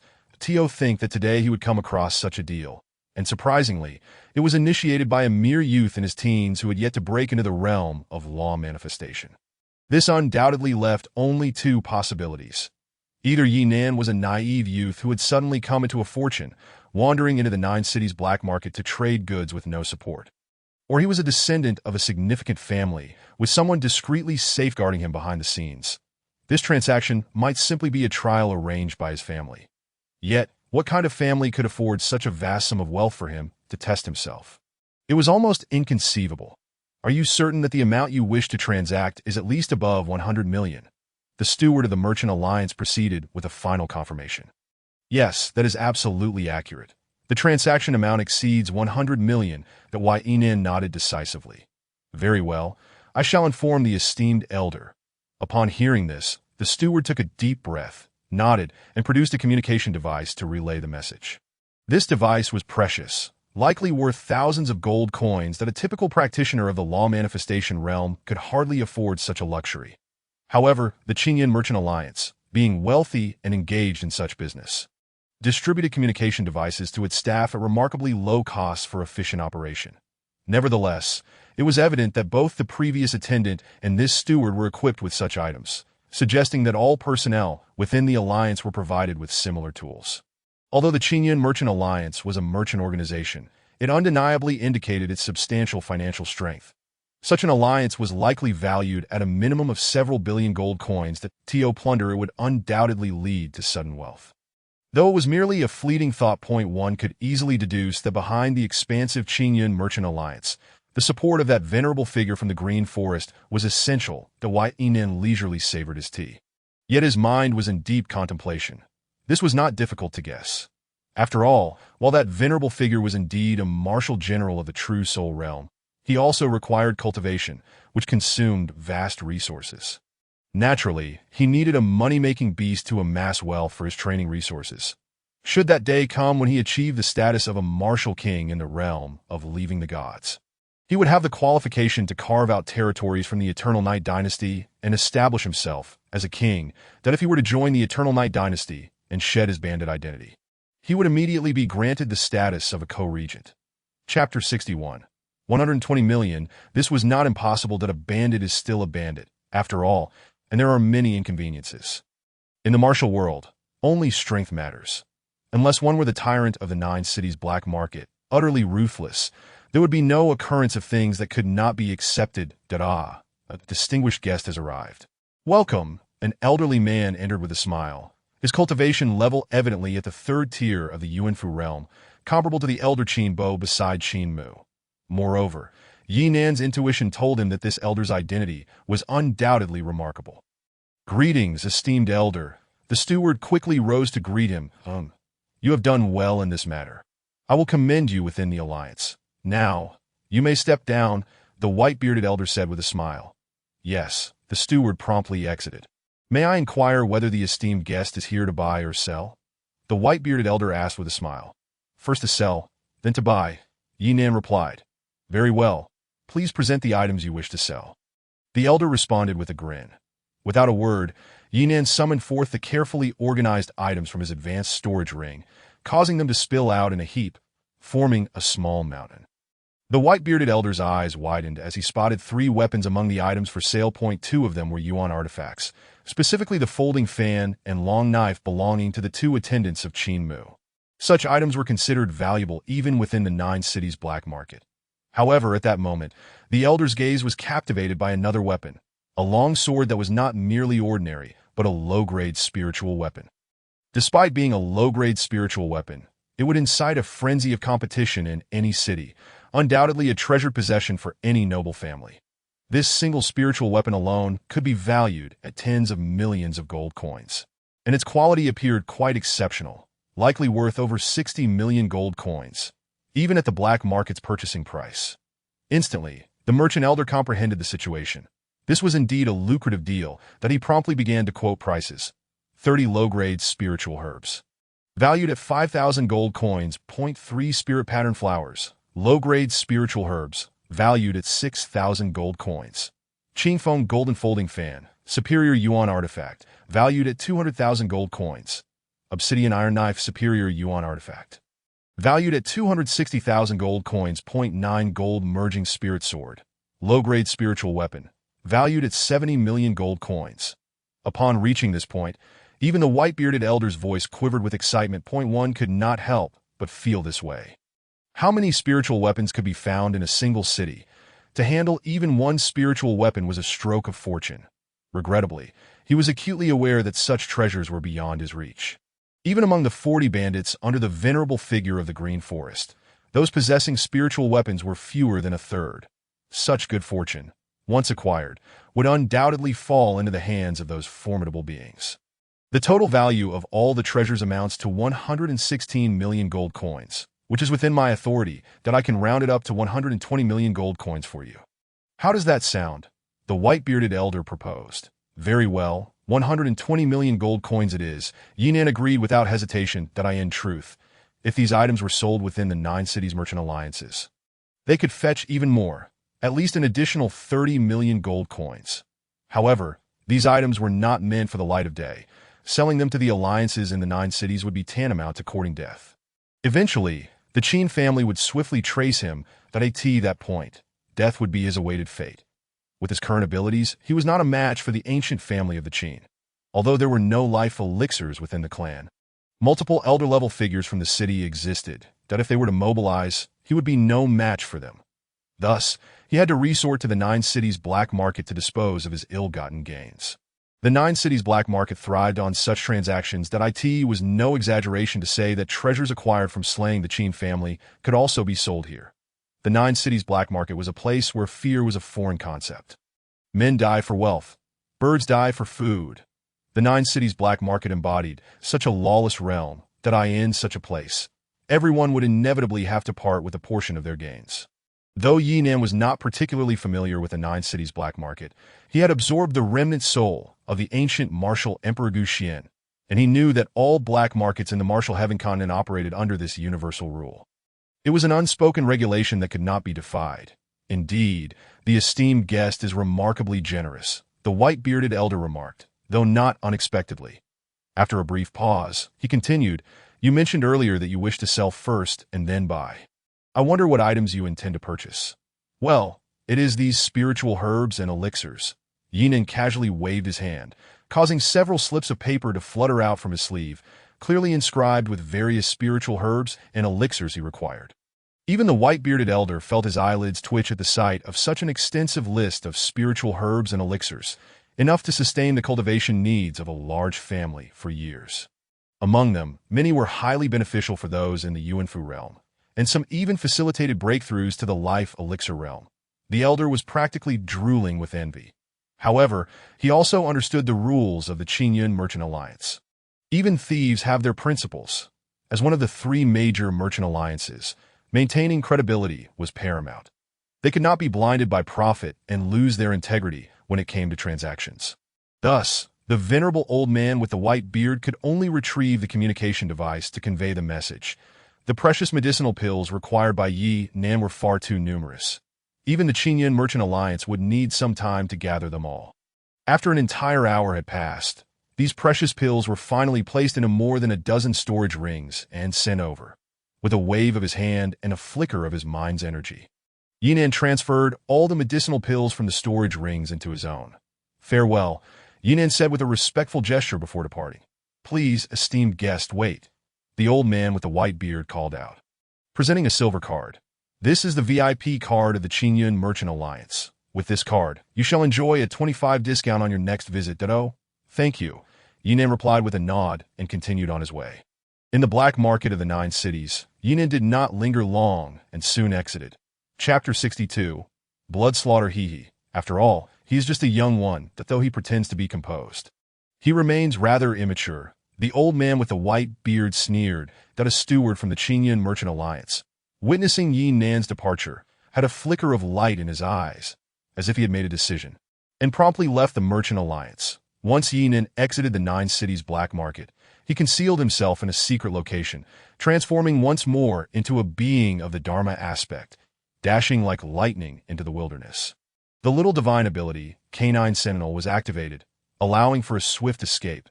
The speed he achieved was nearly comparable to that of some Yuanfu realm beings. It was hard to believe that the little divine ability could reach such heights. But this was indeed the marvel of the little divine ability, transforming the impossible into the possible, turning decay into the miraculous, truly incomprehensible. Whoosh, like thunder and lightning, Yinan sped through the terrain in his wake. The sound of wind echoed. Ahead, several figures flickered into view. This moment, dusk was approaching, casting shadows. However, Yinan remained unfazed. Who were these people? Many possessed the little divine ability. Among them was a canine guardian, capable of seeing in the dark, with vision and hearing extending 10 miles without issue. Without hesitation, Yinan swiftly approached the group, but he could discern that the individuals obstructing his path were merely beings of the Dharma aspect. With his current strength, he had no fear of ordinary Dharma aspect practitioners. Yinan sought to avoid trouble. However, the path these individuals blocked was a shortcut for his rapid exit from the Nine Cities black market. Taking another route would only lead to more uncertainties. Their obstruction was a delay he could not afford. Unforgivable, kill, Yinan commanded resolutely, launching into an assault. There were 7 individuals blocking his way in the past. Yinan would have been exceedingly wary of such a number, but now he felt no trepidation whatsoever. Charging forward, he began his slaughter. "Ha, kid, heaven has a path you refuse to take, and hell has no door that you willingly enter. You seek death." A burly man with a curled beard sneered. Yet before he could finish his sentence, Yinan had already closed the distance. What incredible speed! The burly man was taken aback, attempting to evade. But it was too late. That Yi Nan's fist struck him with ferocity, and the burly man's body cracked under the blow, allowing Yi Nan to pass through without a trace of bloodshed. With a single strike, a fifth-level Dharma aspect practitioner met his demise. The remaining 6 were taken aback, their faces pale with fear. "Attack with all your might," shouted a lean, monkey-like warrior in anger. Boom! In the next moment, Yi Nan slammed into him, cleaving him in two, blood spraying forth as he met an untimely end. Having consumed the 9-turn spirit pill to enhance his physique, Yi Nan was already comparable to a Dharma aspect demon. Now, after undergoing the transformation of the Blood Star Divine Path, his body was even more resilient than tempered steel. Under the impetus of his might, he was the ultimate weapon of destruction. Whoosh in an instant, Yi Nan appeared behind another warrior, his finger piercing like lightning through the back of the man's skull. The AT is level. No techniques were necessary. Every movement was a lethal strike. In that moment, Yi Nan resembled a machine of death. Boom! In the next heartbeat, he executed a hand strike, slaying a 3rd-level Dharma aspect master. His form darted like lightning, targeting 2 more Dharma aspect experts, swiftly piercing through them. Within moments, 5 of the 7 masters lay dead. The remaining 2 Dharma aspect practitioners were left in shock, vomiting at the sheer brutality of the scene. Though they were seasoned killers, they had never witnessed such carnage and were momentarily paralyzed. Yet these 2 were ultimately ruthless bandits and, despite their retching, they maintained their defenses and fled. However, they were still no match for the speed of the 2 Dharma aspect experts in the blink of an eye. Both were struck down, their corpses shattered and blood soaking the ground. The spectacle was utterly shocking. Yi Nan remained unfazed. Those who kill are perpetually hunted. At this moment, retribution was swift. These individuals were deserving of their fate, having been wicked thieves long overdue for punishment. Just then, a humming sound resonated, and several glimmers of light surged from the corpses, entering Yi Nan's body, causing him to pause momentarily. What was this? He knew well. Wild souls. Could the wild souls be consumed by the pup-like wild soul tomb? Could they devour other wild souls to grow? Such a notion was unheard of, even within the remnants of the memory of martial Emperor Guxian. However, the origins of the pup-like wild soul tomb were shrouded in mystery, far beyond the ordinary, likely possessing knowledge surpassing his own. Thus, it would not act recklessly. If it dared to act thus, surely there must be benefits to reap. The stronger the pup-like wild soul tomb, the greater the advantages for him. Having signed a life-and-death contract, they were bound together in fate. He would not pry further into the workings of the pup-like wild soul tomb. Feeling quite reassured as the winds howled behind him, Yi Nan disappeared with a cold snort. From start to finish, the entire process of slaying 7 Dharma aspect experts took less than 3 breaths. A remarkably brief affair. Such divine might was almost unparalleled among Dharma aspect practitioners. Yet, Yi Nan felt not a shred of arrogance. Those Dharma aspect bandits were utterly weak in his eyes, mere scraps of refuse. Each one was as fragile as paper. Moreover, not a single one was even in the later stages of the Dharma aspect realm. Their cultivation methods were unremarkable, and they lacked any Yuan artifacts. How could such beings withstand Yi Nan's wrath? After dispatching these foes, Yi Nan felt an increasing gravity in his heart. The thunderous slaughter of those individuals served as a means of intimidation. To kill a chicken to frighten the monkeys was sufficient. However, it would only serve to intimidate the lesser beasts. The truly formidable tigers and wolves would not be deterred. What lay ahead would likely be a fierce battle. For those bold enough to pursue him next, at least they would be practitioners in the later stages of the Dharma aspect realm. If not formidable Yuanfu masters that to dismantle such threats was to survive the ordeal. Otherwise, death awaited him. Fortune favors the bold. Should he encounter powerful foes lying in wait, once he stepped into the gates of the Zhongyue Mountain, lacking sufficient strength would lead to his demise. Chapter 63. The mantis stalks the cicada. Yi Nan continued his frenzied escape. The little divine ability, Canine Sentinel, operated at full throttle, propelling him into a rapid retreat. Meanwhile, figures were swiftly converging upon the scene of the 7 slain individuals. It was the 7 fiends of the North Tiger. Some bandits remarked that in the 9 cities black market, the vast majority of lawbreakers belonged to their own factions, and most had various combinations. The 7 fiends of the North Tiger were somewhat renowned within this circle. They were known for their caution and never failing in their endeavors. Who could have anticipated that they would meet their end this time? What a pity, one bandit lamented. Yet more remained silent. A pity? Not at all. There was nothing to lament. Those who kill are perpetually hunted. This was merely swift retribution. Once one embarked on this path, failing to retreat in time would inevitably lead to a day when they would encounter iron plates. The opponent had killed the 7 fiends of the North Tiger in no more than 7 breaths. One bandit remarked. Humanity has 365 deputy positions corresponding to the celestial bodies, compensating for humanity's deficiencies. There are no restrictions on the character of those who hold these positions. Thus, there exists a half-baked exploration deputy, here. 7 breaths. No more than 7 breaths, which means 1 death per breath. Such power must belong to a master in the later stages of the dharma aspect realm, another bandit exclaimed. Umph. Even if they are in the later stages of the dharma aspect realm. What of it? A good tiger cannot withstand a pack of wolves that if we unite our efforts, we can slay him and then divide the spoils. How delightful that would be. One bandit laughed. Indeed, another agreed. This is a fat sheep worth the risk, that I end the black market of the 9 cities. The bandits each possessed certain channels through which they became aware of Yi Nan's considerable wealth. Instantly, a group of ruffians sought to pursue him. However, at that moment, the half-hearted exploration vice-master let out a cry of alarm, instinctively attempting to retreat. Suddenly, with a resonating hum, the bloodstains on the ground erupted in a blinding radiance, evolving into a lethal aura as countless sword lights ascended into the heavens, indiscriminately cleaving and slashing towards the numerous martial artists within the formation. The warriors, caught off guard, let out pained wails, and in an instant, many met their demise. Moments later, as the blood mist dissipated, the formation exhausted its power, leaving a chaotic scene strewn with corpses. Aside from the 7 fiends of the North Tiger, an additional 16 experts perished here, including 3 formidable beings at the late stage of the law manifestation realm. Whoosh, whoosh.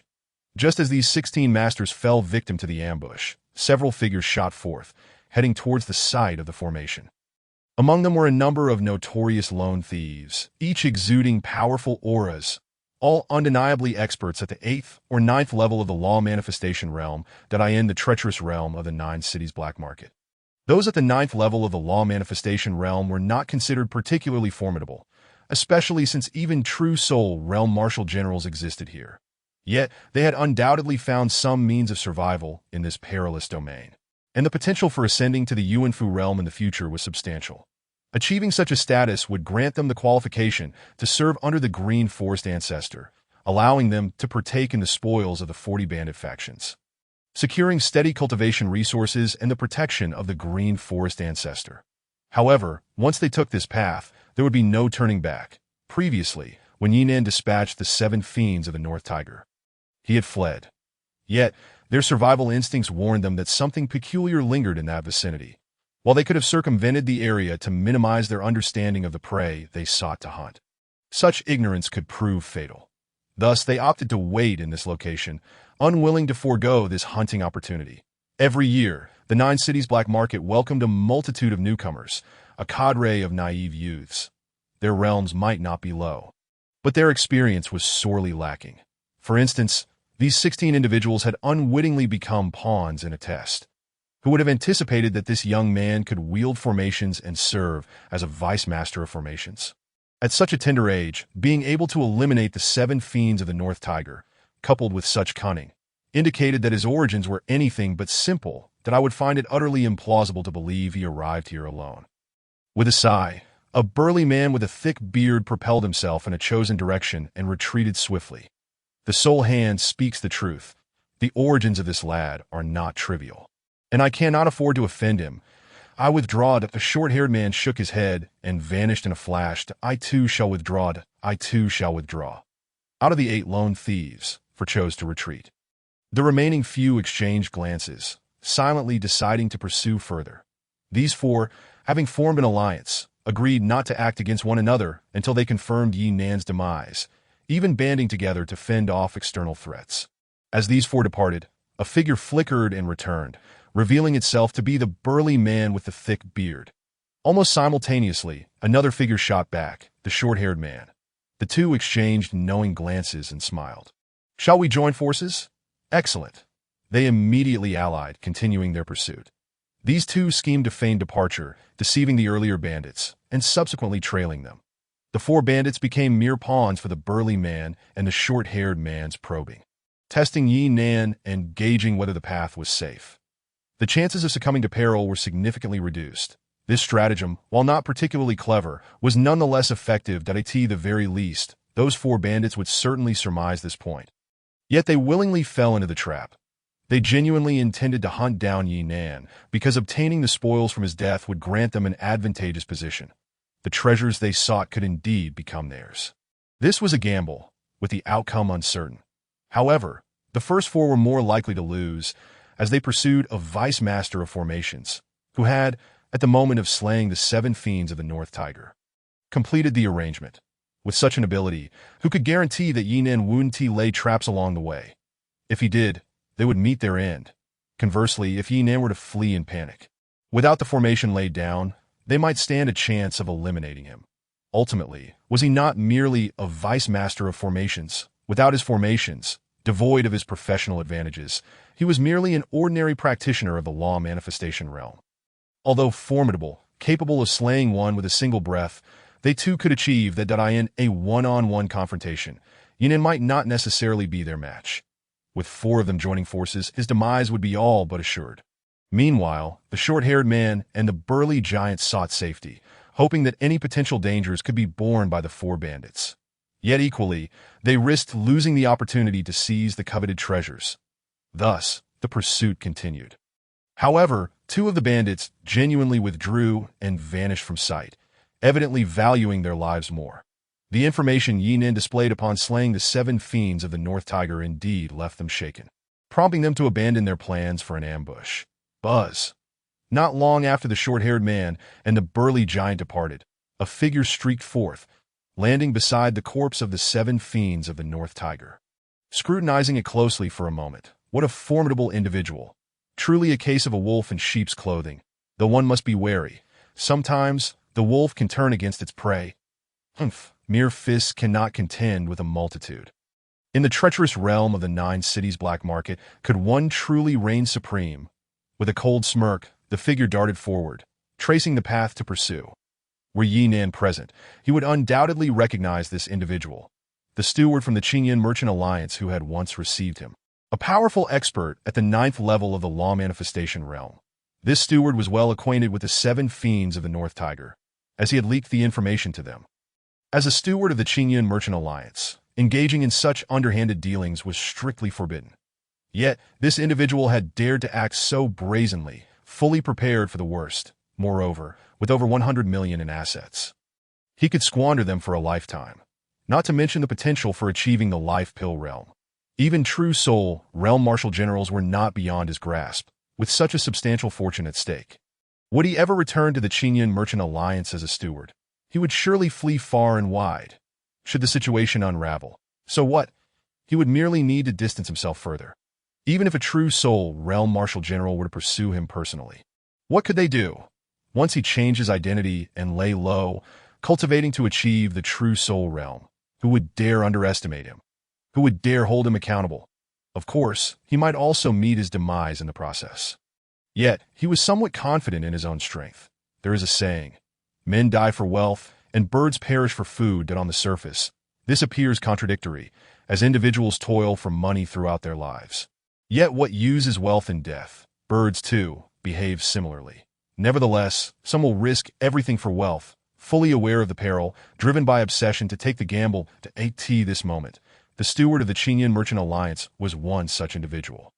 Little did he anticipate that the 7 fiends of the North Tiger, a group with modest renown and capable of contending with small bandit factions, would fall victim to Yi Nan's ruthless onslaught, failing to delay his arrival.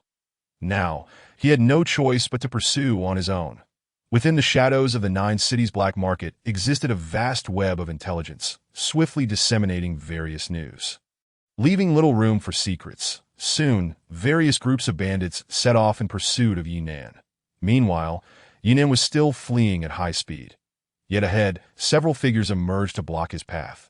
This time, There were only 5 individuals obstructing him, yet among these 5, 2 were at the late stage of the law manifestation realm. Point 1 was at the mid-stage of the 7th level, while the other had reached the pinnacle of the 8th level.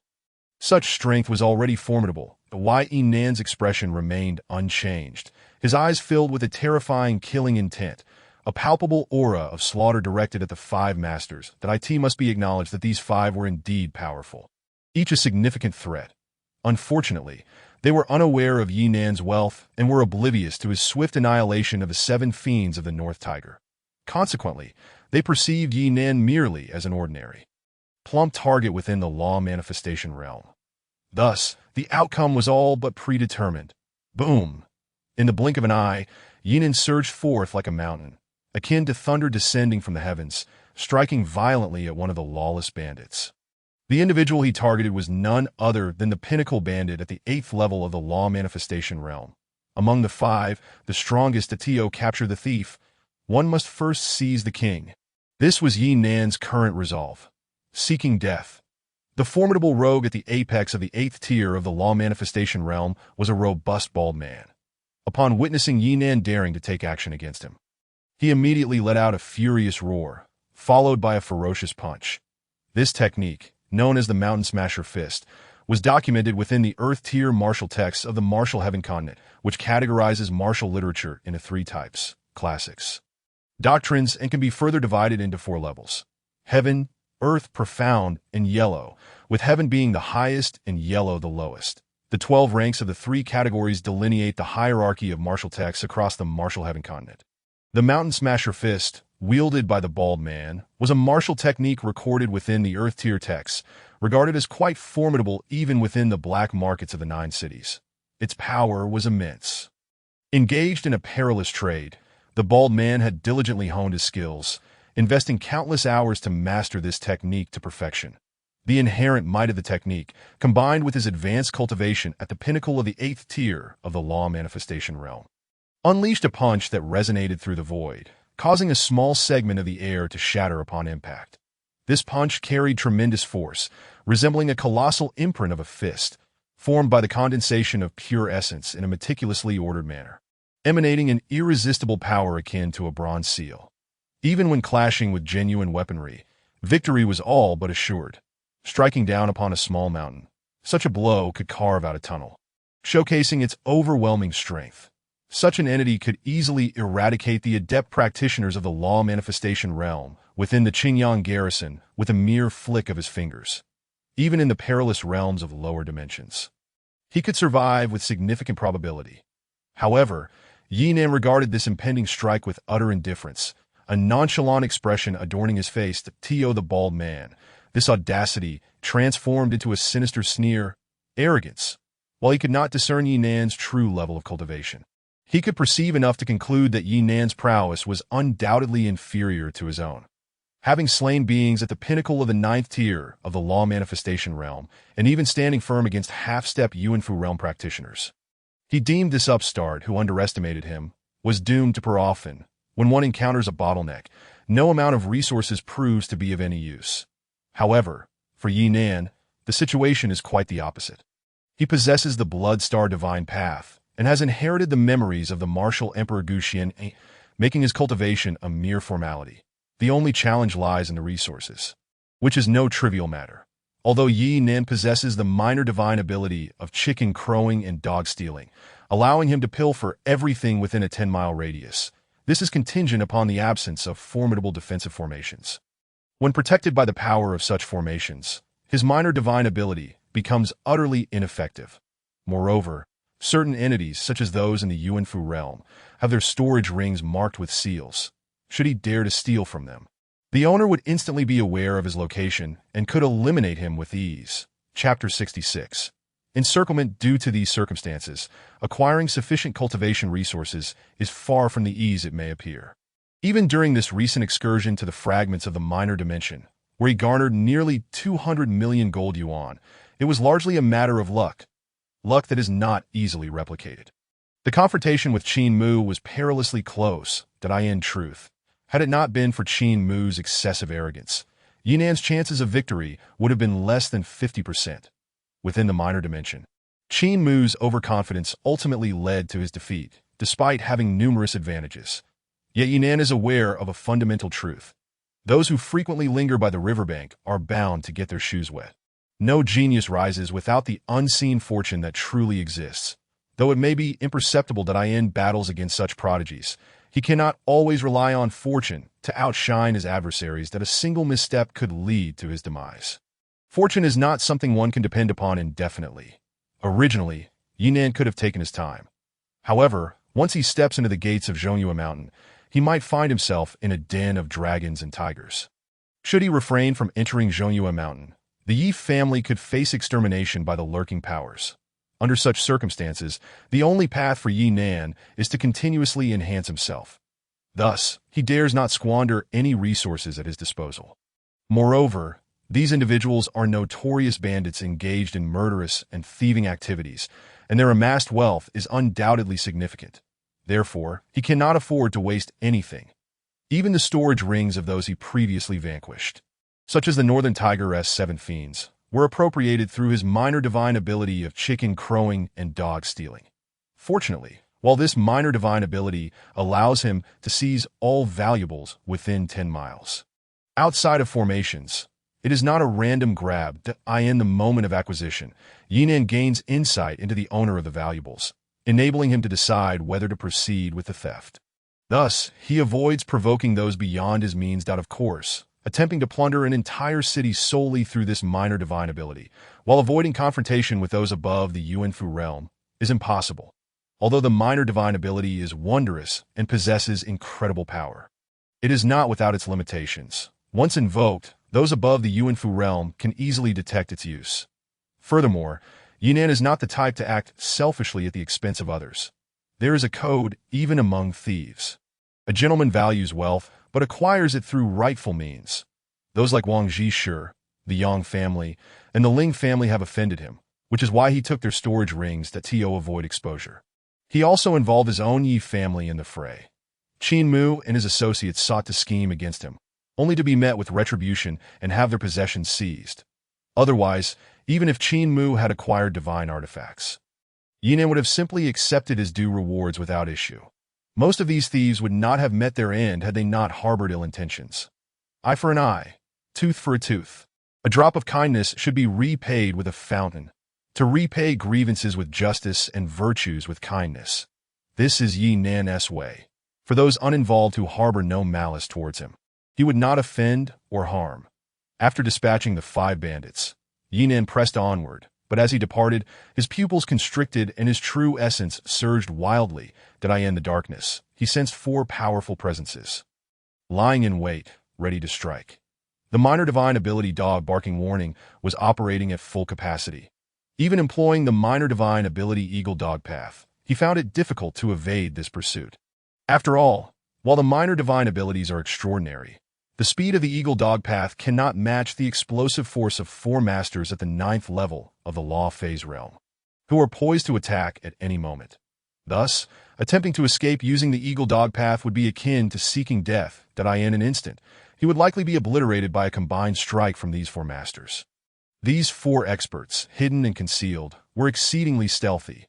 Had Yinan not fused with part of the martial emperor Gu Xianyi's lingering soul, possessing immense mental power and the ability to employ various auxiliary skills, he would have been unable to discern the peril that loomed. His thoughts raced as wisdom surged within him, forcing him to channel the blood star divine path, suppressing his instinct to turn and defend. While he propelled himself forward using the eagle dog path, boom! In an instant, the atmosphere erupted to AT that moment. The space within 100 feet was entirely in turmoil. Boom! A fist colossal as a small mountain came crashing down. Amidst the violent surge of true essence, the very void yielded. Clang! A sword aura, more than 10 feet in length, erupted fiercely, its murderous intent so sharp it seemed to cleave the void in twain. Roar! A thunderous roar of a beast echoed, as a paw print, spanning dozens of feet, descended heavily like a small mountain. Boom! Among the 4 attacks, the most unique was a swirling yellow wind column, resembling a tornado, that swept across heaven and earth. The stones and earth within 100 feet were drawn into it, forming a torrent of mud and rock hurtling towards Yinan.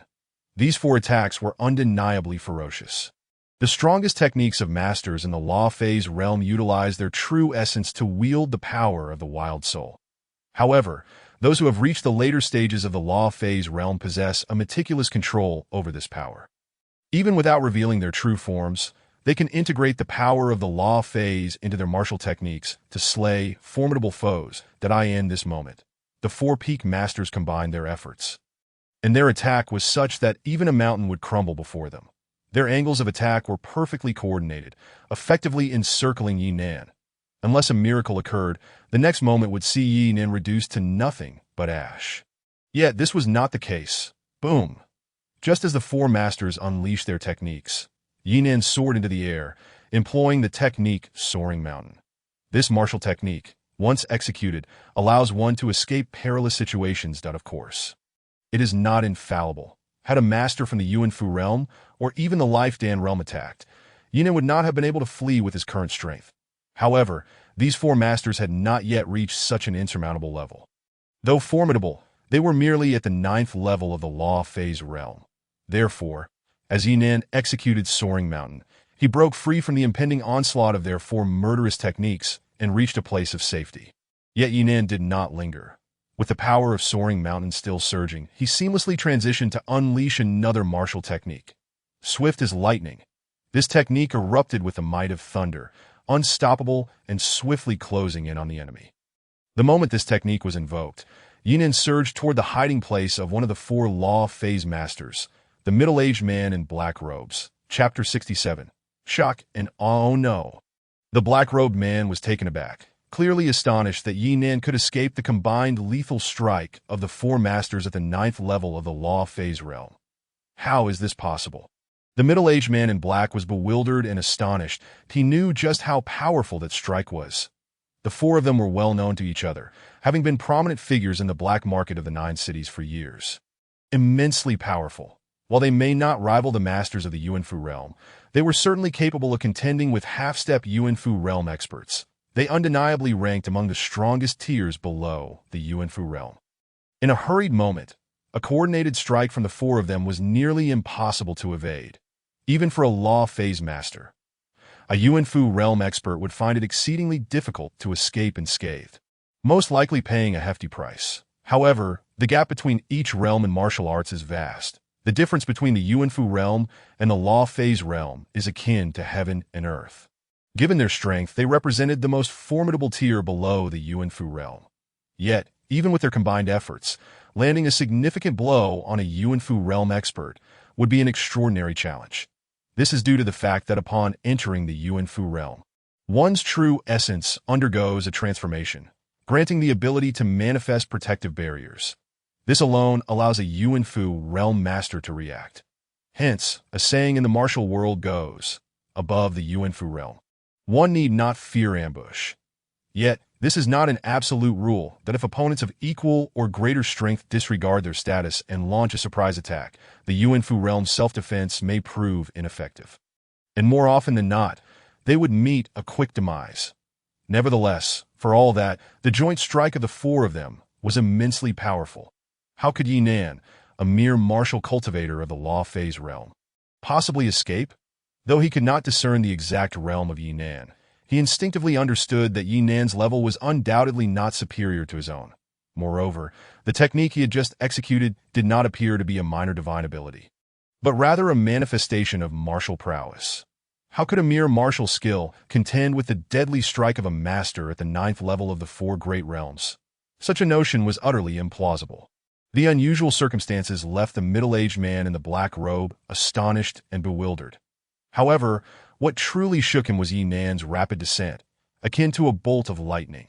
His instantaneous movement was indeed difficult to defend against, thus invoking a sense of dread that Yinan approached with an air of murderous intent, his presence imbued with a hint of primal ferocity, which even someone as notorious as the middle-aged man in black found unsettling.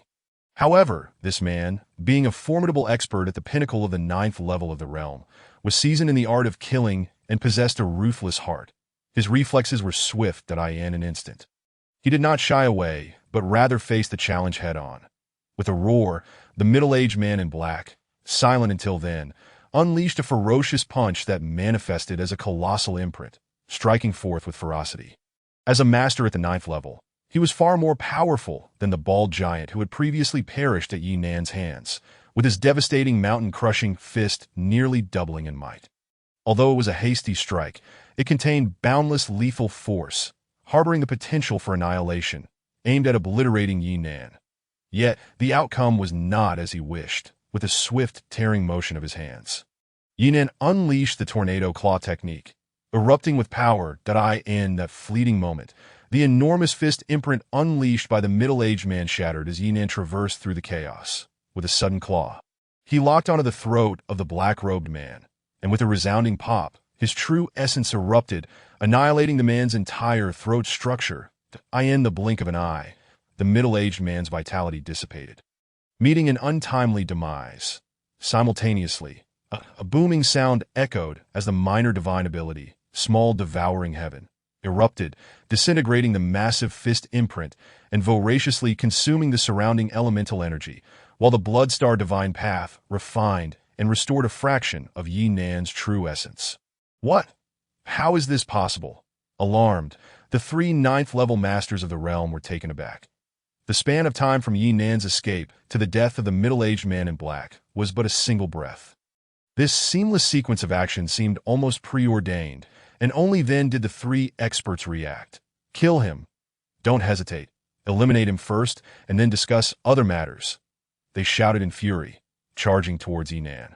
Massive sword energies, yellow wind pillars, and claw imprints descended upon him, intent on ruthlessly slaying him. With a surge of true essence, Yi Nan propelled his remarkably resilient physique, unleashing a terrifying force as he lunged towards one of the elder bandits among the 3. Throughout this process, Yi Nan employed his lightning-fast technique, not from an empty space, but directly confronting the elder's claw imprint. In doing so, he successfully evaded the fierce martial techniques, the massive sword energy and yellow wind pillars, launched by the other 2 masters. After all, martial techniques cannot overlap. Should they occupy the same space, their power would only collide and dissipate. Not good. The elder in gray, witnessing Yi Nan's approach filled with murderous intent, felt a shift in his demeanor. Though the previous encounter had been rushed, he had clearly witnessed the demise of the middle-aged man in black. Consequently, he was filled with immense dread, seeing Yi Nan employ the same strategy again. His expression shifted drastically. Instinctively, he sought to evade, yet he understood that retreating would diminish his momentum. If the other 2 did not come to his aid in time, he would undoubtedly face death. Moreover, even if the other 2 did intervene, there was a high probability he would be coerced afterward. In the black market of the 9 cities, the elder had a certain reputation beneath the realm of the Yuan house, and thus had his channels. He was somewhat aware of this young man's background. Fueled by anger, he could not afford to retreat.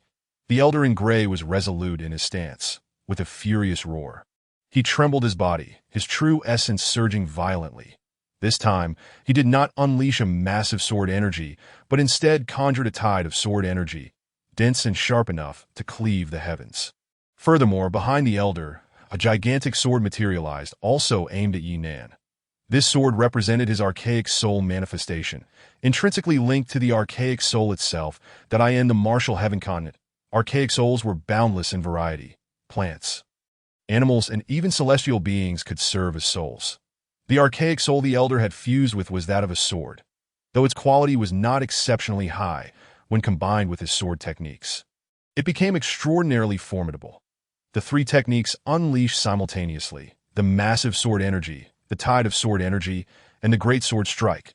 While not enough to slay a master of the Yuan house, it certainly had the capability to contend with a half-step Yuan house expert. He was resolute in his belief that this young lad could not possibly withstand such a formidable combination of martial prowess.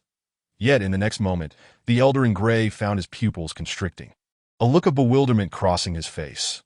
With a swift motion, Yi Nan casually tore through a portion of the massive sword energy, and his subsequent actions left the elder dumbfounded, perhaps more accurately perplexed at why Yi Nan did not discard the corpse of the black-robed man, but rather retained it, now hurling it towards the elder.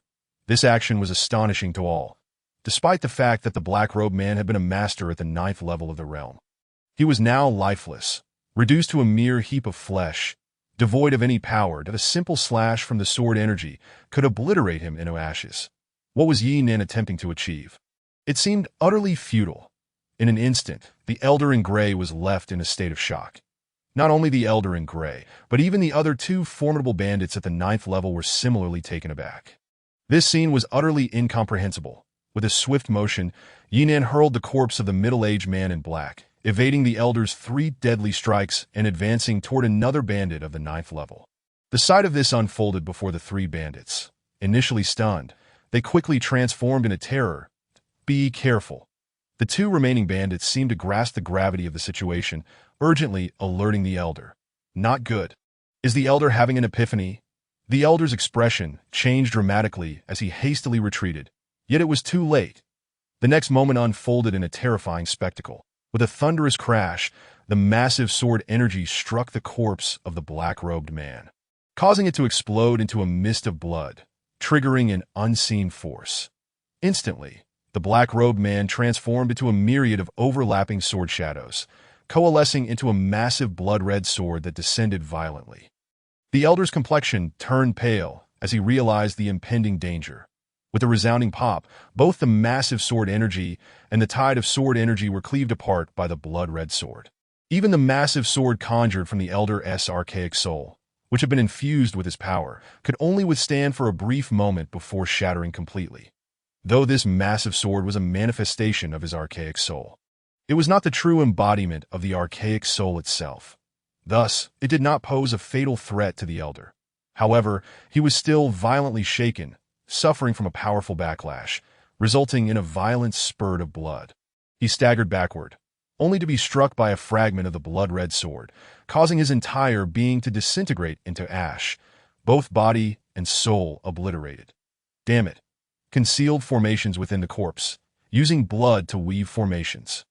This young lad, despite his youth, is he truly a master of formations? The remaining 2 experts were left in shock and alarm. Stop. We were blind to your greatness. We shall retreat at once. Please spare us. A middle-aged bandit cried out in a panic. Indeed, we were foolish. We offended you, that we shall make amends and leave this matter be. How does that sound? The other bandit hastily pleaded. Do you think to test me? Yi Nin, save your breath. Today, having offended me, you both shall die. Yi Nin sneered, his intellect sharp as he anticipated their intentions. Understanding the treachery of the 9 cities' black market, he was well aware that these 2 were feigning fear while plotting to ambush him. They had deduced that he was merely at the realm of manifestation, capable of slaying 2 masters of the same level only due to the deployment of powerful martial techniques, which undoubtedly placed a heavy burden on his body. Though they appeared to fear Yi Nin, they were merely biding their time.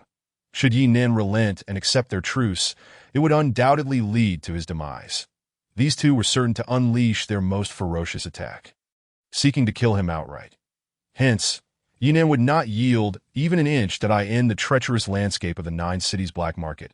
Only a blend of wisdom and fearlessness could afford one the chance of survival. With a thunderous roar, Yi Nin surged forward like an invincible god of slaughter, charging at the middle-aged bandit. You brat, seeking death. The middle-aged bandit's eyes glinted with murderous intent, but Yi Nin remained undeterred. Executing his signature techniques, the tornado claw and the throat lock, he currently possesses only these 2 formidable martial techniques capable of contending with the dharma aspect, which are truly offensive moves. These 2 techniques, akin to the previous ones, are executed in a similar manner. Normally, given the middle-aged bandit's countless experiences of killing and life-and-death battles, he would be qualified to evade them. Yet, paradoxically, he cannot escape. This is because these techniques are among the top 4 martial arts of the Bloodstar Divine Path's first realm, forged through relentless refinement. They appear deceptively simple, yet harbor an unseen force that renders evasion impossible. To evade, perhaps a practitioner at the Origin Palace stage could, but no, a practitioner at that level need not evade. They could endure and dissolve the attack with composure. However, the Dharma aspect has not attained that qualification. Naturally, there are distinctions within the Dharma aspect itself. Although this middle-aged bandit is immensely powerful, he is merely a standout among the average that in comparison to true ferocious birds of prey, he cannot measure up. Ultimately, it is merely 4 martial techniques. With this, Yinan cannot claim invincibility. However, at this moment, no one can counter his lethal strike, and an aura of invincibility arises. With a resounding thud, Yinan seizes the middle-aged bandit's throat. Unleashing a surge of true essence that extinguishes his life force, he then hurls the lifeless body towards the last remaining bandit. Disaster. The last bandit, upon witnessing this, is taken aback, with the black-robed, middle-aged man in front. He dares not confront the corpse head-on.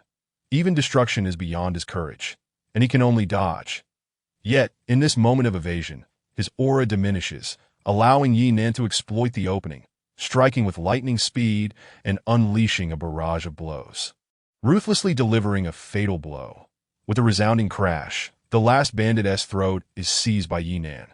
Despite the bandit's panic and plea for mercy, Yinan, aware that time is of the essence, has no time to entertain his pleas that he directly extinguishes the bandit's life force and discards him onto the ground. Concurrently, the minor divine ability of devouring heaven is employed, consuming the remaining true essence of the surrounding bandits, transforming it into his own true essence accumulation. After a series of fierce battles, a hint of pallor can be discerned on Yinan's face. Indeed, the Bloodstar Divine Path is exceedingly ruthless and powerful, granting him the ability to instantaneously slay those at the Dharma aspect stage. However, this is also a gamble with his life that a single misstep could lead to his own demise. Thus, while his strikes are clean and decisive, he is experiencing significant depletion of energy. Although the four martial techniques burst forth with ferocity, the consumption of true essence is terrifying, even with the foundation of the Bloodstar Divine Path. He feels a tinge of exhaustion. Chapter 69. The poisonous snake's heartbite, gazing at the last fallen bandit. A hint of a smile graces Yinan's lips. Blood coagulates into a formation, concealing the corpse within. This technique he had indeed employed earlier, but only once. The secondary skill of this formation demands exceptionally high levels of mental energy. The fact that Yinan could execute it once came at a considerable cost. To attempt a second time? Impossible. Moreover, having fought until the end, his true essence is somewhat depleted, leaving no opportunity for another application. Had this individual not been intimidated and engaged him head-on, even if Yinan could secure a victory, it would have required considerable effort. Unfortunately, this individual's courage had long since waned. He can be said to have succumbed to Yinan's ruthless determination. With a swift motion, Yinan collects the storage rings of the four bandits, now holding a few spirit pills in his palm. After departing from the Nine Cities black market, he is bound to encounter numerous dangers. Thus, how could Yinan be unprepared? At the Qingyun Trading Alliance, he had purchased a batch of precious healing spirit pills. Likewise, he possesses a considerable supply of spirit pills for recovering true essence. Soon, Yinan consumes several spirit pills meant for healing and restoring true essence. Under the ferocious operation of the Bloodstar Divine Path, his true essence is restored significantly. With a movement, Yinan once again takes flight. Boom! Just then, an almost imperceptible finger wind shoots towards Yinan. Approaching head dash on Yinan's expression shifts dramatically. The minor divine ability of the Hound of Heaven is activated, yet the warning of the Hound's bark fails to alert him in time. Although he has just eliminated the four bandits, Yinan remains vigilant. Yet, there is a fleeting moment of relaxation, which allows an enemy to seize the opportunity. With a thunderous collision, this gentle finger wind, upon striking Yinan, suddenly turns forceful and crashes against his body like the explosion of thunder, while Yinan lets out a muffled groan, his body recoiling. Yet, despite the finger wind's sharpness, it cannot wound his flesh. The 9 Revolution Spirit Pill, combined with the formidable physique honed by the Bloodstar Divine Path, would not be so easily harmed, but if such a powerful body could be easily injured, it would not justify the immense resources invested in its refinement. Nevertheless, the pain is excruciating, and a murderous glint flashes in Yinan's eyes as he unleashes a fierce mental energy. With one hand pressed against the ground, he activates his exploration secondary skill to discern the enemy's location. This enemy is exceptionally adept at concealment. His mental energy sweeps across the area, yet he struggles to pinpoint the exact position, a perilous situation. Fortunately, he still possesses the suppression secondary skill. Otherwise, passively taking hits could lead to a near-death scenario. In an instant, Yinan discerns the enemy's direction, confirming his safety, and with a quick flicker, he charges towards a specific direction. What, amidst his surprise, a burly man with a thick beard gazes incredulously at the advancing Yinan from the shadows. Yinan, in turn, fixes him with a cold glare. Kid, you've got some skill, managing to refine your body to such an extent. Unfortunately, having fallen victim to Nyo's poisonous snake bite technique, even if your body remains unharmed, the toxin will still enter your system. In no more than 300 breaths, you will succumb to the poison. Hand over that batch of valuables and the refining method, and Nyo will spare your life. The burly man laughs heartily, and with that, he unleashes a ferocious punch that resembles a serpent's head, forcefully striking towards Yinan. Boom! Behind him, a short-haired man casually slashes downward, releasing a blade of true essence that possesses the might to split mountains. Yinan is not taken by surprise. Through his skill, he discerns the presence of this short-haired man, one of the two lurking bandits. The two bandits, having observed Yinan's fierce battle, quietly circled around, anticipating that despite his ferocious victory, his true essence would undoubtedly be greatly depleted. Thus, they ambushed him. Indeed, Yinan has fallen into their trap. Though he appears unscathed, it is certain that he has suffered damage. After all, this burly man is exceedingly powerful, one of the most formidable figures among rogue thieves in the 9 cities black market. Even late-stage Origin Palace experts have praised him, claiming that if not for the incompleteness of the poisonous snake heartbite technique he practices, he would have the potential to consolidate his Origin Palace and gain the opportunity to serve under the legendary bandit leader of the Green Forest. However, he is also emboldened, unafraid of this burly man's treachery, and grows increasingly determined to eliminate Yinan without hesitation. The poisonous snake heartbite. Yinan is taken aback, activating the Bloodstar Divine Path and performing a thorough examination, quickly concluding that he has not been poisoned. In an instant, he realizes that his body has been honed to a terrifying degree. The poisonous snake heartbite cannot harm him at the 9th level of the martial spirit realm. One progresses through 9 stages: skin, flesh, blood, tendons, bones, membranes, organs, body, and spirit. Yinan has already advanced to the organ refining stage using a false golden core. In the organ refining stage, one can significantly enhance the strength of the internal organs. Within the internal organs, there are the liver and gallbladder, both of which possess detoxifying capabilities. Having reached the threshold of a half-innate being through various refining processes, Yinan's internal organs have long surpassed the ordinary. At this moment, they possess detoxifying powers. Therefore, any common toxin that does not pose a threat to a life-or-death realm being cannot harm him in the slightest. Moreover, the Bloodstar Divine Path is rooted in the wilderness, embodying the fierce aura of primal chaos, which is a potent form of poison. What toxin could possibly compare? None. Given all these factors, Yinan's ability to detoxify is exceedingly formidable, that if his physical body were not robust, how could it be wielded as a divine weapon to tear apart the bodies of formidable martial artists? With this thought, Yinan's courage surges. Boom!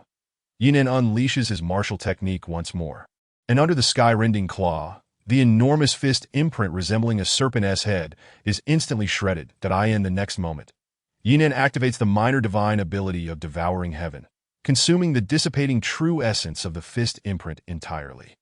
Simultaneously, he swiftly lunges forward, executing a throat-locking maneuver that directly seizes the burly man's throat. Chapter 70.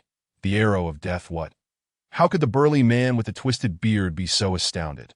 The venomous heart-biting technique he practiced was a deadly art that required the integration of various toxins for mastery.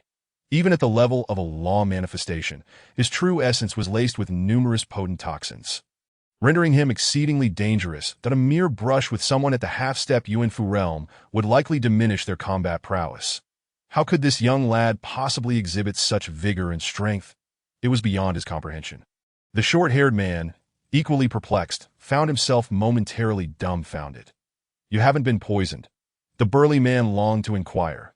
Yet alas, he was destined to meet an untimely and obscure end in the instant that Yinan seized his throat. A surge of true essence obliterated his throat bone and extinguished his life force. Thus, the burly man perished. With a thunderous roar, Yinan charged forth like an unparalleled beast, intent on slaying the short-haired man. This is bad. The short-haired man gasped in alarm, desperately attempting to flee, but Yinan was far too terrifying. His many mysterious attributes instilled a profound fear. The fact that the burly man had pointed at him without being poisoned and seemed unscathed was utterly chilling to it was as if he were a demon. 5 formidable lone bandits had already fallen at his hands. The earlier decision to engage had stemmed from a firm belief that Yinan had exhausted his strength, and that the burly man's venomous technique would only compound his suffering, rendering him defenseless. However, it had all been in vain. How could he dare to confront Yinan in battle? The sheer terror of Yinan's previous slaughter of 5 bandits had shaken him to his core, leaving him too frightened to retaliate. Thus, he resorted to his utmost speed, attempting to escape. In truth, it need not have come to this. Witnessing Yinan dispatch his peers with the ease of a butcher was enough to instill panic. Faced with such overwhelming might, retreat was his only option. Yet, alas, it was futile. Had he chosen to stand his ground, he might have met a more dignified end. But he foolishly sought to flee before Yinan. What chance did he have to escape? It was nothing but a dream. With a thunderous crash, Yinan descended like a bolt of lightning, akin to an unrivaled divine weapon, piercing through the very body of the short-haired man. In an instant, there was a resounding explosion as the short-haired man's flesh was annihilated. Yinan swiftly stored their belongings, consuming a dozen spirit pills to replenish his true essence. These pills were not to be taken lightly.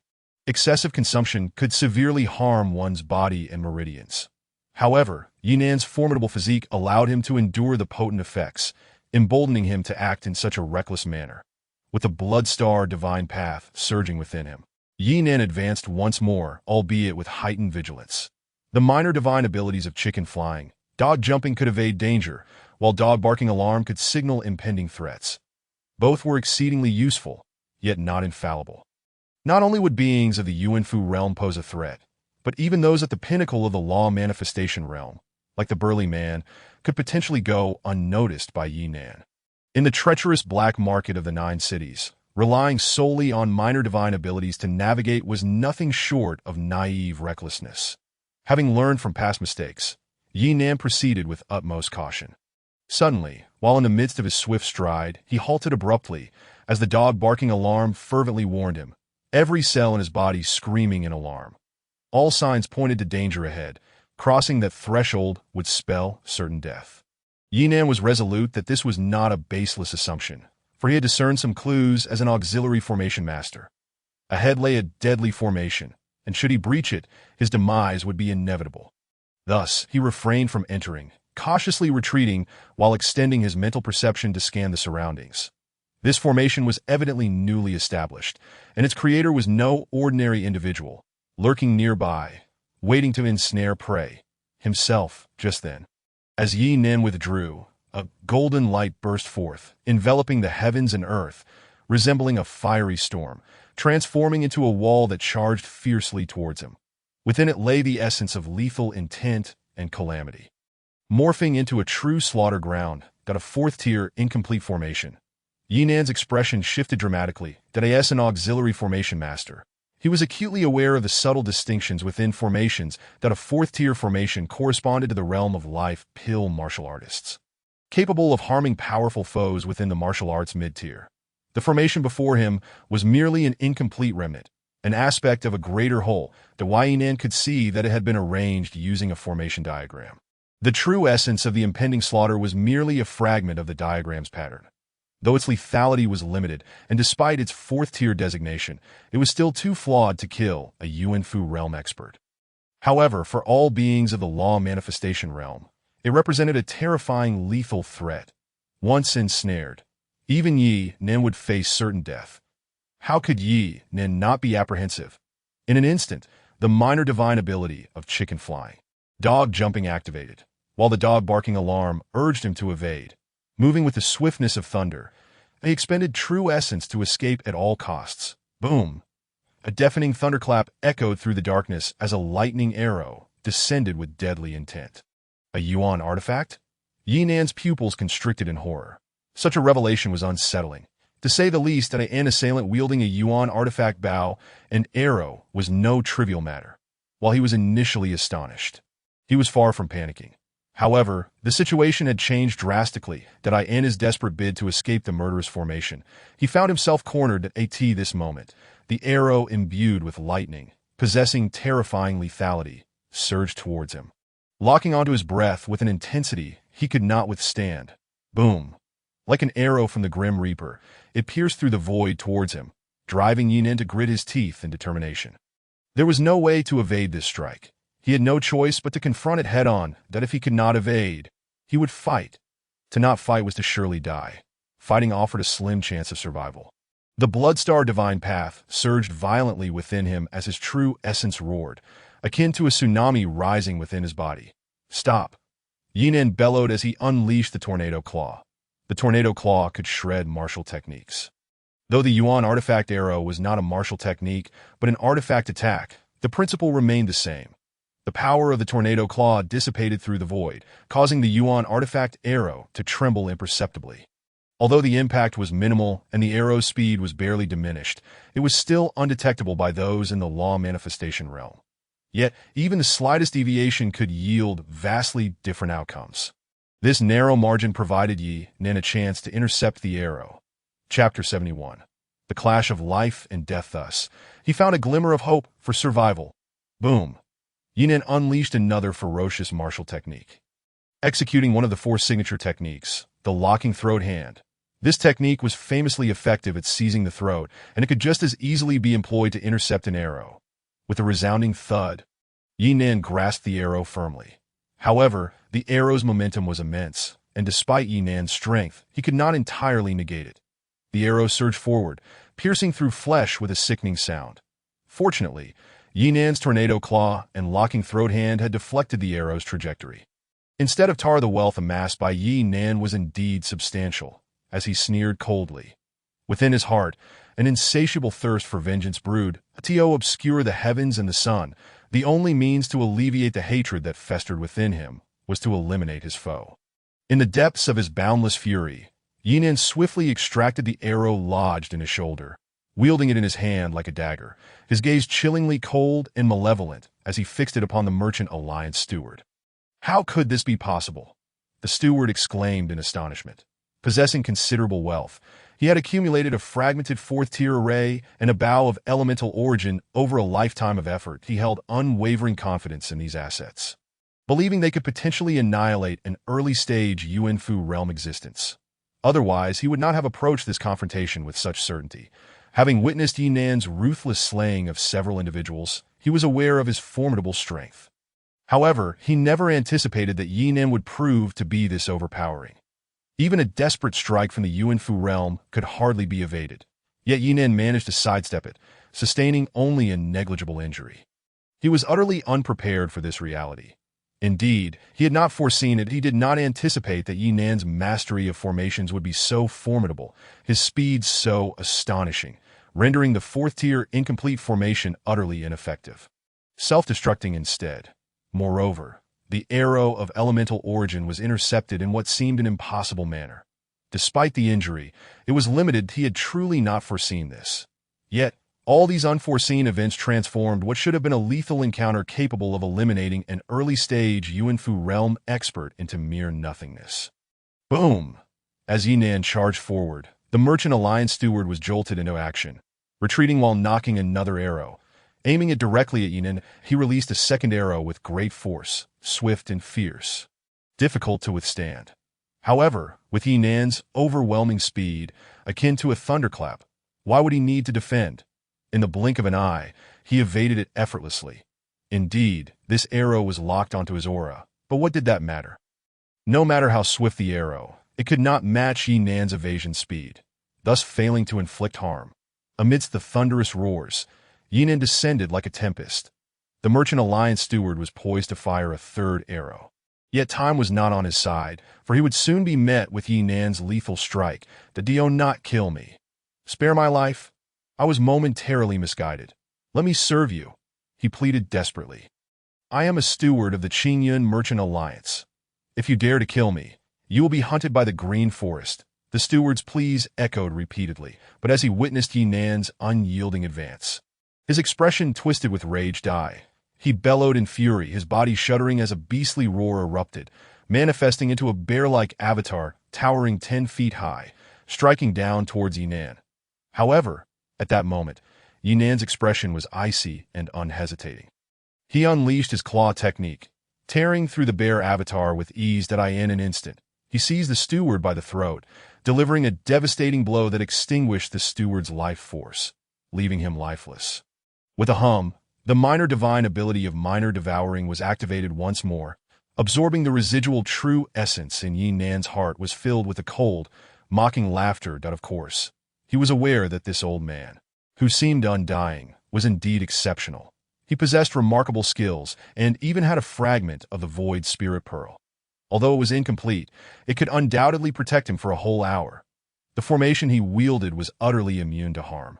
As long as it was not from a protective, grand formation of a sect as formidable as the Heavy Mountain Sect or the Yi clan's ancestral formations of the county governor's estate. It would be impossible to harm this elder of the Merchant Alliance, that if Yinan had merely been one of the 7 Vice Masters, he truly would have been unable to inflict any damage upon this elder. Only by resorting to his ultimate trump card, a counterfeit version of the sword technique, could he have a chance. Unfortunately, Yinan had initially claimed to Qin Mu that he was a Vice Master of the 7. Proficient in formations, alchemy, exotic beasts, geology, meteorology, exploration, and ancient history, solely because these skills were sufficient to earn him a place of honor at Qin Mu's table. However, he concealed far greater secrets about his expertise, such as the Vice Mastery of Poison. To the martial Emperor Gu Xianyi, the aura of the wilderness was akin to a poison of the D.O. To mitigate this threat, how could the martial Emperor Gu Xianyi refrain from studying the Vice Mastery of Poison? In truth, among the 365 Vice skills, there were 5 tiers: Vice Master, Vice Grandmaster, Vice Patriarch, Vice Great Patriarch, and the almost legendary Vice Divine Master. The Vice Divine Masters were comparable to martial Emperor-level beings who had attained the path to ascendancy. However, mastering these skills was far more arduous than martial cultivation. Thus, even during the era of martial Emperor Gu Xianyi's dominance, there were scarcely a handful of individuals among the 365 Vice skills who achieved the status of Vice Divine Master. In the realm of poison, martial Emperor Gu Xianyi had reached the level of Vice Great Patriarch, and the depth of his knowledge was beyond imagination. Naturally, Yinan's expertise in poison was far inferior to that of martial Emperor Gu Xianyi. Nonetheless, he was aware of certain secret methods that if this old man had not spoken so much nonsense and revealed his hand, perhaps Yinan would have indeed resorted to formations to eliminate him. At that moment, by exploiting a temporal advantage, it was conceivable that this old man could have genuinely posed a threat to Yinan's life. Chapter 73. A perilous predicament regrettably, as Yinan mentioned. This old man had indeed spoken too much. Having revealed his foundation, Yinan set a poison technique, silently causing this old man to succumb to the fiery poison, AS for the poison itself. It was harvested from the venom sac of the earth fire flame crocodile he had slain within the fragments of the small dimensional realm. After eliminating the short-haired man, Yinan had extracted this venom sac and concealed it within his sleeve. The earth fire flame crocodile was highly toxic. Even a single drop of its essence could create a formation capable of incinerating a practitioner at the early stage of the Yuan realm, let alone the highly toxic venom sac from the earth fire flame crocodile itself. This was an entirely different level of toxin. The fiery poison was so intense that it would undoubtedly burn this old man to ashes. It could be said that this old fellow met his end in an utterly unjust and bewildering manner. With a casual grasp, the elder's advanced storage ring fell into Yinan's possession. Suddenly, Yinan's pupils constricted. Boom. A burst of fire surged forth, manifesting as a spear nearly 10 feet in length. Locking onto him, in that instant, Yinan soared into the air, evading the impending danger that a wild, red-haired giant emerged, resembling a savage beast, wielding a fiery battle axe that coalesced in his hands. Howling as he brought it down with tremendous force, the white Yinan immediately retreated at an astonishing speed. Realizing that this barbaric man was a mid-stage Yuan realm practitioner, a terrifying force beyond reckoning, the fiery techniques unleashed by the giant were capable of scorching the very heavens in the presence of such a formidable opponent. Yinan's chances of survival seemed as remote as reaching the heavens. This red-haired giant, despite appearing to be merely at the 4th level of Yuan, was several times more powerful than those at the third level. And his fire techniques were nothing short of remarkable. With each thunderous strike, a terrifying fiery energy surged forth, threatening to melt the very void around them. The ground beneath them turned to scorched earth. In the blink of an eye, the red-haired giant had unleashed a barrage of over a dozen strikes, evidently intent on eliminating Yi Nan without granting him a moment's respite. Yi Nan inwardly lamented his naivety. He realized that his current foundation was still insufficient. Had he attained the law manifestation realm, his strength would have surged, preventing him from being so beleaguered. Yet at this moment, he had not reached that stage. He was merely a fledgling practitioner at the 7th level of the martial spirit realm, nearing the completion of his inner cultivation. Although he had prepared several contingency measures, he ultimately faced unforeseen circumstances. The overwhelming power of the red-haired giant left him with no option but to evade, unable to even draw his 3-foot green sword. This fellow was extraordinarily formidable, capable of contending with any city elder. As the saying goes, a prolonged defense leads to loss. If this continued, his demise was inevitable. Boom! Suddenly, Yi Nan activated his minor divine ability, the dog barking warning, and his entire being screamed in alarm that Yi Nan was taken aback. Despite the ferocity of the red-haired giant, it was not enough for him to claim his life in such a brief span. This murderous intent came from another. However, although Yi Nan's mental energy was constantly dispersed for surveillance, amidst the chaotic battle with the red-haired giant, his mental reach was severely restricted, confined to merely a few feet, unable to extend far enough to counter the enemy at this moment, although he felt alarmed. He had no time to prepare, and a sharp pain pierced his heart that a powerful palm strike landed fiercely on Yi Nan's back. With a gasp, Yi Nan immediately spewed forth a mouthful of fresh blood, which was directed at the red-haired giant. The red-haired giant's expression turned cold, and with another palm strike, he declared, "Die." Yi Nan's countenance twisted with rage, his murderous intent surging as he thrust a finger forward. Clang! The blood he spat out suddenly glowed, transforming into a fierce blood-colored sword aura that ruthlessly slashed toward the red-haired giant with astonishing speed. Not good. Although the red-haired giant was fierce and sought to take advantage of the moment to slay Yi Nan. He had also witnessed Yi Nan's elusive array techniques before, so he did not dare to underestimate him. After a brief hesitation, he swiftly dodged, temporarily abandoning his intent to kill Yi Nan. Boom! Seizing the opportunity, Yi Nan unleashed his martial skills with the swiftness of lightning, akin to a thunderbolt, charging forth. Naturally, he did not expect to escape easily in the presence of these 2 Yuan realm beings. That was simply impossible. Thus, Yi Nan held no illusions. However, this ultimately provided him with a moment to breathe. Already injured, the fierce exertion of true essence and martial skills exacerbated his wounds, nearly causing him to vomit blood again. Yet he activated the Blood Star Divine Path, suppressing his instincts and forcefully swallowing the blood that Yi Nan understood all too well, having lived 2 lives, that once blood was spilled, though the immediate pain might subside, he would not survive. That it was not merely a matter of serious injury. The true peril lay in the fact that once he coughed up blood, the ensuing decline of spirit and vitality would extinguish his will to fight, leaving him powerless. In such a perilous situation, there was only a path to death.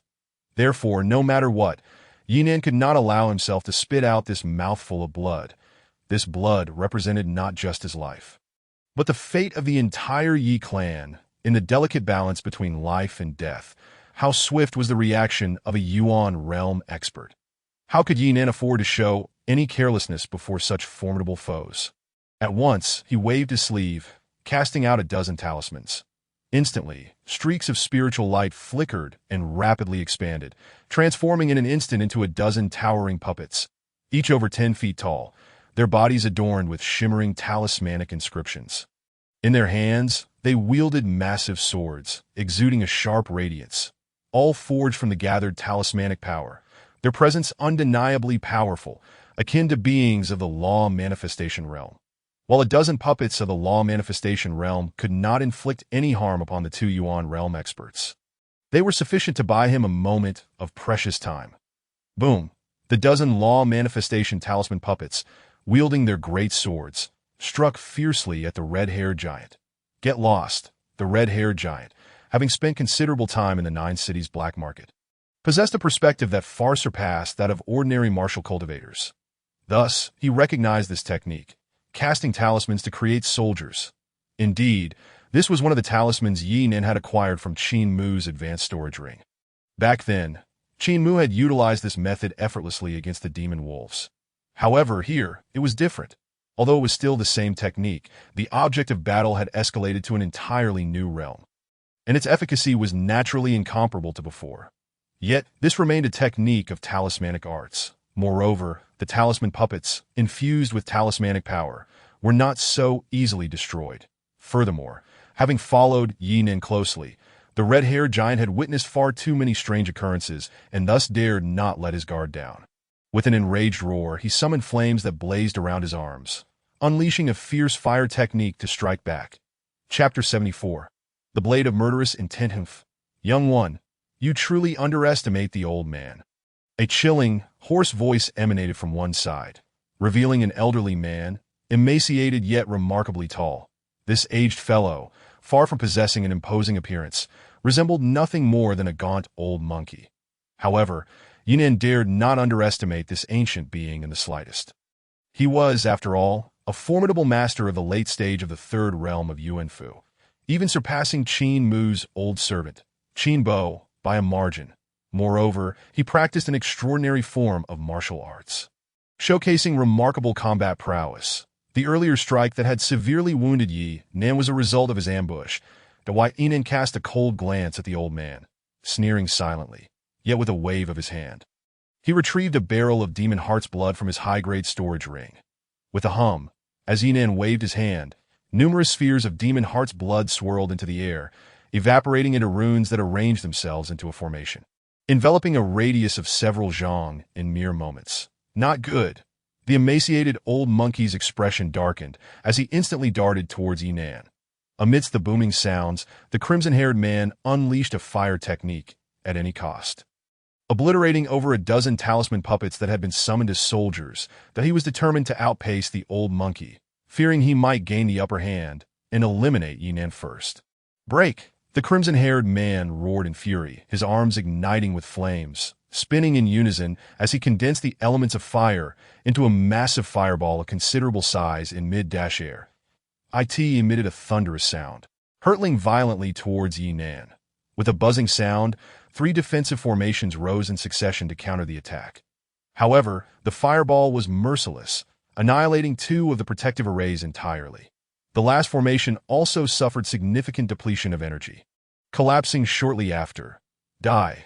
The crimson-haired man bellowed as his arms continued to whirl, morphing into a colossal sword that he swung viciously at Yi Nin. Not good. Yi Nin's complexion changed as he realized the imminent danger.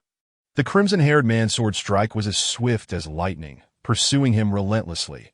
The emaciated old monkey's pupils constricted, mirroring the crimson-haired man's movements, keeping close behind. Yet suddenly, the old monkey seemed to sense something. Darting back with a flicker, boom! A terrifying inferno erupted, unleashing a fiery tsunami that engulfed the ground, spreading flames across a vast area of dozens of zhang. The crimson-haired man found himself ensnared within this blaze. A formation? Ha, fool! I cultivate fire techniques. Do you think your flames can restrain me? He guffawed with unbridled joy. Indeed, he had every reason to feel this way. If Yi Nin had merely set up an ordinary fire-based killing formation, it would have been of no concern to the crimson-haired man. However, the old monkey had grossly underestimated Yi Nin, that Yi Nin had meticulously crafted a killing array beyond the 3 defensive formations, which would not be in vain. While this killing formation was initially meant for the old monkey, the latter had managed to evade it for reasons unknown. Nevertheless, it mattered not. The crimson-haired man was guaranteed to perish within it. For within this killing formation, the flames were no ordinary fire but rather earth fire. Specifically, an embryonic form of demonic fire. This fiery array had been forged from the heart's blood of the earth fire flame crocodile, a fire-type demon that had reached the Yuanfu realm. In doing so, it had nurtured a glimmer of true demonic fire, and should it reach the pinnacle of the Yuanfu realm, it could potentially manifest true demonic fire. At that stage, it would possess the awe of some innate beings. This fiery killing formation, combining the might of earth fire and embryonic demonic fire, coalesced into a blade of lethal intent. While it might not be sufficient to slay a fierce entity like the crimson-haired man, one must not forget that Yinan had another card to play. The toxin pouch of the Earth Fire Flame Crocodile that I end slaying a Merchant Alliance Elder. He had utilized merely a third of the toxin pouch. Now, having expended another third of it in this killing formation, he had combined Fire Poison, Earth Fire, and Embryonic Demonic Fire into a singular force, intensifying the murderous intent sufficient to slay the crimson-haired man. Certainly, the crimson-haired man had some immunity to fire due to his mastery of fire techniques. Yet this immunity also left him vulnerable, as he had not anticipated the full extent of the fiery, killing formation.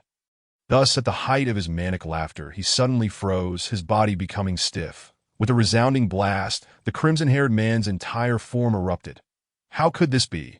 Yinan heard the crimson-haired man's bewildered murmur, akin to that of the Merchant Alliance Elder, who had met a similarly obscure demise, reduced to nothing but ashes, leaving behind only a high-grade storage ring. Yinan chuckled coldly. How could it be? Of course, it is possible. Everything is within the realm of possibility, such as the martial world. Thus, to navigate the martial realm is to tread carefully, remaining ever vigilant that a single misstep could lead to death. Resolutely, Yinan focused his thoughts on the emaciated old monkey, who now regarded him with a tinge of profound wariness that it was inevitable. This young man, merely at the manifestation realm, had slain 2 masters of the Yuanfu realm, which was indeed terrifying. Had he known that Yinan had previously dispatched 3 Yuanfu beings, he would surely be even more astonished and fearful. Yinan sighed softly, genuinely curious as to how this old being had discerned his killing formation. Yet he refrained from asking. There was no time for such inquiries. Eliminating this old monkey and vacating this perilous place was of utmost importance. Lingering here was unwise. With every passing moment, Yinan's danger escalated. Regrettably, this cunning old monkey was exceedingly alert. Attempting to eliminate him would undoubtedly not be a simple task. At least, using the formation to achieve a kill seemed nearly impossible. For poisoning him. The old monkey had seemingly swallowed an antidote pill while retreating earlier, demonstrating his extreme caution. The likelihood of successfully poisoning him was slim. Thus, Yinan had only one option left, a makeshift sword technique. Chapter 75. Sword Control Kill Buzz. Under the gaze of the emaciated old monkey, Yinan waved his hand, and in an instant, a spiritual light materialized. A 3-foot-long azure sword appeared in his grasp. A Yuan artifact? A sword? The old monkey was momentarily taken aback in his contemplation. Yinan was expected to employ formations, toxins, or talismans to attack him. Not a 3-foot azure sword. It wasn't that a Yuan artifact lacked strength. Rather, the utmost power of such an artifact merely doubled one's combat capability. Yet, did he truly believe that a mere doubling of power could harm him? Ridiculous. Formations, toxins, and talismans were all external forces. However, employing a Yuan artifact to execute sword techniques was genuine skill. Did this mere manifestation realm youth truly believe he could harm him with his martial skills? Impossible. The old monkey shook his head. It was unheard of for a manifestation realm individual to triumph over a Yuanfu realm master, let alone kill one using their own realm. However, it was precisely this absurdity that made the old monkey more vigilant. Something unusual was afoot. Talismans, formations, toxins. These were the young man's strengths, while martial skills might not be his weakness. In this context, they would undoubtedly pale in comparison. To abandon one's strengths and engage him with weaknesses. Such a foolhardy act was beyond belief. This young man, who had managed to slay both manifestation and Yuanfu realm experts, could not possibly act so foolishly. His intellect was undoubtedly exceptional. Yet such a young man had committed an uncharacteristic folly as a member of the underworld. The old monkey had seen much and would not let down his guard. Thus, he remained focused, refraining from any rash actions. However, his mental prowess was firmly locked onto Yinan's aura, leaving no possibility for escape. This old monkey was indeed exceedingly cautious, Yinan inwardly cursed but found this scene unsurprising. Considering it from the other side, even he would act similarly. Such irregularity always hinted at danger. To be reckless could lead to a fatal flaw. Buzz, with a flicker of thought, a multitude of talismans appeared in Yinan's palm. All of them being indestructible talismans. One by one, these talismans were activated, embedding themselves within Yinan's body, forming a protective barrier, while Yinan's entire being radiated with a golden glow, resembling a divine figure of gold. Indestructible talismans, the emaciated old monkey, upon witnessing the scene, furrowed his brow. But soon thereafter, his expression relaxed. The fact that Yinan had employed the Vajra talisman at the very least indicated that he held a significant level of caution towards himself, which was indeed a positive sign. In the next moment, Yinan unleashed the three-sword technique. However, it was not the authentic three-sword technique. Rather, it was a semblance of it, a creation of his own that distills the essence while discarding the dross. In truth, Yinan did not merely discard the dross and retain the essence, but rather, he extracted the essence while forsaking the dross. The three-sword technique possesses a high threshold for cultivation, one which Yinan could not attain, and in the short term, he was utterly incapable of mastering it. Thus, he could only extract its dross. This was indeed the case. It was truly a semblance of the three-sword technique. Each strike of this technique contained profound essence. The essence of the shadow sword technique is to fearlessly engage in group battles, while the slashing sword technique embodies a ferocious onslaught that leaves no room for retreat, showcasing the aesthetic of brute force. The paramount aspect of the flying sword technique is the ability to strike enemies from a distance. Yet, what Yinan valued most were the deceptive sword energies of the shadow sword technique. The intimidating momentum of the slashing sword technique's relentless advance, and the swift eruption of the flying sword technique. With a resounding clang, sword energies erupted, hurtling fiercely towards the emaciated old monkey. Instantly, the old monkey's pupils constricted. This move caught him somewhat off guard. Such sword skills were indeed unfamiliar to him. In an instant, the emaciated old monkey became vigilant. With a clang, in the next moment, as Yinan executed a wild slash, he unleashed a 3-foot azure blade with a single, unyielding stroke. Old monkey, perish! Yinan roared in fury. The emaciated old monkey was momentarily taken aback. This release of the sword carried an overwhelming aura. However, did this little brat truly believe that a concealed strike akin to a hidden weapon could end his life? That would be a gross underestimation of him. With a flicker, the old monkey deftly evaded the attack. What? Yinan's countenance darkened upon witnessing this, and he immediately pursued the sword, seemingly intent on retracting it. Ha, lad, your skills are rather mediocre, aren't they? The emaciated old monkey laughed heartily, flashing forward to intercept Yinan with a palm strike. In that moment, a colossal, mountain-like imprint of a monkey's paw descended upon Yinan. It indeed seemed justifiable to call him the emaciated old monkey. This old fellow had likely fused with the spirit of a wild monkey. With a furious roar, the emaciated old monkey's paw imprint fell, suppressing all energy, and the surrounding void was utterly sealed off. This was a feat achievable only under absolute power. It was evident that despite the old monkey's lean physique and unremarkable appearance, he had attained an extreme level of pure strength. His power was sufficient to suppress Yinan. Even an elder of a city might be killed in close combat against him. Yet, Yinan remained unperturbed. He had already infused all his vigor into the previous strike. The shadow sword technique, the slashing sword technique, and the flying sword technique were merely distractions, serving as a cover for his makeshift swordsmanship. Yinan had comprehended the dross of these three techniques for this very purpose.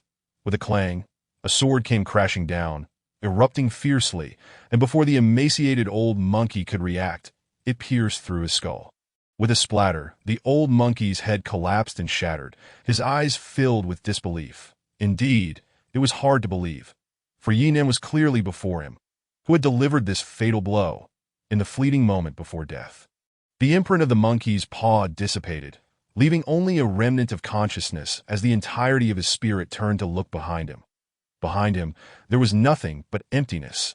Therefore, the answer could only be one. The sword had returned to slay him. But how could a sword possibly return to strike by itself? That was impossible. Yet in the moment before his head collapsed, the emaciated old monkey beheld Yinan's expression remaining calm, devoid of any ripple. And suddenly, a chilling realization dawned upon him that Yinan. This sword was sent back by Yinan. But how could Yinan have executed this sword strike? Controlling objects? Was this the sword control technique? The last flicker of wisdom from the old monkey radiated with understanding. Yet he still could not fathom it. Chapter 76. Out of options, controlling objects. The sword control technique. Was it not a means only attainable after reaching the life pill realm and becoming a primordial being? This lad was merely a junior at the dharma aspect realm. How could he possess such a sharp technique? The emaciated old monkey was utterly confounded.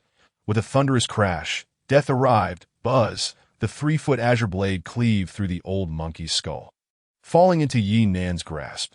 The blade trembled lightly, untainted by dust, let alone bloodstains that in the blink of an eye.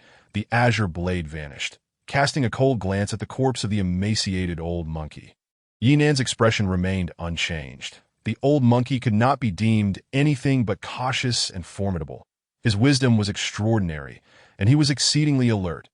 Had it not been for his oversight regarding the sword control technique, Yi Nan's chances of slaying him would have been nearly zero, and his chances of survival would have been none. Yet, alas, he had overlooked the sword control technique that in truth, it was not merely an oversight, but rather something he had never anticipated. It was inconceivable. Who could possibly control objects at the dharma aspect realm? It was impossible. Who, while facing an enemy, could account for the occurrence of the impossible? It was akin to a martial spirit realm expert battling another martial spirit realm master.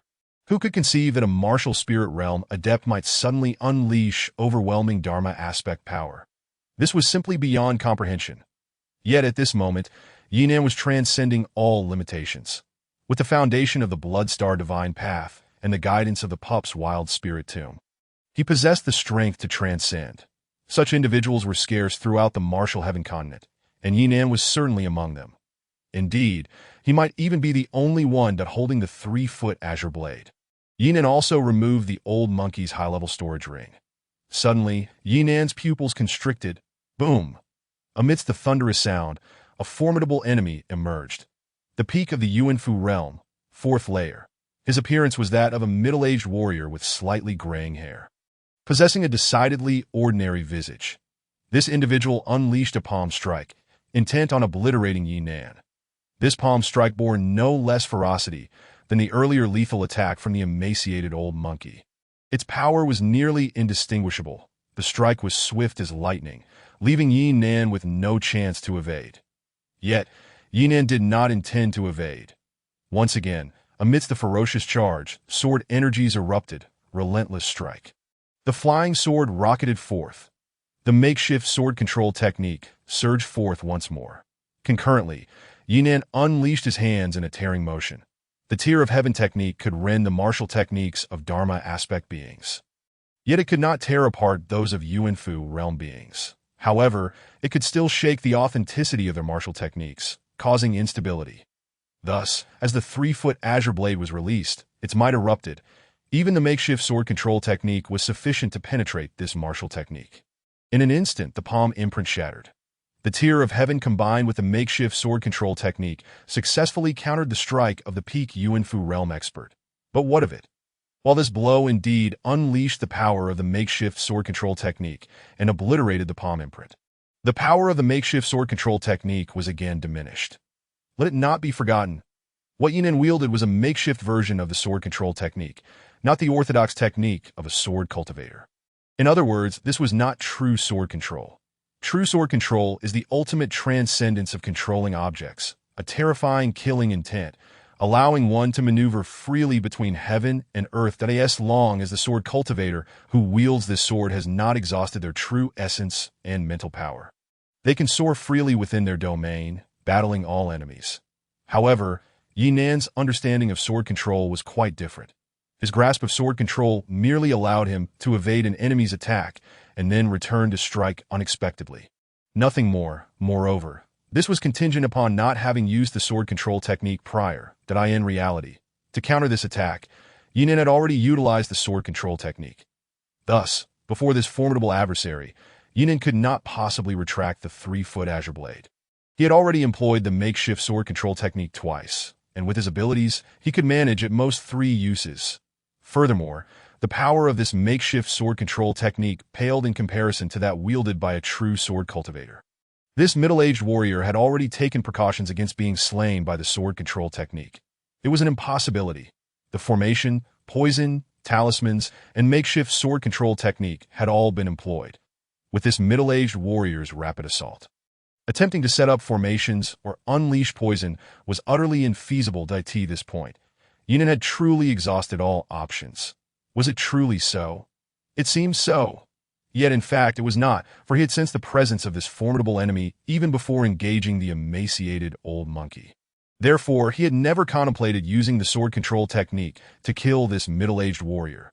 However, in that fleeting moment, his activation of the sword control technique was not solely for the purpose of countering this palm strike. In truth, he is akin to killing 3 birds with 1 stone. The first objective, most straightforward, is to shatter the palm imprint and effect his own salvation.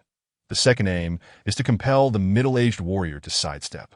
For in that fleeting moment, the 3-foot azure blade exudes an unstoppable might, indeed instilling terror in the middle-aged warrior, rendering him unable to confront it head-on, forcing him to evade. At that juncture, Yinan has already lunged forth with the swiftness of thunder, assailing the middle-aged warrior. Boom! Boom!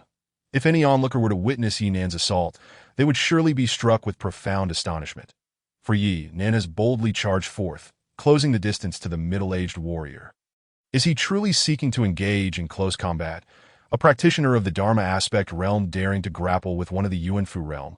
This is utterly insane. Yet it is indeed true.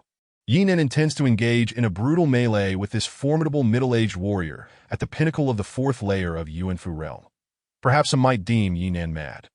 However, could a young prodigy who meticulously plotted the demise of Qin Mu, slaying him along with 3 other Yuanfu realm beings, seizing the savage and fearsome treasures, and emerging as the ultimate victor, truly be a lunatic? In reality, Yinan maintains an unwavering calm at all times. This is his innate advantage. Were it not for his ability to uphold such an advantage, how could Yinan have vanquished the remnants of the martial Emperor Guxian within the span of a month? It would have been impossible. Yet he did extinguish them. Even now, with formations, poisons, talismans, and sword techniques rendered ineffective, Yinan remains devoid of madness, retaining his absolute composure, although within him simmers an aura of ferocity. There is no turning back. This time, it is not mere bluster. It is a genuine fight to the death with the middle-aged warrior.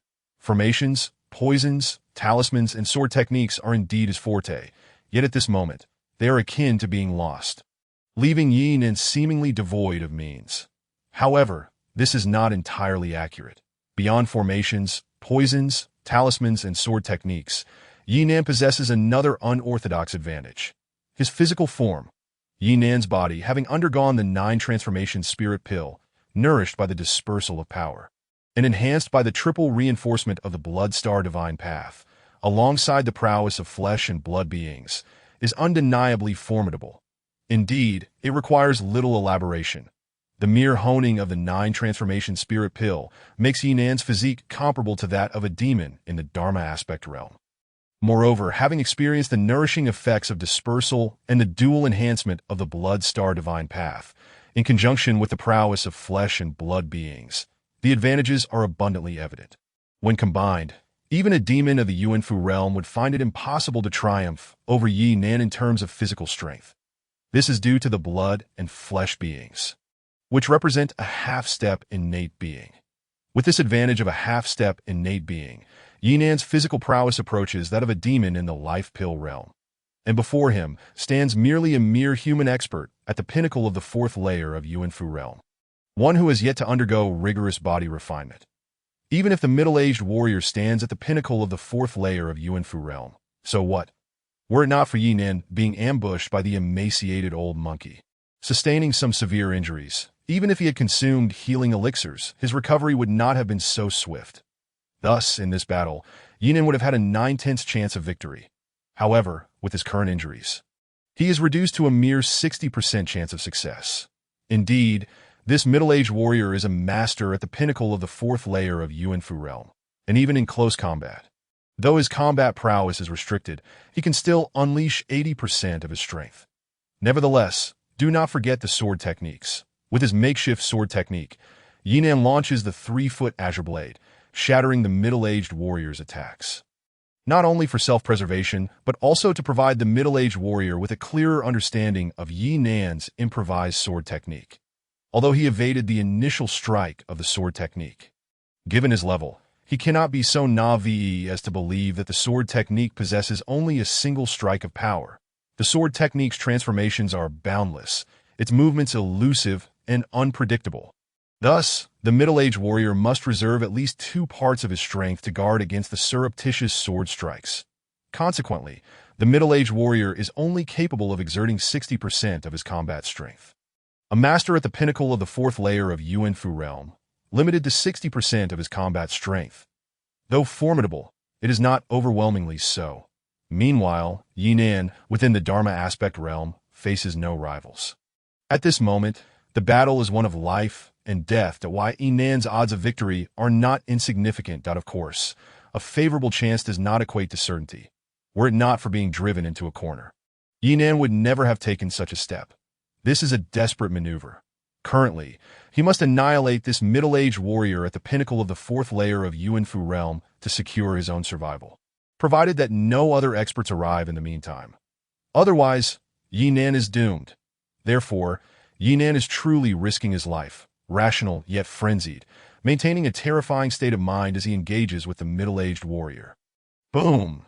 The middle-aged warrior's fist strikes Yi Nan's body, yet Yi Nan remains unscathed, only the Vajra talisman dissipating. This was a precaution he had set in place during his battle with the emaciated old monkey.